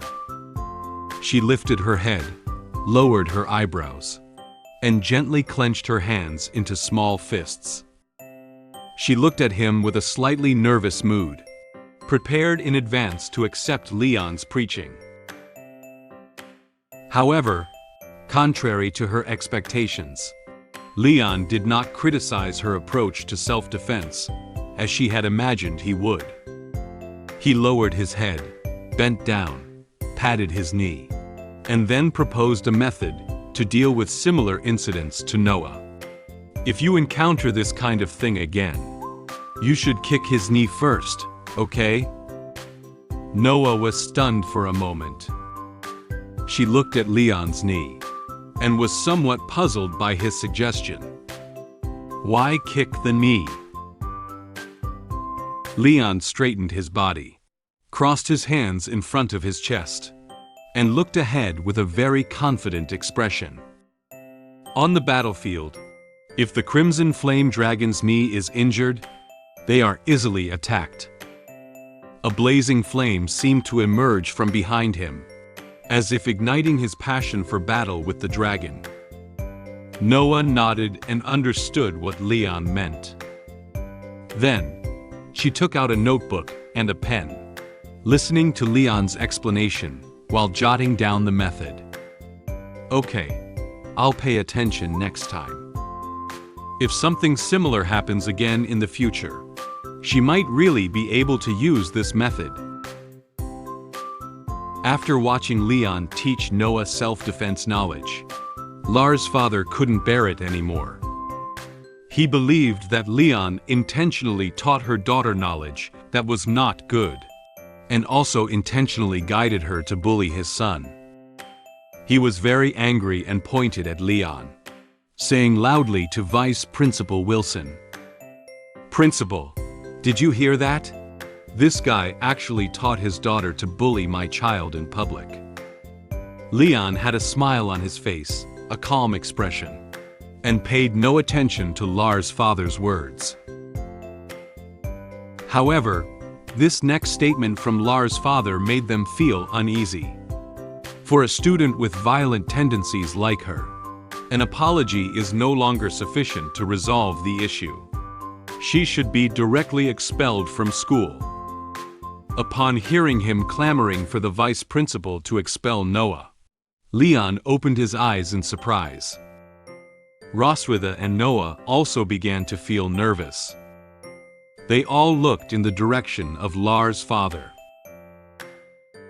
Seeing Lars' father trying to make a scene, Vice Principal Wilson, who was standing nearby, raised his hand to stop him. "Lars' dad, please calm down. Whether or not to expel Noah will be decided by St. Hiss Academy." Moreover, many students have reported that Lar often bullies some viviparous dragons. The students in the canteen last night also proved that Lar deliberately provoked Noah first. Vice Principal Wilson also added some of Lars' usual actions regarding his behavior in this incident, and also stated that this is not the first time he has bullied a dragon younger than him. As the vice principal spoke, Lar lowered his head nervously and looked aside. He also seems to know that his approach is wrong. Lars' father still felt angry. He does not accept the vice principal's explanation. His son was bullied by the dragon, but he was also accused by others of provoking others first. He widened his eyes and angrily said to the vice principal, "Principal, do you mean their daughter beat up my son, and the academy not only did not punish her, but also accused my son of deliberately provoking her?" Leon can't stand Lars' father throwing tantrums here. He walked forward, looked into Lars' father's eyes, and loudly rebuked him. "Don't you feel ashamed? How old is your son? He was beaten up by my 1-year and 2-month-old daughter. What are you shouting about?" Upon hearing that Leon's daughter was much younger than his son, Lars' father was slightly surprised. However, he still hadn't restrained himself, and continued to argue loudly to Leon. "Never mind how old my son is, the point is." They all looked at each other with angry eyes, as if sparks were about to ignite between them. At this moment, Lar whispered his age. I am 7 years and 11 months old." Leon and Lars' father looked at him together and fell silent for a moment. Lar noticed that the adults were watching him and was a little scared.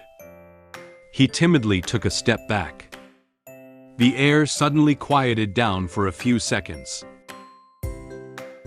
After learning about Lars' age, Leon couldn't help but laugh. To prevent laughing too loudly, he covered his mouth with his hand.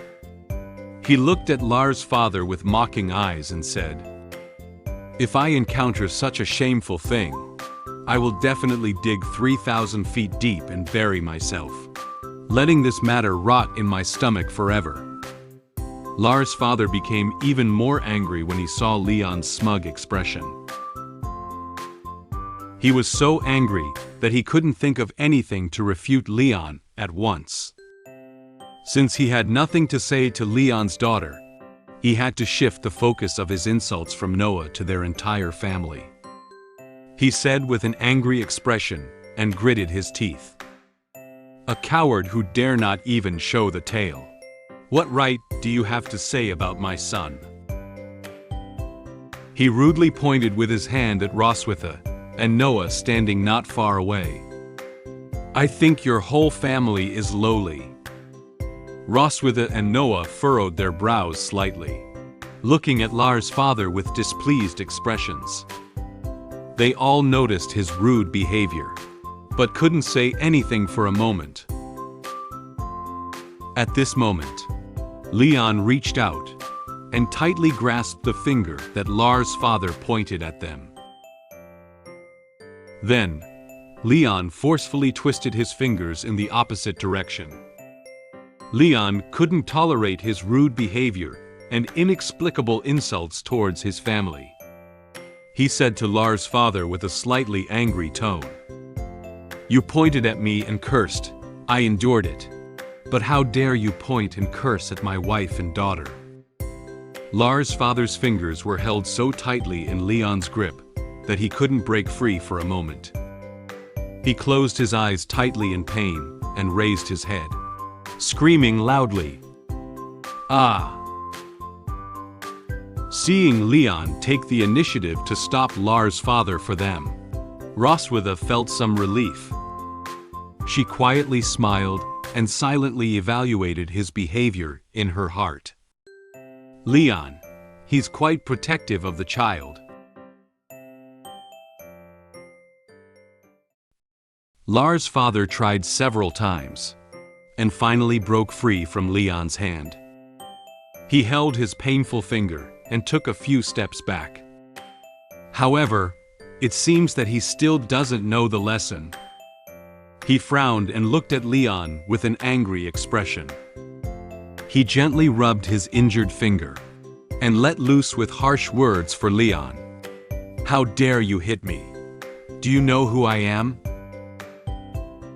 Lars' father angrily rushed towards Leon, intending to have a fight with him here to vent his anger. Seeing that Lars' father's actions were somewhat off, the other two fathers immediately rushed forward and pulled him back. "Duke, don't be angry for now. The principal is still watching. Don't fight here." Although Lars' father was held back by them, he still wanted to break free from them. He revealed his identity to Leon in an attempt to intimidate him. "I am the Duke of the Crimson Flame Dragon clan. Our leader is Constantine." However, Leon was not afraid of his identity. He hugged himself and pretended he was scared of him. Come on. I'm so scared." Faced with this farce, Roswitha couldn't bear to watch anymore. She walked up and said to Lars' father, "Sir, this is a minor conflict among the children at school. If they are involved in the family status of both parties, it will not benefit you in any way." Roswitha looked at Lars' father with a serious expression and expressed her opinion on the matter. "I believe that St. Hiss Academy will make a fair judgment, regardless of the outcome of the Academy's handling. We are willing to accept it." Then, she turned her head and looked confidently at Vice Principal Wilson. After all, the final outcome of this fight still needs to be judged by the Vice Principal. Relying solely on fights between parents or involving the status of both sides still cannot lead to a good outcome. Vice Principal Wilson smiled and nodded with satisfaction. He agreed with her view. Silver Dragon Clan's queen truly has a grand vision. He looked at Lars' father, who was still angry, and gave him the final warning. "Lars' dad, if you insist on causing trouble in school and leading to the escalation of the situation, We can only cancel your son's student enrollment record. Hearing this, Lars' father froze. He stopped struggling and slowly calmed down. His anger instantly half gone. Lar also doesn't want to be unable to go to school because of his father's continued misconduct. He walked forward and grabbed his father's hem. He lifted his head with a somewhat aggrieved expression to persuade his father. "Dad, forget it. I still want to continue my studies at school." Upon hearing what Lars said to him, Lars' father hesitated a bit. He gradually restrained his unreasonable attitude and temporarily calmed down. He closed his eyes, pretended to cough a few times in an attempt to cover up the awkward scene just now, and calmly said to the vice principal, "I just lost my composure. We also accept the ideas of the academy." However, Lars' father still seems to hold a dissatisfied attitude towards this matter.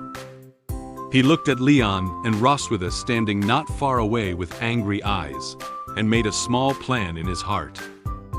"I'll step back for now. But once we're out of school, we'll see who has the last laugh."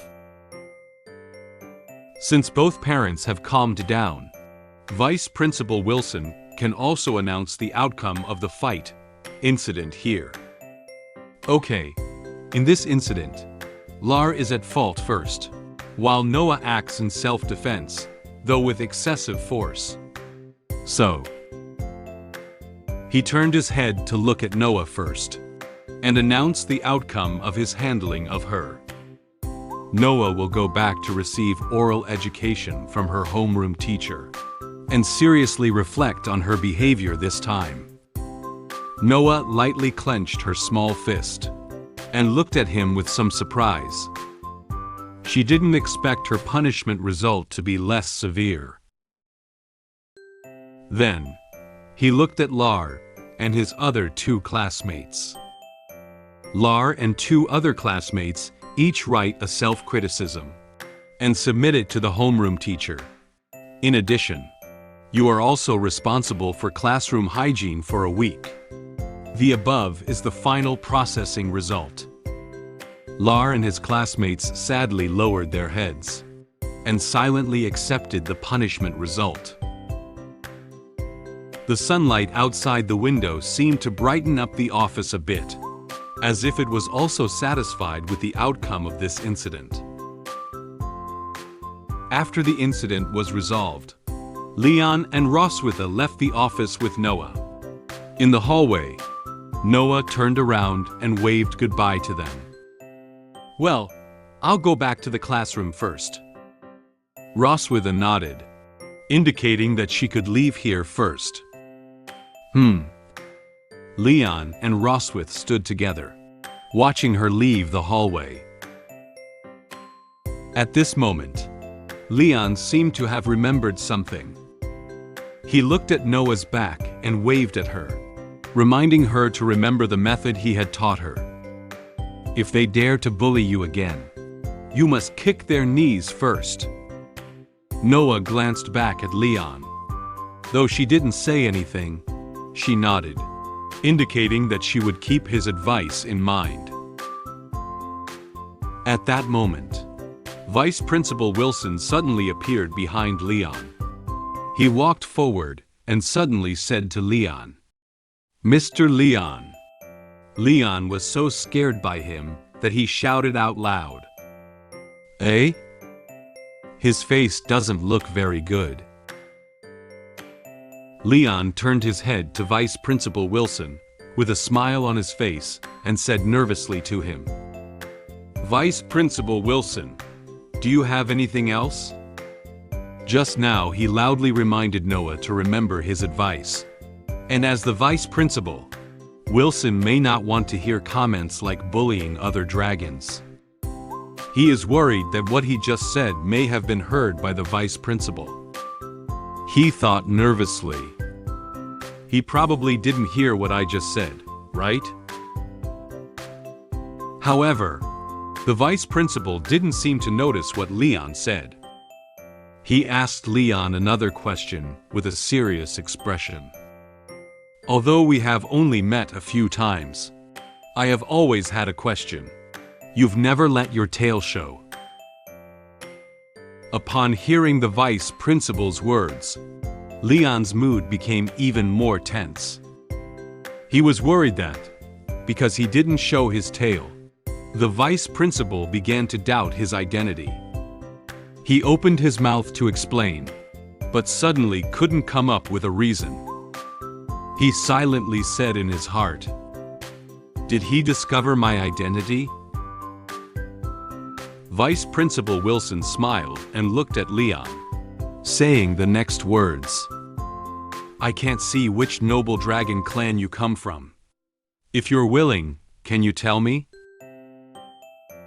Noticing that something was wrong with the current situation, Roswitha quickly walked over and took Leon's arm, pretending that they were a very loving couple. She quickly explained to the vice principal, "My husband is not a member of the noble dragon clan. He is just an ordinary member of our silver dragon clan." Leon was also forced to lean tightly against Roswitha. He echoed a little nervously based on what she said. "That's right. I'm just a commoner." Vice Principal Wilson did not seem to doubt Leon's identity. He touched his beard and was pleased that they were able to raise the talented Noah. The remarkable union between the two of you has brought forth an exceptionally gifted young dragon, which is nothing short of a miracle. In short, St. Hiss Academy welcomes such children to enroll. Do you understand what I mean? The vice principal looked at them with a kind expression. However, there seemed to be other meanings in his words. You should have more children. The more, the merrier. Leon and Roswitha also saw the true thoughts floating behind the vice principal. They whispered in their hearts, "Principal, you have your thoughts written out." Vice Principal Wilson seems to be aware of his current attitude. He pretended to cough, trying to cover up his embarrassment. "I believe that on the day Noah graduates, she will be able to lead the Dragon Clan to defeat more dragon slayers." He clenched his fists excitedly and looked firmly at Leon, expressing his confidence in Noah's growth. Leon responded to Noah's encouragement with a smile, but felt uncomfortable inside. It doesn't feel great. Leon and Roswitha walked towards the other end of the hallway, while chatting with Vice Principal Wilson about other topics. However, what they didn't know was that Lars' father, who had just come out of the office, kept staring at their backs and remained silent. At this moment, Lars' father seemed to have come up with some bad idea. He led the other two fathers towards the other end of the corridor. He said with a malicious smile, "Let's go."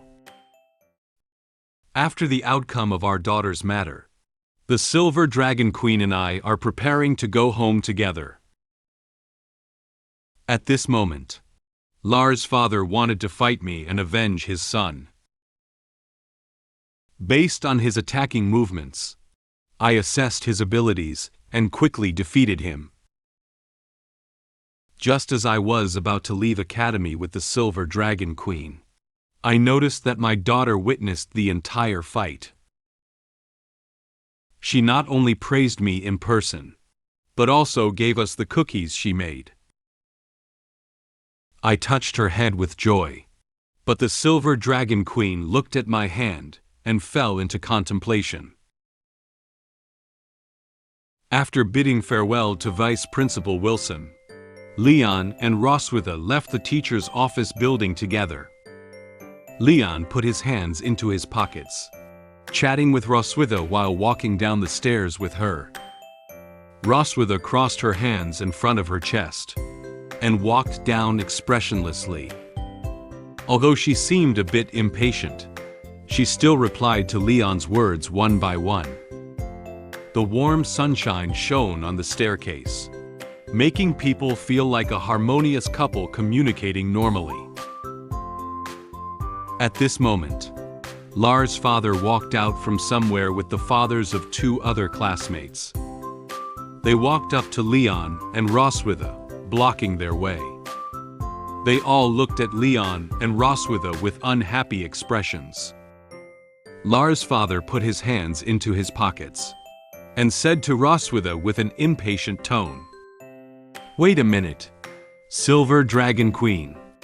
Leon and Roswitha stopped in their tracks when they saw Lars' father appear in front of them again. Roswitha furrowed her brow and became more alert to Lars' father. Just now, in Vice Principal Wilson's office, Lars' father clearly had plans to provoke a conflict. She realized that they had ill intentions in stopping her and Leon. She looked at Lars' father and said to him, "Is there anything else?" The Academy has already provided the outcome of this matter. Didn't you agree just now? Upon hearing Roswitha's words, Lars' father gave a gentle smile. Roswitha thought he would no longer have any objections to this matter. However, in fact, he doesn't think so. As a duke, how could he sit back and do nothing when his son was being bullied by their daughter? He spread out his hand, revealing a fake smile, and slowly approached Leon and Roswitha. "Don't be so nervous. The polite remarks I made in the office were just to save face for the Academy. Now that we are out of the Academy, we have to solve the problem according to the way of the Dragon Clan." Lars' father walked up to Leon and locked eyes with him. It was obvious that the target he was looking for was Leon. Leon frowned and looked at him with cold eyes. Then, Lars' father reached out and pointed forcefully at Leon's chest, as if provoking him. Leon lowered his head to take a look, but did not react strongly to his movements. Lars' father said to Roswitha, with a somewhat angry tone, "I want to start a duel with your husband here." Roswitha secretly looked around. She noticed that some passing teachers and parents of classmates were already looking towards them with curious eyes. Due to Lars' father intentionally creating a fighting atmosphere, many passing teachers and parents stood behind her and whispered to each other, discussing their behavior at this moment. As the queen of the Silver Dragon Clan, she also had to consider the current situation. If we refuse them here, they will definitely smear Silver Dragon Clan for being weak and afraid of war. Lars' father grinned and made a provocative expression. He said to Leon and Roswitha with a serious gaze, "You wouldn't refuse, right?" Seeing that he was really going one-on-one with Leon, and there were more and more dragons watching around, it was not convenient for Roswitha to refuse him on the spot. She approached Leon and whispered to him, "Do you want to fight? Is your body okay?" As Leon's body is still in the recovery stage, she is worried that with his current physical condition, it may be difficult for him to fight with Lars' father. However, Leon did not give up the idea of this fight at all. He looked at Lars' father with serious eyes and punched his left hand with his right hand. There is a strong fighting aura emanating from his surroundings. Obviously, he was looking forward to the fight between him and Lars' father. He takes the initiative to beg me to fight him. Of course, I have to accept it. Since Leon wanted to fight, Roswitha didn't continue to persuade him. She nodded in agreement with his idea. She stood behind Leon and reminded him to pay attention to the strength of the fight. Go ahead. Don't beat him to death. Leon flashed a confident smile and flexed his wrists casually. As he walked forward, he answered Roswitha's words. Oh. Just then, the school bell rang, signaling the end of class. Noah has just finished class. She walked out of the classroom holding a beautiful box. 2 young dragons ran past her. The brown-haired young dragon excitedly said to the green-haired young dragon, "Hurry up! I heard there are dragons fighting in front of the gate. Let's go take a look." Upon hearing their conversation, Noah instinctively looked in the direction they were running. Fight? Could it be? Noah furrowed her brow gently, as if sensing something happening at the school gate. When she heard the word, fight, she remembered what Lars' father had said in the vice principal's office. She felt a little worried. So she followed in the footsteps of the 2 young dragons and ran down the teaching building. The corridors of the teaching building and the school gate were crowded with students watching Leon and Lars' father fight. In order to see the fighting scene more clearly, some students even climbed onto the decorations at the school gate to watch. All the students watching excitedly looked at them, discussing the scene of the fight with each other. Look, there are dragons fighting. Who is fighting with whom? In order to facilitate the fight, Leon and Lars' father came to an open space in front of the school gate. Leon was doing warm-up exercises with a relaxed expression.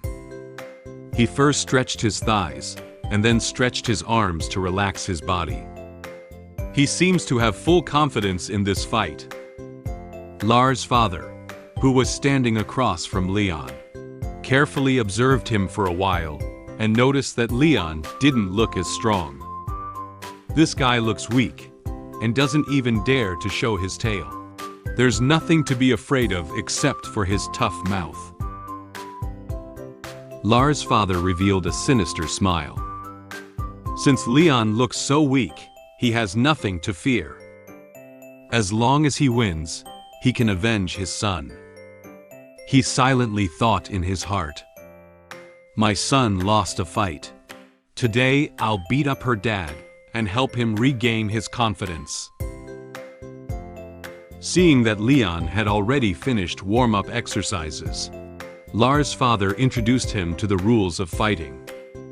He was also worried that Leon, who was so weak, would not be able to defeat him, so he took the initiative to lower the difficulty for him. The Crimson Flame Dragon clan won't bully anyone. As long as you can hold on for 3 rounds, I'll concede defeat. However, Leon didn't pay any attention to his words. He closed his eyes, placed one hand on his waist, and casually picking his ear with the other, showing a very casual expression. He impatiently said to Lars' father, Okay, save the speeches. Let's get started." He urged Lars' father to start quickly, and flicked the extracted earwax towards him. In the face of Leon's provocation and belittling of him, Lars' father became infuriated. He clenched his fists and looked at Leon with an angry expression. "You! Don't underestimate me." Lars' father widened his eyes in anxiety. He angrily cursed Leon while rushing towards him. Ha! He gathered magic on his right hand and formed a flame. He raised his fist wrapped in flames and swung it forcefully towards Leon. Seeing that the fight had begun, Leon quickly adjusted his state as well. With a serious look in his eyes, he prepared for Lars' father's attack. Based on the movements and attack style of Lars' father, Leon quickly analyzed his abilities. He turned his body and easily dodged Lars' father's attack. Hey! He silently evaluated Lars' father in his heart. I didn't guess wrong. This guy is much weaker than the dragon clan I encountered on the battlefield. Leon lightly jumped on the ground while raising 2 fingers to Lars' father. He reminded him with a smile. There are still 2 rounds left. Lars' father was very dissatisfied when he saw Leon dodge his attack. Noticing Leon's provocation, his anger couldn't help but rise again. He immediately turned around and continued attacking. He frowned and impatiently said to Leon, "You're so good at hiding. Don't tell me you're a chicken?" Lars' father knelt on one knee while speaking provocative words to Leon. He forcefully slammed his fist wrapped in flames onto the ground. The ground where he and Leon were located immediately cracked several slits, and even the floor bricks were thrown out by flame magic. It seems that the power of his punch is very great. Leon remained unwavering in response to Lars' father's provocation.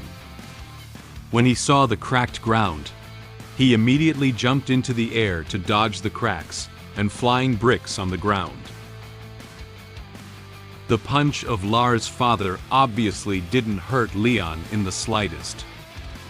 In order to increase his attack power, he quickly gathered the flame magic into his mouth and sprayed it forcefully in the direction of Leon. Leon noticed a very bright and intense flame flying towards him.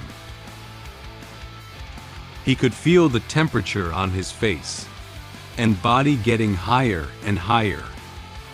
However, in the face of the blazing flames that were coming closer and closer to him, his face did not show any expression of fear or retreat. He stared closely at the flame, as if contemplating something. As the flames were about to approach his face, he quickly descended from the air and landed next to Lars' father. The flames spewed out by Lars' father exploded into a huge and beautiful spark in the azure sky. Leon squatted lightly on the ground, perfectly avoiding the 2 attacks of Lars' father. Lars' father looked down and found Leon squatting next to him unscathed. He was very surprised. He has attacked Leon 3 times in a row, so he has no chance to launch an attack on Leon anymore. Leon lifted his head with a firm gaze and gave him a confident smile. This time, it's my turn. Leon quickly stood up and kicked Lars' father's calf socket hard. Lars stumbled forward and suddenly lost strength in his legs. He cried out in pain. Huh! He half knelt on the ground, clutching his injured calf. He hadn't expected Leon to come at him in this way at all. He lifted his head and looked at Leon with angry eyes. You! Before Lars' father could react, Leon quickly flashed in front of him again. He clenched his right hand into a fist and concentrated all his strength on his right fist. He wore a confident smile, believing that the outcome of this fight had already been determined. Then, he punched Lars' father hard in the face. Unable to fight back, Lars' father was thus quickly knocked out by Leon. Lars' father was sent flying for a long distance by Leon's punches, and only managed to stop when he hit a nearby building hard. Then, he collapsed to the ground, temporarily passed out. Seeing that Lars' father no longer had the strength to stand up, Leon clapped his hands and cleaned the dust off his hands. It is obvious that he won the battle this time. Dealing with dragons of this level is a piece of cake for him. Who is a dragon slayer? He smiled lightly and muttered to himself, "I don't even need magic to deal with guys of your level." Seeing Lars' father get hit by Leon, to the point where he directly fainted, the fathers of the other two students felt very scared and shocked. They were so frightened that they shouted out loud, "Ah! Duke Rail!" They had probably never seen their Duke get beaten so badly by another dragon. Leon turned his head, and his expression quickly changed from a smile to a cold one. He clenched his fists to show them and asked them, "Do you want to give it a try?" If they feel dissatisfied, Leon can also have another fight with them. Both fathers were so scared when they heard Leon's words that they couldn't speak for a moment. They witnessed the entire process of Leon and Lars' father fighting, and also witnessed how powerful Leon's abilities were. Seeing Lars' father faint on the ground, they were so scared that they dared not have any complaints against him. They showed an awkward smile. They shook their heads wildly and waved their hands, indicating that they would not participate in the fight. No, no. They ran to pick up Lars' father, who had already passed out, and quickly dragged him away from the school gate. Leon watched their fleeing figures and stood behind to warn them. "Take him away quickly. Tell your son to stay away from my daughter from now on." Seeing their figures disappear at the end of the road, Leon breathed a sigh of relief. The fight between Leon and Lars' father has come to an end. He turned his head with a smile and prepared to ask Roswitha to come home with him. "Okay, let's go." "Noah, when did you come?" At that moment, Leon suddenly noticed Noah standing behind him. He didn't know that Noah had been standing here since. Noah looked up and found Leon looking towards her. She was holding the beautiful box and staring blankly at Leon. There were also some onlookers on the stairs who were looking at her and Leon with envious eyes. Noticing that Leon was watching her, she immediately shifted her gaze to the nearby building. She seems to have been standing here for a long time. Her face was a little red, as if she was a bit shy towards Leon. She stammered to explain her reason for being here. I just happened to pass by and saw that this place is a bit lively." Then, Noah walked up to Roswitha and handed her the beautiful box in her hand. She said to them, "This is for you." Leon looked at the box and curiously asked her, "What is it?" Roswitha took Noah's box. She opened it and found a large heart-shaped cookie inside. She was a little surprised by this cookie. Noah lowered her head, her gaze drifting away. She was worried that the cookie she made for the first time wouldn't taste good to them. She nervously rubbed her hands and explained to them with a shy expression, "This is the cookie that the teacher taught us to make in cooking class. I only got second place. Maybe the taste isn't very good. You can give it a try."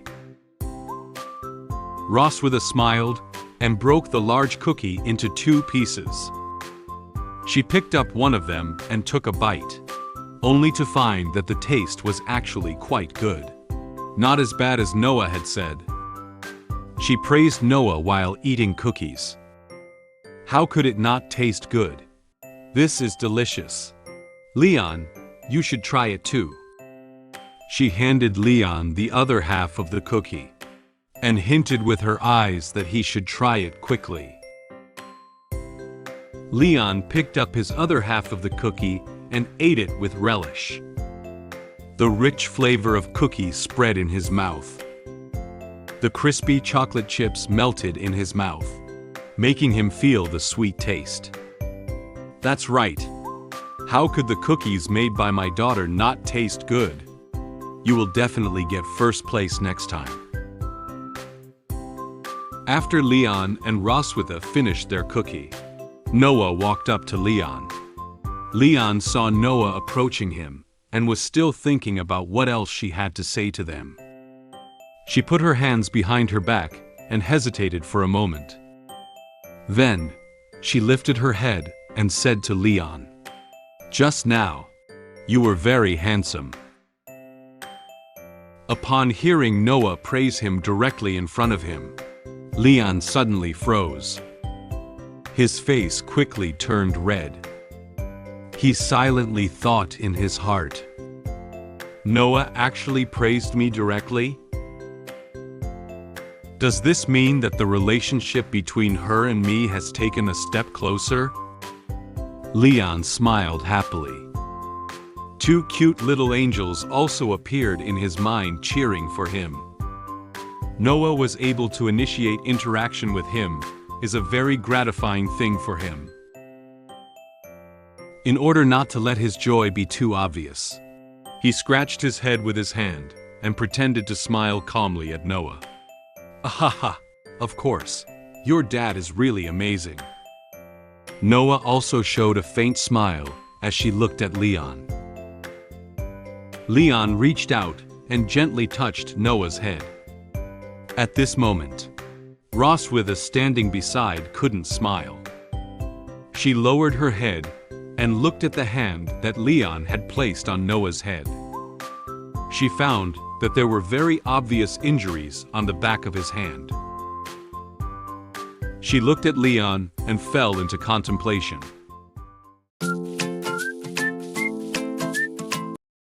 The Silver Dragon Queen noticed that my hand was injured and brought me a medicine box to apply medicine for me.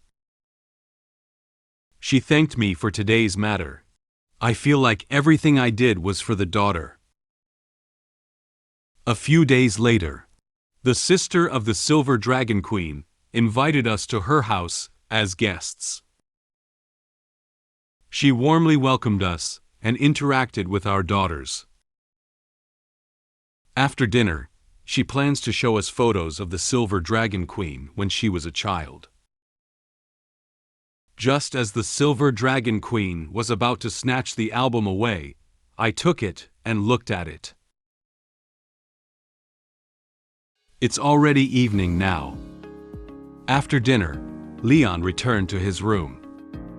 He sat on the sofa, holding a brown-covered book in both hands, and read it very seriously. The title of this book is Encyclopedia of Dragon Parenting, with the subtitle 108 Ways to Communicate with Babies.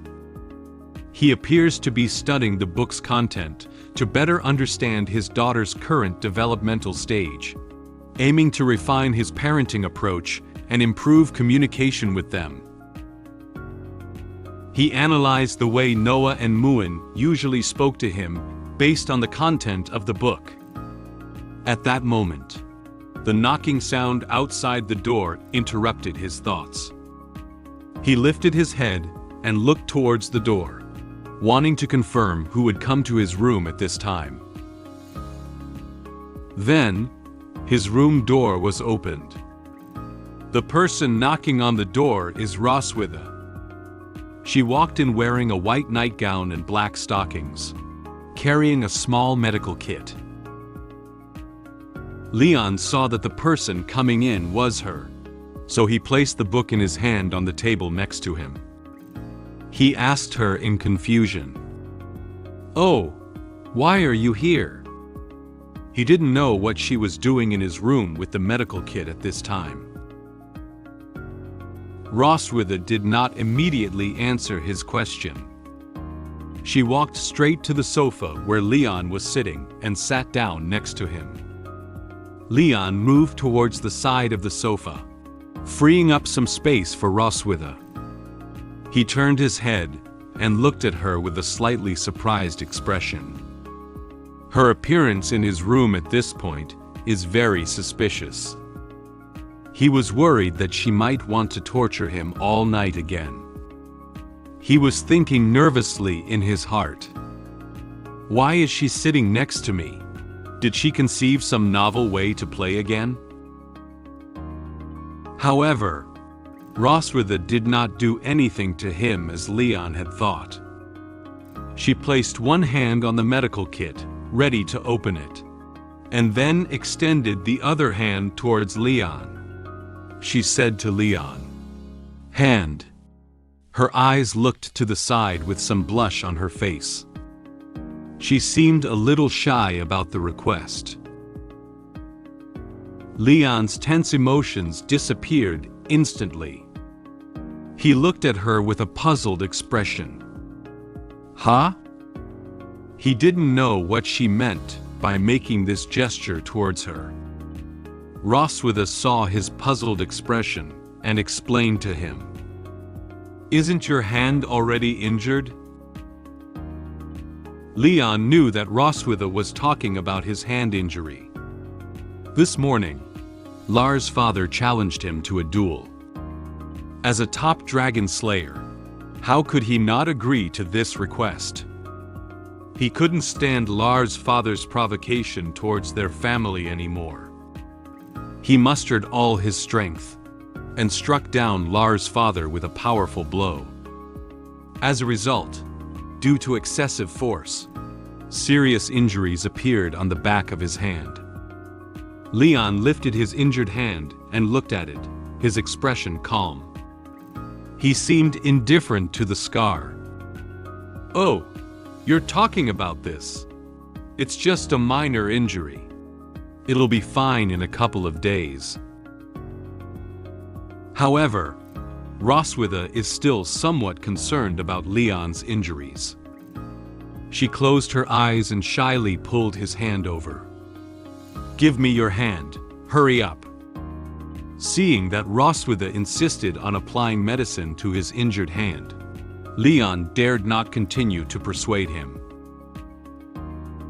Roswitha opened the medical kit placed on her lap and took out a cotton swab and a bottle of red medicine. She put a cotton swab into the bottle and dipped it in some red medicine. Then, she took Leon's hand and used a cotton swab to apply red medicine to the back of his hand. The red potion covered Leon's back of his hand, making him feel a bit cold, but also a bit painful. He called out softly, "Ah!" He didn't expect the injury on the back of his hand to be quite serious. He took a gentle breath. The hand trembled slightly due to the pain. Roswitha noticed Leon's movements. She gently grasped his hand while applying medicine to him. "Don't move. It will be fine soon." After Roswitha finished speaking, Leon stopped moving casually. He slightly lowered his head and looked at her, who was carefully applying medicine to him.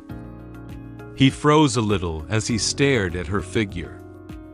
He silently said in his heart, "As a seasoned dragon slayer, I have countless injuries on my body. I used to handle casually. This is the first time someone has been so careful in helping me apply medicine." Roswitha held a cotton swab and carefully applied medicine to Leon's back of his hand. Then, she pulled his hand in front of her and noticed that some areas were severely injured. She put the cotton swab back into the medicine bottle and dipped it in some extra red medicine. She applied more red medicine to the severely injured area on the back of her hand with a cotton swab. After the potion had fully coated the back of Leon's injured hand, Roswitha took the cotton swab away and gently rested his hand on her thigh. Then, she took out a bandage from the medical kit and prepared to wrap it around his hand. Leon could feel the gentle movements of Roswitha and also feel her fingertips wandering on his hand.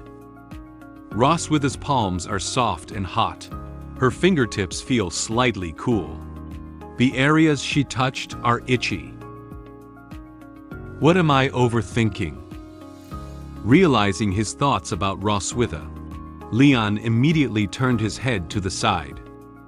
He didn't want to admit that Roswitha sitting in front of him now would treat him so gently. However, his physical reaction did not lie to him. His face slowly turned red, and he was even too shy to look at him. Roswitha focused on wrapping Leon's bandage without looking up to see his small movements. At this moment, she suddenly spoke to Leon. "Today's matter, thank you." Leon still didn't look directly at Roswitha. He opened one eye and glanced at her, saying with some confusion, Why thank me?" After wrapping Leon's hand in a bandage, Roswitha took out a pair of scissors from the medical kit and cut off the excess bandage. She tied the bandage on Leon's hand into a bow and gently tightened it. She explained to him what happened at school today. "Lars' father has a domineering attitude, but you take the initiative to stand up and protect me and Noah." Leon understood that what she wanted to thank was for today's matter, so he gave her a gentle smile. Those are all things I should do. Although we live as strangers, in front of outsiders, you are at least my." This is all for Noah. Realizing that he was about to say something related to Roswitha, Leon immediately changed his words. He raised his hand and casually touched his neck, trying to hide the embarrassment of having just said the wrong thing. However, the increasing redness on his face had already revealed his inner thoughts at that moment. Upon hearing what he said, Roswitha did not refute it. She closed her eyes and touched her braid with her hand, revealing a faint smile on her face. I knew you wouldn't admit it so easily." After dealing with Leon's injuries, Roswitha remembered that there was one more thing she hadn't told Leon. "By the way, my sister has sent a letter inviting our whole family to visit her place. Do you want to go?" Leon thought for a moment, then replied to her, "Your sister? I don't want to go." Upon hearing his answer, Roswitha closed her eyes and spoke to him with a threatening tone. "Okay, then let's settle the previous matter." Leon was so scared at the thought of how she had tortured him several times at night that he dared not continue to refuse her. "Fine, I'll go, all right?" The moon gradually dispersed the clouds around it, silently watching the interaction between Leon and Roswitha. A dragon roar and the sound of flapping wings echoed through the sky. Roswitha, transformed into a dragon form, flew with Leon, Noah, and Muen to Roswitha's sister, Isa's house. They are going to visit Isa's house that day. The sunset gradually dyed the sky from azure to orange-red. It seems that they spent almost a day on the road. Gradually, a huge castle appeared in front of them. Obviously, they have flown into the territory of the Red Dragon clan. After finding the location of the city gate, Roswitha slowly landed on an open space in front of the gate. She flapped her wings and lifted up all the sand around her. It seems that it will take some more time, for her to land on the ground. At this moment, Isa and the servants had been waiting for them at the city gate for a long time. The first to come down from the dragon's back is Noah, followed by Leon and Muen. Noah hugged her chest with both hands and walked slowly forward. Leon held onto Muen and gently patted her with his hand, trying to wake her up. "We're here. Muen, wake up." Muen slowly opened his sleepy eyes and looked around, only to realize that they had arrived at their destination. She gently rubbed her eyes with her hand and answered Leon's words in a daze. The Red Dragon Queen Isa waved her hand to Roswitha and ran towards her. With a smile on her face, she joyfully called out the name of Roswitha. "Ross." Isa threw herself onto Roswitha's dragon head in an instant. She tightly hugged the dragon head of Roswitha and gently stroked her. She was very excited and said to Roswitha, "Your dragon form is still so handsome." Due to Isa repeatedly rubbing against her dragon head, she couldn't help but revert back to her human form. "Isa, it's so itchy." Roswitha turned her head and looked shyly at Isa. Faced with her enthusiasm, Roswitha still couldn't resist. Isa still tightly hugged her and kept rubbing against her face. She looked at her with a smile and said, "Even when you change back, you're still adorable."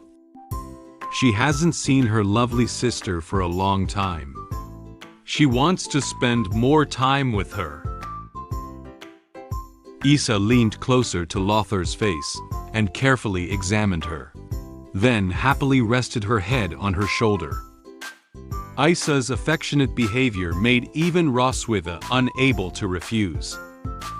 She smiled lightly and said to Isa, "Isa, let me introduce my husband and daughter to you. You haven't officially met them before. This is my husband, Leon Kazmid." She raised her hand and asked Isa to look towards her, indicating that the person standing next to her was Leon. Leon raised his hand and waved it at Isa, showing her a smile. Ahaha! After the embrace with Roswitha ended, Isa looked over to Leon and greeted him happily. "Hello, it's so good to finally see you awake." Then, Roswitha lowered her head and gently patted Noah and Muen standing on either side of her, introducing them to Isa. "This is my daughters." Muen stepped forward in front of Roswitha and excitedly raised her hand to greet Isa. "Hello, Auntie Isa." Muen was delighted to meet Isa. However, Noah is not necessarily the case. After seeing Isa, she took a step back behind Roswitha. She had one hand behind her back, and the other hand gently grabbing onto Roswitha's clothes. She seems a bit shy towards Isa. Isa was very happy to see the children. She crouched down, tightly embracing Muen with both hands, and rubbing against her face. She hugged Muen while guessing their names. "Oh, let me guess. You're Muen, and the one behind you is Noah, right?" Muen nodded, indicating that what Isa said was correct. "Yes, Auntie Isa guessed correctly." Isa noticed that the two children could clearly see the difference and said to them, "You are the same as what Ross said in the letter." Seeing that Noah was still shy and afraid to embrace her, Isa opened her arms to make room for Noah's embrace. She took the initiative to ask Noah, "Noah, do you want your auntie to hug you too?" Noah looked at her with a red face and hesitated for a moment. She lowered her head, looked away, and nervously rubbed her hand. Then, she nodded and whispered to her. Okay. After obtaining Noah's consent, Isa quickly pulled her over. She tightly hugged Noah and Muen, and gently wrapped her tail around them. She lightly rubbed their faces, with a happy smile on her face. It seems that Isa likes them very much. Muen closed her eyes and rubbed against Isa, revealing a happy smile as well. Although Noah still looks shy, she must also be happy for this enthusiastic aunt in her heart. Surrounded by lovely children, Isa feels really happy now. She said with a joyful heart, "It's so happy to touch such a cute little dragon girl." Immersed in the joy of embracing the child, she almost forgot that her brother-in-law was standing next to her. She touched the heads of Noah and Muen while looking up at Leon. "I heard from Ross that you usually take care of the children. Thank you for your help." Upon hearing Isa's gratitude, Leon smiled at her. "It's not really hard. I enjoy taking care of children, and they are also close to me." Standing next to him, Roswitha was a little unhappy with his words. She raised an eyebrow and looked at him. "They are clearly closer to me, right?" Leon's competitive spirit suddenly flared up at that moment. He looked at Roswitha and said, with a hint of dissatisfaction, "Wife, are you joking? How could this be possible?" Roswitha furrowed her brow gently, and her expression suddenly became serious. She approached Leon and reiterated what she had just said. "Do you think I'm joking with you?"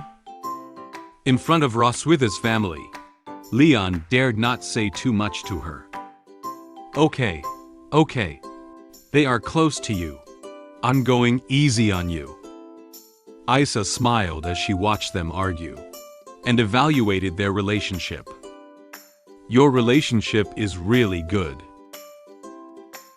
Upon hearing what Isa had said to them, Leon and Roswitha immediately turned their heads to the side. Their faces were tinged with a blush, as if they were embarrassed by Isa's words. They stuttered to Isa, It's okay." Having said so much, it's not convenient for Isa to let them stand at the city gate for so long. She warmly invited them into the castle. Okay. You must be tired after traveling so far. Let's go in first." The living room of the Red Dragon Castle is very large, and there are many pieces of furniture with red as the main color. After dinner, Leon and Roswitha sat on the sofa to rest. Noah and Muen sat on another sofa chatting together. At this moment, Isa walked over with a thick photo album. Noah and Muen lifted their heads and noticed Isa walking towards the sofa where they were sitting. Isa approached them and raised the brown photo album in her hand. "Do you want to see your mother's childhood photos?" Upon hearing that she could see her mother's past photos, Muen's eyes lit up. She excitedly raised her hand to Isa. "Wow, I want to see." However, Roswitha, who was sitting on the sofa next to Muen, was somewhat surprised. "What?" Roswitha doesn't seem to want Leon and the children to see her childhood photos. She quickly rushed to Isa and tried to snatch the photo album. She said anxiously, "Isa, why do you still have those photos? Give them to me quickly." Noticing Roswitha's movements, she immediately raised the photo album higher to prevent her from obtaining it immediately. Oh, Ross seems shy. Isa gave Leon a suggestive glance. Leon looked at her and immediately knew her intention. Just as Roswitha was about to snatch the photo album, Isa gave it a strong toss across to Leon, standing opposite her. With a light jump, Leon caught it securely in both hands. Seeing the photo album in Leon's hands, Roswitha's face instantly turned red. Hey, wait! She wanted to stop Leon from opening the album, but it was too late. Leon has already opened the photo album. There's nothing more embarrassing than flipping through childhood photos. Let me see what skeletons you've got hiding in your closet. Opening one page of the album, Leon seemed to see something. He showed a very surprised expression. This is... After opening the photo album, my daughters and I all saw the photos of the Silver Dragon Queen before. We couldn't help but praise her in the photo. Just as we were still wanting to know more about the Silver Dragon Queen's past, the Red Dragon Queen showed us a video about her. The words spoken by the Silver Dragon Queen in the video touched me deeply, but she actually didn't want me to continue watching the video. After finishing our chat with the Red Dragon Queen, the Silver Dragon Queen and I returned to our room, only to find that the room's arrangement seemed a bit strange. After catching the photo album tossed by Isa, Leon turned around and began flipping through its contents. Roswitha wanted to stop Leon from looking at the album, but she was too late to run over and grab it. Leon turned to one of the pages, and a photo inside immediately caught his attention. He couldn't help but evaluate. Wife, I didn't expect you to have such a side. Upon hearing Leon's words, Roswitha instinctively became nervous. Noah and Muen are also very curious about the photo of Roswitha. Muen reached out her hand to Leon and wanted him to show them the photo. Dad, we also want to look. In order to show them which photo he was referring to, Leon took it out of the album. He turned around, showed them the photo, and said to Roswitha with a smile, "You look so energetic when you were still a student." Isa took a look at this photo and immediately knew when it was taken. Oh, this is a photo of Ross as an outstanding student representative giving a speech on stage. In the photo, Roswitha stands in front of the speech stage with a very lively smile on her face. She was wearing the school uniform of St. Hiss Academy and had her silver long hair tied into a ponytail, looking very spirited. She held the script needed for her speech in her right hand and placed her left hand on her body, confidently delivering her speech to the students on stage. Sunshine and green trees serve as her background, creating a good atmosphere for her. The lively and cheerful Roswitha in the photo is obviously completely different from her current personality. Leon couldn't help but evaluate her again. Why have you grown into such a cold and aloof queen now? Ah! Realizing that he was going to say something she didn't like to hear, Roswitha immediately walked up to him. Then, she kicked him hard with her high heels to stop him from continuing. Leon felt the pain in his feet and called out softly. He didn't dare to scream in front of his daughters and Isa. Roswitha angrily took the photo from Leon's hand. She looked at Leon with displeased eyes and whispered a reminder to him. Don't get too cocky. You might be her next target for pranks. Leon lifted his injured foot and gently rubbed it, while showing an awkward smile to Roswitha. now that he knew she was angry. He didn't continue speaking. Leon placed the photo album on a relatively short table, making it easy for Noah and Muen to see it. Noah helped flip through the album and looked at the photos inside with Muen. It seems that they are very interested in the photos of their mother when she was a child. Isa stood behind them with a smile on her face as she watched them flip through the photos. She said to them, "There are many photos of your mother when she was a child ahead. You can take a look." Looking at these photos, Isa recalled things from the past. When she was a child, she was white and soft, and it felt really comfortable to touch. These 2 pages in the album contain several photos of Roswitha's childhood. There is a photo of her being scared and crying when she saw a spider. There are 2 photos of her crawling around in bed and sleeping when she was just born. There is a photo of her defeating a beast, even bigger than herself alone. There is a photo of her shyly holding up her award. Noah and Muen looked at these photos and said happily, "Mom, it's so small." Muen also wants to touch Mom. After reading these 2 pages, Noah flipped over the album to another page. At this moment, Muen saw a very special photo. She pointed to it and excitedly said, "Mom is so cool in this photo." Upon hearing what Muen said, Leon standing next to them felt curious. "Let me look." He gently bent down and leaned closer to Muen to see which photo it was. In the photo, Roswitha is wearing a crown on her head, a very gorgeous white outfit on her body, and a red cloak on her shoulders. She sat on the throne and showed a cool smile as she looked ahead. This aristocratic attire reflects the majesty and heroic demeanor of Roswitha.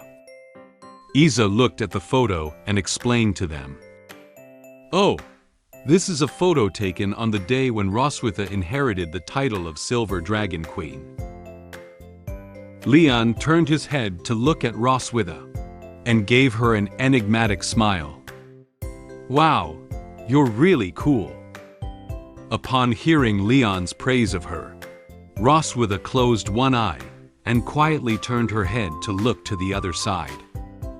Although she didn't want to accept his evaluation of her, the blush on her face had already exposed her emotions at this moment.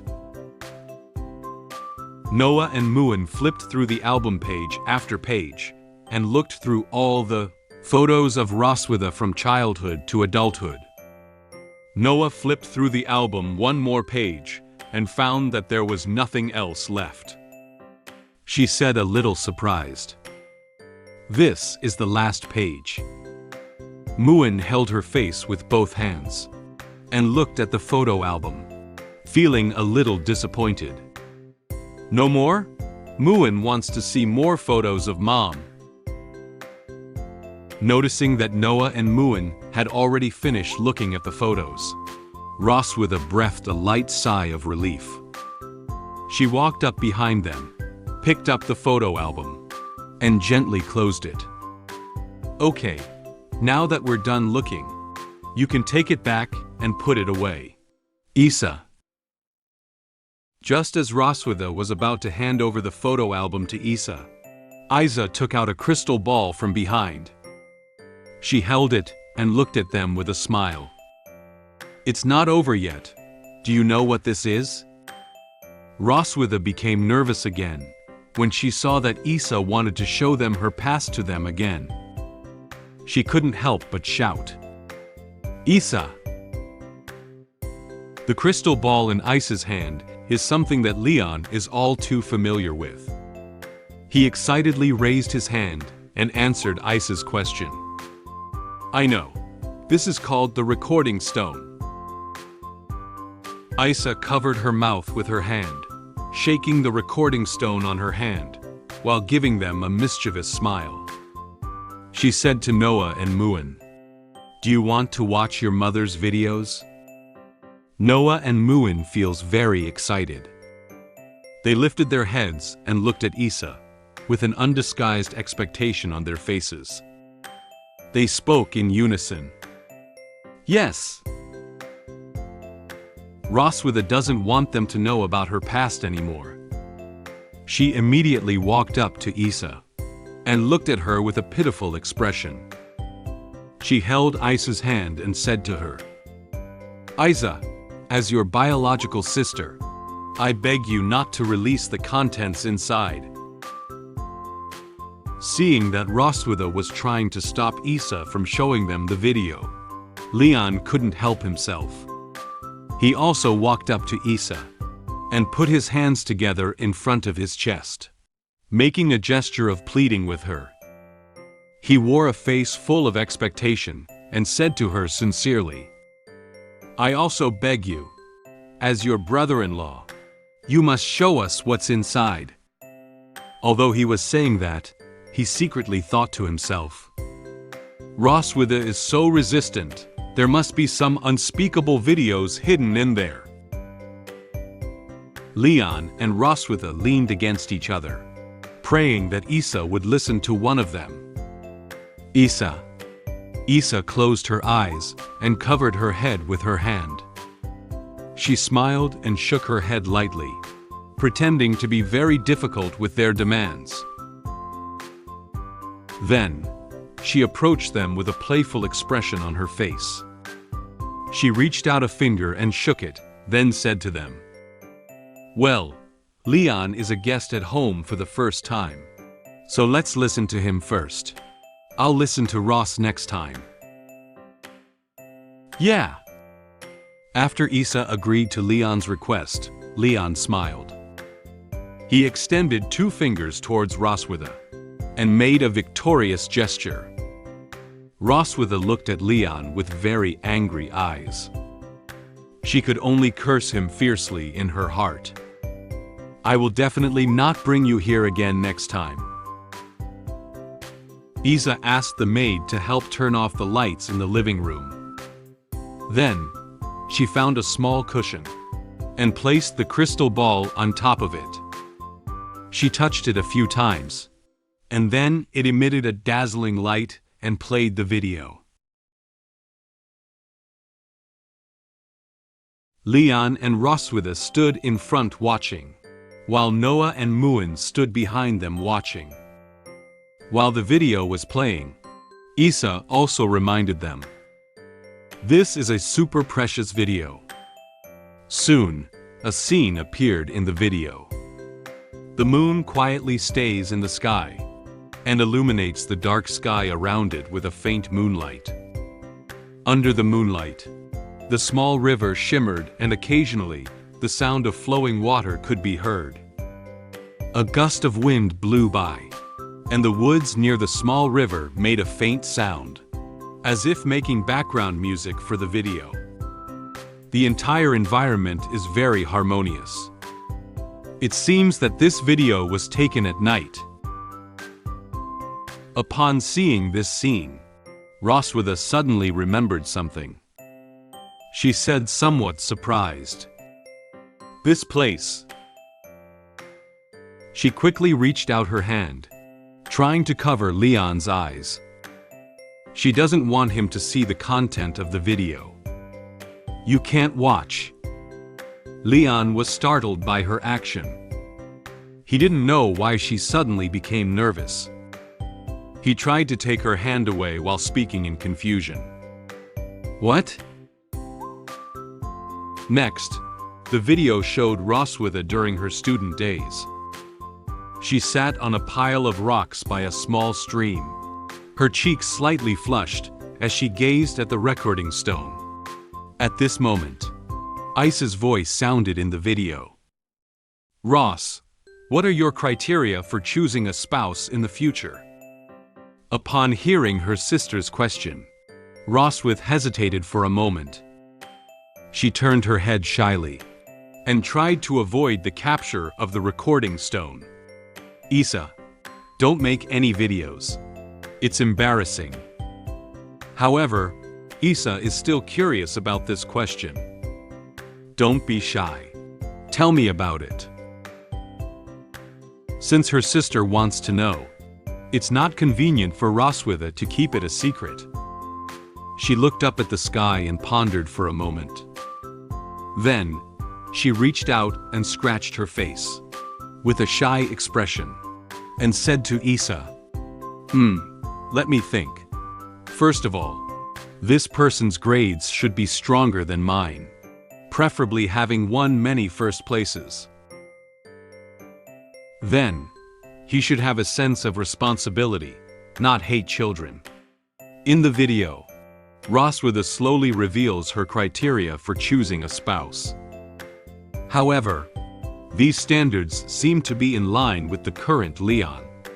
Muen was a bit surprised to notice this. She whispered to Noah standing beside her. Mom's obviously referring to Dad, right? Noah looked at her and nodded, agreeing with her opinion. And be strong, but not bully the weak. He has his own code of conduct, and is not influenced by the race or the outside world. Upon hearing this passage, Leon extended his finger to point at the scene and began to boast. He's powerful, but he doesn't bully others. That's right. This is indeed referring to me. Roswitha was a bit angry about Leon's self-evaluation. She said to him with angry eyes, "Bah! Don't you feel ashamed?" She reached out and twisted Leon's face to one side, trying to stop him from continuing to watch the video. However, Leon tried to turn his face and look ahead, wanting to get rid of her hand. Standing next to them, Isa noticed that they were arguing with each other over the standards in the video. She smiled and quietly continued to observe them.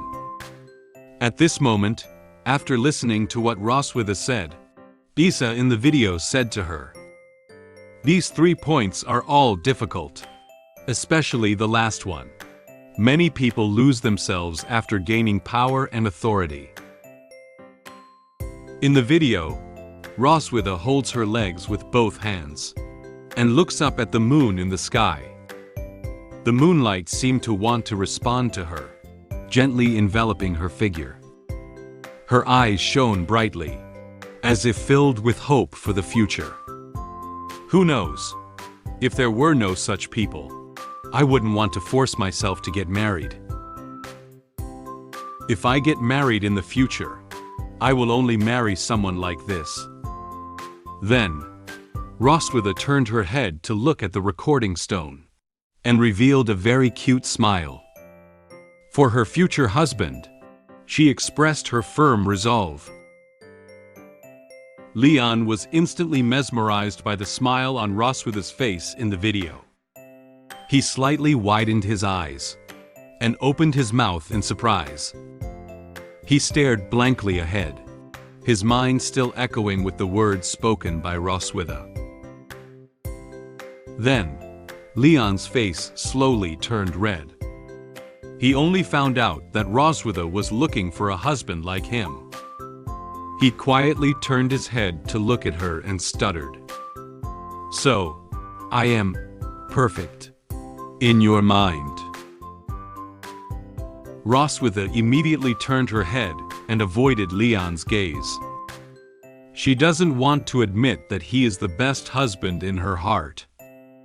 She explained hesitantly, trying to conceal her emotions at the moment. That's just something I casually said when I was young."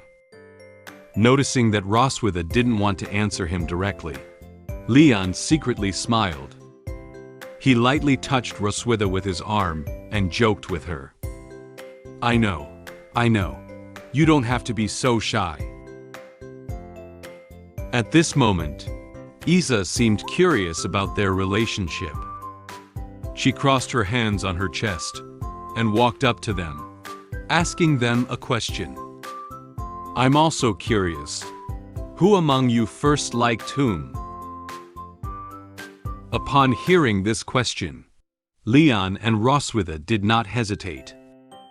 They reached out their hands and pointed at each other, speaking in unison.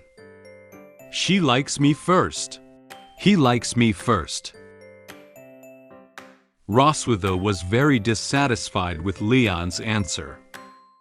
She looked at Leon with a threatening gaze and angrily said to him, "Do you dare to say it again?" Leon felt the anger from her. He nervously glanced to the side and immediately dared not say anything else. In order to avoid being avenged by Roswitha, he had to change his statement. Leon thought quickly in his head about what to say. Then, he slowly raised his hand and explained to Isa with a helpless expression. She likes me first, but I ignored her. Later, I regret it and start liking her instead. Roswitha closed her eyes and nodded, quite satisfied with his explanation. She whispered, "That's more like it." Watching the interaction between Leon and Roswitha, Isa found it very interesting. She supported her chin with one hand and looked at them with a smile. "Sure enough, your relationship is very good." Leon and Roswitha immediately turned their heads aside and did not look at each other. They seemed to be trying to make excuses for their relationship. "No." Isa chuckled softly. Then, she continued to share information about Roswitha. She said to them very happily, "So, do you want to read the love letters that Ross received back then? These love letters are a pile of them." Leon, Noah, and Muen looked at Isa with anticipation on their faces. "We want to see." However, Roswitha really didn't want them to continue to know about her. She shouted in a hurry, "Isa, why do you even keep that one? Let me burn it now." Roswitha's voice echoed throughout the entire Red Dragon Castle. At this moment, the Red Dragon Castle remained quietly in the dark night.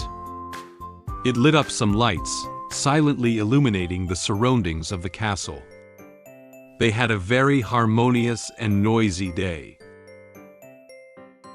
After the chat with Isa was ended, Leon and Roswitha walked towards the room together. As soon as she arrived at the door, Roswitha noticed that the room seemed a bit strange. Leon felt a little puzzled when he saw her suddenly stop. He asked her, "What's up?" There is a bathtub filled with hot water in the room. There were also some roses sprinkled on the bathtub. Then, in the middle of the bed, many roses were arranged in a heart shape and placed on top. The overall color tone of the room is red, and red candles are placed next to the bed as decorations. The whole atmosphere feels like a room where couples sleep. Seeing the room with this kind of arrangement, both Leon and Roswitha froze. They looked at the scene in front of them in surprise, and silently said in their hearts, "What is this situation?" Hi! Pineapple has a good news to tell you. My app LoloBun can now be downloaded on the App Store and Google Play. You can search for LoloBun Light Novel in the search bar to find the app. After downloading the app, you can read our exclusive novels and comics more easily on your mobile phone. If you are interested, you can download LoloBun from the App Store and Google Play.